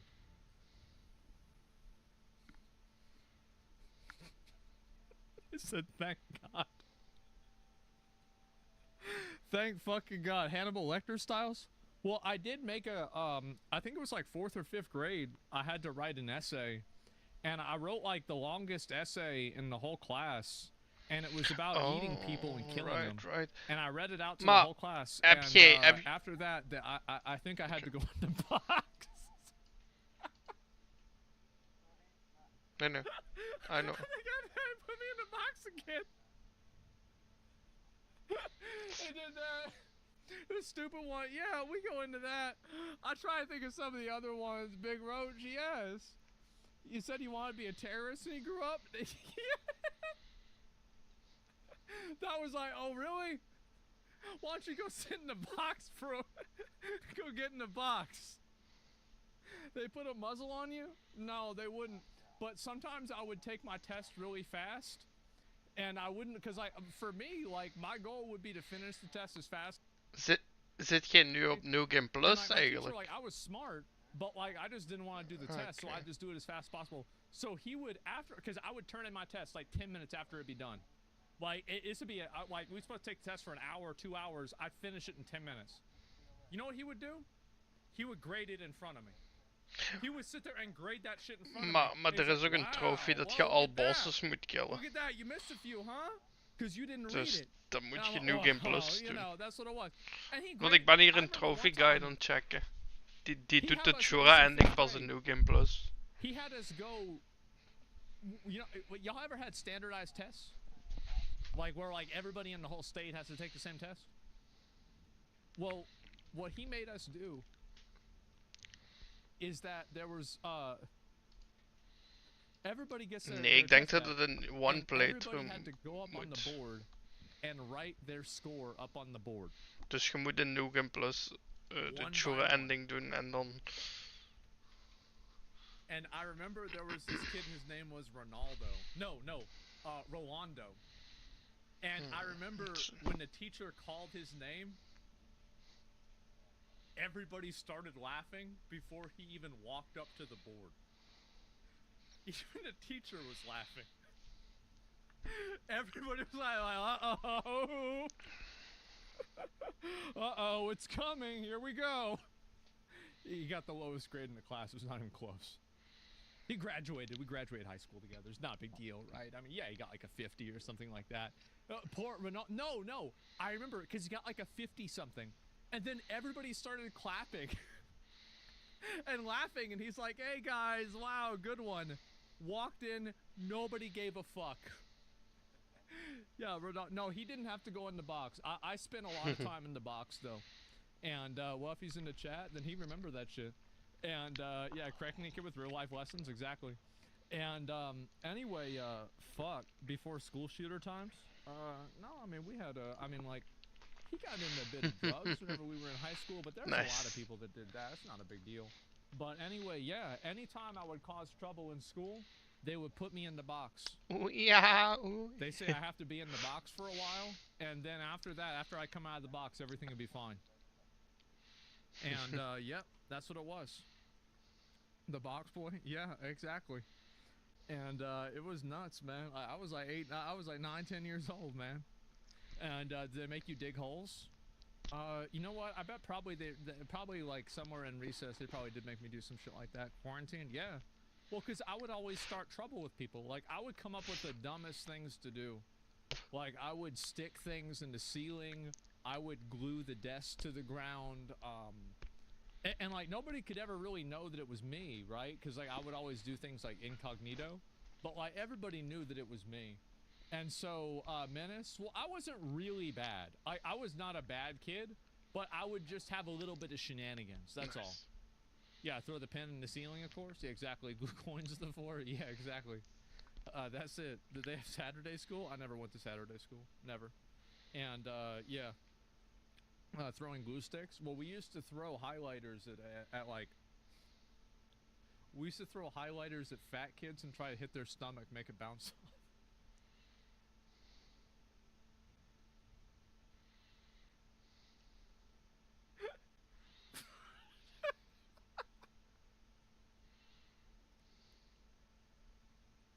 That same fat kid got into meth like crazy. And I remember he pulls up, like I'm walking I was in community college. This is like years later. Cause like we had known each other for years. Like we were friends, but like we just do that, right? People call me a horse teeth and shit like that. Cause my teeth, like that's just the way it was back then. And so I remember he was with his friends and they all wanted to pick me up and have me just go to a fucking, ICP concert with them. Just randomly in the middle of the fucking day. I hadn't seen them for years. And they're all doing drugs and crazy shit like that. It's nuts. It was a different world back then. Did you ever take the metal slide to the school rulers and rub them on the bottom of your shoes to make them hella hot? No, we never did that shit. No, like I never did anything that would like really get me in trouble. Like I tried to be a good boy to where like I'm not gonna get like really in trouble. Let's see if I find the rest of these. There's anything else I was gonna look at. This was nuts, bro. Like, Stay Safe totally changed up his content, and he's got over 100,000 subscribers now. Like, he's actually been like his videos have been going crazy popular. Okay. Like, I've been kind of surprised by it actually. Good luck. Been nuts.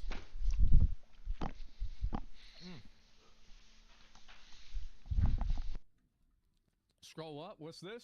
The Prime things. This was funny. Yeah, Cloak and Dagger. I thought that shit was funny too. Yeah, let's see if there's anything else I was gonna look at too.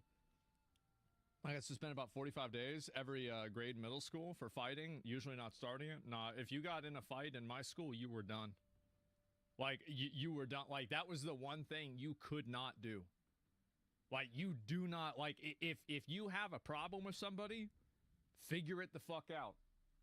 You do not get in a fight. Yeah, really? Damn, yeah. Like, if you get in a fight, you were immediately expelled. Oh, this shit was fucking funny. People have been fighting about this for a while. Let me see. Oh my God. I gotta put all this into context. Holy shit. Let's see. So there's been some internet drama going on. Get ready. Let's see here. I'm gonna get caught up with it. The mid-off? Yeah. Miz drama? Yeah, there's been some drama going on with Mizkif. This is what he said. So Tommy going around and talking shit. So this is what he said about Miz. Oh! This is a whole video. I'm not watching this shit. Where's the whole thing? Where's the clip? Damn, where's the fucking clip? God damn it. Give me a minute. I'll pull it up. 20, 23, 32. Okay, all right, that's fine. I guess I just watched it that way. All right, here we go. 23, 32. All right, here we go. Actually, she was like, and I was like, yeah. She was sick though. Yeah. Well, no, she was sick. I hope you're happy together. She was quite a lot older than me. Why are you shrugging? Anyway, who's the worst person you? Yeah, right, the worst person I met award. Oh, for me, it's so easy. Go on, Mizkif. Oh. Piss me off, the twat. Just the way he looked. You barely even met him. You just he just stood near him for a bit. Oh, I hate it. Have you ever just hated someone based off nothing? Oh yeah. Yeah. Oh. Yeah. So no, Tommy in here talking shit. People like to say it's based off talking big shit. Anyway, I had to stand next to him for a bit, and I've never just genuinely hated every word and movement someone did. I also was very tired and wanted to see my friends. I didn't get to see my friends. I got to see Mizkif, socially inept Mizkif. He wouldn't leave. He wouldn't leave me alone when I clearly was giving off all the signals for him to piss off. And I kept sort of going, standing this way, and then he'd stand there and go, and he asked me another question, like, you don't see, and he asked me some weird shit, like, you don't seem like a happy man. Actually, I genuinely, when I become a big and I want to, like, get angry for a role, I'll think about that. You'll picture me. I'll genuinely just picture that interaction, and I'll get so angry. And made me so pissed off. Who was the worst person you met? I don't know. So anyway, so Tommy's throwing shots at Mizkif. Mizkif's talking a bunch of shit. Actually, I'll watch the Mizkif clip in a minute. Let me see if I can find it right here. Where is the clip of this? God fucking damn it! Where is it? Where did it go? To be fair, you can't like everyone. Let me see what it is.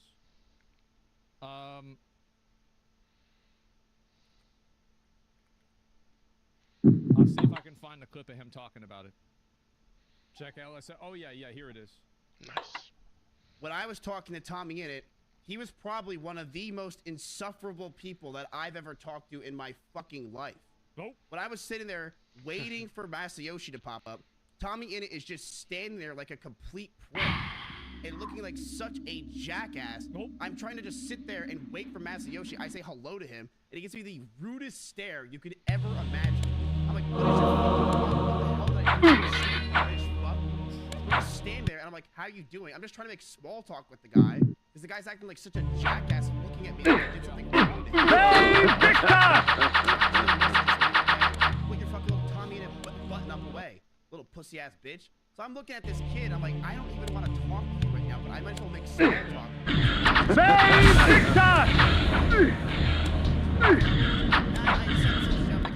Or something, and he gives me the rudest stare back, and I'm like, I fucking hate this kid, but no one's around. The mace is among fellow at TwitchCon, and he probably lost his mom. Christ. So I'm just gonna sit here and talk to the kid until Dr. Disrespect shows up.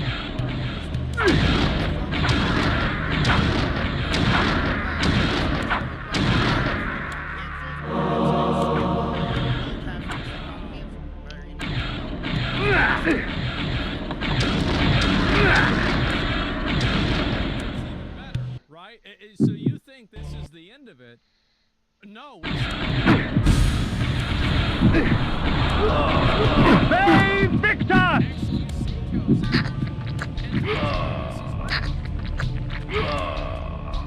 Here we go.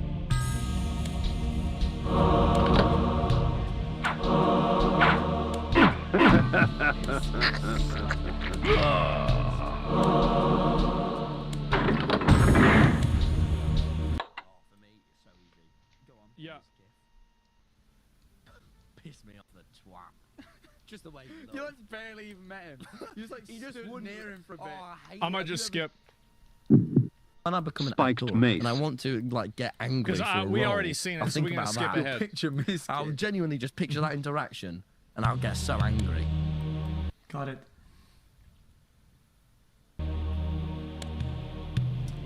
Okay. All these guys are all cringe. Sorry. The human mind is a fragile thing. One minor shock like, properly not getting, like, timed the Miz can as, render like, them person in your life, catatonic whatever, and ripe right? for And he feeding. can brush people the wrong way or whatever, right? But like, what an overreaction. What an overreaction to like people who like British people who aren't used to bantering it. Like these people are so used to just crying on camera and fucking being the victim of some ghost taunting them. And like some guy like fires out a joke at them and they run to the internet like somebody fucking killed their family. Like holy shit, relax. It's not that crazy, man. Like what? Piss me off. Just the way You like barely even met him. You just like he just stood wouldn't near him for a bit. Oh, I hate it. Have you ever just hated someone? What a based weird. off nothing for him to piss off. And I kept sort of going, and stealing this way. And then he'd stand there and go, just the way you look. And he'd ask me another question. Like, you don't seem, and he asked me some weird shit like, you don't seem like a happy man. Like, what do you even say back to that, Miskif? I don't know you. I genuinely... Wholesome Minecrafter personality, by the way. Oh, it keeps going. It keeps going. If I want to get... If I ever... When I become and I want to, like, get angry for a role, I'll think about that. I'll genuinely just picture that interaction. Understood. Gotcha. Good one. And so then, after that, it gets even better. Then Tommy responds, "Smear or cringe and Tommy is very hard, but you pulled it off." Because this guy, so XQC met Donald Trump. Now, I will say that this picture, I love XQC, but this picture would have had 10x the aura if XQC was in a Gucci suit. Can you imagine the quality of that photo if he was wearing a Gucci or Armani suit? Oh my god. It would have gone crazy. The Trump girl shirt was way better. Well, to be fair, whether you want to say it's better or not, it's certainly more memorable.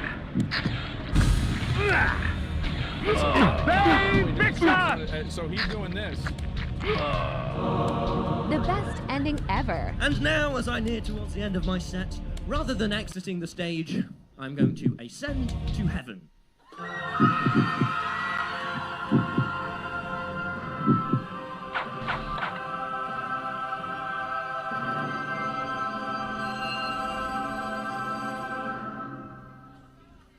It didn't work.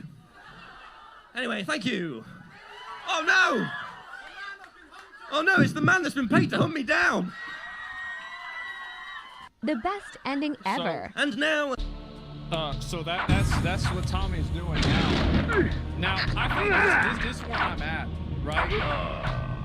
I think Tommy has fallen off. He has.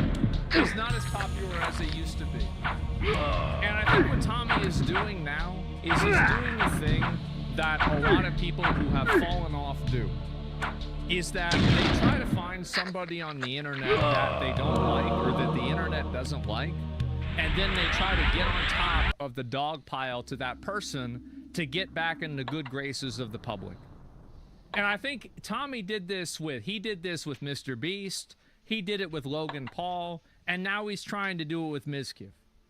That's what he's doing. He fell off after Technoblade passed away? I don't know about Technoblade, any of that shit. I'm just saying you look at the graphs, and the graphs paint a very, very specific story, right? That's it. Mizkif doesn't have the clout for that, to be honest. No, there's a lot of people that don't like Mizkif. There's a lot of people. Read what he said. From doing streams in my basement to doing a stream with a podcast. How is this a diss? You went from dick riding Dream for a living to making jokes to teenage girls. Lock in. I mean, he's right. I mean, at the end of the day, the podcast, yeah. President was podcast. Well, no, XQC helped set up the podcast. Yeah, no, that's it. And yeah, first time hearing about either of these two people. I know that. Do you think the dislike of Miz is justified? I think that, no, I don't. Like, as somebody, I've been friends with Mizkif for years, I think it's not justified at all. And I think that the only reason why these Minecraft people are doing it is because they're falling off and losing popularity. And so the only way that they can cling on to people's attention is by capitalizing on people who are still making content that's popular, capitalizing on those people's, the haters. That's it. Like, I mean, you pull up, like, for example, right? You want to have a little bit of fun? Let's have a little bit of fun. Twitch tracker. This is the website that I use to find out why people do what they do. The nights can get very cold Tommy around in here, it. stranger. I can help you get Let's through take a look. it. Ooh, aren't So you the 2,000 handsome one? average viewers. The guy used to get, let's see here, 250,000 for a while when Minecraft was really popular. And now he's all the way down here. And so, he's having a bad time. Every stream he does, he loses viewers. People don't like what he's doing. That's it. And so, Mizkif, who has been fucking canceled, people have shit on him, massively hated him, even Mizkif turned this around. Losing followers, yes, look at this. And so, if you want to find out why something like this is happening, let's look at the views for the podcast that he's doing. What's the podcast called? What's it called? Let's find out. Where'd it go? Give me a minute. Okay, here we go. So let's look at this. So you got the podcast. Ik geloof in jou. You got 95k views, 100k views, 80 views, 80k views, 161. 161 is pretty good. They bring on good guests. It seems like obviously they do pretty well. Other than that, it's not so much. I think a lot of these guys, you know, show's not doing so well. Not bad. No, it's not bad, but it's going in a bad direction.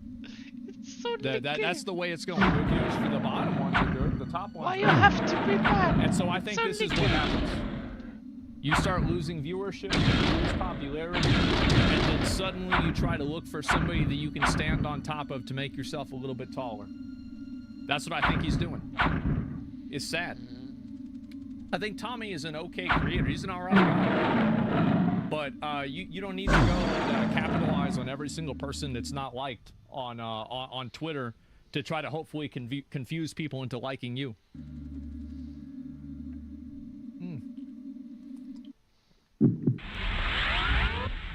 I have to get a real job soon? No, he's set for life. He's totally set for life. He's totally fine. No, he's doing a podcast and no appointment from B from Data. I'm not sure. I have to look and see. Oh, no, this is just another Minecraft guy. Guy's cringe, yeah. His main channel is alright, 500k views. Yeah, but look what he used to get. It depends on how often he's uploading too. No harm. The 80k views video makes sense from the UK's most hated twins? Yeah, I don't know. Yeah, it's weird as hell. This feels like a boomer. I don't know who this guy is. Well, I feel like that's the reason why he's talking about people who you do know who he is, right? That's the whole point. Twitch viewership is a misnomer. It's heavily botted. YouTube views are really the equalizer. I think it's the actual metric to go by. Today! I think that if you lose 99% of your audience on Twitch, there's probably a reason for it. I think that a graph like this really tells a picture. It tells a story. Let's be real. Let's be real. I feel bad. I do. Like, I say this, right? Miz is my friend. I feel bad that Miz is getting shit on by somebody who's trying desperately to cling on to popularity. You'll be there, okay? Today! I think it's embarrassing. Not tomorrow! Today! It is. It's embarrassing. Today! Miz did nothing wrong? Yeah. And I think and again, like, this is the third time he's done this. That's a major difference between successful people to make people like him. That's it. Won't this boost Miz even further? I think so. What? I mean, I mean, that's it. Didn't they literally apologize to each other at the convention? So this shit was funny. This shit was so fucking funny. Look at this. Let's see if I can find it real quick. And where is it? First time in years I heard of Tommy. Yeah, I know. Like he definitely He used to be popular, and people used to watch him a lot, but I feel like Minecraft YouTubers, you know, they kind of come and go. And so he met this guy. I'm gonna be real. So I was at this convention yesterday. I don't spend a lot of time watching Tommy's content, right? I don't know.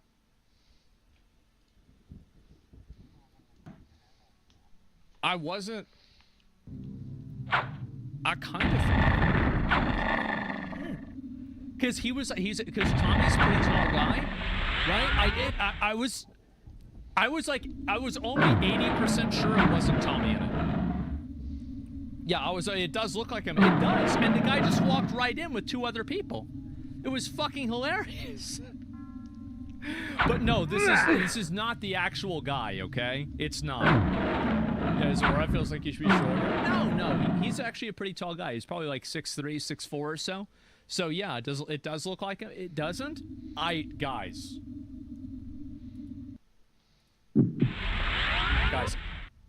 I'm sorry. It's pretty close. Okay? I'm not saying that it's the same thing, but it's pretty fucking close.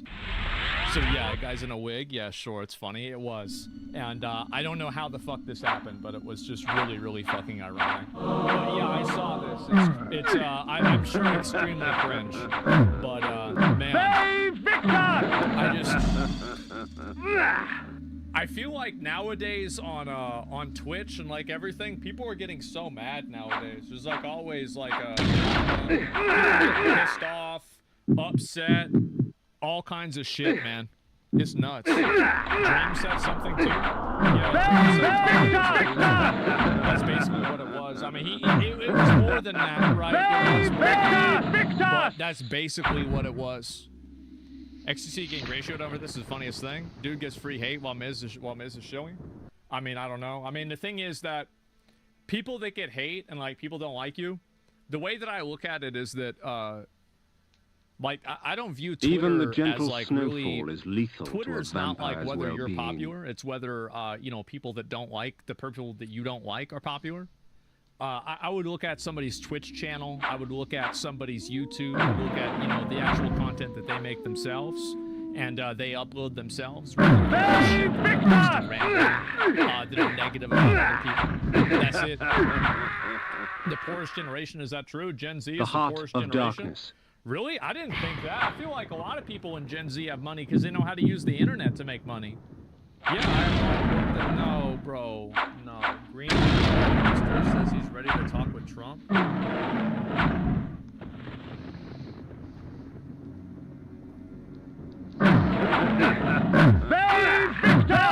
Victor! Save Victor! Alright, we're gonna look at it.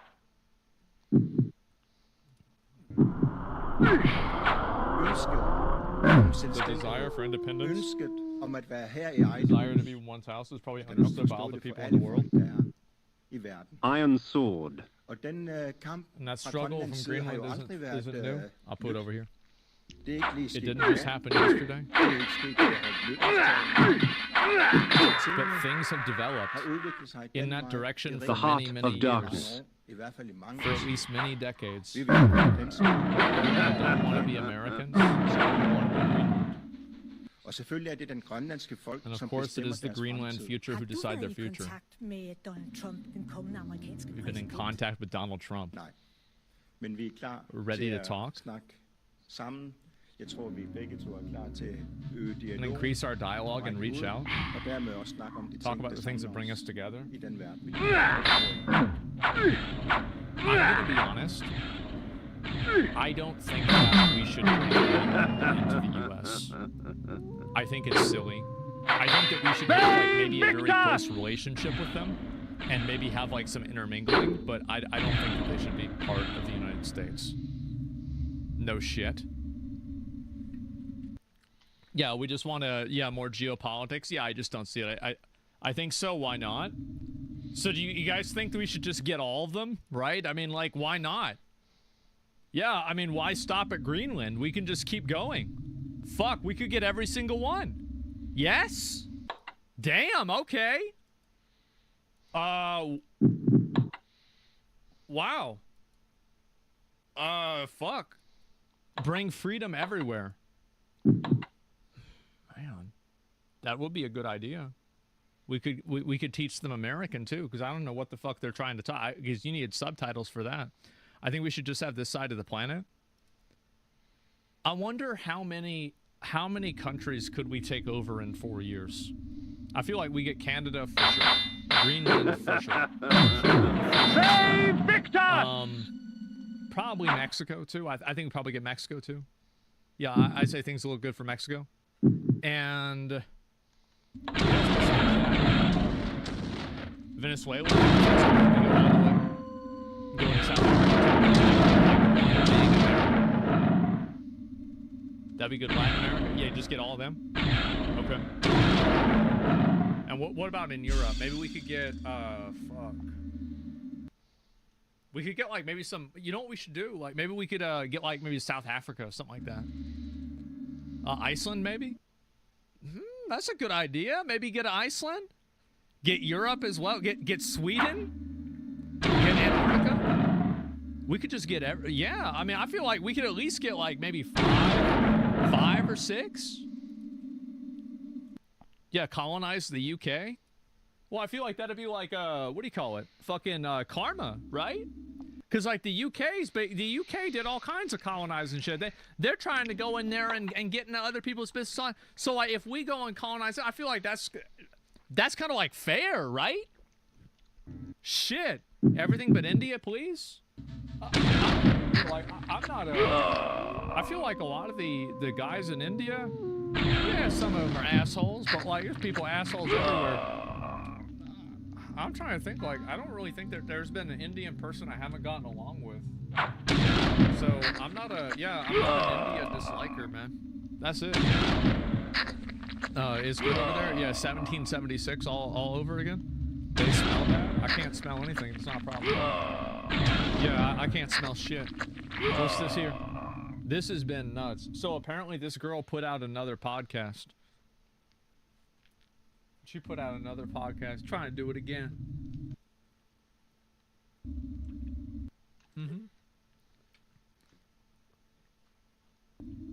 I don't smell bad. Other people smell bad. I don't smell bad. People always say that. Yeah, what a waste. No, this is fucking funny. Haley Welch initially seemed to be a genius, turning her meme into a career that made hundreds of thousands of dollars. However, it only lasted 176 days before she realized that success could also be Talk to a lawyer.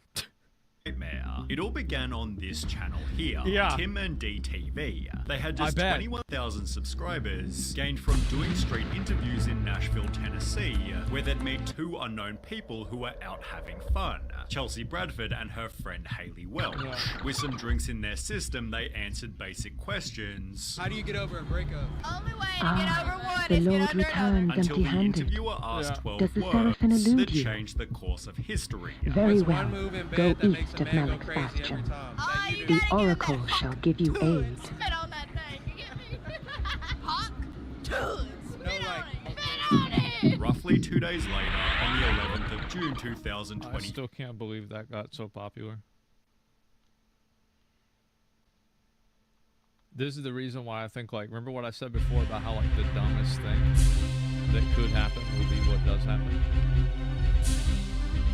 This one really kind of took me back. Yeah. It did.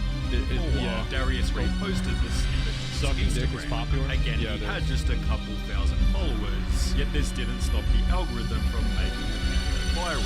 18 million views and almost 500,000 likes. It's not gonna get any bigger than this. And I go back like an hour later, the views don't went up by like 1 million. I was like, oh my god, there is no way that just happened. The clips went equally viral on TikTok, where everybody clearly loved her. She's a total vibe. Protect this woman at all costs. Hawk tour for president. However, Haley was disappointed that this didn't translate to income. Everybody else is making money off of it with merchandise, and he's making money off the videos. I was like, that's not fair. Like, it's me. Why am I not making any money? It was therefore announced Hawk Tour official. We are selling authorized merchandise. The problem is that, like, when this happens, and this is like a big issue that like the internet has, is that something that's popular like this, and it fucks up their real life.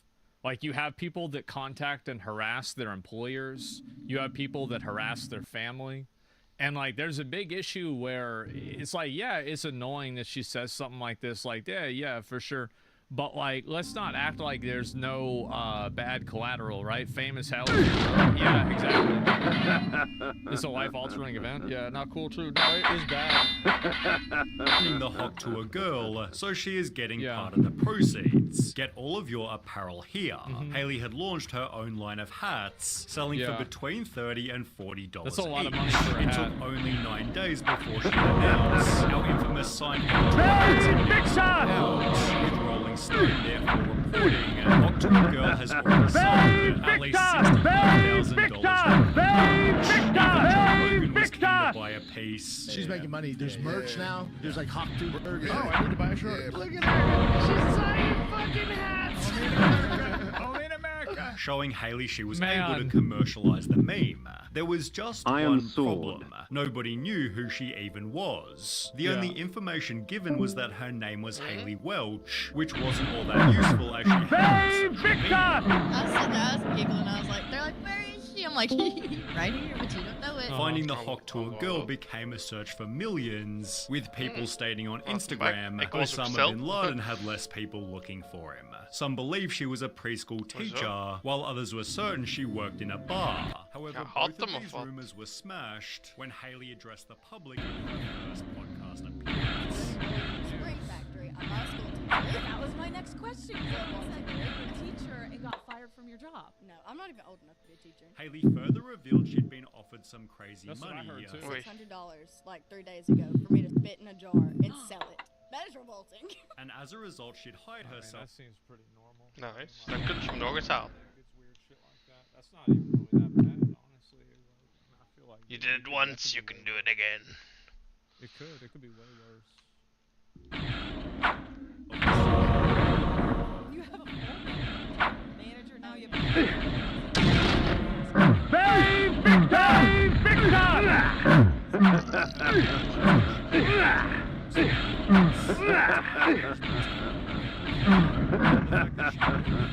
My management team is insane. You made a drunk joke, and the next day you this is crazy. That helped me. It is like this is like for as it is. It is very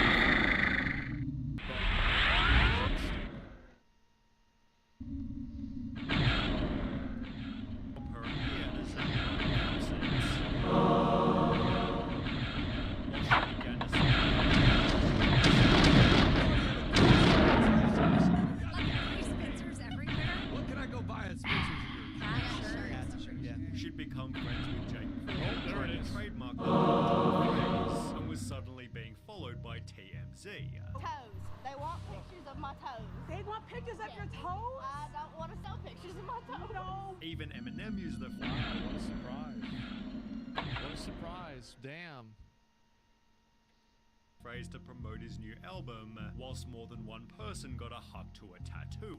She passed 1 million Instagram followers in less than 30 days and was being paid $30,000 just to appear at clubs. However, if you're given success without first going through hell, you'll find that the hell creates itself later.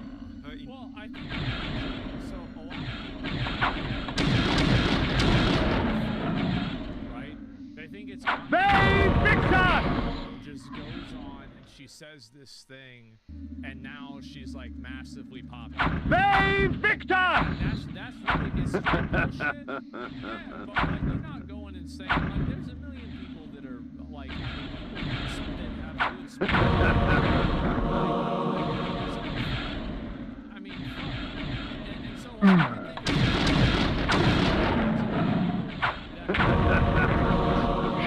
And I guess people are probably talking about getting mad at her. You know? She has charisma though. What was the I'm gonna just keep when I say that, you know I'm about to say something.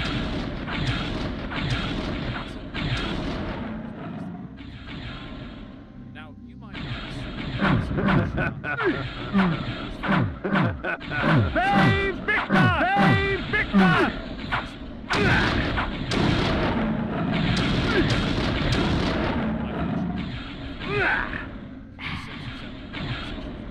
Tuurlijk. The siege, no life. This would not have worked. That's the truth. Yeah, this fucking life.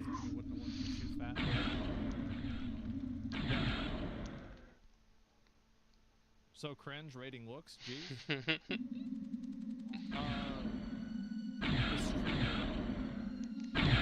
Probably. Yeah, it's a cruel world. Like, I'm just telling you how it is. Yeah, it is what it is. Like, I'm not like. Save Victor! That sucks. But it is. Nee, ik denk allee, de naam zegt me iets, maar nog nooit. Save Victor!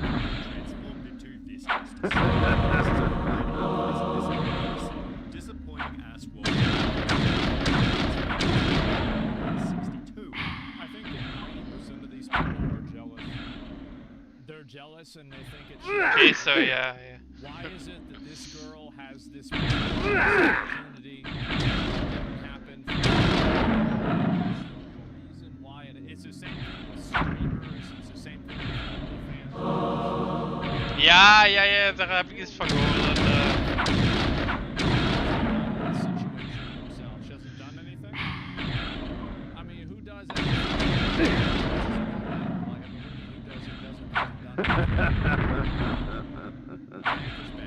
Save Victor! No, why do you go to the extreme for everyone's opinion? Because I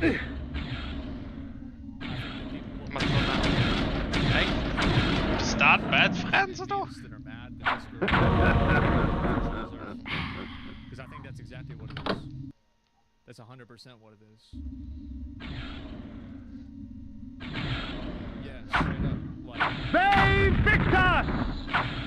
it is stupid. Well, I mean, what do you think is stupid or not? Like, I mean, I mean, like, yeah, I'm more mad that she's everywhere. I mean, I guess. Like, the week that this meme got. Anybody?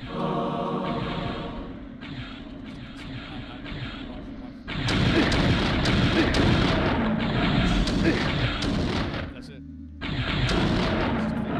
Yeah, but I think Ja, maar zo grappig vind ik die niet eigenlijk.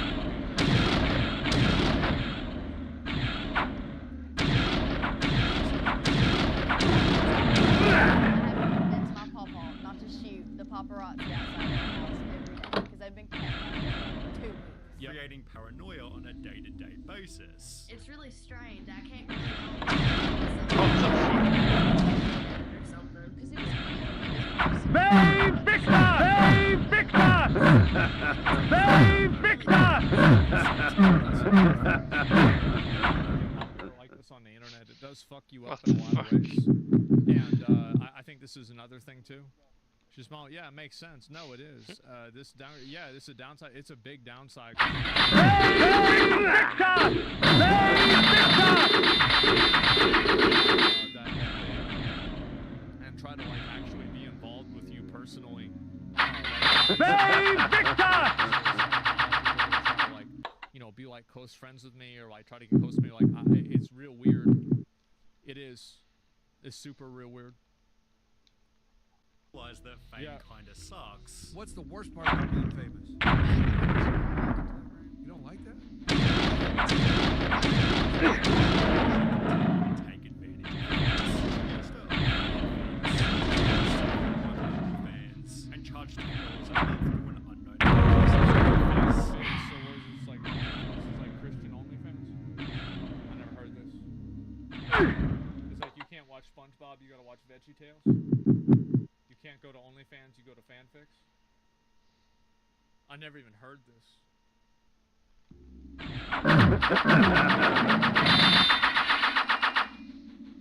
Damn. also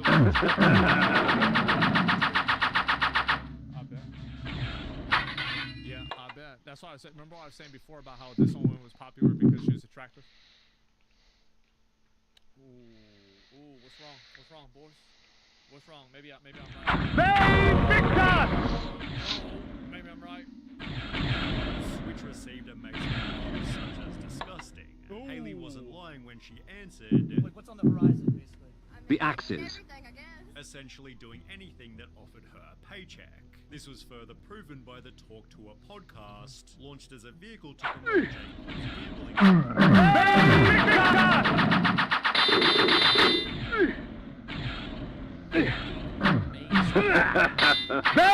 Victor! Victor! She's not attractive. Just because she's attractive on one perception to an individual doesn't mean it's generalized. Sorry, Asmon. Okay, you listen, man. If you want to go and like measure eyebrow separation and do like that shit that 4chan and Reddit do, here in reality, I'd say that most people consider this girl attractive. Dat betekent dat je andere moet doen in New Game Plus. I don't like making a lot of like I'll sexualize and talk about what? Like how slutty girls I mean, are debatable. Dag Ela. But I don't want to go and spend a whole lot of time talking about like what she looks like and like her appearance. I was just trying to make a general statement is that because she was attractive, this went way farther. And it wouldn't have gone anywhere if she wasn't attractive. That's it. Like, I don't want to go and start getting into a debate on like, you know, what you would rate her or anything like that. Like, let's just dial this shit back. Poll? I don't want to do a poll. I mean, true. The reason why I don't want to do a poll, like, this is going to sound, guys, this is going to sound really gay. Okay? But the reason why I don't want to do a poll is because sometimes girls will watch me say this about them. Maybe she would see me say this, and I think it would make her feel better if I had a poll and then a lot of people said Victor! I never did like streamer, like I never rated streamer. Like I never did.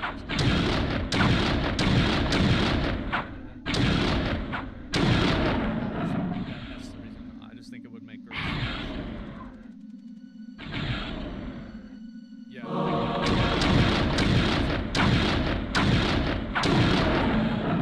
That's not even just a fact. But like that's different. The podcast was so terrible even Jake Paul himself roasted it. Why did you decide to start Talk to Him? It's stuff that has never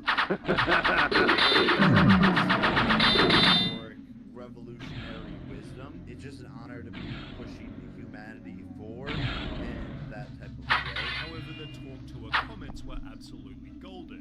My phone was at 1% when this was posted. I unplugged my grandma's life support and charged it. This podcast truly changed my life. Currently fighting on the front lines of Ukraine. My phone was at 1% when this was posted. I unplugged my grandma's life support to charge it. This podcast truly changed my life. So these guys like to meme and talk shit, but this show That's from the really Talk to a popular. podcast. Like, everybody tries to talk about, oh, it's boring or whatever. It's a popular show. Same trolls have given it an almost perfect IMDb score, calling the podcast Die heeft er fucking audience gescampt met een dingen, met crypto. Ja, inderdaad. Clearly wasn't great. So when she Nah, it's just that's all it is. Hating ass hoes. Because if you looked at the list of the most watched podcasts, this was in like the top 5. It's called Southern. Southern.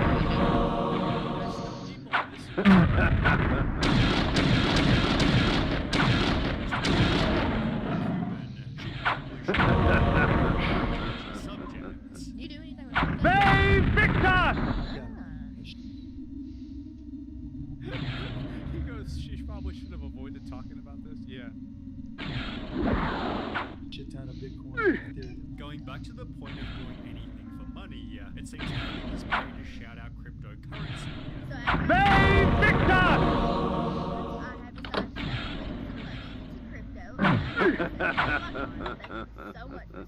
And was more than willing to make her own token. I feel like a lot of people get involved. Like this is the thing is that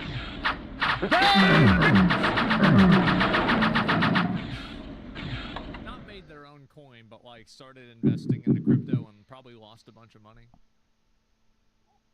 Yeah, I had a lot of I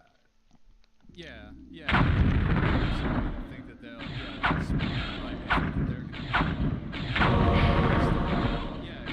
and so I think that really this girl, the reason why she was so popular in the first place is that she was completely unfiltered, this just regular, you know, southern midwestern, I don't know where the fuck, you know, just unfiltered, funny girl that was like, I guess, normal. Like, she's kind of a normie in a way.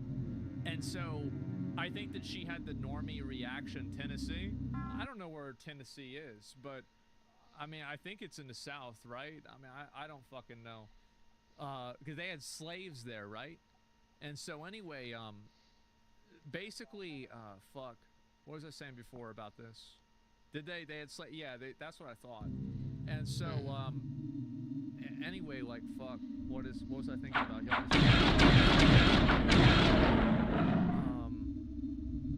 Oh my god, she's enormous. That get swindled by getting into crypto. Because like I mean she doesn't know shit about crypto. And like I've listened to Michael. But he also got a few $1 billion, so I mean, fuck, maybe he got the screws in another machine. So I'm not trying to shit on the guy, but like at the same time, the guy was already successful.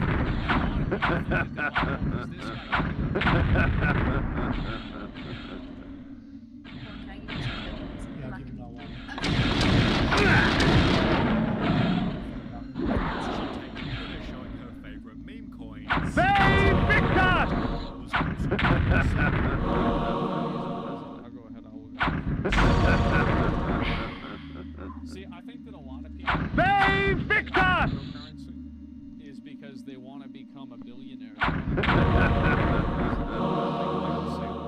because he's got a lot of money.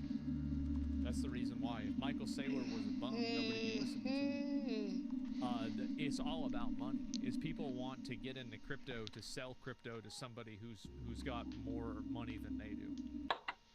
Like that's it. It's gambling basically, right? It's like like basically people want to buy the bag at $100 and sell the bag at $200, and then somebody else wants to buy the bag at $200 and sell it for $500, and then eventually somebody gets caught holding the bag, and that's not so good.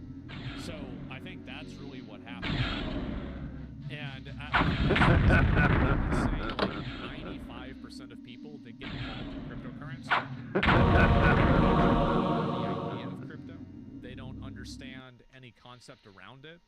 They don't have any interest in any of the technology. All they want to do is they just want to buy the thing and then have it go up and then sell the thing. That's it. They want to buy low and sell high.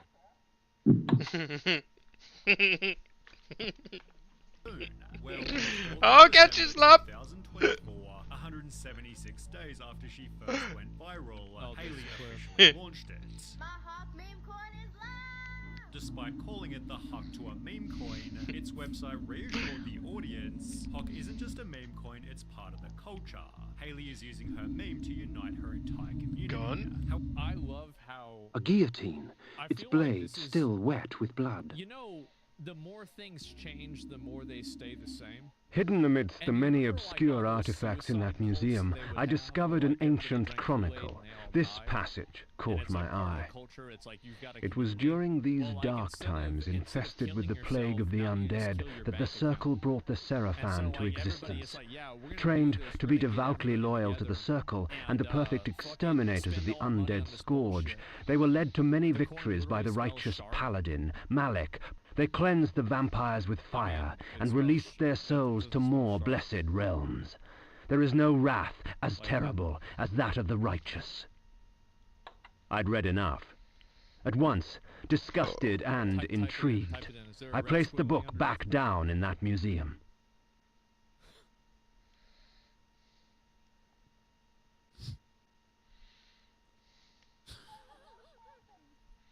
Come on. What are you doing? Think this shark?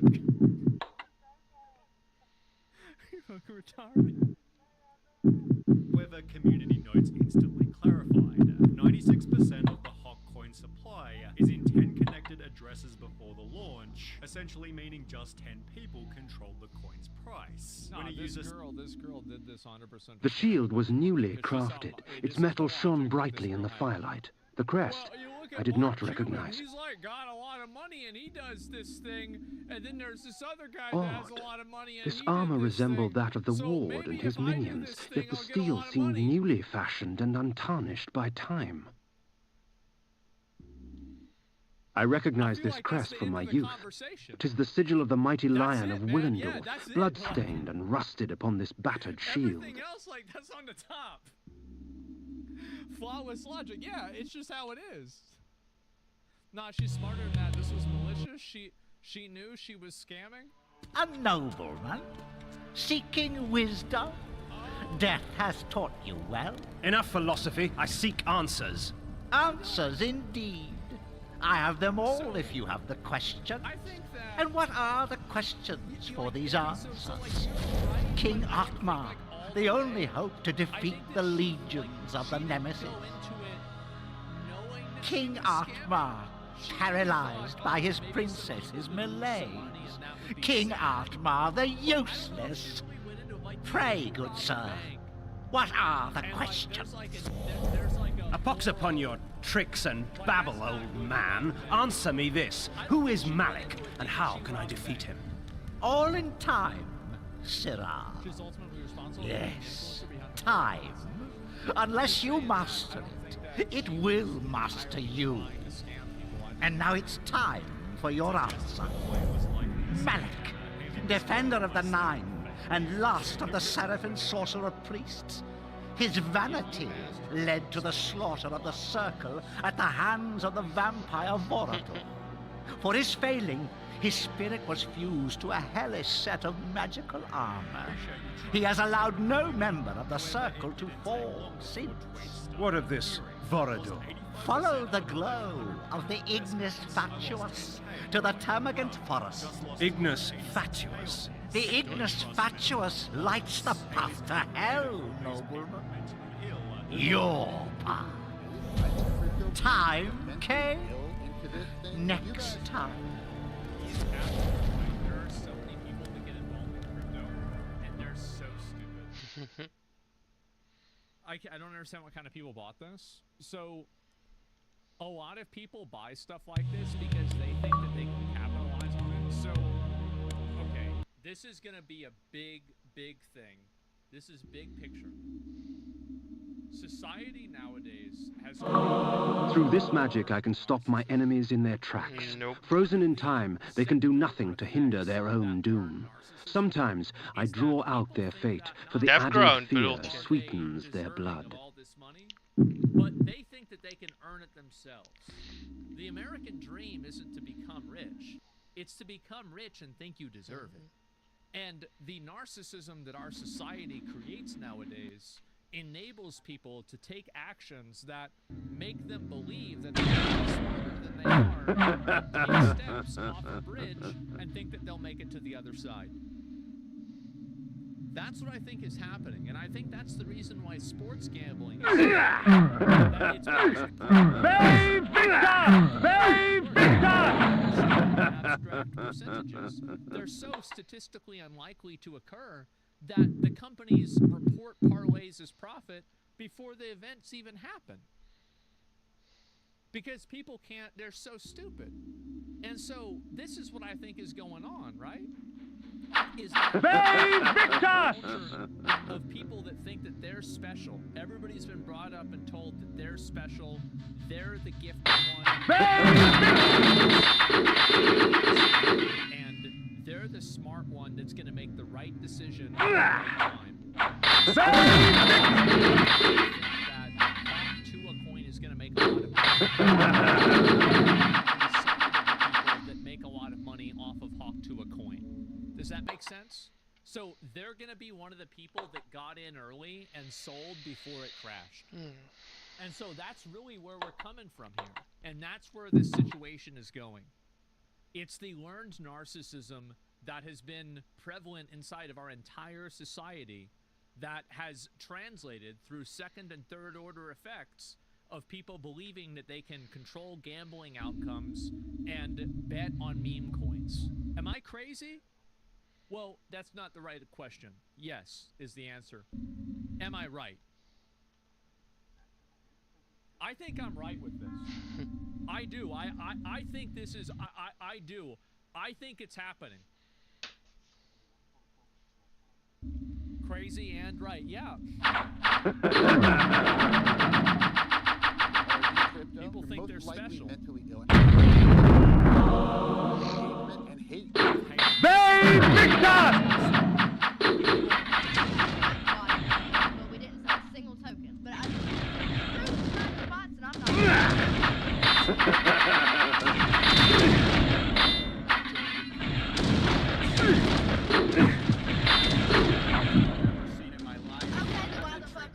questioning how much money each founder made. Someone just over $1 million.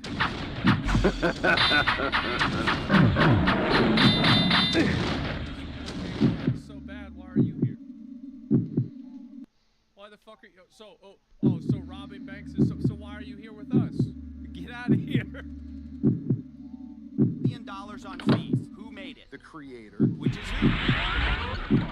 Who's the project? Who is the project? Haley Welch, right? This is the worst tokenomics I've ever seen, and it is a scam. It's not a scam. The tokenomics are a scam. You can say whatever you want about it. You can cry defamation. That's my opinion. It's a scam. As the pressure mounted, Haley disappeared. I hate to interrupt you, Nick, but anywho, I'm gonna go to bed, and I'll see you guys tomorrow. Only brought back by a class action lawsuit launched by a dozen plaintiffs who claim to have collectively lost more than $150,000. I should have invested money into this just as a meme to see how much money I would lose. I should have invested like $1,000 or something like that, just for fun. I really should do that next time they're gonna do something like this. Oh my god. Credit, she took responsibility, stating if you've experienced she didn't take responsibility. She was forced to take responsibility. This was written by a legal team and not her. She's worried about going to jail. That's why she posted it at 2 in the morning.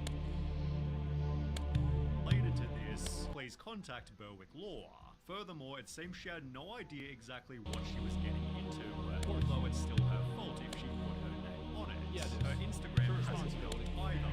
The only post Haley's made since before the scam is a video of her taking makes you wonder if this trip was funded by the proceeds. Enjoy your time before getting shipped off to prison. I love how people are thinking that she's gonna go to jail. Haley Welch. She's not going to jail. Nothing's going to happen. It's not like, yeah, she's not going to jail. Nothing bad is going to happen. Why not? Because the government can't even figure out, like, so which one was bigger? CryptoZoo or this? Ice Poseidon straight up said, yeah, I kind of scammed you guys. He's not in jail. So where's the logic here? So we're gonna have like basically an uninformed participant that's gonna end up going to jail, rather than somebody that did something that had 100x the effect, or somebody who admitted that it was a scam. Come on, guys. Let's think about it logically. Like, I'm not saying that she shouldn't. I'm just saying I don't think it's gonna happen. I'll be right back. I'll talk about it more. Babe Victor!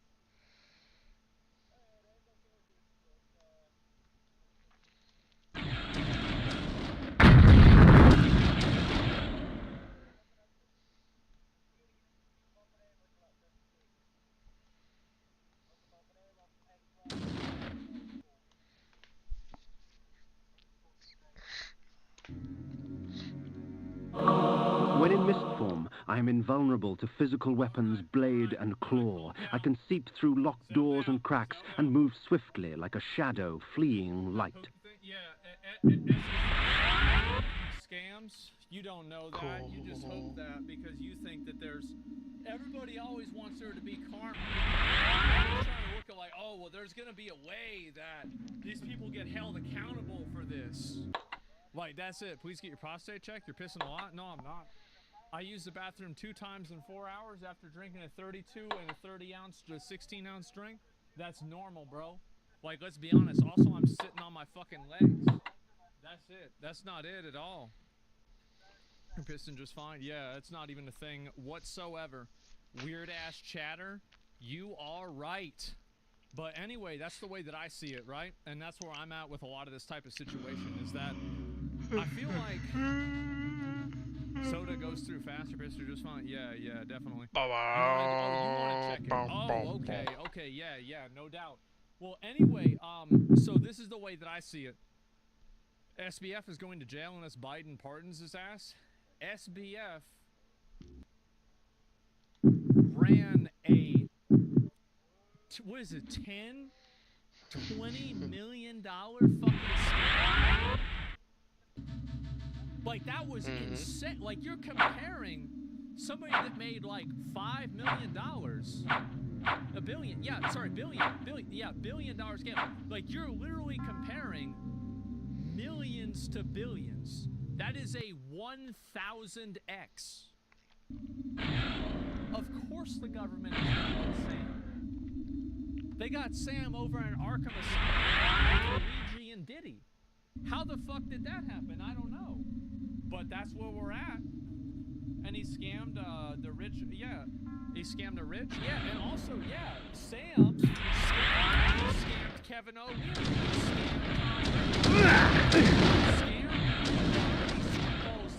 Did Tom Brady win? 5 or 7 or some shit? Sam Bankman won his fucking ass. 7, yes, that's what I thought. 7 Super Bowls. You can't scam Tom Brady. Get the fuck out of here. Bay Victor! Bay Victor! Bay Victor!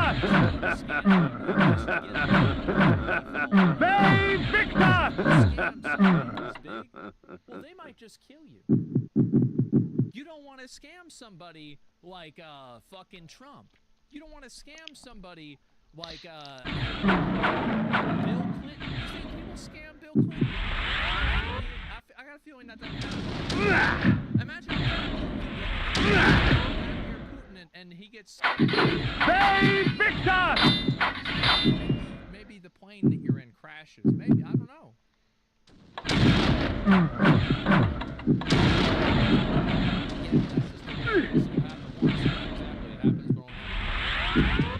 He's by Israel. She's blew up. Started. This is the thing. Is like, so I said that this is, and I think this is true, by the way. Where the fuck is this shit? Let me see. I'll find it real quick.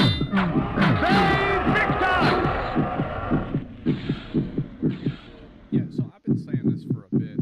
Is that I think that OnlyFans is DLC for females. It's like, extra, right? Like if you're enjoying the show, you get a little bit farther. And it's like crypto is the equivalent for that. Yeah, her podcast was huge. Yeah. Or TikToks, yeah. Yeah, there's what the fuck? True, real and true. No, it is. It's true. And Bay Victor!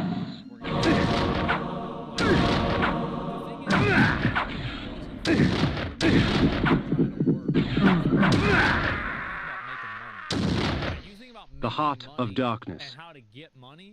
That's what Bay Victor! Anybody can work. You got to get money. Yeah, you got how can you get in your account to be bigger than the way it is? That's the only way you should look at things. Nothing else at all. Yeah, get the dollar bill. Yeah, how can you get people to give you their money? Hustle culture is trash.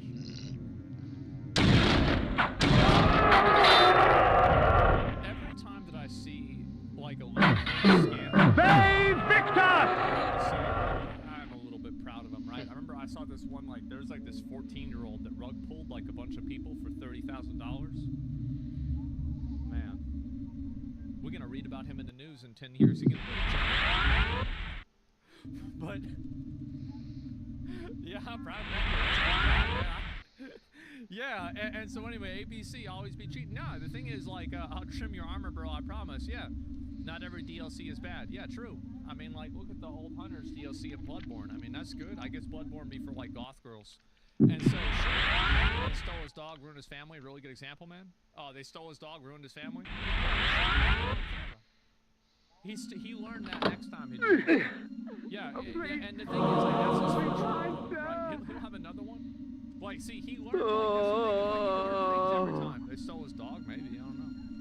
And so, anyway, it's a life lesson. Oh, and please, so, help me, kind in this idea that, like, sex work is real work. Sex work is real work in the same way that any work is real work. If you have people give you money, then you work. It's just that simple. That's it. Like, you try to make money, like, that's all that matters. Work, yeah.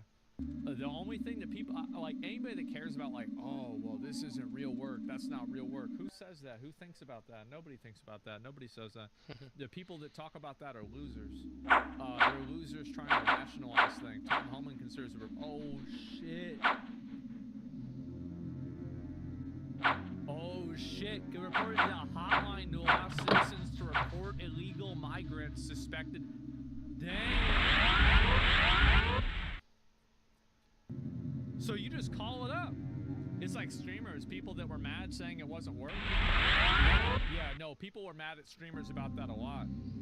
Jack Smith resigns. Ooh, I saw this on YouTube. Where is it? It's like right here, wasn't it?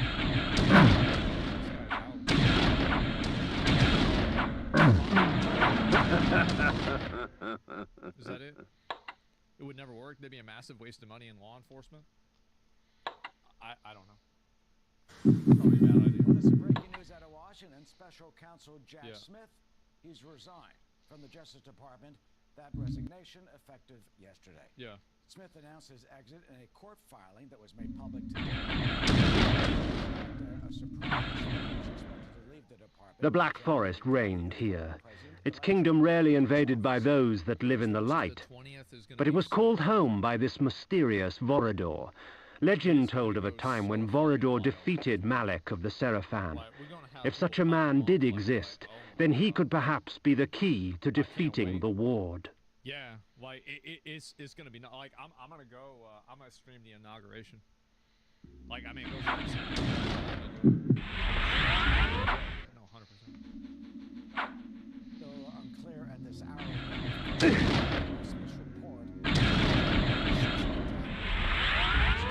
Volume 2 on the ambulance case. We're told that will not be released because that is still an active prosecution. You were streaming early that I'm day? Steve Doocy. Yeah, probably. I'm Brian Kilmeade. And I'm Ainsley Earhart. And No looters. Uh-oh. Shit, it looks like Adam 22. Yeah, I don't know. But, like, anyway, yeah. Basically, they said Trump was gonna, he did all the bad stuff. He committed all the crimes.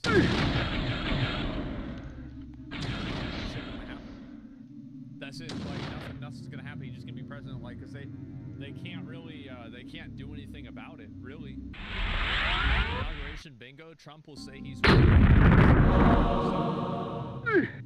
in his inauguration speech. Will he say that he's the first president since Roosevelt to win 3 presidential elections? Will this happen? I think there's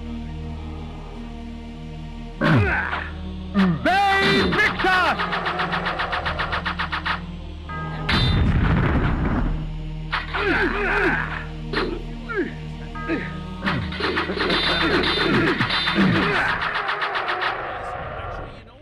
The Heart of Darkness. The turning point was when he used the AI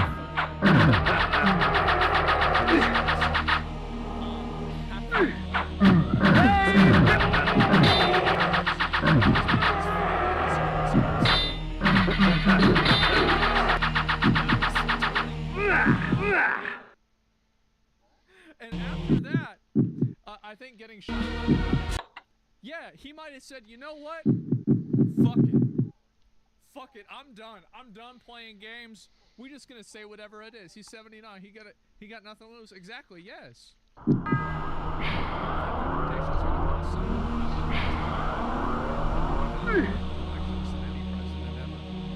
Yeah, we announce his. Do you think that this is another question, right? With the inauguration, will he announce merch at?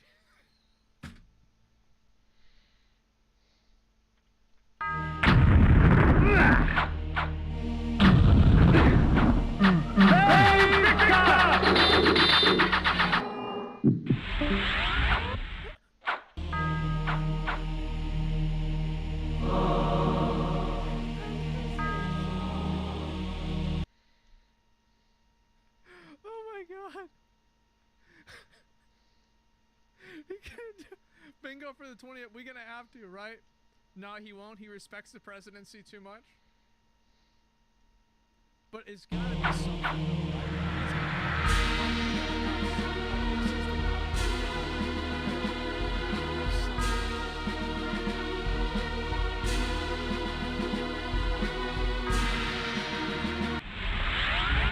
Business records to hide to adult film actor Stormy Daniels. Judge Juan Rashawn handing down an unconditional discharge. No prison time, no fine, no probation, calling it the only sentence he could impose without encroaching upon the highest office in the land. So basically, look at all this. Not punished for falsifying business records to hide from voters a 2016 hush payment to adult film actress Stormy Daniels. Judge Juan Rashawn handing down an unconditional discharge. No prison time, no fine, no probation. He did nothing wrong. You're guilty, but who gives a fuck? Yes, he actually got away with it.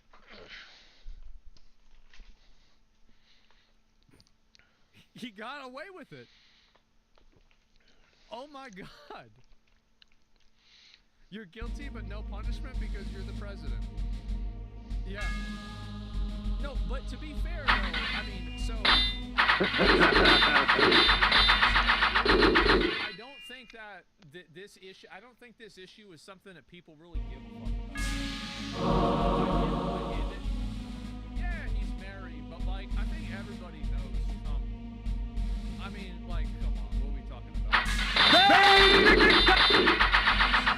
It's not like he actually hurt, like, nobody got hurt, right? It's like a financial... This spell allows me to enslave my enemies, giving me control of their bodies. When I release my grip, their bodies will shrivel and die as I displace their souls and replace them with my own. To be clear, the protections afforded the office of the president are not a mitigating factor. Spiked mace. The seriousness of the crime or justify its commission in any way. Trump listened remotely, his face on courtroom screens. And vowed to report. It's been a political wood hunt to damage my reputation so that I'd lose the election, and obviously that didn't work. Prosecutors said Trump was convicted based on overwhelming evidence. Far from expressing any kind of has purposefully bred institutions. This sounds like somebody who's going to be getting fired pretty soon. Trump literally said on camera if he ever ran for president, he'd do it as a Republican because the voters were so stupid, and then he goes... Trump understands people. He does. He understands people really well. And he was trolling. No, he does. And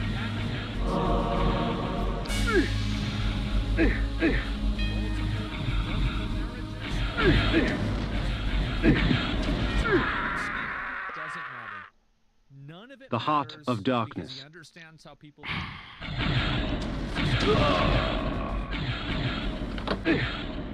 rule of law. Trump faced up to 4 years in prison. The judge said the criminal sentence was due to the unique and... Well,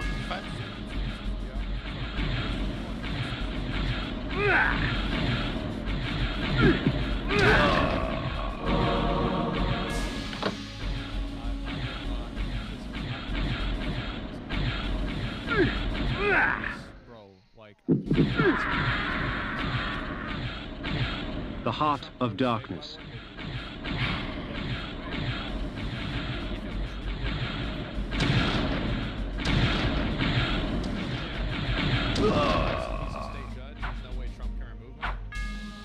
I mean, like, I'm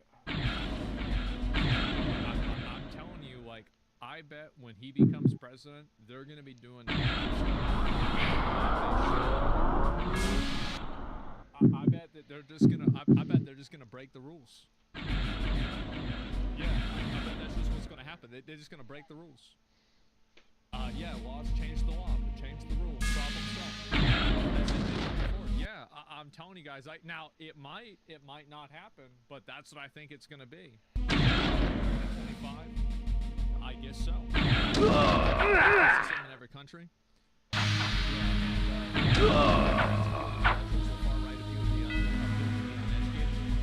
I'm saying is that I love that I do remember that one. That one did happen. So, like, it's actually really, really easy to take advantage of this kind of stuff and make a lot of money. It's massively easy. It's almost like it's a joke to do. It's shocking how easy it is. And so, like, as soon as you understand, like, people like that thing, you can immediately take advantage of them.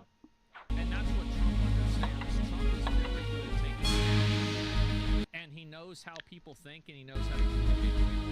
And that carries him farther than any policy. It carries him farther, and he has charisma. He's funny. He's naturally funny. He's naturally likable.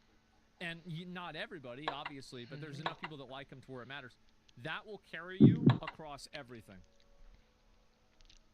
I wouldn't call the other side educated. No, I'm just telling you, like, that's just how it is. You described every politician? Yeah, but, like, he's that much better than they are. Like, because the thing is, every politician has been in politics. This guy has been doing shady business deals. He's been in show business, and now he's doing politician shit. Yeah, he did this his whole life.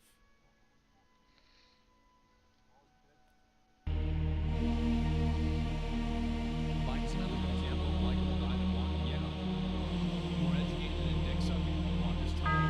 That's how it is. It's like. Are you describing the same thing? No. Like, I'm saying that that's what works. What the fuck? It works so well, and I think that people don't understand how effective it is because they don't want to. They don't want to accept the fact that if you appeal to people's base desires and the lowest common denominator, you will always come out ahead. And that's the facts. This crazy amount of insane shit is said in the past and the media never shows. Yeah, it doesn't matter. It does not matter at all. A lot of crybabies in here? Well, I'm telling you, like, he knows the cheat code. Yeah, I think that's actually, you know what? That's actually such a good way to say it. He knows the cheat codes. Everybody's like, oh, well, you did this, and you had this scam, and you're doing this other scam, and then what about this money that you paid to this porn star, and these people you didn't pay, and there's another scam, and, like, there's, like, this mafia thing, like, what's going on with that? He's like, oh, okay.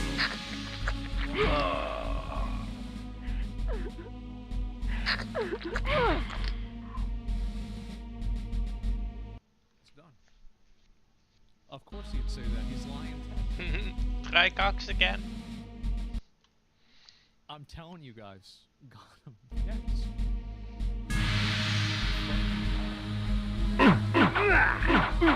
Save Victor! People are mad that he did shit like this. People are mad that it worked.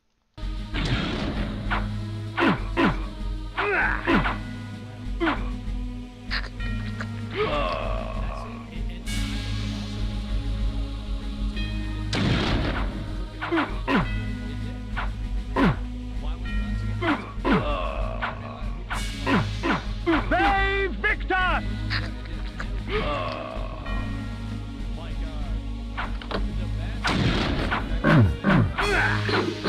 Save Victor! I think that was the most effective and most damaging thing that they did because this group of people, the dumbest, most brain dead, like fucking high school brained group of barely brain functioning, in between.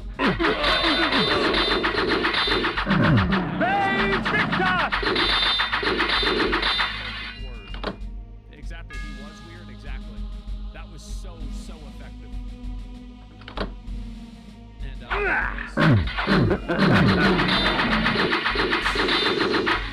spectacularly, so that says how shitty her campaign was. Well, they fucked up, right? And, JD Vance turned out to be the most normal shit ever. Yeah, but it worked before, but the thing is, though, think about it. Before they found that shit out, it did not work. Like, and this guy was getting farmed by it. And so, yeah. No, I'm telling you guys, just vote yes on the referendum on constitutional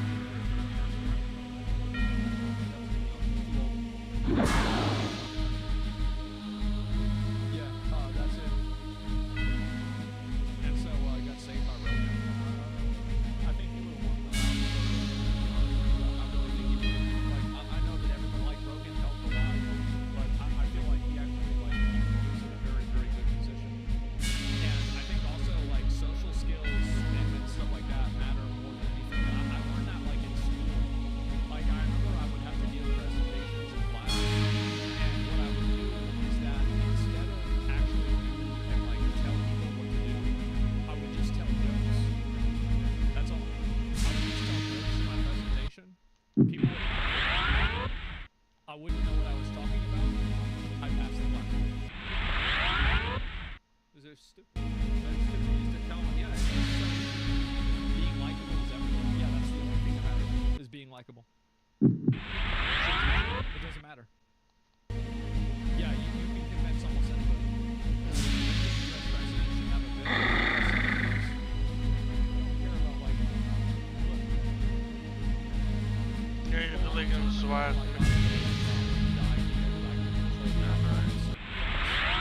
Now I just like to sit back, relax, and watch them happen. I'm not about trying to get people upset or mad about, like, oh, this is what happened. Like, all I want to do is I want to be able to accurately predict and understand how what people are going to do and understand the world around me. I'm not trying to change the world around me. I understand it. Now, in small cases, I can, but in a general case, I can't.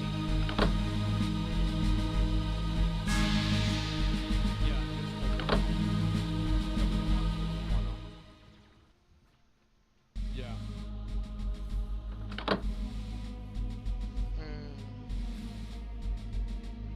Damn. So, what does this mean? Is the season conclusion rank? What does that do? I'm at bronze too. That's bad. Congratulations on what? What'd I get? What, am I black now? I'm gold. Moonlight. Okay, cool. I guess I'll put that on. Sure, why not? Alright, so we're gonna try this out. Bronze shot. No, I feel like bronze is good, right? I mean, fuck. Like, yeah, they fixed Moonlight? What do you mean? I haven't played ranked for a bit. I just got gold 1, I quit the game. I'm kind of, you know what I want to do? I want to try a quick match. I want to see if Hawkeye's still good.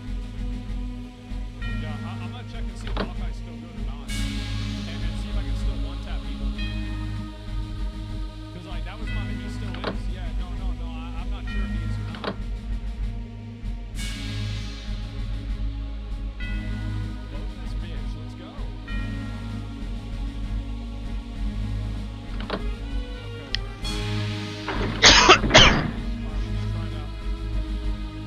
I think that did it. Yep, nice.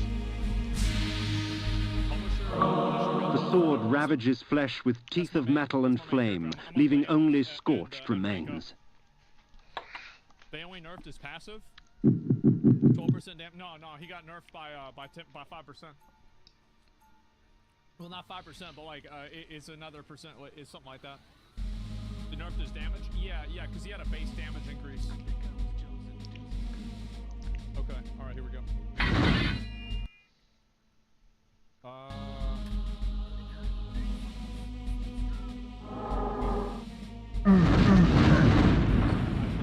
I think it's a new map, right?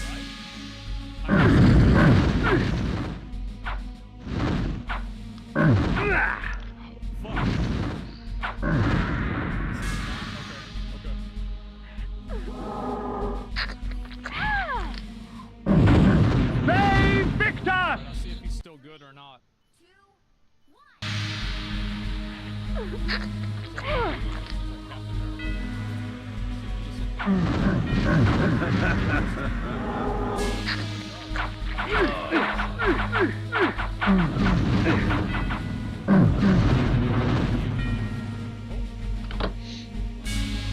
Damn, bitch! I can't see her. Yeah, what the fuck? Played the big booty lady? I'm surprised somebody's not playing her. They got my ass, man. I feel like he's not as good. I feel like the lack of I feel like that's really not so good with him. Yeah, range is so short now. Yeah, I'm not about this guy. Like, I'm really not sure.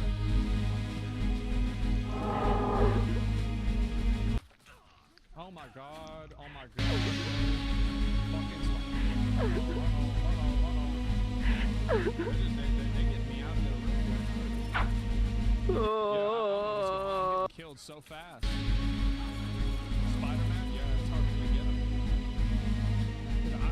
I'm trying to get some testing in for this character. Like, I don't even want to try and play a game seriously. I just want to test the character. Try the Punisher. Is this ranked? I would hope not. Yeah, I'd be having a bad time if this was ranked. Let's see where we're at.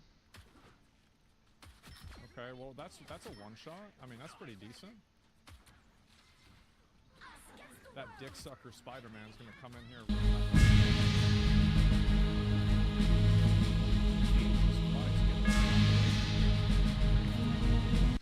Yeah, like his tank damage is really low now. Like, yeah, I'm gonna be real. Like, I actually don't think he's as good.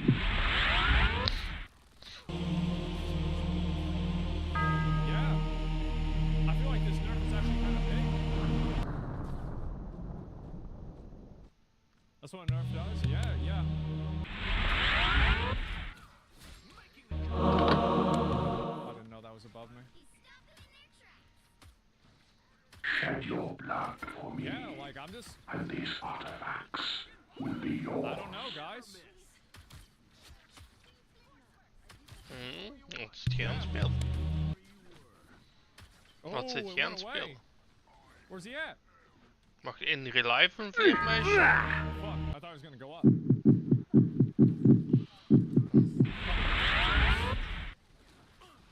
Yeah, he trying to do that bullshit. Oh my god. Yeah. Yeah. I just don't think he's that good. Like, it's not that I can't get kills or I can't do anything. It's that... Have you tried Storm? No, I haven't. Not at all. He's amazing still? You really think so? Like, cause to me, I don't really think so. Yeah,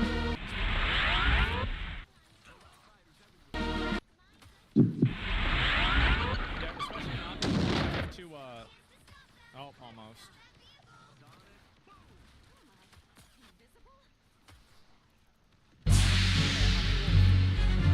Like, the one taps are good, but also has to be charged. So, like, I feel like that's the big deal, right? It's like I used to be able to get the tanks way faster. And, like, now I feel like I can't do that. Wat? Yeah. Damn, the Spider-Man is good. Sure. Uh-oh, get inside that. Got him.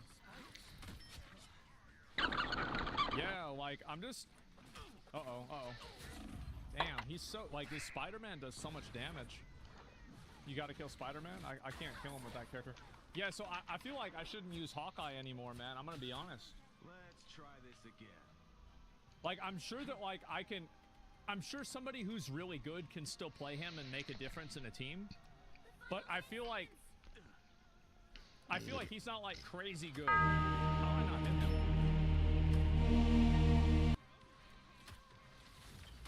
Finally, damn.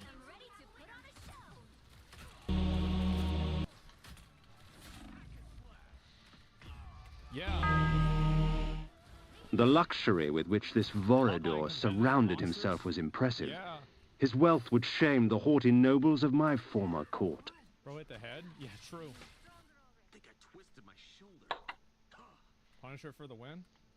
I feel like I'm gonna play Punisher too. Like, I think that's gonna be my main character. You know what I should try and do? I should try and play the second character, the new character, the punchy guy. Is he any good, Mr. Fantastic?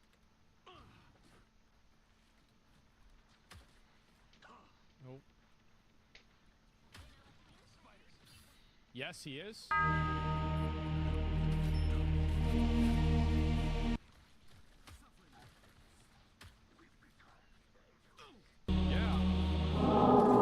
That this vulgar display of fortune remained undisturbed was a testament of fear's dominion over greed. I feel like I'm out on Hawkeye.